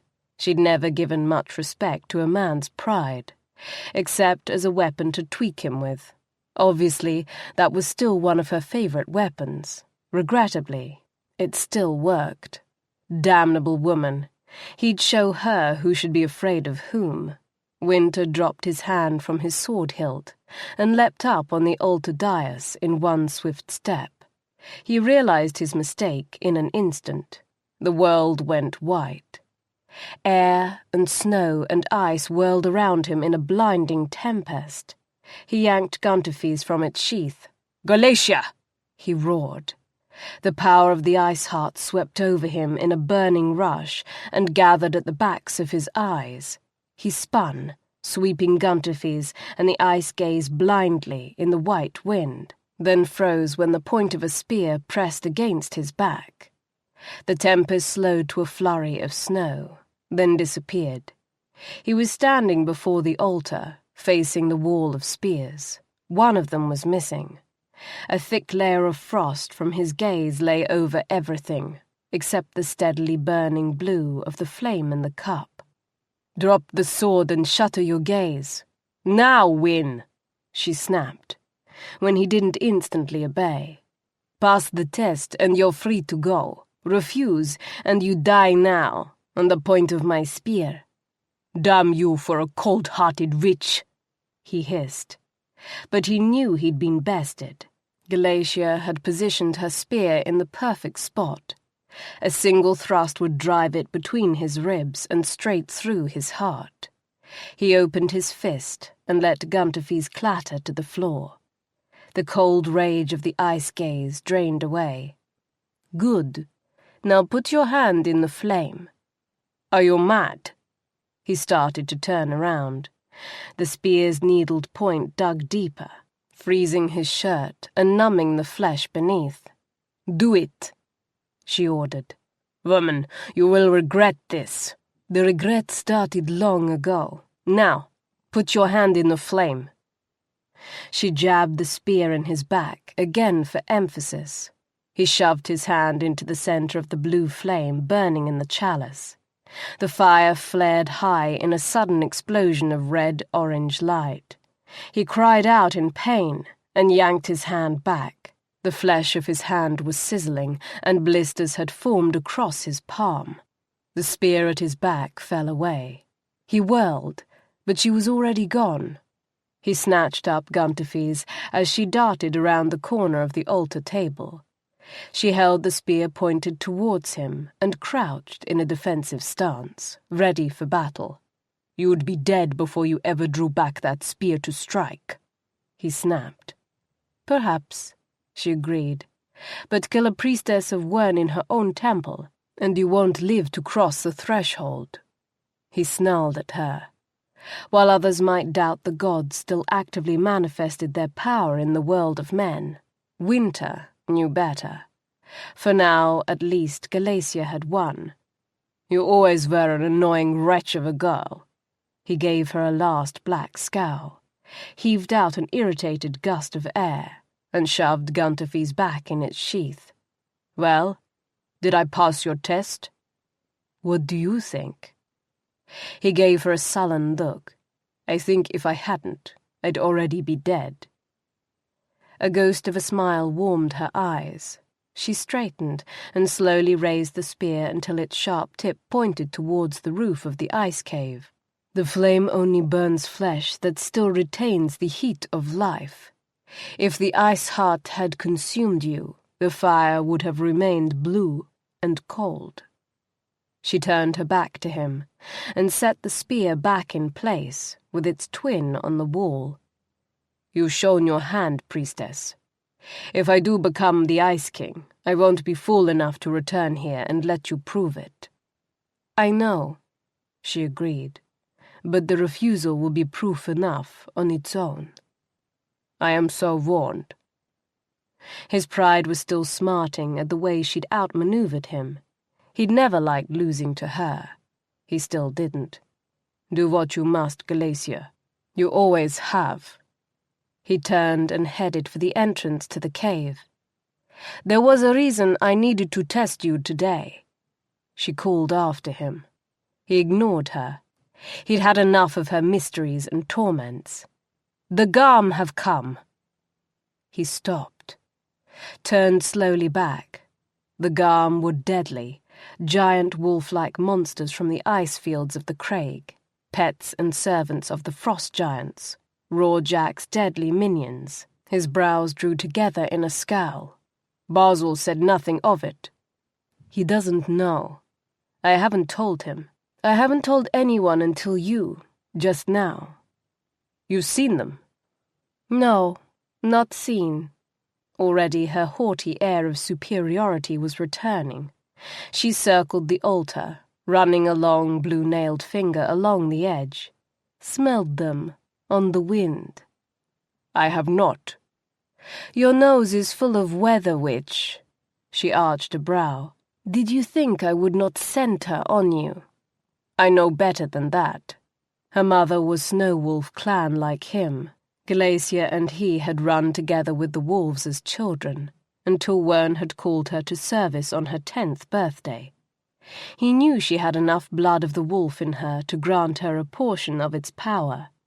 "I wed her to sire and heir, and the begetting of one has proven much more enjoyable than I dared hope. Summer folk are exceedingly passionate. So I've heard." "Jealous, Lacey?" He jabbed, unable to resist a taunt of his own. Deliberately, he used the name he'd used when they'd run together as children. Until she'd been called by Wyrn, her parents and his had intended her to be his bride. But as a priestess of Wyrn, her bed was as cold as the goddess she served. She didn't rise to the bait. "It's good that part of this marriage agrees with you. An enjoyable duty is a pleasure, not a chore. and thus more likely to be completed well and swiftly. The cool response irritated him, so he dug his next barb a little deeper. Well, if that's your measure, a dozen of my children should already be growing in her womb. She gave him a brittle smile. Only a dozen? You disappoint me, Wyn. That brittleness shamed him. He'd struck her, all right, and hard, and there was no excuse for it. She'd not chosen her path. It had been chosen for her. Wern had called her at age 10, before she'd even known boys were good for more than beating in foot races and games of war. She'd never known a man's love or passion, and never would. She'd never hold a child of her own. Lacey. She cut him off. Already the brief moment of vulnerability had passed. She was once more the icy Lady Frey, Wern's priestess, coldly distant and impervious to the frailties of human emotion. In truth, even if you didn't reek of your summer witch, I'd be surprised if you could detect the Kham. Their scent is very faint, and I myself can only catch it when the wind is just right. And if not for the dreams Wern sends me, I would not have noticed even that. They are still keeping to the mountains, but I doubt it will be long before they grow bolder. I will organize a hunt. A hunt? Where? Through the entire breadth and depth of the Craig. She laughed shortly. You won't have any idea where to start until they strike, and you find a trail fresh enough to follow. And the moment you mention the Kham, your own life will be in danger. There are those who would stab you in the back, rather than risk the coming of the Ice King. Including you, as I just discovered. Including me. Her gaze was every bit as steady as his. I am Wern's, after all. He gave a rueful laugh. She was an honest woman, often brutally so, but that was one of the qualities he'd always liked about her. He'd rather have an honest spear aimed at his back than a face full of lies and political machinations. Basil told me about the men sent to face the mercy of the mountains. Is that because of the growing power of the Ice Heart, too? I don't know, she admitted. It's possible. Then why not kill me now, and have done with it? You had your chance. Why didn't you take it? All hope is not yet lost. Besides, I know Basil told you of Calburna and the Summer Prince. If you are slain, invasion is a certainty, and from more than just Calburna. The only thing that's kept the foreign kings at bay these last years has been the fear that you would turn the power of the Ice Heart on their own kingdoms and lay them waste. I suppose I should thank Falcon then. If not for his efforts to raise a Calburnan army, I would have been greeted with spears instead of wreaths. The blue-tinted nails idly scraped the ice altar, and the tower of frozen curls tilted slightly to one side. Glacier's pale eyes remained cool and steady. Wyn scowled at her, recognizing that look. She'd already said all she would. So, the Kham have come, but I should stay here and do nothing. That is your advice. You should stay here and impregnate your little weather witch. That is my advice. Your idea in wedding her was a good one. Hold your child in your arms while there's still warmth enough in you to feel the love you need to melt the Ice Heart. The surest way to drive back the Kham is to rob their masters of hope for victory. Wynter snorted. Between you, Basil, and my queen's own father, I've never had so many friends urging me to bed a woman. Not that the idea of spending the next year in bed, ploughing Khamsin every chance he got, was unappealing. It's never been so important. Too much is at stake, and time is a luxury you don't have. How long do I have? Not long. Probably less than a year if you continue to use the power. A weaker man would have succumbed long before now. Wynter absorbed the information without flinching. He'd known how high the price of the Ice Heart could be. But after holding Garrick's body in his arms, no amount of wise counsel could have swayed him from charting his course of vengeance. "If the Kham have come," he said, "I will not leave my people unprotected. They must be warned, no matter the cost to me." "Then send outriders to the remote farms and villages," Galatia replied, quickly enough that Wyn realized she'd already decided what he should do before he'd stepped foot inside the temple. "Claim rumors of marauding dark wolves. Have the villagers form town watches to patrol the woods and report to anything suspicious.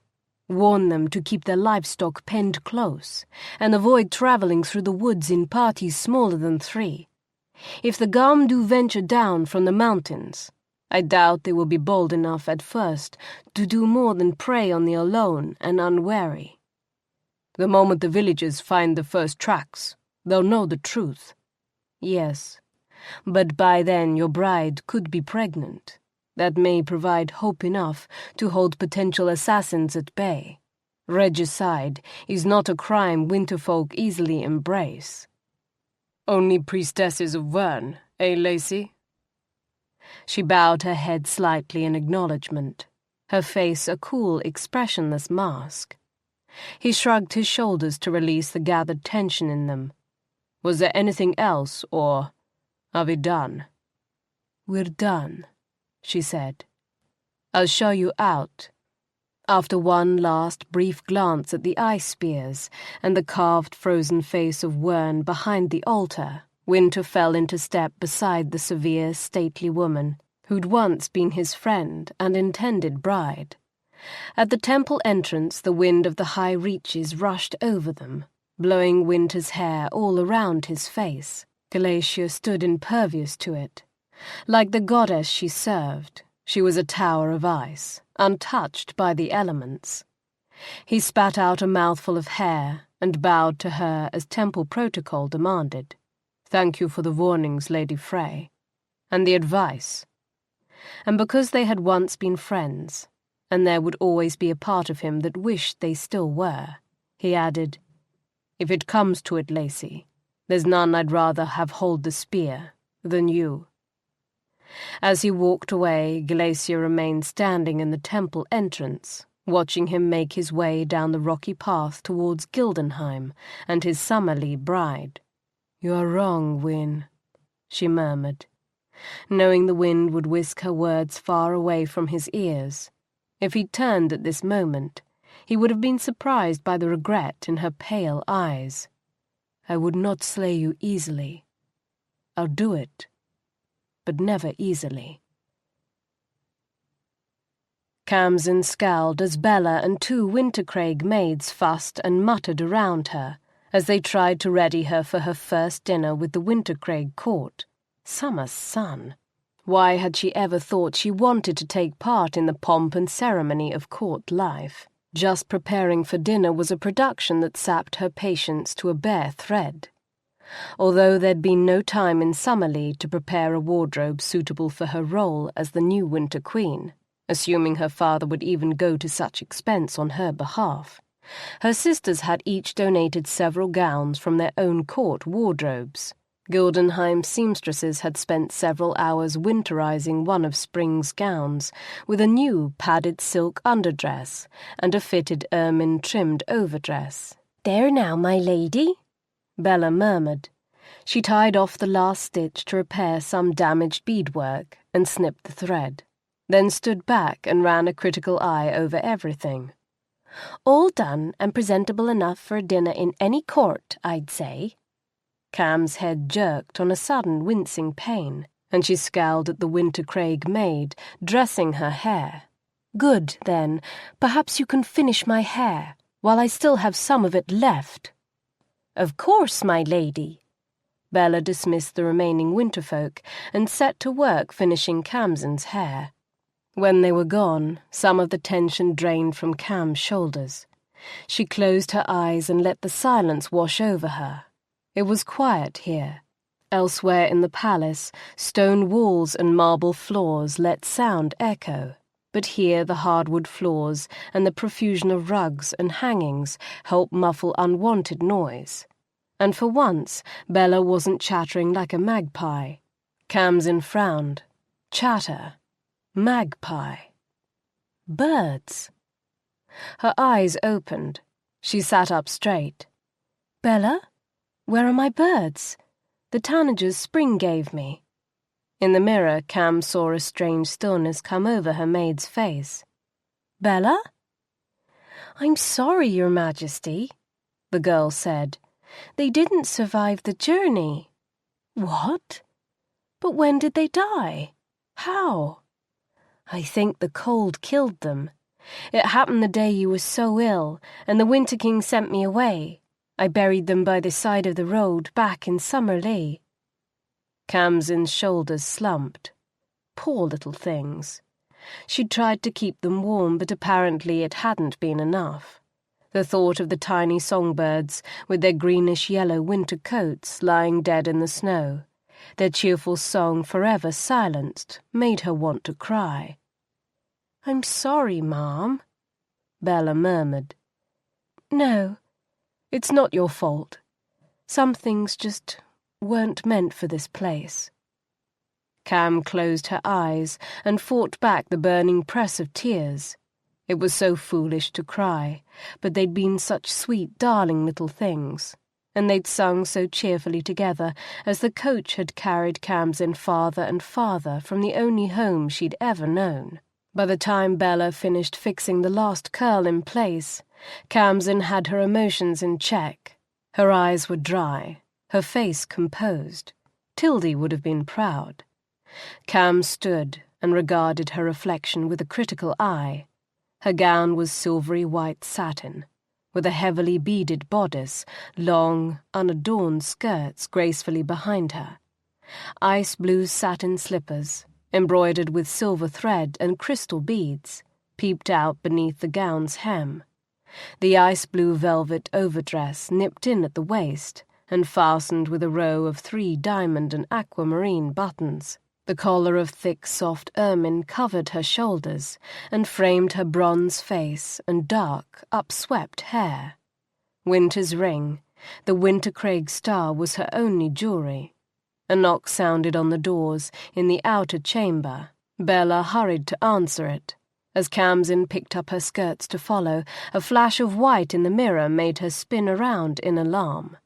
Wynter stood inside her bedroom, near her dressing-room door. He was clad in white, from head to toe. His inscrutable gaze swept over her. She pressed a hand to her rapidly beating heart. "How did you get in here?" He waved a careless hand behind him. "There is a connecting door from your dressing-room to mine." One would think white would make him seem softer, kinder, less threatening even, but it only made him look taller, broader, and more dangerous.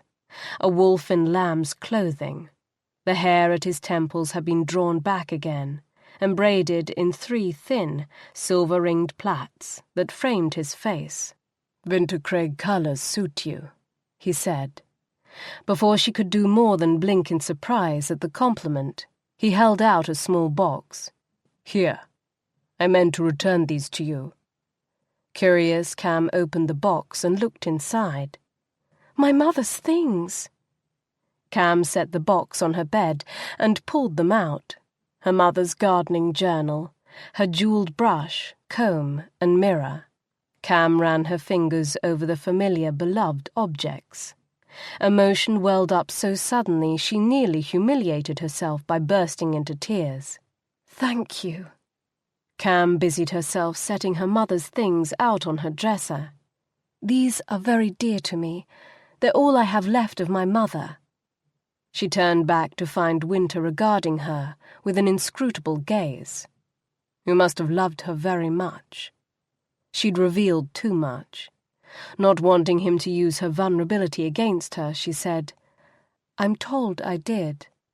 She died when I was 3. She lifted her chin and added bluntly, "I summoned the storm that killed her." She'd meant to shock him, and to warn him not to underestimate her or her magic.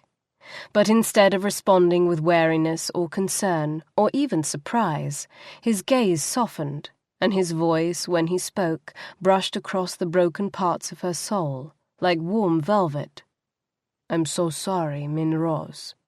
I can only imagine the pain you've carried all these years."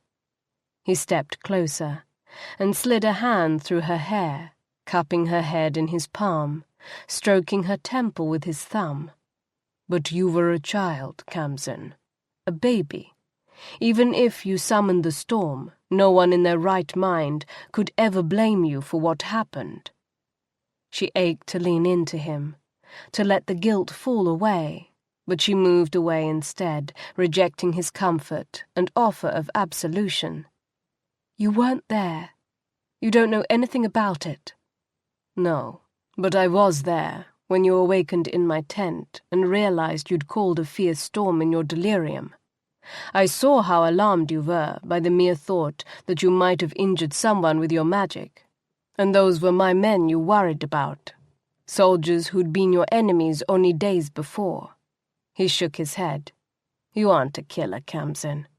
You aren't a monster or a curse on anyone's house, and you didn't kill your mother." Her throat grew so tight, she couldn't speak. She could only stand there, blinking and trying desperately not to cry. He didn't try to hold or comfort her again. He merely waited for her to recover her composure, then held out an arm. "Come, summer lass. The court is waiting, and they will not thank us if we let their food grow cold."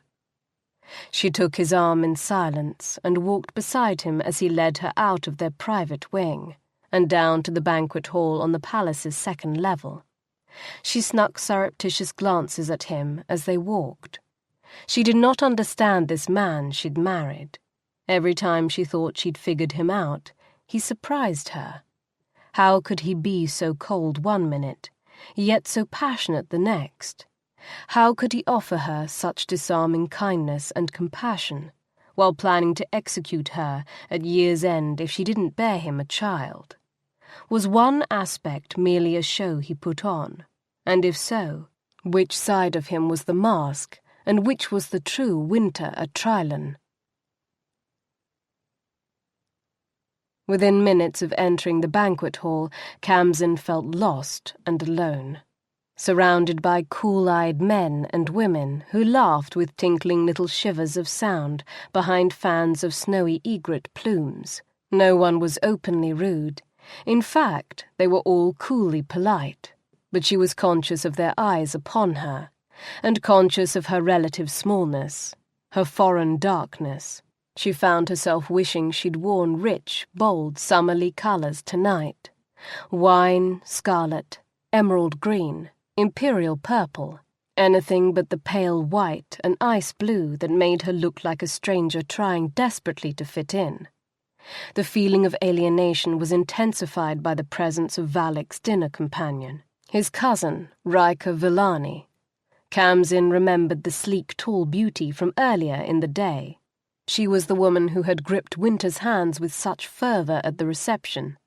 As it turned out, Riker was actually Valak's cousin by marriage, the daughter of his uncle's second wife. Apparently, she had become a close friend of Wynter's years ago, when he and Valak would hunt on the old man's abundant acreage. Seated between Valak and Wynter at the dinner table, the golden-haired beauty spent the entire meal entertaining everyone with humorous anecdotes and prompting them to share their own adventures. She did it in a way that seemed so innocuous on the surface, yet had the effect of drawing a distinct circle of friendship in which Khamsin clearly did not belong. "Oh, Valak, tell the queen about the time you wrestled that boar to its knees." Or, "My king, tell her about the time you found the ice dragon's nest." To Khamsin's right, Lord Chancellor Firkin and his wife, Lady Melee, listened to Riker's conversation with indulgent smiles and murmured occasional asides to Khamsin to explain some of the customs and terms that might be unfamiliar to her. Whether they were blind to their countrywoman's actions, approving of them, or merely trying to smooth over a potentially awkward situation, Khamsin didn't know. but she had been raised in the shadows of the summer court, where Summerlea courtiers regularly spoke of passion and desires through subtle and not-so-subtle body language, and she understood the woman's meaning all too easily. Rika Villani was staking her claim. Khamsin was no fool, and no starry-eyed romantic either. Sex in Summerlea was pleasurable entertainment shared by most courtiers without regard for marital status. Fidelity was rare, and in arranged marriages virtually non-existent. Logically, she knew she should not expect Wynter to be faithful to her, but after sharing such deep intimacy and shattering pleasure with him, the idea of another woman in his bed made Khamsin grip her eating utensils with unnecessary force. Rika was also the sister of Wynter's former betrothed. That came out during the course of the meal too, in another anecdotal tale that ended with, "Who knew you were going to fall so deeply in love with my sister Elka?" At the mention of Elka's name, dead silence fell across Wynter's end of the banquet table, and in a truly gifted performance of tearful remorse, Rika cast Wynter a fluttering, a fragile, sorrow-filled glance, complete with 2 perfect crystalline tears shimmering in her limpid blue eyes, and said, "Oh, Wyn, I'm so sorry." He covered her hand with his and gave her long, thin fingers a squeeze. "It's all right, Rika. The past is gone." Khamsin stared at Wynter's hand touching the Villani woman's, and something very dark and very unpleasant swelled inside her. She reached for her silver water goblet and drank, hoping the icy snowmelt would cool her temper. Wynter removed his hand, and that helped more than the ice water. But then Rika launched into another series of humorous tales about their adventures, and she seemed to take Wynter's brief conciliatory hand-clasp as an invitation to touch him freely. She started brushing the back of his hands with her fingertips, squeezing his arm as she laughed, leaning towards him and bumping shoulders in a way only intimates had a right to. So much for Khamsin's earlier plans of learning the lay of the land and befriending the locals. This woman was the enemy, and the rest of the court eyeing her with such indulgence and laughing their approval of her behaviour were enemies too. Khamsin clutched her goblet tightly. Outside the clouds gathered, and the banquet hall windows began to rattle.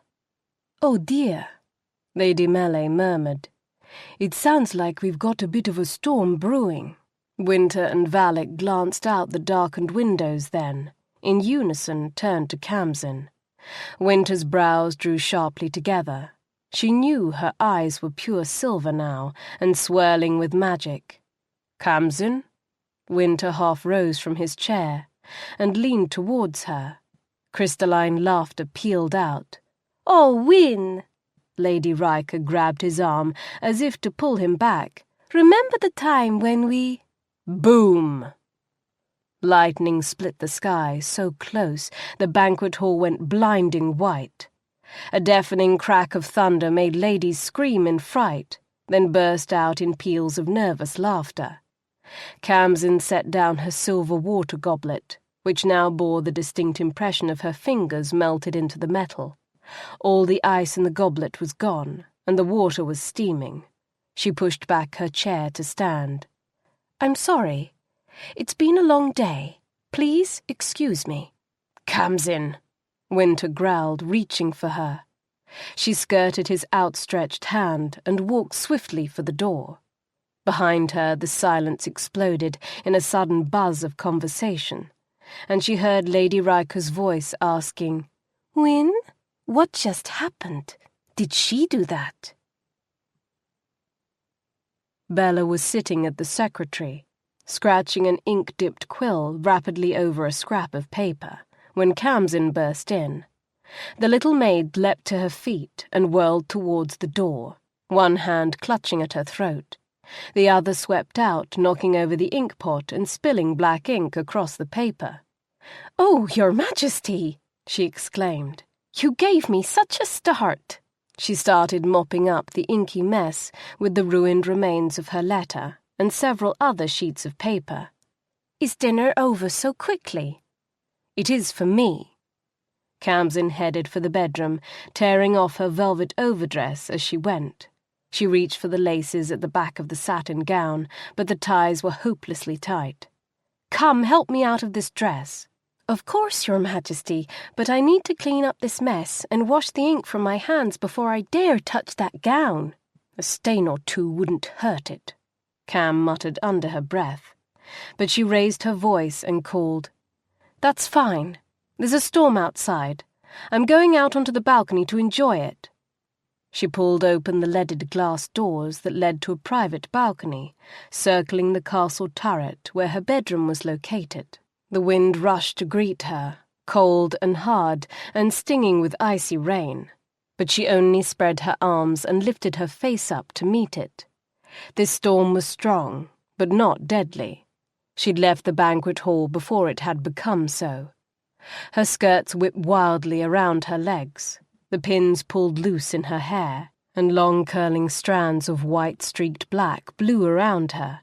She breathed deep, drawing the chill, fresh air into her lungs, and turned her face up into the sluicing streams of rain. Storms, for all their rage and potential danger, were cleansing and ultimately calming. She gave her temper up to the winds and wished her body could float up and join it. What joy it would be to skate the skies on swirling black clouds, or ride the lightning as it raced miles in mere instants. She stood there, for a long while, letting the wind whip at her, the rain soak her through to her skin, until the last remnants of her hot anger had faded away. When she was finally calm again, she went back inside. Bella was gone. Kham poked her head in the main parlour and called to her, but got no response. The girl must have gone to wash up in the servants' washroom down the hall, instead of doing the reasonable thing and using Kham's bathing chamber. With a muttered curse, Kham returned to her bedchamber and tried once more to untangle the knotted ties at the back of her bodice. Really, how ridiculous was it that ladies wore fashions they could not put on and take off without assistance? Men weren't such fools. She twisted her arms, fumbling blindly with the ties. The rain had soaked the fabric and swollen the cords, making them even harder to unknot. Her chin dropped down to her chest. The wet, tangled curls of her hair fell forward and dripped a steady stream of water on the floor that joined the greater puddle seeping from her gown. "Summer sun!" she exclaimed bitterly, giving the ties a furious yank. "Let go. You're only making it worse." Khamsin froze at the low rumble of Wynter's voice, and the jolt of electricity that jangled across her nerves when his fingers brushed against hers. She stood still, her heart in her throat, while he tugged at the ties of her gown. After a few moments the ties loosened, and the fabric at the back of her gown parted. She started to clutch the gown to her when Wynter slid it from her shoulders, but she remembered her oath of matrimony and let the gown fall. His hands went to the ties of the silk underdress, loosing them with similar ease. "Why did you summon the storm?" he asked, as the ties slipped free. "And why did you leave?" Holding the last flimsy shred of protection to her chest, she stepped away and turned to face him. "You aren't so blind as that." He wasn't, and he surrendered the pretense without a fight. "She's just a childhood friend, nothing more." "She wants to sit on the Wynter throne," Khamsin countered. "Or at the very least, lie in the bed of the man who does." "Rika." He laughed and shook his head. "She'd sooner bed down with a wild wolf. I'm too big and rough for her. She wants a man with poetry in his heart. She's said so many times." "Has she said so since the day you chose her sister over her?" His look of consternation was all the answer she needed. There were benefits to living in the shadows as Kham had done all her life, being unseen, unnoticed.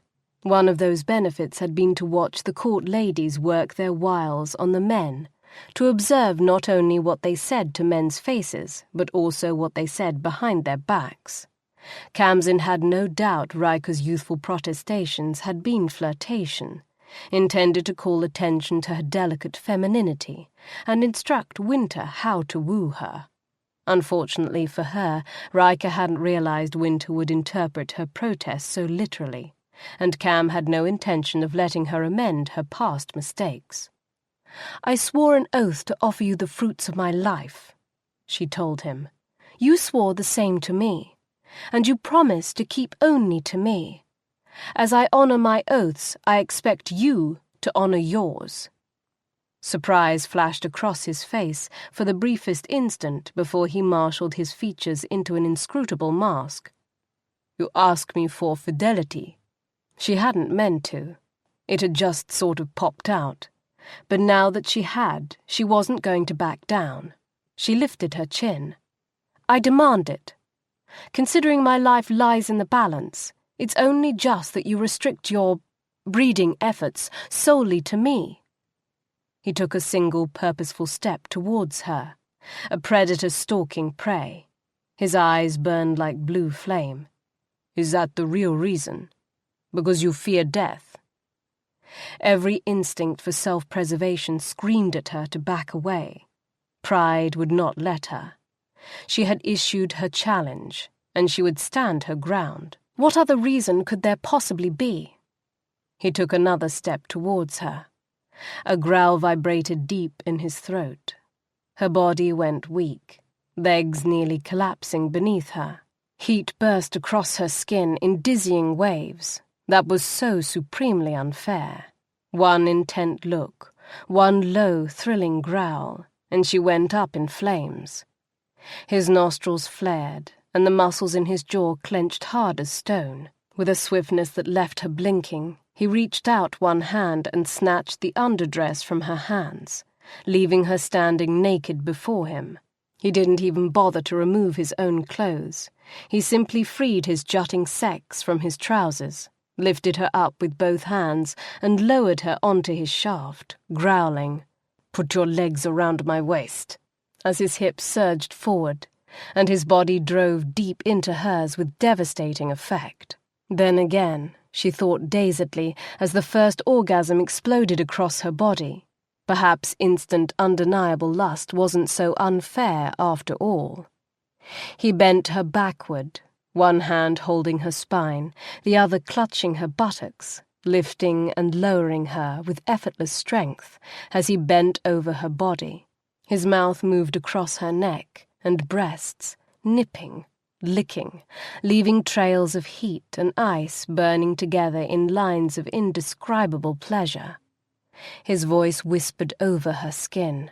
"Tell me, Khamsin, why you demand my fidelity. Tell me why." Whether he was using magic or not, she could not tell, but the words acted upon her like a persuasion spell, dragging the truth closer and closer to the surface with each whisper and each thrust of his hips. "Why, Khamsin?" His body drove into hers, then withdrew with aching slowness. "Why?" Another thrust, deeper, making her gasp and shudder. "Tell me."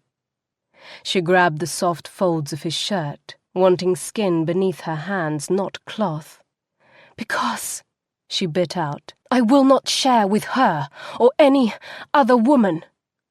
Power crackled at her fingertips. The shirt singed in her hands and shredded from his body like paper, bearing the silken skin and hard muscle of his arms and chest and back. "I will not share this." She dug her fingers into heavy muscles of his chest, then dragged her arms around, running her hands up his back to clutch his shoulders. Her body pressed against his. Her thighs clamped tight around his hips. Her inner muscles clenched his shaft, clinging tight as she lifted her body up and held his gaze with the burning fire of her own. "I will not share you." Still holding his gaze, she drove her body down onto his. Tiny threads of lightning danced over his skin in a shocking web of blue-white light. He gave a choked cry, His spine arched, his buttocks clenched tight. The tendons in his neck stood out like cords of steel. His hips surged again, powerfully, rising up to meet her downward slide. She felt the shock of it to her bones. "I will not share!" she cried out fiercely, one final time as both of them shattered. When the firestorm passed, Wynter lay on the bearskin rug beside his wife. He stared up at the frescoed ceiling overhead and tried to regulate his breathing and gain some measure of strength back in his muscles. Winter's frost. What she did to him. Although the cold, logical part of Winter's mind whispered, "Leave her now. Keep a wise distance." He did not. He stayed with her throughout the night, waking her countless times to claim and reclaim her in the darkness. She was like a drug in his system. Every time he touched her, every time he sank his body into hers, she drove him to heights he'd never known, and he would think, "This is it. This will sate me." But scant hours later, he would wake again, even more hungry for her than he had been before. If it was an enchantment, as Valak feared, it was a very powerful one. The only saving grace was that she seemed as incapable of denying him as he was of denying her. He woke her one last time just as dawn was breaking in the eastern sky. He let his hands skim across her soft skin, relearning the already familiar curves of her flesh, and watched the passion bloom in her eyes, turning the grey to shifting silver. He smiled in triumph when her hands reached for him, and smiled again when he lowered his head, growled softly in her ear, and felt her body quake. His wolf called to her as strongly as her scent called to him, and she opened to him like a summer bloom to the sun. She was so fierce, so passionate, so willing in this, at least, to give him everything without caution or restraint, and so boldly, so fiercely insistent that he be faithful. Elka had never been so possessive. No woman ever had, not of him. No woman until Khamsin. One thing was certain, keeping her at a wise distance was going to be exceedingly difficult. Her hands clutched at him. Her power sparked across his skin, driving all rational thought from his mind. There was only wave upon wave of hot pleasure, driving need, sensation and instinct, and the feel of his body pumping rhythmically into hers, pushing them both higher and higher. Her volatile heat gripped him tight, burning, scorching. Her hands urged him on. She sobbed his name on a keening cry that broke into a scream as the climax swept over them both. Later, when he could breathe without gasping and see more than flickering stars in a field of blackness, he bent over her limp body as she drifted back to sleep and whispered in her ear, "I am no oathbreaker either, wife. I will honor my vows." Chapter 12. Allies and Enemies. When Khamsin woke again, full daylight was streaming through her bedchamber windows, and Wynter was gone. She laid her hand on the empty sheets. They were cool to the touch. Her body was aching, and sore in more places than she'd ever known existed, but already the need for him was rising again. Her fingers smoothed over the indentation in the pillow beside hers, and plucked a long silvery white strand of Wynter's hair from the linen. She brushed the strand across her lips, remembering the feel of his silken hair sliding over her as his body surged against hers. She wished he'd stayed. She wished she'd woken, as she had so many times in the night, to find him there beside her, his eyes intent, his magnificent body stretched out on the sheets, naked and inviting.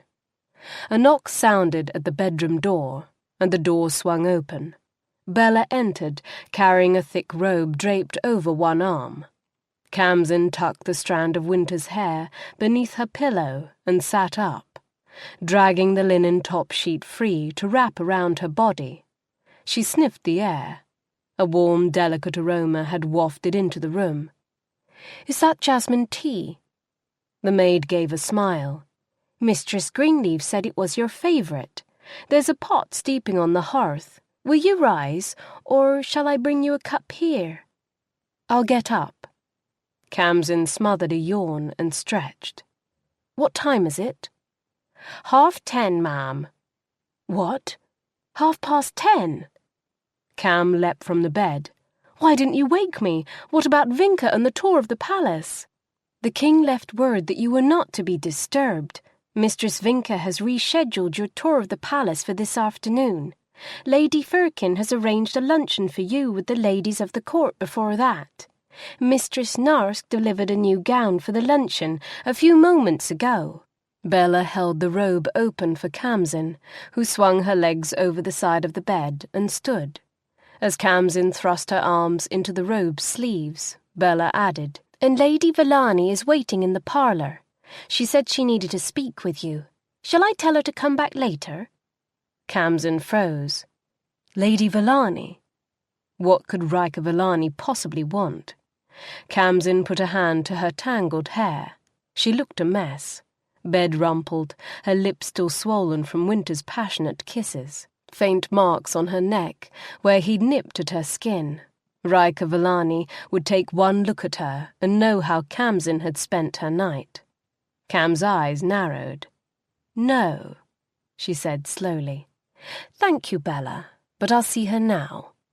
She tightened the robe's sash. "I would like a hot bath, though, when I return, and a little something to eat. I didn't have much of an appetite last night, but now I'm famished." She opened the door to the parlour and stepped through. Riker Villani was standing near the hearth, looking out the bank of windows across the valley far below.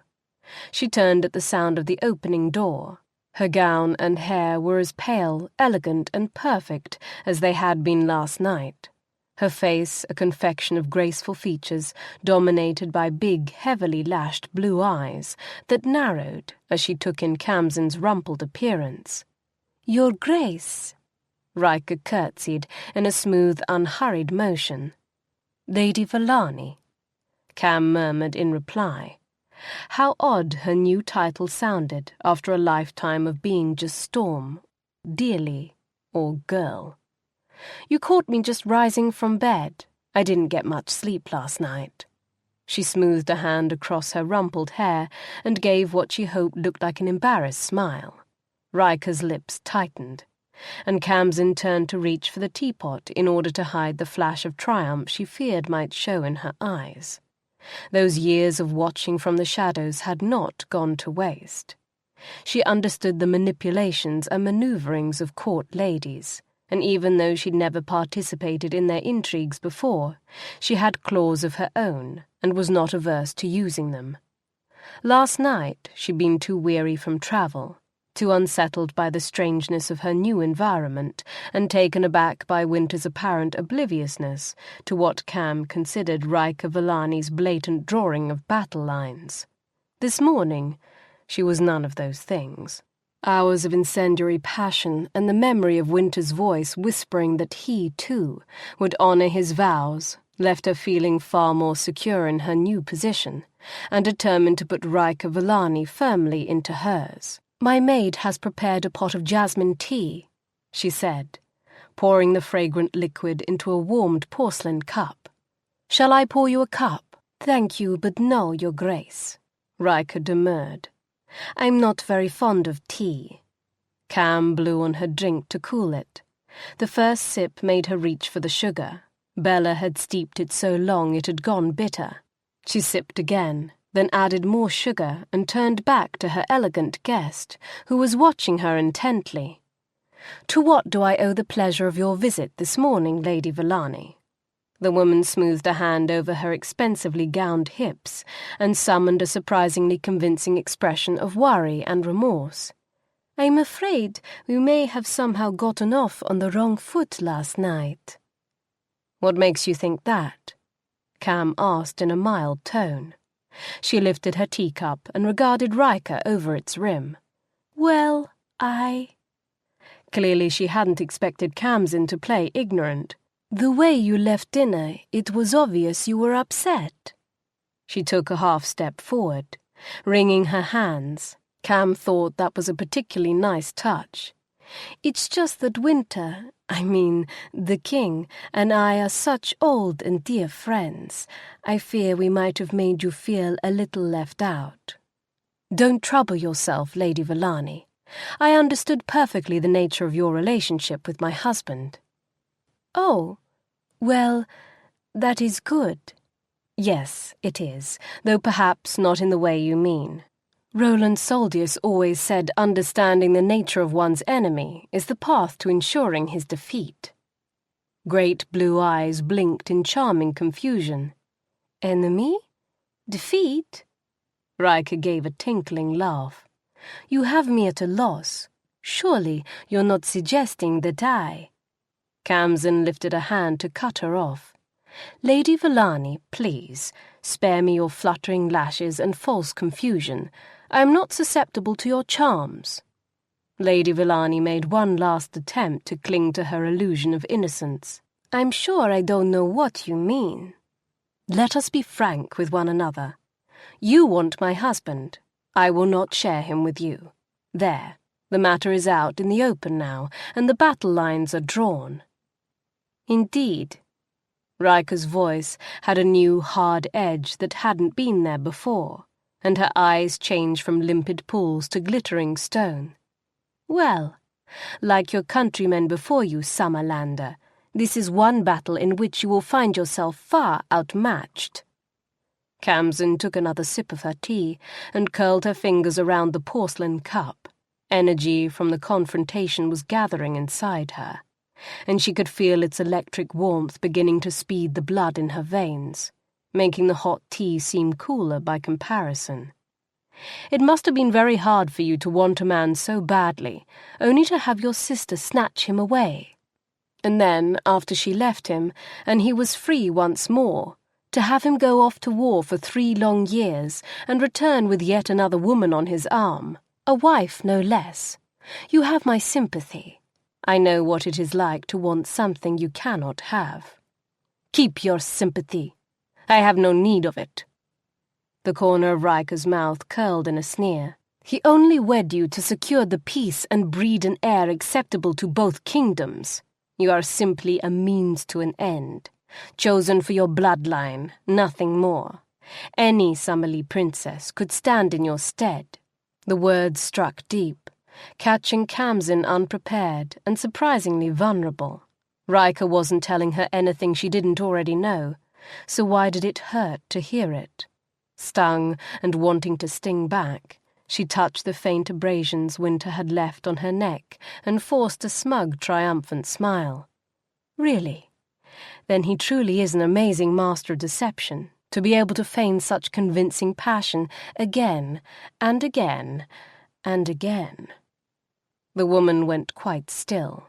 For a moment Kham thought her barb had struck home, but Riker was not so easy a target. Her eyes grew calm and intent. Yes, she agreed smoothly. He is a very intense lover, and skillful enough to make a woman lose all reason. It's one of the things I've missed most these last 3 years, and I can see how an inexperienced girl might assume the power of his sexuality implies a bond that doesn't really exist. Kham's confidence faltered. She would have sworn Riker and Wynter had never been lovers. She lifted her teacup and took a sip to hide her dismay. Riker stood beside Khamsin, smiling with cool serenity, no doubt silently gloating that her second, well-aimed blow had struck home even more deeply than the first, and that made Khamsin's temper simmer. "Walk away, dearly," Tildy, who understood peace, would say. "Just walk away." But Roland, who understood war, would have offered different advice. Behind your enemy's smile lies treachery. Show him that behind yours lies steel. Fail to do so, and you only make him bolder. Khamsin stared down into the fragrant golden-brown depths of her tea. She was no wise, peaceful Tildy, no matter how she might try. She was a daughter of the sun, capable of warmth, but just as capable of fire and lethal volatility. Khamsin tightened her grip on the teacup and turned back to face her adversary.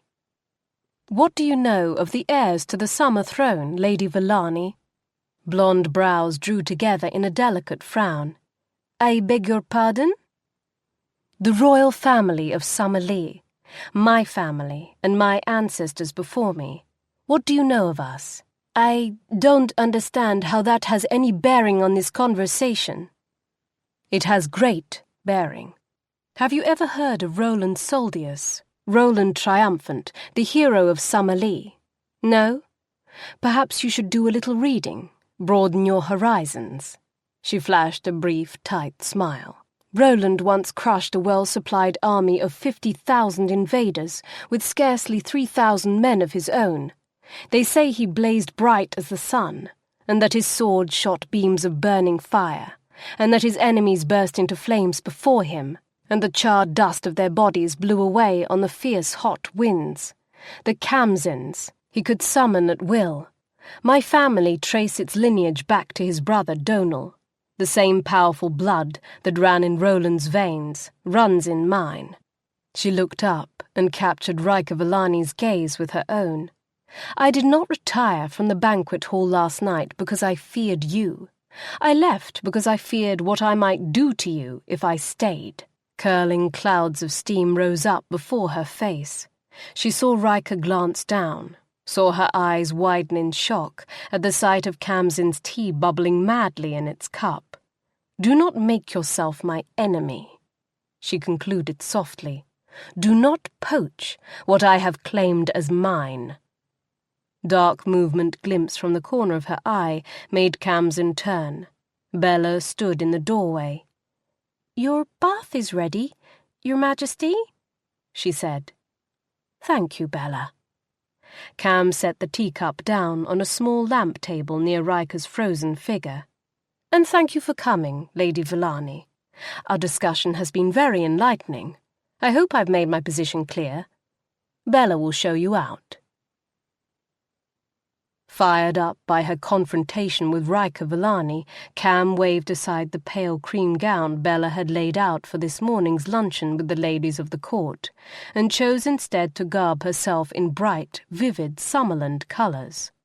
Thus armoured she marched down to the small banquet hall, where the ladies had gathered and met their cool gazes head-on. She had not come to these people as a supplicant, but as a queen, their queen. Even if only for the next 12 months, they would give her the respect and deference due her station.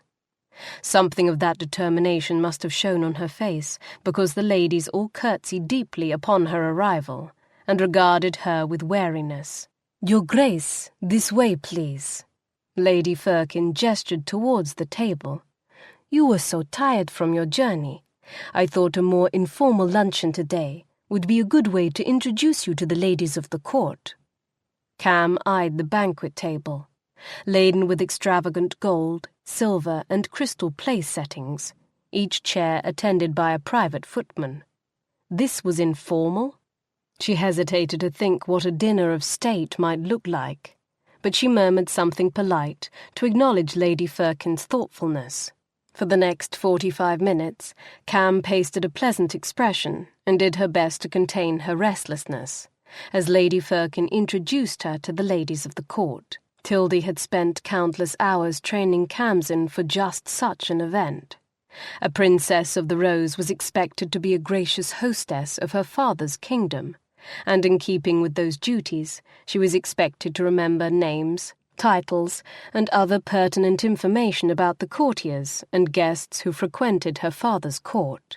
Unfortunately, Kham had never been particularly good at those lessons, and though she was careful to repeat each lady's name 3 times, and came up with mnemonics to tie the name and the face together.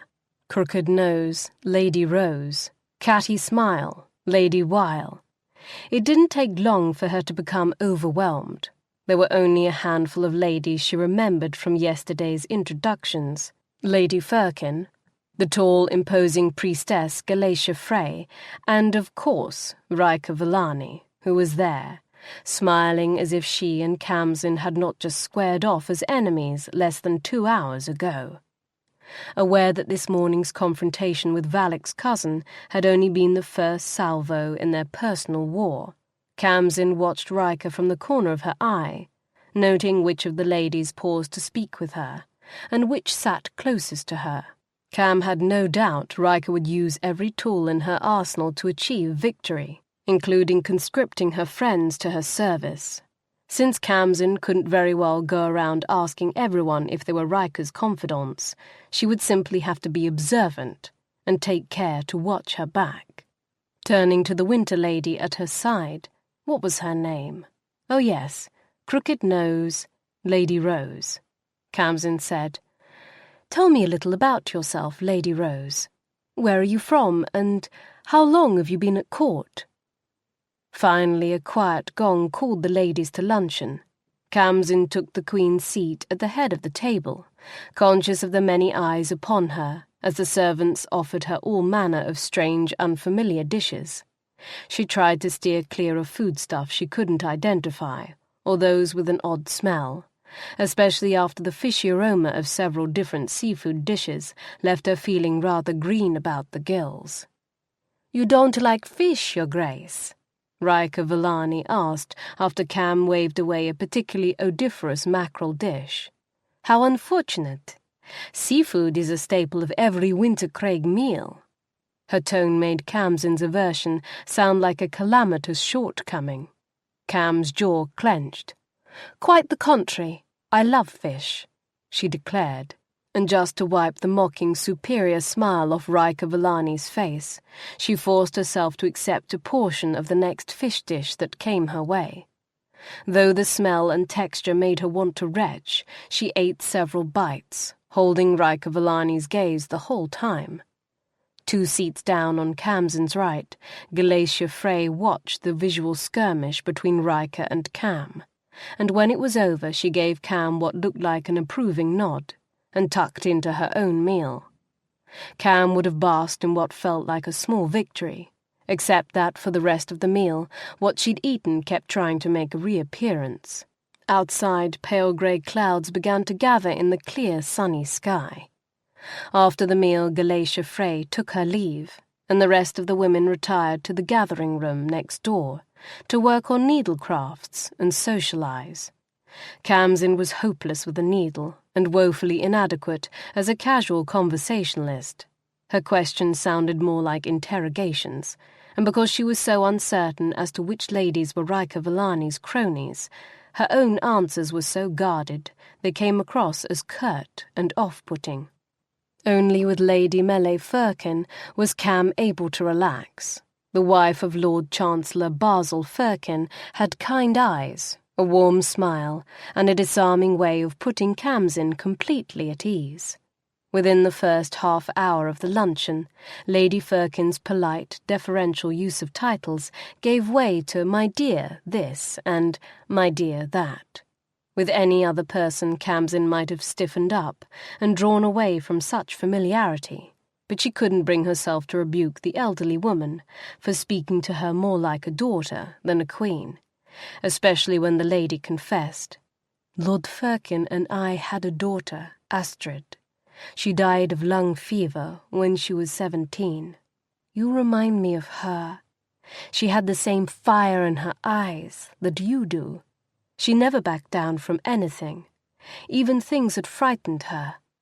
Then she patted Khamsin's hand, smiled, and said, "I have a good feeling about you, my dear. I think you may be just what our king and this court has needed for a long time." "Thank you, Lady Firkin," Khamsin said with a small, genuine smile. "Please, call me Lady Melle. I'm not much of one for standing on formalities. I hope you don't mind. The king has been like a son to Lord Basil and me. We helped raise young Prince Garrick after their parents died." "How did the king's parents die?" "Frost giant attack. Such a tragedy. Wynter barely escaped with his life, and then to take the throne so young. He wasn't even 16, such a burden for a boy to shoulder, especially when some took his youth as a sign of weakness. But weakness is a trait no one who knows him would ever associate with Wynter of the Craig. No, I would imagine not. Kham agreed. She started to ask Lady Melee more questions about the man she'd married, but Lady Weil came up and asked Lady Melee to join a card game. Lady Weil invited Khamsin to join as well, but the lady's insincere smirk of a smile and 2 watchful eyes made Kham decline. No, please go on. I don't play cards. Most court card games required 4 or more to play, so Kham, always alone, had never had the opportunity to learn, and the last thing she wanted to do when her sisters and brothers had snuck up to visit her was while away their precious purloined time with card games. It didn't take long for Khamsin to regret letting Lady Melee leave her side. Sitting alone, without Lady Melee's warm presence to buffer her, she was acutely aware of the Winter ladies watching her every move, many of them sly-eyed, sumptuously gowned adversaries waiting for the first sign of weakness. Tension coiled inside her. Sitting still for any length of time had never been easy for her, and sitting there while her every move was watched and measured was indescribably unpleasant. She was a child of the elements, accustomed to doing as she pleased and running free through the abandoned towers of the King's Keep. She wasn't made to sit for hours on end, confined and coiffed, surrounded by women whose conversation revolved around fashion, running households, and raising children. Kham would much rather be outside with the men, watching them train with their weapons, better yet, swinging a sword of her own. Falcon had often practiced with her, and those were some of the happiest times of life. Her foot started tapping. Conversation dwindled. Ladies cast sidelong glances her way. She jammed her feet against the ground and kept them there. Conversation resumed. More baby talk, more discussion of ribbons. One of the ladies had a new maid to dress her hair, and wasn't she doing a splendid job? Kham's fingers began to drum restlessly against the armrests of her chair. The lady with the hairdressing maid glanced Kham's way, bit her lip, and fell silent. Kham clutched the armrest as if her life depended on it. Outside, the thin clouds that had gathered during the luncheon grew heavy and dark. Oh dear! Lady Rose glanced out at the rapidly darkening sky. It looks like we're in for a bit of a storm. That came up fast, another woman murmured. There wasn't a cloud in the sky this morning. Now they were going to talk about the weather. Kham leapt to her feet, unable to bear it any longer. All the Winter ladies rose as well and looked her way. I have a bit of a headache, Kham lied, working hard to keep the bark out of her voice. I think I'll go for a walk outside. Lady Melee cast a glance out the windows, where rain had begun to fall. A walk, my dear, in the cold and rain. I like the rain, Kham snapped, and the shocked, hurt look on Lady Melee's face made her feel like a brute. She took a breath, forcing down her temper. I'm sorry, this headache has me on edge, but I do like the rain, and the cold doesn't bother me. Of course, Your Grace.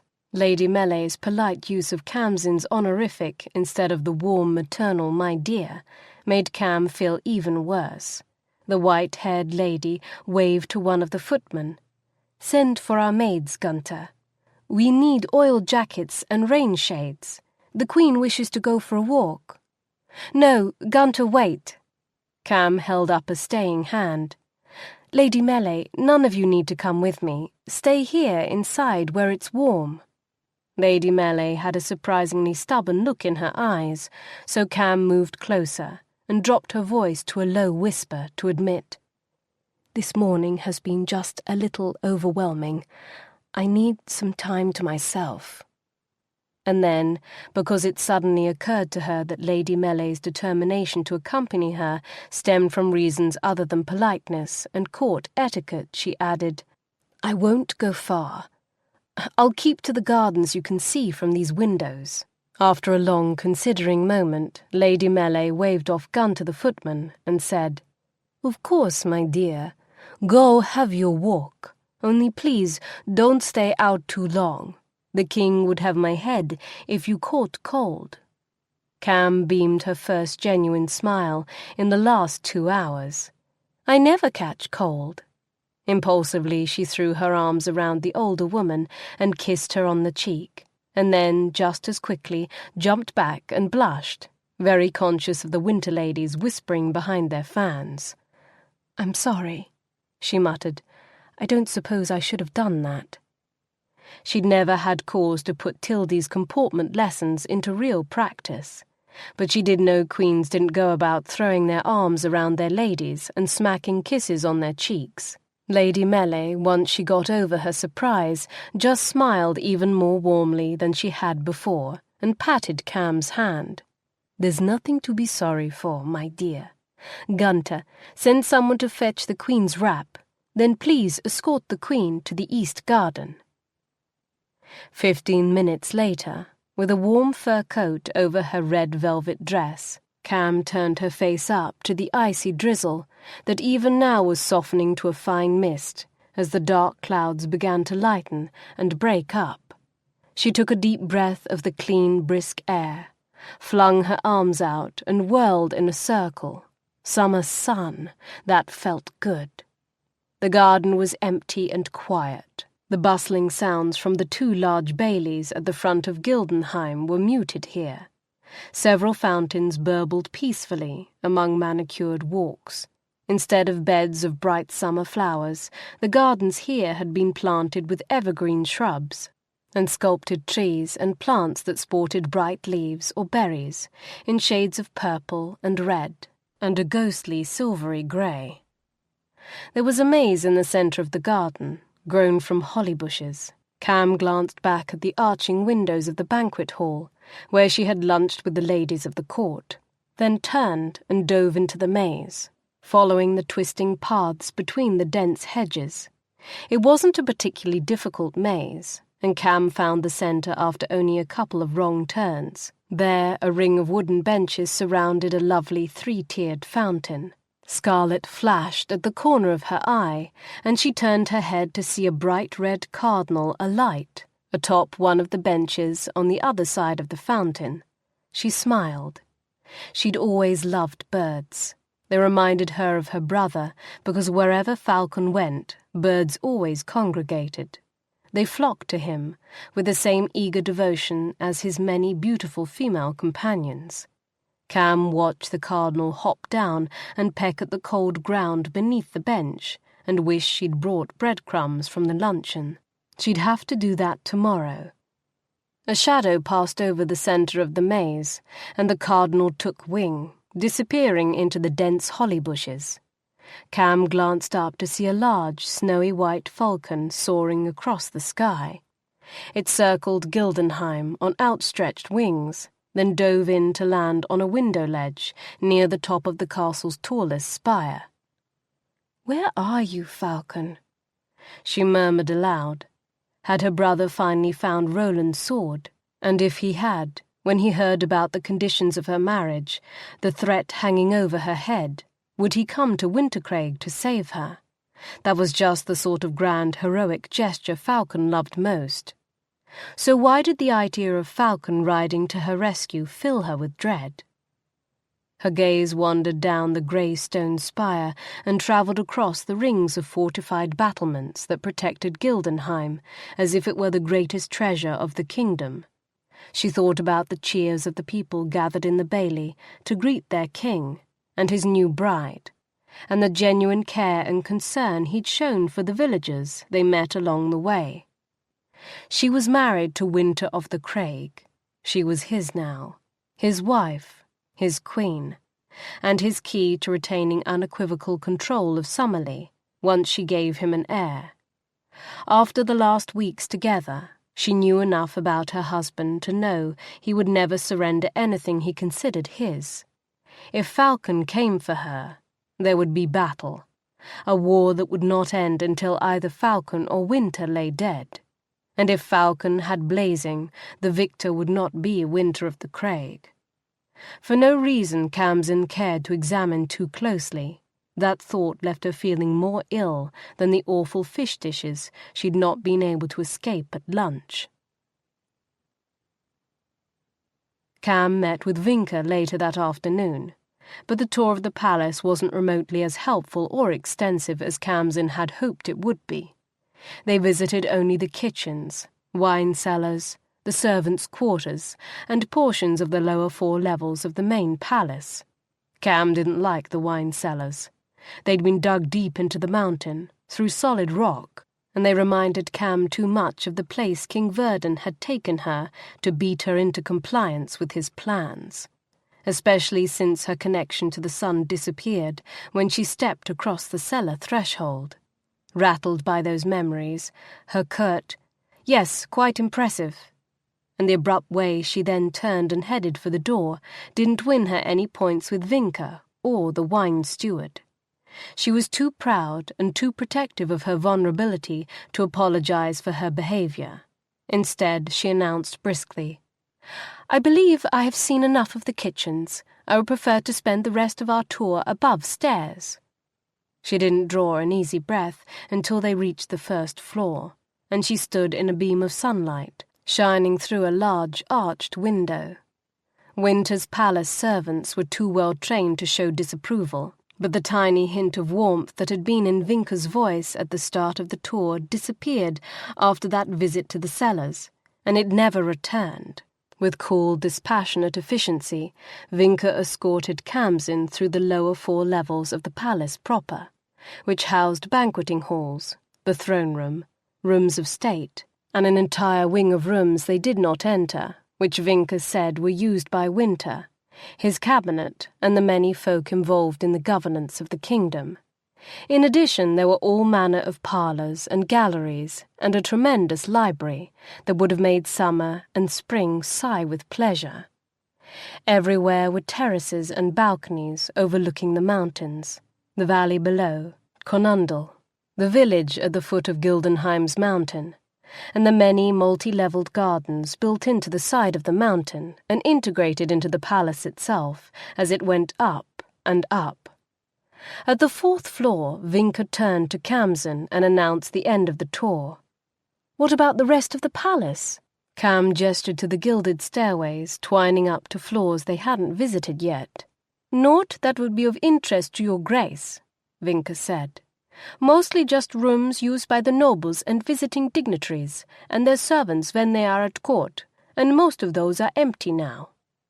"How many more floors are there?" "Another 10, not counting the towers, but 3 of those are servants' quarters." Kham gasped. "So many?" She'd realized Gildenheim was massive, she just hadn't realized how massive. "There was talk of building an upper palace before the war." Wynter smiled with pride before she caught herself and marshalled her expression back into a cool mask. "Things are much quieter here these last 3 years." Kham shook her head. "If Gildenheim got any larger, you would need a horse to ride from one end of the palace to the other. Winter folk are a hardy breed, and walking does the body good," Wynter replied crisply. Then she sighed and admitted, "But an expansion is unlikely to happen any time soon. Wars are costly, and not just to the treasury." A brief tense silence fell between them at the reminder of the terrible price of war. Wynter cleared her throat.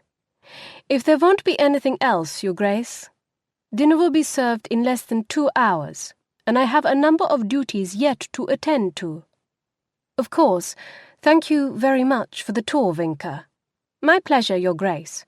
Shall I escort you back to your chambers?" Kham wasn't ready to go back to her rooms. She wanted to explore a little more. "No, you go on. I'll find my way there." Wynter made no move to leave. She gnawed on her bottom lip, then said, The king would not be pleased if I were to abandon you here alone. If I tell you to go, you aren't abandoning me. Kham's mouth twisted into a sardonic smile. Believe me, if the king doesn't like it, he'll know where the blame lies. When Wynter still remained where she was, Kham arched a brow. A flicker of irritation stirred in her breast. I'll be fine, Wynter. I need to learn my way around. Now is as good a time as any. Left with no alternative but to leave, or directly disobey the woman who was, however temporarily, her queen, Wynter dipped a curtsy and made her way back downstairs. Once she was gone, Kham turned and started down the wide corridor that led to another set of stairs. 10 more levels, plus all those towers and turrets. Her pulse quickened. She was an explorer at heart. Quiet, abandoned places with their musty old secrets had been her home for years, and she'd spent a lifetime ferreting through forgotten treasures, imagining where they'd come from and who left them there. True to Wynter's word, however, the 5th floor was nothing more than living quarters for palace guests. Many of those rooms unoccupied and utterly disappointing on the hidden treasure front. Still, she opened every door that wasn't locked and peered inside. The rooms were graciously appointed, luxurious without the sometimes garish opulence of the palace at Reviled.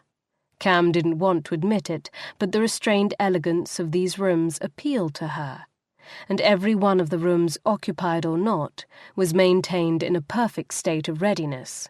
She was inspecting a small study, admiring the cream brocade couches and the beaded embroidery of ice-blue velvet drapes, when a young maid approached and bobbed a quick curtsy.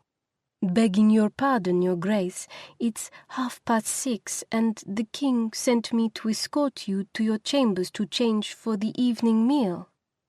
Had Wynter reported that she'd left Kham unattended in the upper levels of the palace, or had one of the servants on this floor taken exception to her poking her nose in all the rooms? Kham considered sending the maid back without her, then discarded the notion. If she defied him, Wynter's next emissary would likely be one of his white guard, and she had no desire to be marched back downstairs like a wayward prisoner. Her exploring for the day had come to an end. "What's your name?" she asked the maid, as they made their way to the main staircase. The girl looked surprised. "Greta, your grace." "Have you worked here long? At the palace, I mean." "Since I was 8, your grace." Kham frowned. 8 seems awfully young to go into service. Is it customary for Wintercraig children to work at so young an age? Greta lifted her chin. "My father died in a great hunt not long after Prince Wynter became king. My mum had 4 children and a 5th on the way. The king saw to it that we had a roof over our heads, food in our bellies, and work, because winterfolk don't take charity. Mum works in the kitchens. I started doing top floor work until I was old enough to move downstairs." "Top floor work?" "Keeping the upstairs tidy, 7th floor and higher." She bit her lip. "No one really uses those rooms anymore," she admitted, "but the king wouldn't let Mistress Wynter close them up, even during the war. Said it was important to keep the palace ready for whatever the future holds. It's mostly the little ones who tend the unused rooms." "The little ones?" "Too old to stay in the nursery, but too young to do heavy work. Mostly they just dust and sweep and change the linens, like I did when I first came here. My sister, Fenna, still does top floor work, but she's 10 next year, and she'll be training with the seamstress." "What about your brothers and sisters?" "My brother, Skanda, he's 16, works in the stables, but he'll be training for the White Guard soon.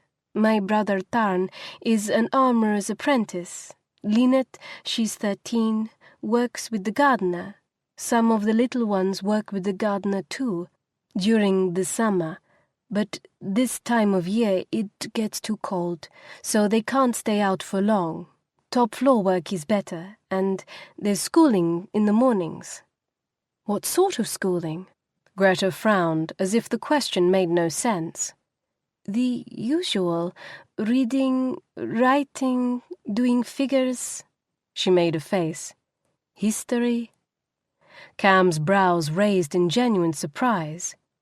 "Where I come from, Greta, there's nothing usual in that. Only the merchants and the nobility educate their children."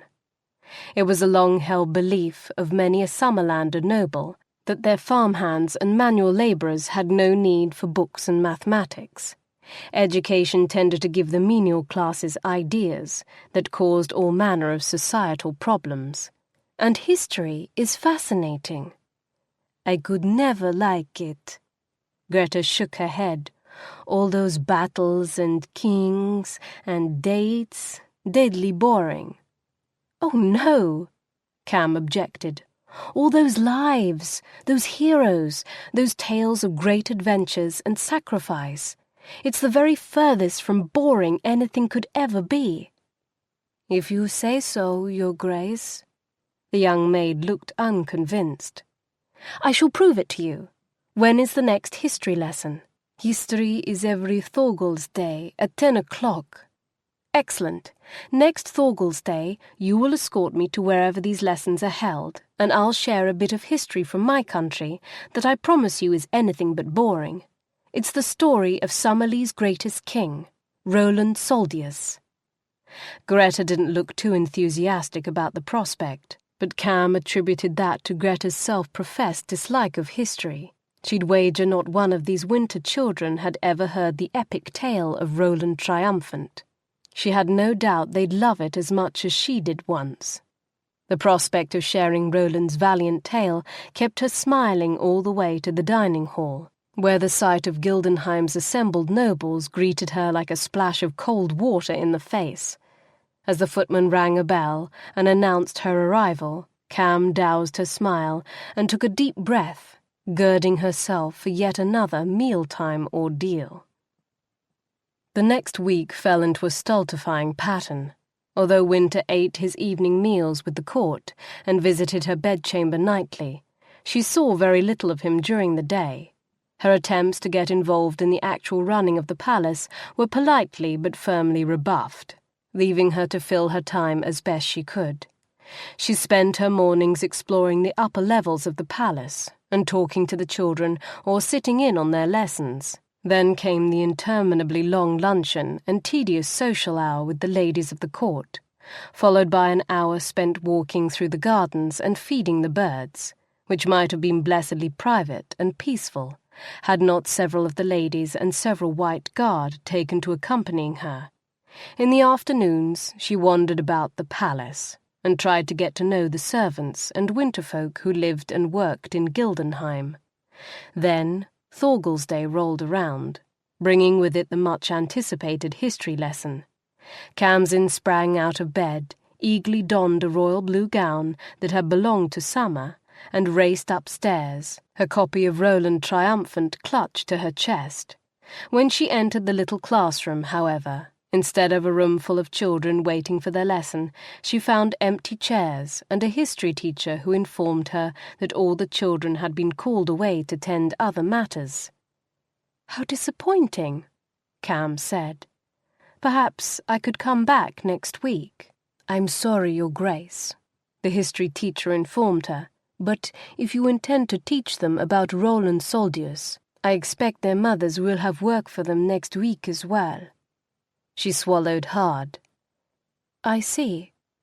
All week long she'd noticed that some of the children had been disappearing from the classes, not to return, but she'd assumed that they'd just been reassigned to work in other parts of the palace.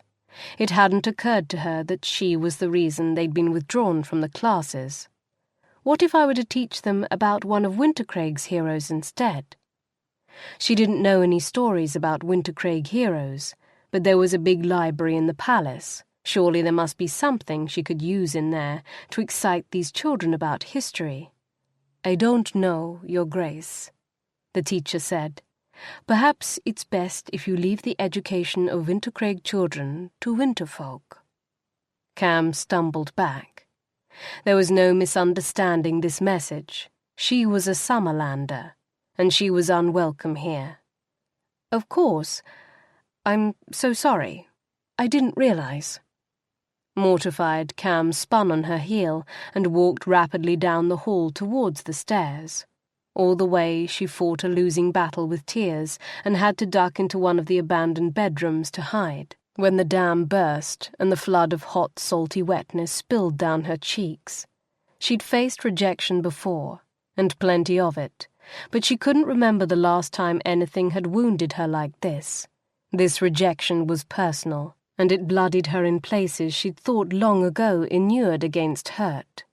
She cried until her tears were spent, then wiped her eyes and sat locked in the room until her face was no longer blotchy or swollen, and her eyes lost their puffy red rims. When she finally emerged from the room, half a dozen servants loitering about in the hallway scattered like mice. Kham watched them go with a hardened heart. She'd offered these people friendship, and they'd thrown it back in her face. She wouldn't make that mistake again. Lifting her chin and squaring her shoulders, she marched downstairs to her scheduled luncheon with the ladies of the court. There, at least, she had never felt at home enough to let down her guard. And because she hadn't let down her guard, the winter ladies of the court couldn't hurt her the way the upstairs children just had. Or so she thought, until she reached the dining hall, and Lady Melee came forward, smiling sweetly, her hands outstretched. "Come in, my dear, come in. We were beginning to worry you'd gotten lost." As they took their seats at the banquet table, Lady Melee beamed. "Cook has outdone herself today. She's prepared a special treat just for you. I understand it's one of your favorites." She waved over the first of a line of servants, carrying covered trays of food. The server whipped off the deep tray with a flourish. A cloud of steam billowed forth as the servant holding the tray held it out for Khamsin's inspection. "Lutefisk and eels," Lady Melee announced with a happy smile. Kham's eyes widened, and her nostrils flared at the sight. A dreadful aroma. Of the pile of gelatinous white fish, surrounded by a sea of broth swimming with onions, garlic, and long black eels. Her stomach gave a terrible lurch. The winter ladies gasped in surprise as Kham leapt to her feet, so fast she sent her chair flying. "My dear," Lady Melee cried. "Your Grace," someone else exclaimed. Kham clapped a hand over her mouth, grabbed her skirts in one hand, and bolted for the door. "Please, let me make it out of the room. Don't let me shame myself before them. Please, let me make it out of the room." She didn't make it. "She puked over lutefisk and eels?" Valak asked when Lady Melee finished her report of this afternoon's disastrous luncheon. "Who doesn't like lutefisk and eels? They're delicious." "Valak." Wynter gave his second-in-command a pointed look and jerked his head in the direction of the door. Valak grimaced, but tromped out. When he was gone, Wynn leaned back in his chair and regarded Lady Melee over steepled fingers. "It appears to have been a prank," Lady Melee explained. "Cook received a note saying the Queen was pining for lutefisk and eels, declaring it one of her favorites. Needless to say, that doesn't appear to be true." They were seated in his private office in the western tower. To Wynn's left, a wide window of leaded glass panes looked out over the Minsk River valley far below. Not that you could see the valley now. Dark clouds cloaked Gildenheim in a heavy mist, harbinger of the afternoon storm that had rolled in like clockwork every day around noon for the past week. The storm should have already broken up, since Khamsin's daily luncheon with her ladies had come to its unfortunate end over an hour ago. But his weather witch queen was working a different misery out in the sky today, and snow was falling with no sign of letting up any time soon. It was early for snow, even in Craig, but whether Khamsin's daily storms, or the ice heart was to blame. Wynter didn't know. Apart from today's unfortunate incident, how is my queen settling in? Truthfully? Wyn gave a curt nod. She's not. Lady Melee threw up her hands in distress. I'm sorry, my dearest, but the poor thing's miserable. Our food doesn't agree with her. She can't ply a needle to save her life. The ladies tried reading some of their favorite novels to her, but she grew so restless and impatient. I thought we were going to have a tempest right there in the gathering hall. She likes the outdoors, but she hates having us following her, watching her every move. I thought she might like to take a trip with me down to Conundle, but she doesn't ride, and when I suggested having a carriage brought round, well, I swear I nearly saw some of that lightning Lord Valak says she can call. Wyn grimaced. Carriages don't agree with her any better than lutefisk and eels. Lady Melee's brows rose. That would have been useful information to know before now, Wynter, she said, with an uncharacteristic snap in her voice. Wyn closed his eyes against the sudden whip of icy temper rising inside him. Before drinking the ice heart, Lady Melee's scold would have made him blush in shame. Now it made fury bite hard, the Ice King in him fuming at her impertinence. But Wynter would slit his own throat before allowing himself to harm, either by word or deed, the gentle, big-hearted woman who had been a surrogate mother to Garrick and to himself, insomuch as he would let her. "You know it now, Lady Melee," he said, when he trusted himself to speak. She heaved a sigh, oblivious to her own mortal peril. Honestly, my boy, could you make this any more difficult? You don't want her wandering all over the palace. You don't want her walking alone outside. You don't want her interfering in the running of the palace. The servants are up in arms over her attempt to interfere in their children's education. And Wern knows she can't sit still for any length of time. 1 short hour after our luncheon pushes her to the very limits of her endurance. I've had several ladies express their concern that she might lose her temper and strike us dead with a lightning bolt. Something must be done. What do you suggest, Lady Melee? One of the many admirable traits of Lady Melee, she never presented a problem without also offering a solution. She needs a friend, my dear. She's a young girl in a strange place. She needs someone she can talk to. Someone she can do things with. Lady Melee's mouth quirked in a deprecating smile. I'm too old to chase around with her hither and yon, and the ladies, forgive me, fear her magic and frankly haven't warmed up to the poor thing any more than she has to them. Do you have someone in mind? I wish I did. I've been racking my brain. I was going to talk to Basil about it tonight, see if he could suggest anyone. I'll think on it. Thank you, Lady Melee. Wynter stood up, signalling an end to the meeting. Lady Melee rose and headed for the door, then paused when she reached it. I like her, Wynter. I like her quite a lot, and I didn't expect to. Yes, she has a temper, and a hard time keeping it contained, but there's also a kindness in her, and a great deal of loneliness. I don't think she's the threat Valak believes her to be. You really should spend more time with her. Thank you, Lady Melee, Wynter said again, his voice polite, his gaze deliberately non-committal. Lady Melee sighed and let herself out. The freezing rain and snow continued to fall all day. Wynter left his office early to share dinner with the court, but Khamsin's chair remained conspicuously empty. I'm so sorry about the Queen's ill health at today's luncheon, Riker said, as the servants carried trays of fragrant fish dishes around the table. Valak told me she didn't travel well, but I would never have thought her fragile stomach extended to mealtimes. We winter folk are such a hardy lot. With a smile, she turned to help herself to a serving of broiled mackerel. I do hope the coming winter won't be too difficult for her constitution. Though spoken with solicitous concern, Riker's remark somehow managed to make it sound like Khamsin was a weakling who didn't measure up to the rigorous demands of life in Wintercraig. The implication didn't sit well with Wynter.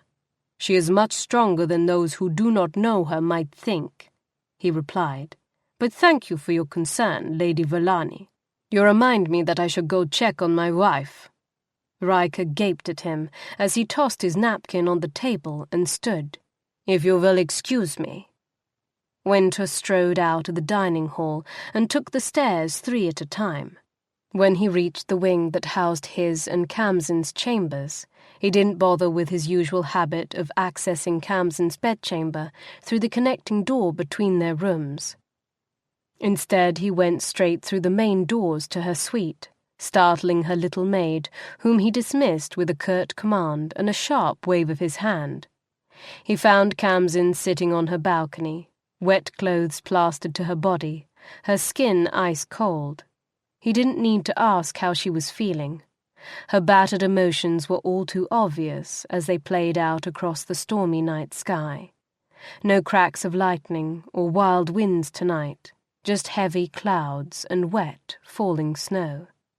She didn't even put up a fight when he scooped her up in his arms and carried her back inside. Because he'd dismissed her maid, Wynter tended to her needs himself, stripping her of her sodden garments, toweling her dry with soft cloths from her bathing chamber, lowering a fine, fragrant linen gown over her head. Through it all, she stood unnaturally still and docile, without a single toss of her head or rebellious flash in her eyes. When he was done, she climbed into bed and looked at him with dull eyes. "Will you be coming to bed, Your Grace?" He wanted to howl. She wasn't some spineless, timid lass. She was Khamsin, Storm, full of fire and defiance and strong, reckless, stubborn will. Until this moment he hadn't realized how much he enjoyed her wildness, her vitality, or how much he looked forward to seeing it every night. "No," he said. "You've been ill. You should get your rest." She didn't toss her head and remind him of his need for an heir or her motivation to provide him one. She merely looked at him for one long moment, then lay down on her side, her back to him, and pulled the covers up around her shoulders. She looked so small and alone in her vast bed. Valak would warn him to harden his heart, that she was manipulating him. But Wynter knew from the top-floor maids that Kham had spent the entire morning locked in one of the unused bedrooms upstairs, crying, hiding her vulnerability, as she always did. It alarmed him that she wasn't hiding it now, that he couldn't shake the feeling that leaving her tonight would be a mistake. Trusting his instincts, Wyn walked to the other side of the bed, shed his clothes, then climbed into the bed beside his wife. He expected her to turn to him, but she didn't. Instead, her back still to him, she said, "I thought you weren't going to stay." Her voice sounded different, thicker. She was still hiding her vulnerability after all. He reached for her, easily conquering her slight resistance as he turned her over to face him.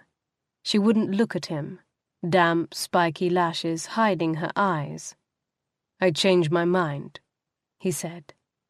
"I don't want to be alone tonight." Gently, as if she were fragile crystal that would shatter at the slightest pressure, he touched his lips to her eyes, nuzzling away her tears, then brushed soft, lingering kisses across her cheeks until her slender arm twined around his neck, and she lifted her mouth to his. They didn't speak. They simply loved in silence, letting their hands, their lips, their bodies speak for them. Long, lingering caresses, tender, healing kisses, the slow, steady glide of bodies moving together in wordless communion. Afterwards, exhaustion overwhelmed her, and she fell asleep in his arms. He lay there for more than an hour, just holding her and watching her sleep. And he realized that Valak might just be right to fear that Wynter's Summerlea bride was working some sort of enchantment on him. The fiery, passionate, willful Khamsin drew him like a moth to flame, and brought those frozen parts of him back to life.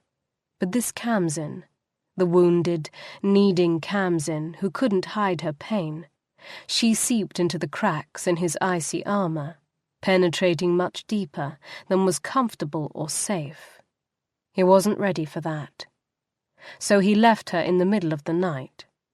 She wasn't the only one who hid her vulnerabilities. Chapter 13. Passions, Purloiners, and Purgatives. Khamsin was both bereft and grateful when she woke up alone the next morning.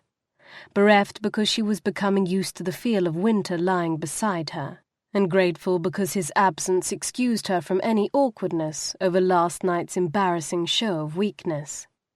She took a sip of her morning tea, only to grimace and set it aside. Bitter again. Tildy had always brewed the perfect cup of tea, but Bella clearly needed more instruction. She was either using too many leaves or steeping the tea too long. The door to her wardrobe room opened, and Bella whisked in. "Bella, about the tea," Kham began, only to break off with a scowl when she saw Bella carrying a frosted taupe outfit trimmed with white fur. "What's that? I told you to lay out my red dress." After yesterday's humiliating debacle, she was determined to gird herself in her brightest, most defiant Summerlea armour before facing the Wintercraig court. "Mistress Narsk delivered this morning, along with a note from the king. You're to meet Lord Valak in the Upper Bailey no later than 10 o'clock to receive your first riding lesson." "Riding lesson?" Every bruised and wilted part of Khamsin's soul suddenly perked up. "I'm to have a riding lesson?" "Apparently so, ma'am, but you'd best hurry. It's already 9:15. Kham leapt to her feet. Bella had already drawn her bath, but rather than enjoying a leisurely morning soak as she'd intended, Khamsin washed in record time.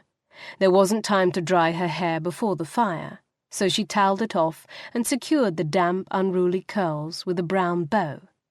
Then she threw on her new split riding skirt and fur-lined coat from Mistress Narsk, wolfed down the last half of her now cold meat pie, washed it down with a few sips of the too-bitter jasmine tea, and bolted for the door. She reached the courtyard just as Gildenheim's clock tower began to toll 10 o'clock. Valak was already there, and he greeted her with the cold eyes and stony expression she'd come to expect from him. "This way," he said in a clipped tone. He led her across the courtyard, through the portcullis and down into the larger lower bailey that was bustling with industry. Here a blacksmith's forge, farrier, saddler, and hay barn had all been built along the northern wall to serve the enormous stables carved into the side of the mountain. A broad-shouldered man with a weathered face and thick queue of ash-blonde hair met them just inside the building. Valak introduced him as Bronn, the stable-master. Bronn smelled of horses, hay, and snow, and his eyes were deep, vivid green, rather than the typical Wintercraig blue. "I'll bring you Corey to start with," he said. His voice was low and deep and musical, and filled with more warmth than any winterfolk, save Lady Melee had shown her so far. It set Kham instantly at ease. "She's a kind lass, with gentle ways. She'll teach you what you need to know, and be patient until you learn it. Later, when you've found your seat, you may want to choose another mount, one with a bit more fire in her soul." He marched down the corridor, returning a few minutes later with a large black horse in tow. The mare had a thick winter coat and a long, striking white mane and tail. "This is Corey," he said. "Hold out your hand to greet her." Kham stared at the horse with trepidation, big as a Summerlea shire horse, with thick, powerful muscles and hooves like great iron-shod rocks.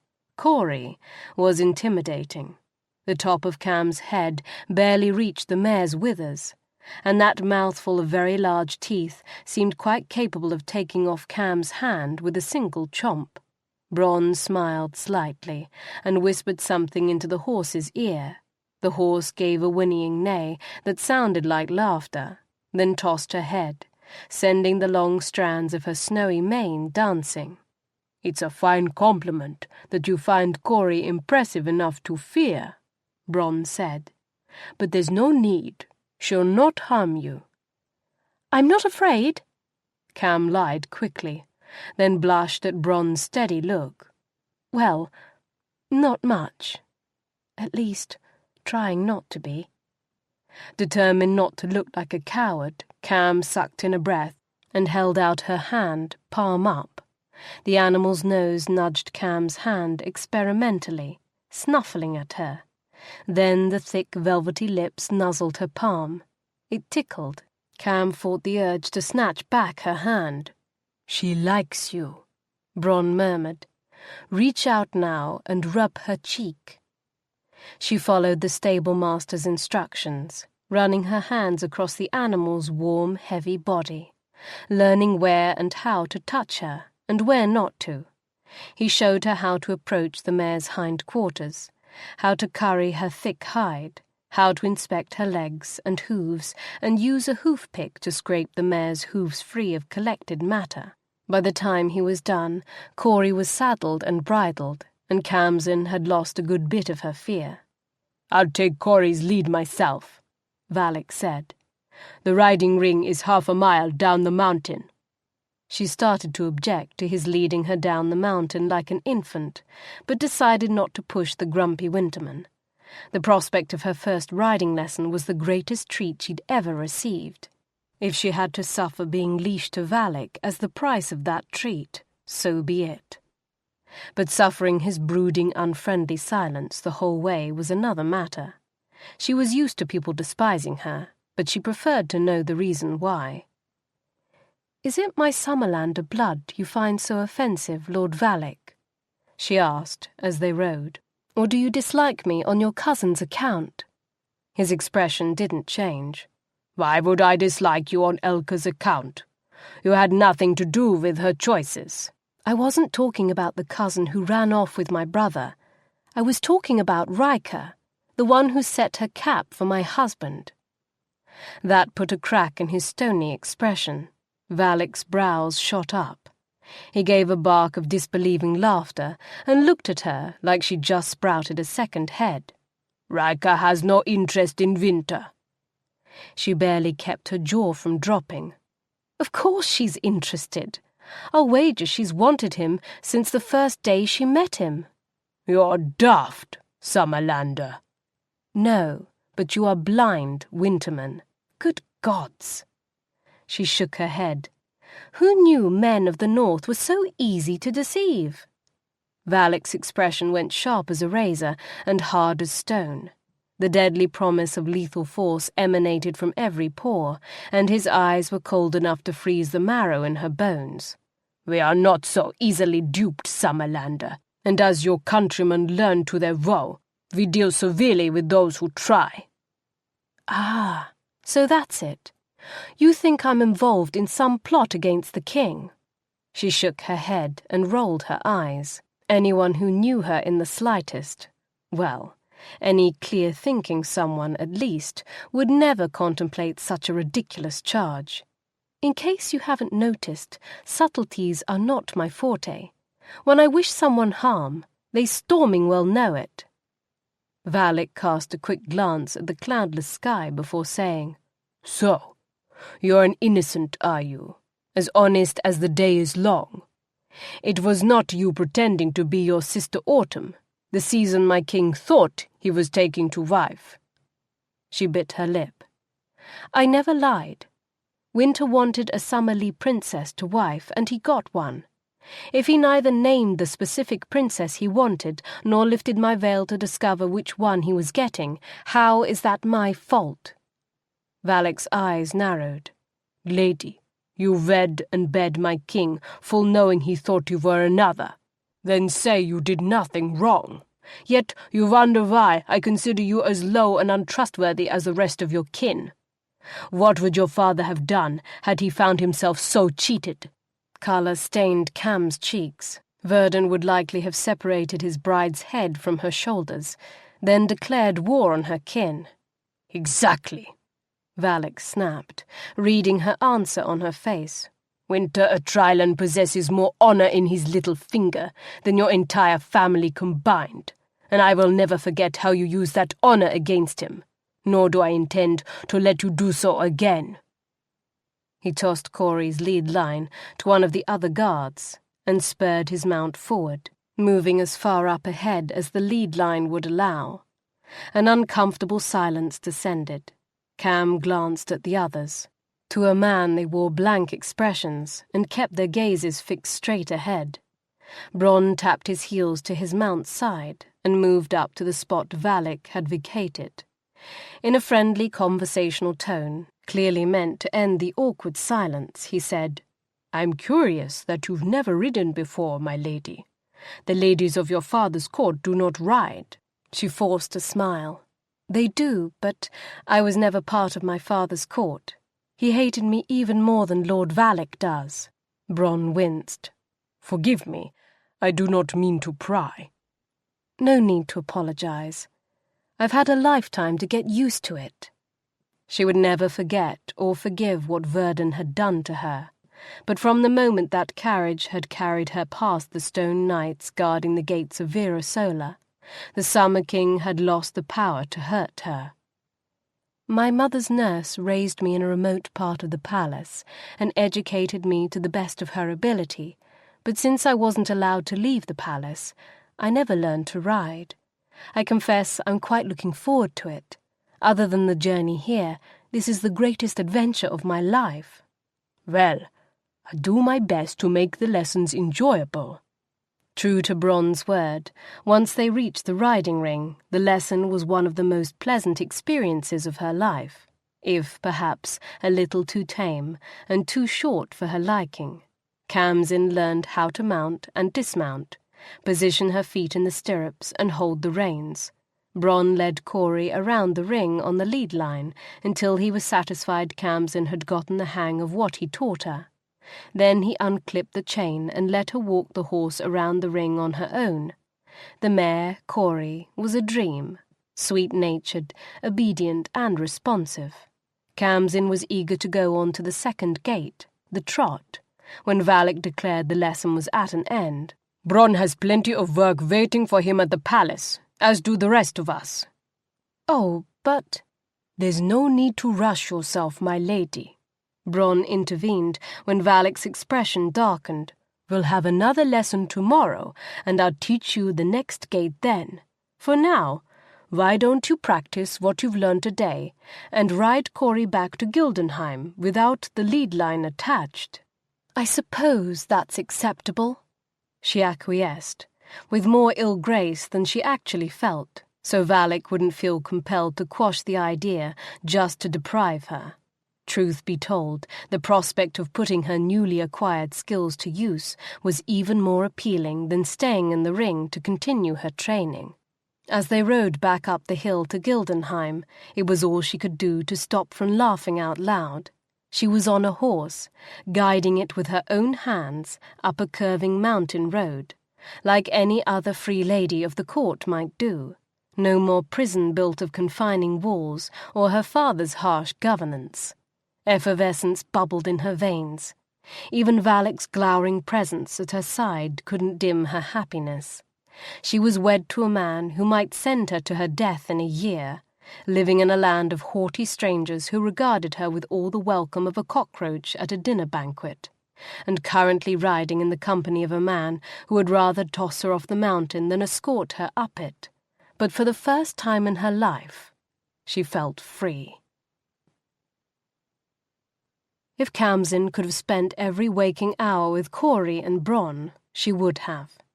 She hadn't returned to visit the top-floor children since that awful Thorgilsday debacle, so except for the all-too-brief daily lessons with Bronn, Kham spent most of the next week suffering through more hours of boring teas, luncheons, and social hours that the well-meaning Lady Mele Firkin had arranged. Of Wynter, Khamsin continued to see little, except for his attendance at the evening meal and his nightly visits to her chamber, which remained as breathtakingly passionate as ever. He remained sequestered with his councilmen, stewards, and generals in meeting after meeting. Wynter's preoccupation was not lost on Rika Villani or her circle of friends. The whispers and laughter behind the fans grew louder as the days progressed, the sly looks bolder. Khamsin held her head high. She wouldn't give Rika or her friends the satisfaction of knowing how their gloating stung. Reflecting Kham's mood, the skies over Gildenheim remained a gloomy, overcast grey that drizzled constant snow. One bright spot in her days was the time she spent in the riding ring with Bronn. The stable-master was a kind, patient, and thorough teacher, whose gift for calming high-strung horses worked equally as well for calming high-strung foreign queens. Each morning she counted down the hours until it was time for her lesson. When the lesson was over, she counted down the hours till the next day. By the end of the week, Bronn declared she had made enough progress to warrant a treat, a ride into the valley to visit the village of Conundel. They never went faster than a comfortable trot, and Valak stayed close by her side. But it was still Kham's first real, independent ride, and she thrilled at her newfound freedom. When they reached the outskirts of the village, Kham sat up straighter in the saddle and looked around with interest. She hadn't paid much attention when she and Wynter had ridden through on the day of their arrival, but as this was the closest village to the castle, she intended to become very familiar with it. The buildings were constructed of stone and wood, with sharply angled roofs. Scores of stone chimneys rose towards the sky, fragrant wood smoke rising from each one. Cobbled streets had been cleared of snow and covered with grit to keep from turning slippery, and winterfolk, bundled lightly against what most Summerlanders would consider bitter cold, went about their business as though the frosty air was little more than a spring chill, and perhaps, to them, it was. For all that it served Gildenheim, the town of Conundel was surprisingly small. What buildings there were could have fit in Virasola 3 times over. Our largest cities are the ports, Seva, Loni, and Konuma, Bronn told her when she said as much. Wynter has smaller palaces in each of them, but the Craig is the true seat of his power. I thought the city that served Gildenheim would be larger. Bronn smiled. Gildenheim is its own city. Conundel is primarily a logging village. Few men of the Craig live in towns. Most have small farms and crofts in the mountains, where they raise sheep, horses, cattle, and the next generation of men who will keep Wintercraig strong. As they rode down the cobbled street, Khamsin was conscious of the stares she received from the villagers, some curious, some openly hostile. In this land of tall, pale-haired, golden-skinned folk, she could never hope to pass unnoticed, even without her escort of a dozen icy-eyed white guard. They left their horses at the village stable and walked down the main street to the tavern for lunch. The proprietor greeted Valak and Bronn with warmth and Khamsin with guarded politeness, and led them to a small private room in the back. The last 3 years don't seem to have been as hard on Wintercraig as they were on Summerlea, Khamsin noted as the serving woman brought out trays of fresh fruits and vegetables before their meal. The serving woman and Kham's guards all gave her sharp looks. "We have our share of orphans and widows," Valak said coolly. "Far fewer than Summerlea, I'm sure, but that's not what I meant." She gestured to the obviously fresh produce in the centre of the table. "We all but starved this last year. All our crops in the north and many in the south were destroyed by the prolonged cold, but you seem not to have suffered a similar distress." "It would have been easier on the king to simply cast winter across the entire continent," Bronn explained, "but that would have brought suffering to his own people. So instead, he drew entirely on the power of the Ice Heart to create an island of winter across Summerlea, while leaving Wintercraig's weather patterns relatively untouched. Our growing seasons have been cooler and much shorter, but we've had them."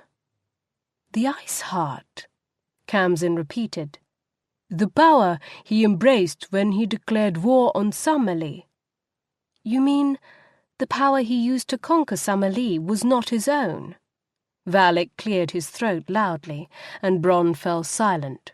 The king's powers and where they come from are none of your concern, Valak declared. The king is my husband. That makes everything about him my concern. However, since the subject obviously disturbs you, let us choose a different one. She kept her own expression cool and calm. Her initial question had been simple curiosity, but Valak's reaction piqued her interest. The abrupt end of the conversation could only mean there was something about the Ice Heart Valak did not want Summerlanders to know. Her mind seized the thread of the interrupted conversation and followed it down the only logical path.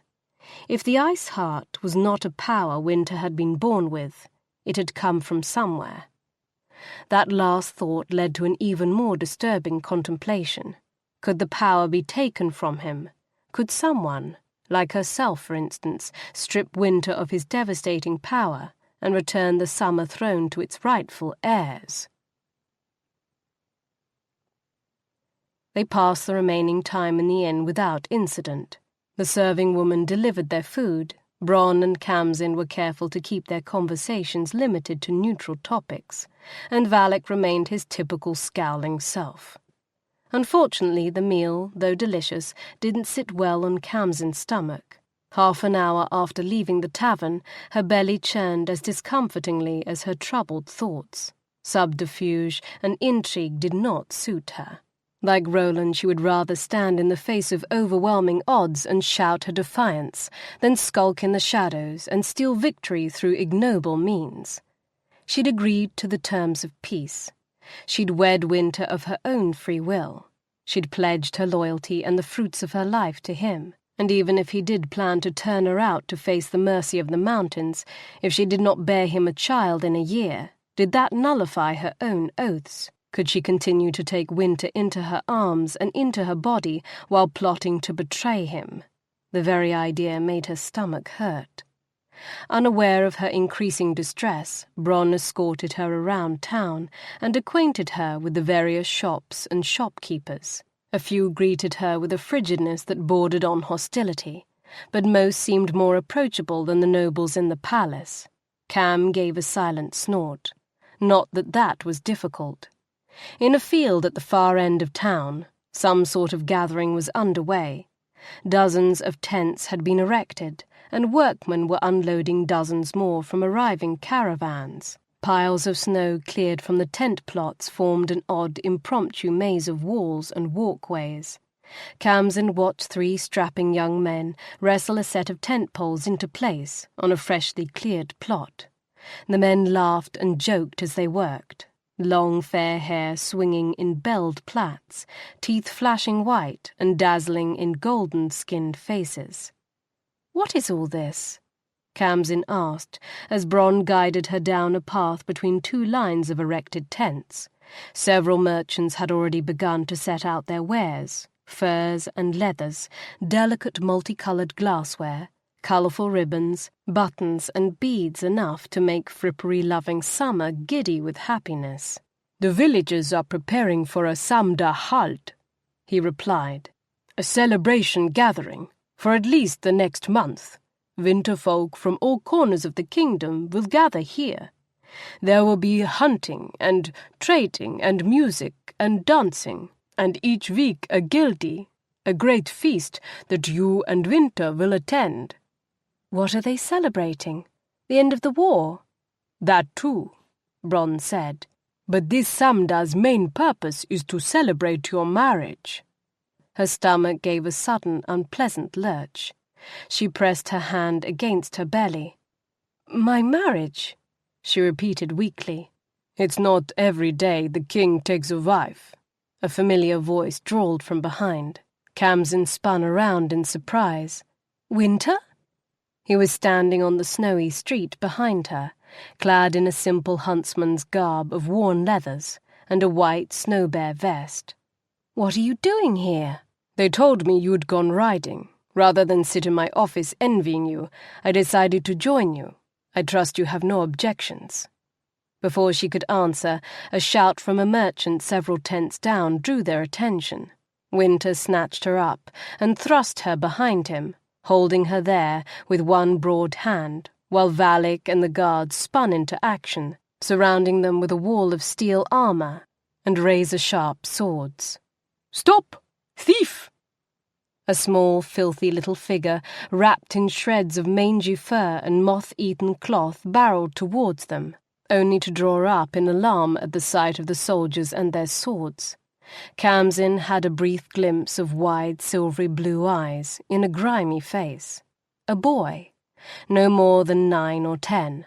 The hand pressing Kham against Wynter's back relaxed.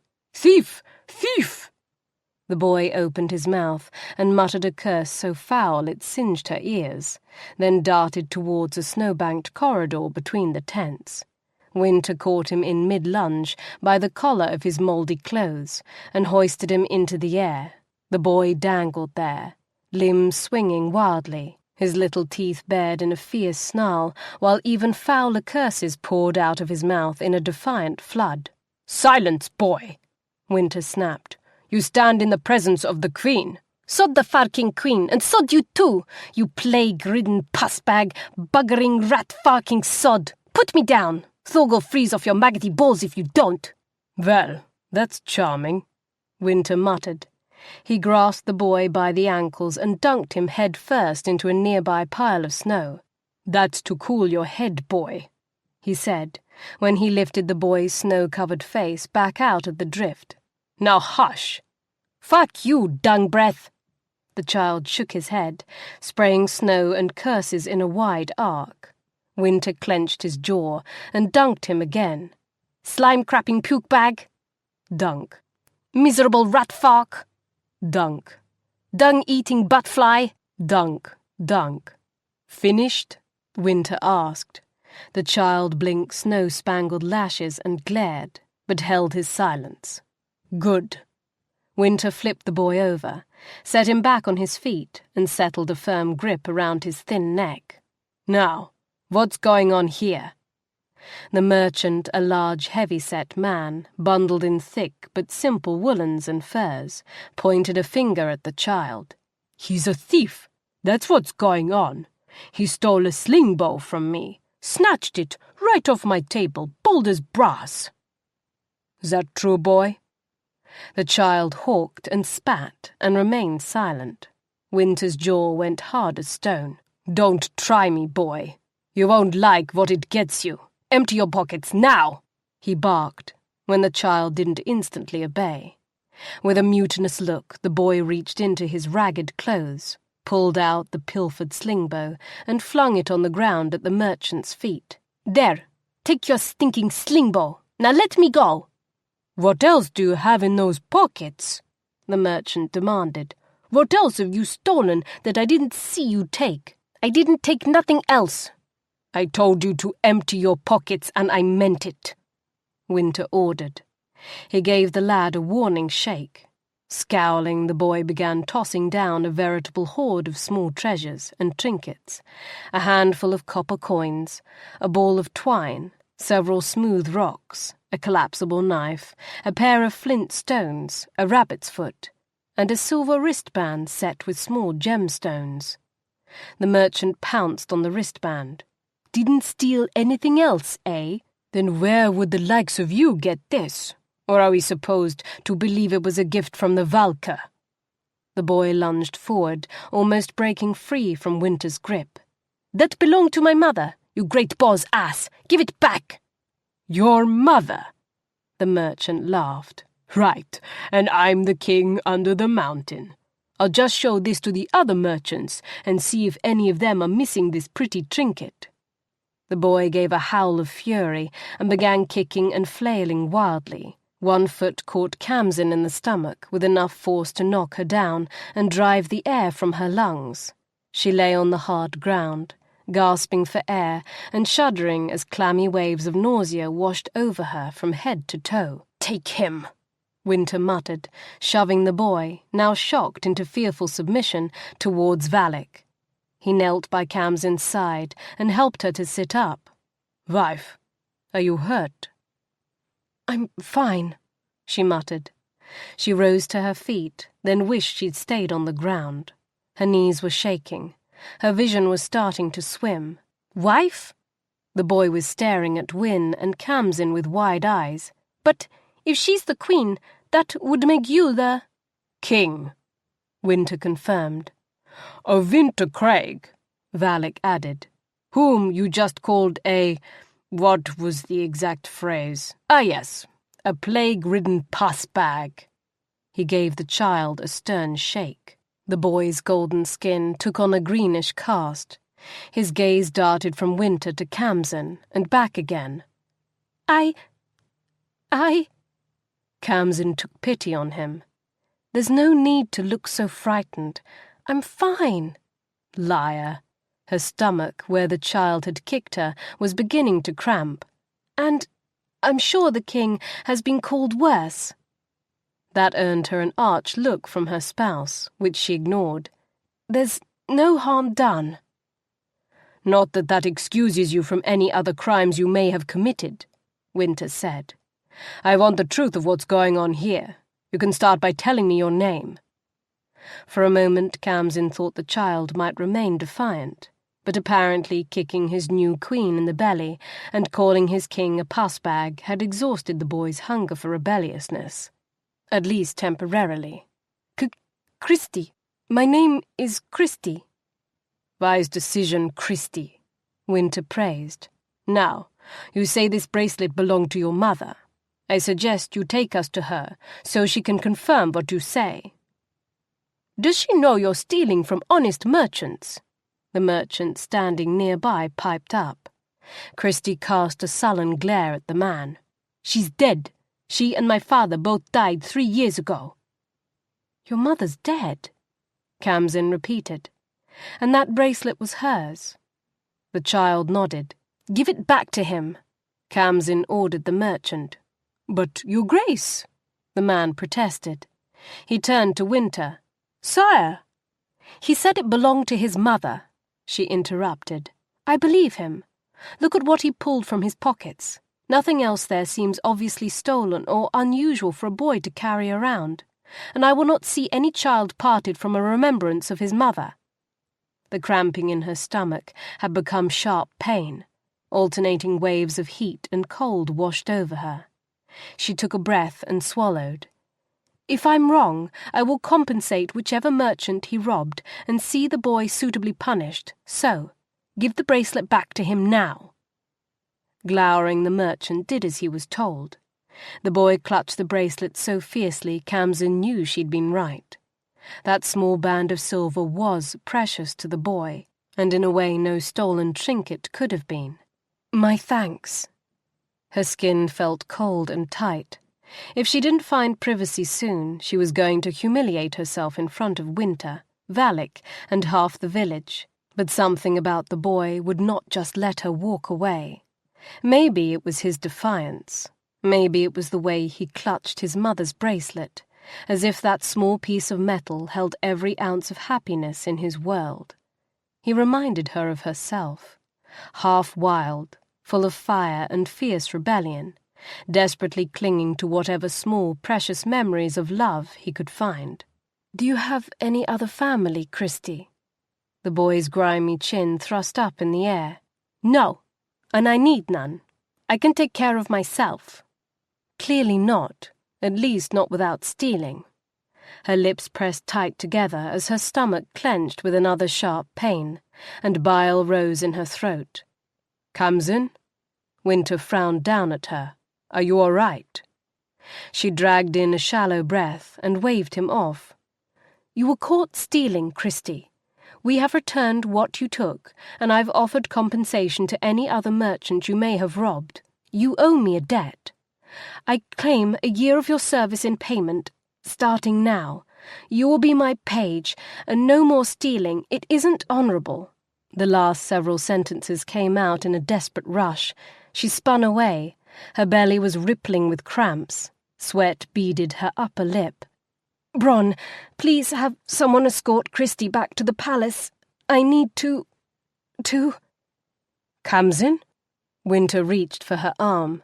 She twisted out of his reach and spun away, walking quickly back towards the stables at the centre of the town where the horses were waiting. She just cleared the last row of tents when a brutal onslaught of cramps doubled her over. A low cry broke past her lips. Her knees gave out, and she sat abruptly in the snow. Khamsin! Wynter raced towards her, dropping to his knees beside her. Valak, Bronn, and the guards followed close on his heels, forming a protective line between Khamsin and the crowd of curious winterfolk. Christie was still clutched in one of Valak's hands. Bronn! Wynter snapped. Fetch the horses. Loke, ride back to Gildenheim. Summon Lady Frey to the Queen's chambers. Valak, bind that boy. He's coming with us. I didn't mean to hurt her. Christie's voice broke the ensuing silence. I swear, I didn't. Be silent, boy, Valak barked. Khamsin laid a hand on Wynter's arm. Not his fault, she said. Felt ill since lunch. Oh! She squeezed her eyes shut and clenched her jaw as another series of violent cramps racked her body. Merciful son, she breathed when the seized muscles finally relaxed.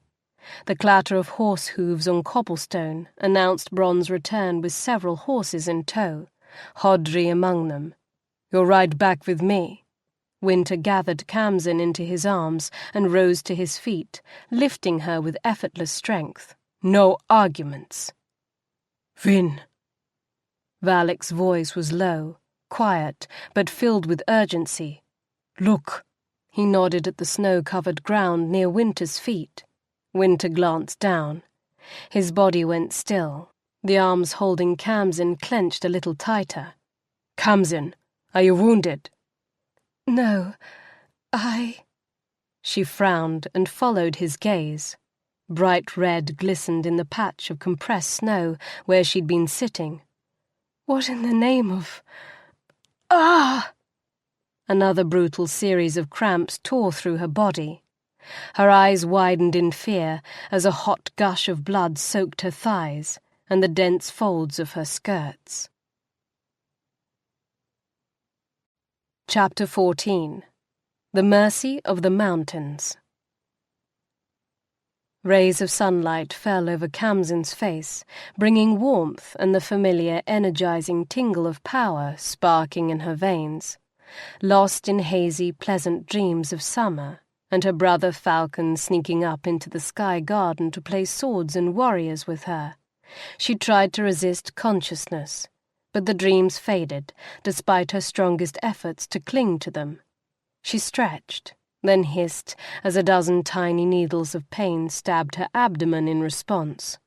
She opened her eyes, blinked at the silvery blue satin canopy overhead, and sat up. She was in her room in Gildenheim. She sensed the sun's position high in the sky.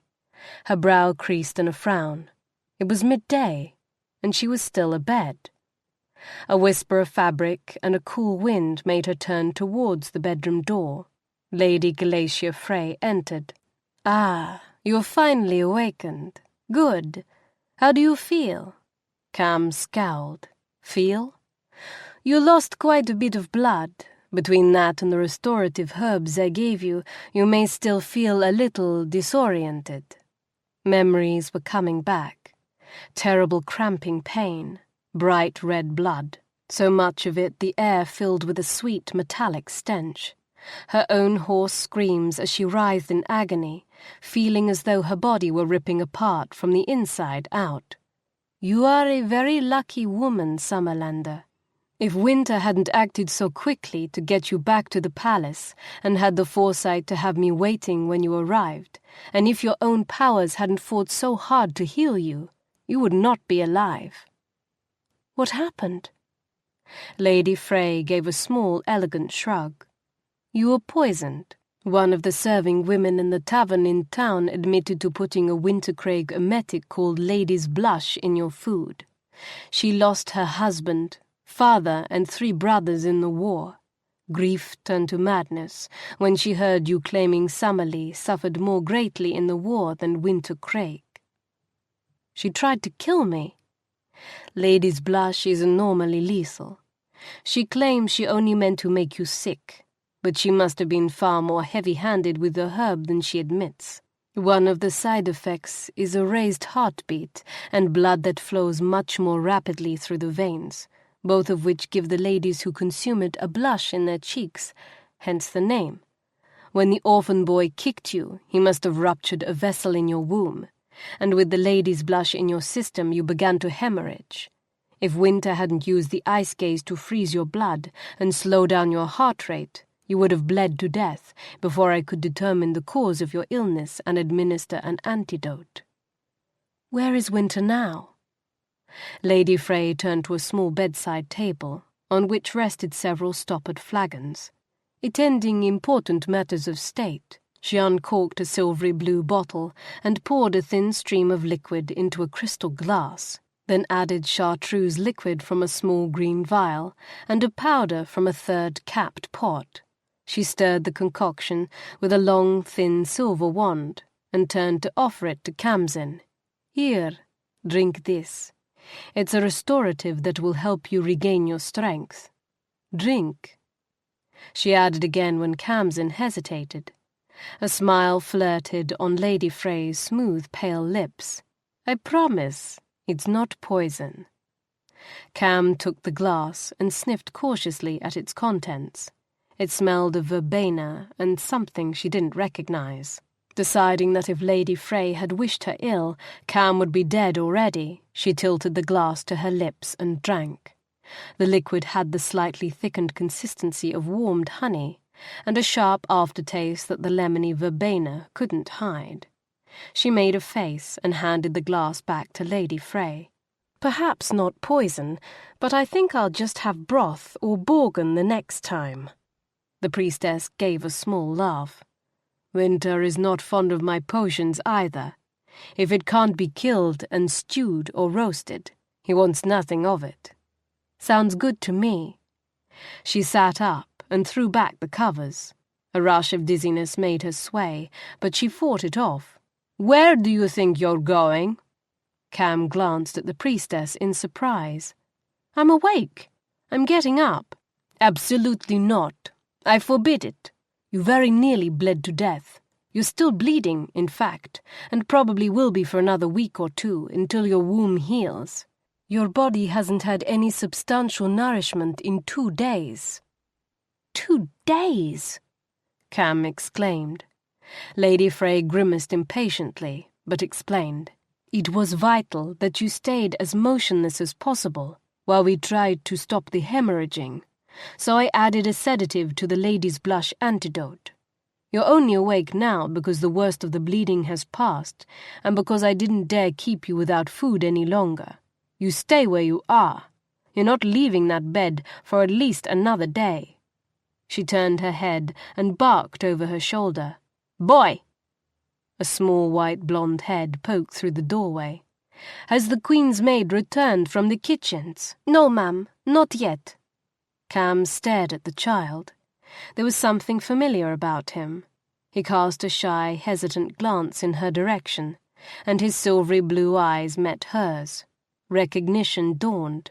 The boy, the little pinch pocket from the Canundle fairgrounds. What was his name? Christy. The boy jumped as if a ghost had popped out of the bed and cried boo, then lurched into an awkward bow. Your Grace! Someone had scrubbed him from head to toe and found him a set of spotless, well-tailored clothes to replace his previously mouldy tatters.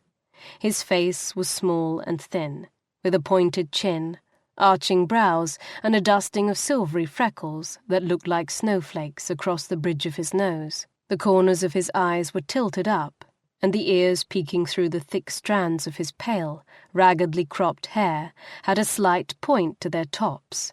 If a snow fox had transformed into a boy, Kham fancied he would have looked just like Christy. I'm surprised to see you here, she said. The child shrugged and grimaced. It's not like I had much choice. Lord Valak brought me here for questioning the day you were... the day you got so sick. But clearly, he has since let you go. You are not in chains, and someone has obviously provided for you." She gestured to his clean clothes and tidy hair. "Once they found out about the poisoning, they let me go." "Yet you are still here. I'm sure you could have run away if you'd wanted to. Why didn't you?" "You said I owed you a year of service. The king commanded me to stay to serve it." Christie dropped his head and stared hard at his hands. His fingers were clenched so tight, the knuckles were white. "I shouldn't have stolen the slingbow. My parents were honest folk, and they raised me to be the same. I only took it because I was hungry. My traps haven't been catching much, so I thought I'd have better luck with the slingbow." He looked up, his eyes earnest. "Honest?" "I believe you. But since it seems you are to be in my service, I must warn you. I will not tolerate thievery in future. Is that clear? You are a page to the new queen of Wintercraig. Your behaviour will reflect upon me." The child nodded. "Yes, ma'am." "Excellent. Then for your first task, my young page, please find my maid Bella and tell her I wish to dress." The boy bowed and darted off. When he was gone, Lady Frey lifted a cool brow. "I have told you how close you came to death, Your Grace. I must insist you stay abed to recuperate. I will summon the king to ensure your compliance, if I must." Khamsin smiled a challenge. "Lady Frey, there are 2 things about me you should know. First, I am far harder to kill than anyone gives me credit. My sire has been trying for years without success. I am awake and alive, which means I've already survived the grieving widow's attempt. As long as I avoid vigorous activity, sunshine and fresh air should have me completely healed by dinner-time tomorrow. Second," Kham leaned forward and her smile faded, "no one, not my father, not my husband, not the sun god himself, can make me do something I do not choose of my own will." Lady Frey's expression did not change. "You are very young to make such a bold statement. Life has a way of throwing such challenges back in our faces. What makes you think it hasn't already done so many times over?" To Kham's surprise, the priestess's cold mask cracked. She smiled. "Ah, now I understand why you have Wynter tied up in such knots. You are a Valkyr in the flesh. He probably can't decide whether to protect you, battle you, or toss you on your back and fark you. Wern, help him." Kham tried not to let the shock show on her face. She had Wynter tied up in knots. Was the woman serious? "What an heir your child will make. Wynter chose well." Still smiling, Lady Frey began to pack her things in a small fur-lined case. "He didn't choose me at all." Some perverse need to wipe the smile off Lady Frey's face made her point that out. "He wanted one of my sisters, and the Summer King tricked him into marrying me instead." "Did he?" Lady Frey chuckled and shook her head. "You find that amusing? Wynter did not, I can assure you." "That is not what I find amusing. Well, it is, but not in the way you mean." "Explain." "You say no one, not even the gods, could force you to accept something not of your own choosing. Wynter is no different. Or do you not recognize your own qualities when you see them in another?" She frowned. He signed a treaty. He could not break it once it was signed, and our marriage was consummated." "My dear girl, Wynter Atrialan turned his back on our laws, the pleadings and threats of his council, centuries of taboo, and his own almost certain destruction to embrace the ice heart, Wintercraig's most deadly magic. He used that forbidden magic to wreak 3 years of deadly vengeance on the whole of Summerlea for your brother's crimes. He was prepared to wipe every Summerlander off the face of the earth. You were all already walking corpses so far as he was concerned. Do you honestly think something as flimsy as a signed piece of paper and a marriage ceremony would have stayed his hand had he not wanted you for his bride? The priestess gave a snort of disbelief and shook her head. Wynter would have parted your head from your shoulders, taken all 3 of your sisters as concubines, slaughtered everyone else involved in the deception, and frozen the whole of Virasola on the spot, after ripping your father's entrails from his still-living body and calling the snow wolves to feast upon them, of course. Kham's throat felt strangely tight. She swallowed. He wouldn't have done that. Honor would have compelled him to keep the agreement. Lady Frey's eyes filled with a mix of pity, irritation, and sympathy. Honor would play no part in it. He swallowed the ice heart. He has used its power to the fullest for 3 whole years. She stared at Kham's blank face, then her own comprehension dawned. You don't know what that means, do you? He hasn't told you. Told me what? Lady Frey closed the lid on her potions case and sat on the edge of Khamsin's bed. The ice heart is a dreadful power. Those who embrace it freeze from the inside out. Once in its grip, compassion and honor are mere things of memory, easily forgotten, just as easily forsworn. Wynter's heart, his humanity, is freezing. He's dying.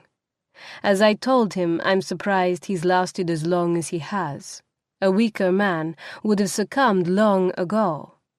Her expression grew thoughtful. Come to think of it, I suppose Valak deserves much of the credit. Wyn loves him like a brother. Kham put her hands to her head, framing her eyes and pressing her fingers hard against her temples to block out peripheral distractions and focus on what the priestess was saying. Wynter is dying, you say. His humanity is freezing. But how has Valak been able to help him? Love, child. That's what it's all about. Wyn is losing the capacity to love, to feel anything. And when all warm emotion is gone, the man we know as Wynter will cease to be. A monster of unimaginable power will inhabit his body, a dark god who was once a man, Rojak, the Ice King. Wern's husband, the one Thorgal slew with his spears. Yes. Khamsin slumped back against the pillows.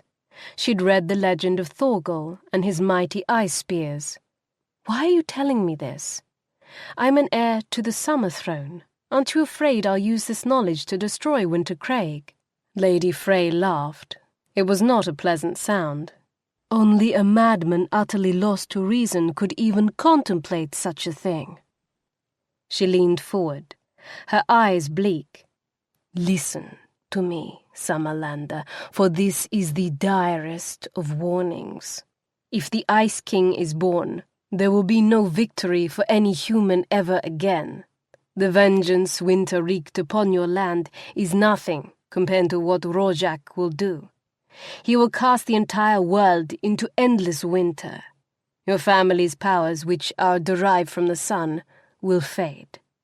The frost giants and their monstrous wolves, the Garm, will reign at Rojak's side, and all humankind will be nothing but meat for their table. It is the day the frost giants live for, Karnak, the end of the world. Even though the poisons had long since been purged from her body, Kham's stomach gave a queasy lurch. If this magic is dreadful, what on earth are you doing with it? Why would you keep it unguarded for any man to use? Unguarded? The Ice Heart is Wintercraig's most carefully hidden and lethally defended treasure. It is the essence of the god King Rojak, the mortal-born man whom Wern loved so much she gave him immortality. Because of her gift, even though his body could be destroyed, his godly essence never could. So after slaying him with Wern's spears, Thorgal gathered that essence and hid it away in a place he thought would be safe. And for thousands of years it has been, Many have tried to embrace the ice heart, but except for a rare few, they died before ever reaching the place of its confinement. Wynter is one of the few. I should have known he would be. He is, after all, a legend in his own right. The man who at the age of 16 slew a frost giant single-handedly. If the ice heart is consuming him, how do we stop it? Bear him a child. It was love for his brother, grief over his death, that drove Wynter down this path. Love for his child is the thing he hopes will save him. Love can melt the ice heart. It's the only thing that can. That's why he said if I didn't bear him a child within the year, he'd slay me and take one of my sisters to wife. The priestess's eyebrows shot up. He said he'd slay you if you didn't give him a child. Several times. Only he tried to pretty it up with a Wintercraig euphemism, saying he'd send me to face the mercy of the mountains. Lady Frey scowled and rolled her eyes skyward. Idiot men! Yearns save me from them all. She leaned forward, her piercing eyes intent. Listen to me, Khamsin. Wynter doesn't have a year left. The ice heart's grip is very strong, and if he can't break free of it, he will not long survive. As to the mercy of the mountains, I suspect he has deliberately misled you as to what it truly means. No doubt he thought fear was the best way to force your compliance, because he is a great buffoon of a man who does not understand women with the hearts of warriors any more than he understands women with the hearts of snakes. Her lips drew back, baring her teeth in what was a very close imitation of a wolf's snarl. Despite her initial dislike of Lady Frey, with her chilly aloofness and ice-dagger eyes, Khamsin now realized she could like this woman very much indeed. The priestess's snarl faded, and she eyed Khamsin in silent consideration. Perhaps you should get out of bed today after all, she finally said.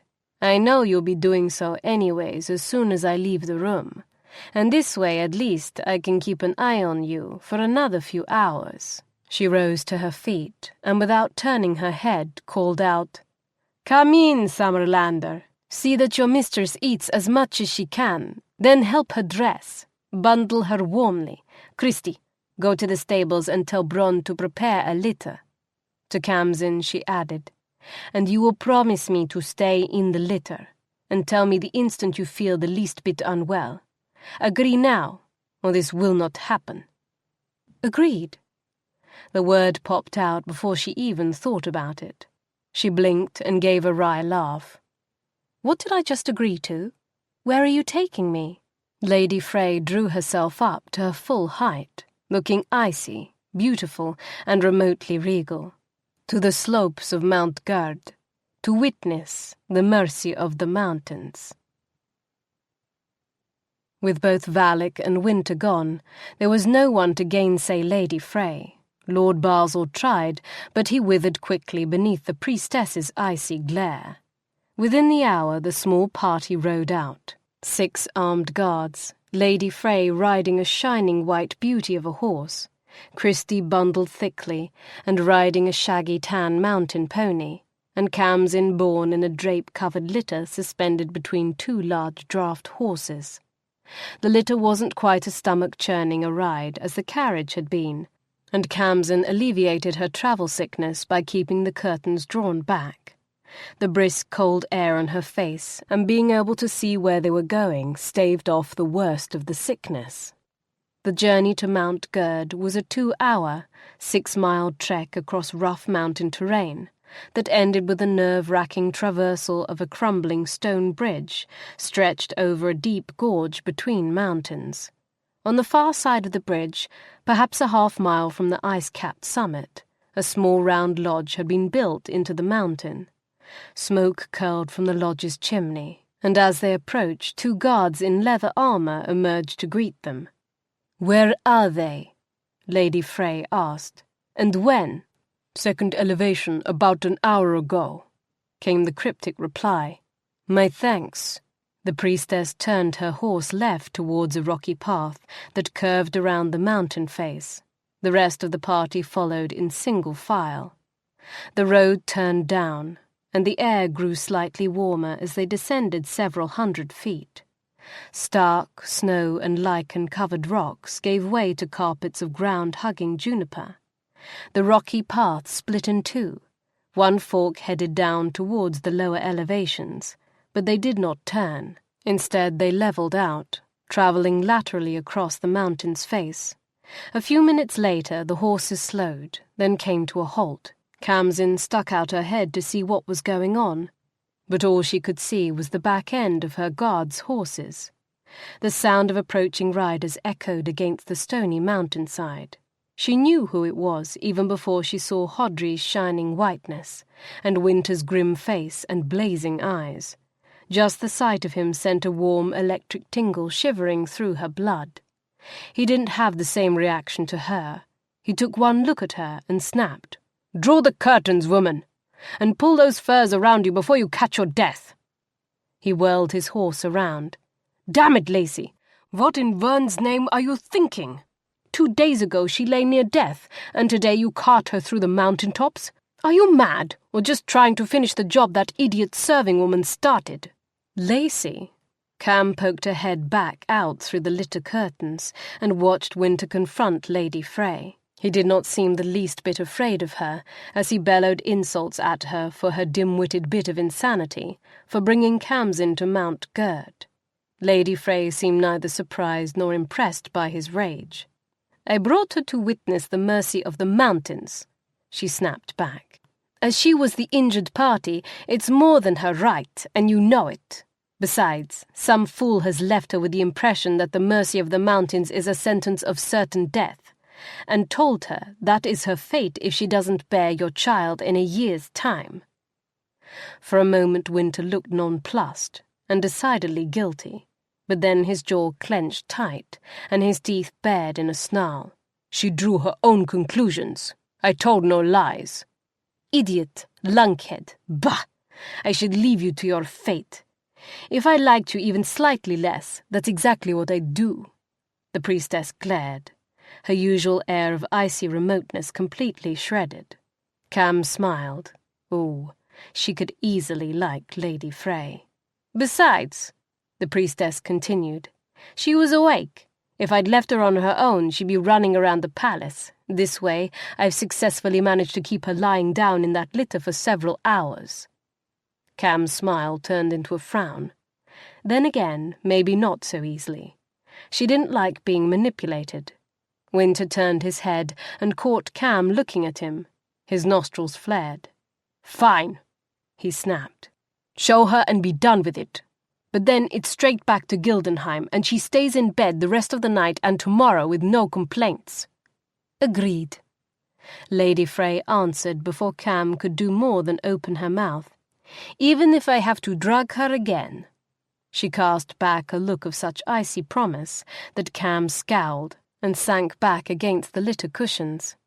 Wynter and his riders turned their mounts around and headed back the way they'd come. The rest of them followed. Several minutes later, the path widened to a small plateau carved into the side of the mountain. Here the snow had been trampled down. The horses bearing the litter halted. Wynter pushed aside the curtains and lifted her out, but he did not set her down. "You shouldn't be walking," he growled when she protested. "You shouldn't be here at all, so be silent or I'll stuff you back in that litter and send the horses racing home to Gildenheim." She scowled her disapproval of his high-handed ways, then tried not to be too obvious when a brisk gust of wind made her snuggle closer to him for protection. Khamsin could see both hoofprints and bootprints all about. On the far side of the plateau, several large iron rings had been bolted into the mountainside. A pile of chain and 2 empty manacles lay in the snow near the center rings. The serving woman was nowhere to be seen. "There's no one here," Khamsin said. Wynter grunted. "The mountains have been merciful." She glared and thumped his steel breastplate. "Enough of this cryptic mercy nonsense. Speak plainly. What happened to the woman from the tavern? Where did she go?" Is she dead? Did you even bring her here at all?" His lips compressed. He strode towards the far side of the plateau. As they neared, Khamsin could see another path leading down the mountain top. Fresh footprints had flattened the snow. Wynter pointed down below, where a group of some half-dozen bundled people were descending on horseback. "She is there." Khamsin squinted at the party. "Alive?" "Against my better judgment." Grim dissatisfaction rumbled in his voice. "I would have cleaved her in two when they first brought her to the palace and told me what she'd done. But Lacey, Valak, and Basil stopped me." "I don't understand." "Winterfolk are the mercy of the mountains. We live in a harsh world, where our survival often depends on one another. There is no room in the clans for people who cannot be trusted. But we are not brutes or barbarians. The woman admitted to putting a purgative in your food, but even Lacey agreed that if she'd truly meant to kill you, there are dozens of more effective poisons she could have used to ensure your death. Those people down there are the folk from Conundel, who were willing to climb the mountain and offer her mercy. She will be taken away from this province. If she ever returns or commits any other serious crime, she will be taken to the glaciers and left there to die." Khamsin watched the party below make its way slowly down the mountainside. "And if she had killed me, even accidentally?" Wynter's jaw hardened. "Then no amount of mercy could have saved her. You're my wife, under my protection. Harm to you is harm to me." "And if I do not bear the child you require, you would really chain me to this mountain and leave me to face my death?" "I am the king of Wintercraig, and you are my wife. I cannot take another woman to wife so long as you live. The mercy of the mountains is a symbolic death. Just as that woman is now dead to us, so too would you be." She gave a disbelieving laugh. "Symbolically or truly? Do you really think your countrymen would climb the mountain to offer me, the daughter of the Summer King, mercy?" He held her gaze, his own unwavering. "That, Khamsin, depends entirely upon you. Give us reason to believe you are worthy of mercy, and I have no doubt you will find it." Chapter 15. Heroes and Hazards. Khamsin thought about those words all the way back to Gildenheim. Her original plan had been to settle in and befriend the locals with an eye towards using what knowledge she could glean from them to escape the threat of death. Now, she realized, she had an even greater reason to put that plan into action. The people she had thought to befriend for information and assistance were the very ones who had the power to set her free, should she indeed end up chained to the slopes of Mount Gerd. When they reached the palace, Wynter plucked her from the litter and carried her in his arms from the courtyard to her bedroom. He set her on the plump fur-covered mattress with a warning to "Stay there." Then he was gone. Her tingling, vibrant sense of awareness and excitement went with him, but she was too proud to call him back. She was tempted to rise from her bed, but he'd been wise enough to wring a promise from her that she would not. What pleasure she derived from his trust in her word was completely eclipsed by his willingness to use it against her. But she had given her oath, so, except for occasional trips to the bathroom, for the night and the day that followed, she stayed in bed and soaked up the light from her lamps and the sun and let her body heal. She would have been bored to distraction except for Christie. He kept her company the whole second day and turned out to be a delightful companion. He scrounged up a deck of cards, taught her a game called Aces, and they played for 2 hours. He warned her at the start that he wouldn't let her win, and he didn't. He beat her soundly at every game in the first hour, but she just narrowed her eyes, set her jaw, and demanded another game. She won her first hand at the end of the second hour. "You're a good opponent," she told him with grudging admiration, "but I'm starting to get the hang of it. Don't expect to win as often when we play again tomorrow." He smiled at the scowl she couldn't quite wipe off her face. "You don't like to lose." "Never," she agreed. "Not for any reason. I never have. I'm like Roland that way." "Roland?" She looked at him aghast. It was plain he didn't know who she was talking about. "Roland Soldius," she prompted. "The hero of Summerlea. The ancient king who held back an invasion force of 50,000 with a mere 3,000 men." Still no recognition. She hesitated for a moment, remembering the humiliating rejection with the top-floor children, but thrust the pain of that remembered wound away. Christie had sworn her a year of service. He couldn't very well turn his back on her. "Roland was an ancestor of mine." "Well," she corrected, "an ancestor of mine was his brother. I have a book about his most famous battles there on the table. Hand it to me, and I will read to you about the greatest hero who ever lived." Christie crawled to the other side of the bed and came back with the worn book, with the tarnished silver letters stamped into the spine. Kham opened the book and began to read. In no time she was as engrossed as ever in the tale of Roland triumphant. Lying beside her on the bed, his chin propped on his hands, eyes shining like stars, Christie drank in the tales of the legendary Summerlea warrior, with as much eager excitement as she ever had. And when she read the tale of Roland's last and greatest battle, her throat closed up as it always did, when she reached the part where his horn sounded a lonely, stirring cry across the valley of dead and dying, gathering Roland's remaining men for one final, desperate charge against the invading hordes.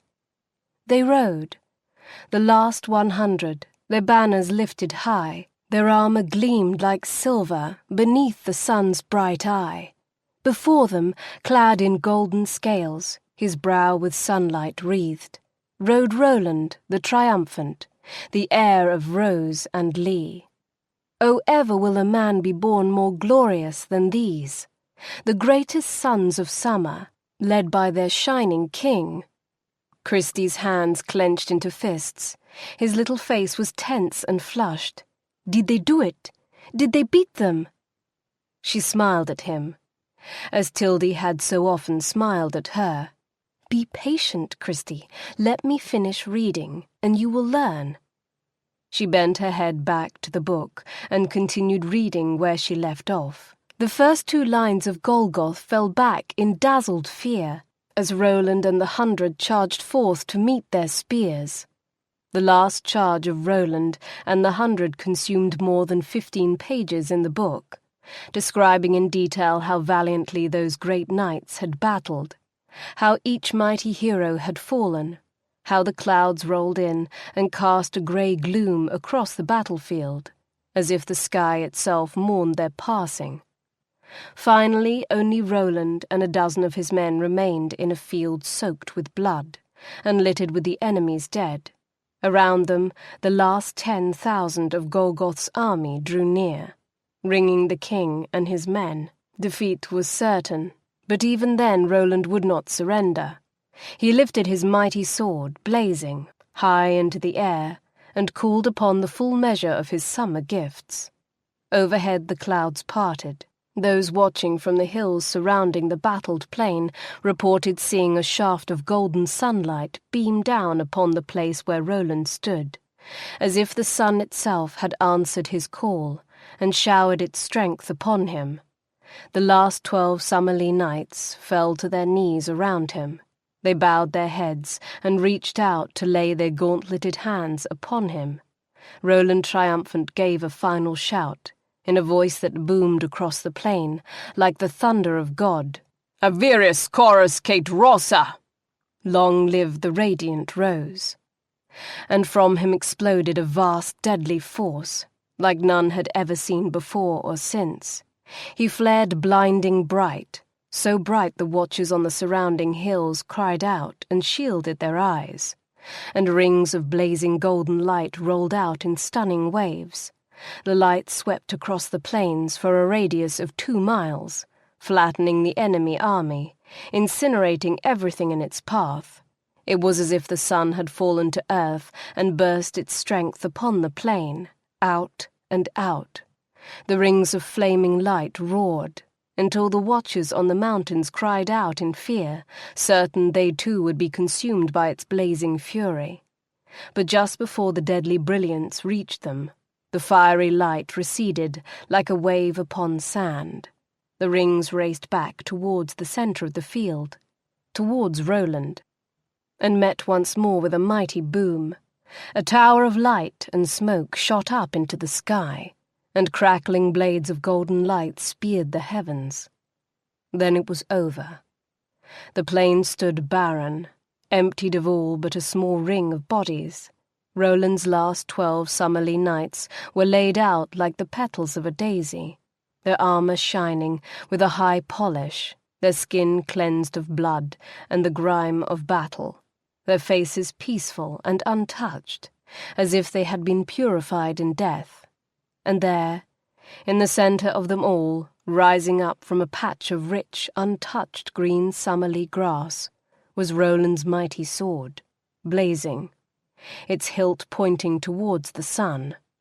The great ruby in its pommel was clear as a star, shining with a radiance unmatched by any diamond or earthly gem. That sword and that unearthly stone were all that remained of Roland, Summerlea's greatest king. Khamsin closed the book. Christie had tears in his eye, as moved by the story as she always was. Even now her eyes were damp, and her throat felt closed and aching. "He was a great hero," the boy whispered. She nodded. "A hero of heroes, a king of kings. There's never been a man to match him. He led Summerlea to greatness and secured its safety for generations to come. There's a statue of him outside the walls of Reviled.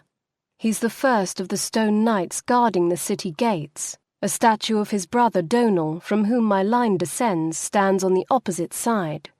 Where is Roland's sword blazing now? It disappeared, not long after his death, never to be seen again.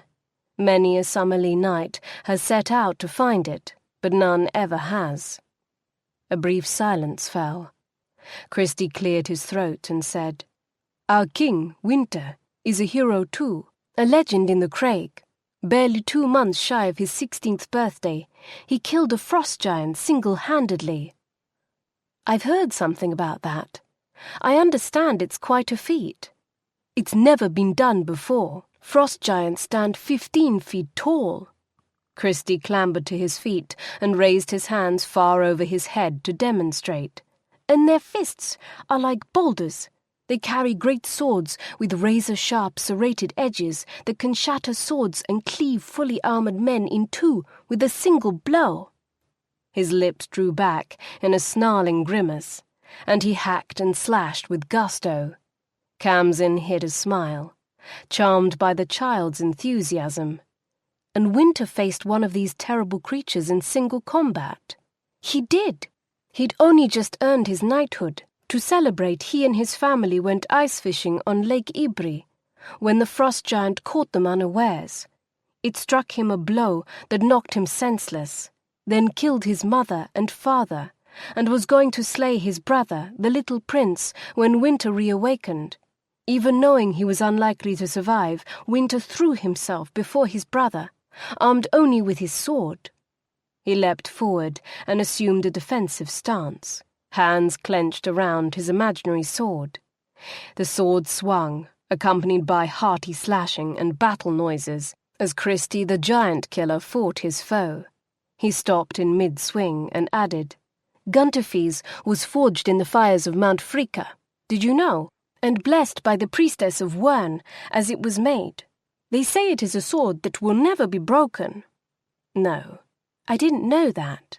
She filed that away, wondering how much of it was true and how much was legend. "I suppose it's only fitting.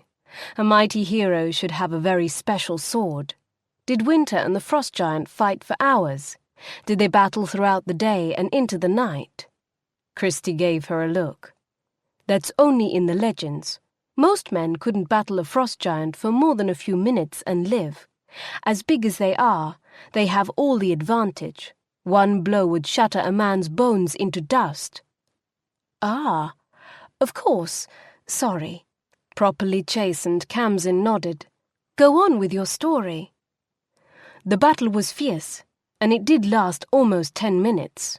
King Wynter, well, he was Prince Wynter then, knew he could not let the frost giant's sword or fist strike him. He used his smaller size and speed against the monster, darting in and out, slashing its flesh in 100 shallow wounds to weaken him, you know? The mattress bounced and rolled as he lunged, parried, and hacked at his invisible foe. But that only made the frost giant furious. The creature swung one enormous fist and sent Wynter flying across the clearing. Wynter barely had time to rise on one knee before the monster was upon him, his terrible sword raised high, ready to strike the killing blow. Even knowing that Wynter had survived the attack, Khamsin felt her body tense. What happened? There was nothing he could do to stop the blow. All he could do was block it, so he raised Gunterfees with both hands and used it like a shield. On his knees, Christie demonstrated. The giant's sword crashed down. Any other man with any other sword would have been cleaved in two right there where he knelt, but Wynter and his sword held fast. The monster's blade shattered, while the frost giant stumbled and tried to recover his balance. Wynter jumped to his feet and put all his might into a fearsome blow. The frost giant fell, and Prince Wynter leapt upon his chest and drove his sword straight through the monster's heart. With a triumphant cry, Christie drove his imaginary blade home. His savage expression faded, and he straightened. Wynter buried his parents there on the mountainside, where they died. Then he put his little brother on his back and carried him all the way back home. When they reached Gildenheim, Wynter was king, and his sword bore a new name. That is a heroic tale indeed, Kham said. It should be recorded in a book and passed down through the ages so none will ever forget it. I imagine it will be. Christie stayed with her past dinner time, until night turned the sky inky black, and he could barely keep his eyes open. Bella herded him out and went with him to seek their pallets in the servants' quarters. As she doused the lights and settled into bed, Khamsin thought of Wynter, and the day Gunterfees earned its name. Christie's retelling of that day had been so vivid. Her heart had gone out to Wynter, and to the little prince whose next breath depended solely on his brother's strength and courage. For the last 3 years, no Summerlander had said Wynter's name without calling a curse upon it. He was the Winter King, the demon of the north, the enemy. But now, after hearing Wynter's story, after seeing the admiration shining from Christie's eyes, and feeling it echoed in her own heart, she realized that to his own people, Wynter was a hero, as noble and determined in his own way as Roland had been in his. He wasn't a perfect man, far from it. He'd made Summerlea pay a terrible price for Falcon's trespass. But, for the first time, she considered how Wynter must have felt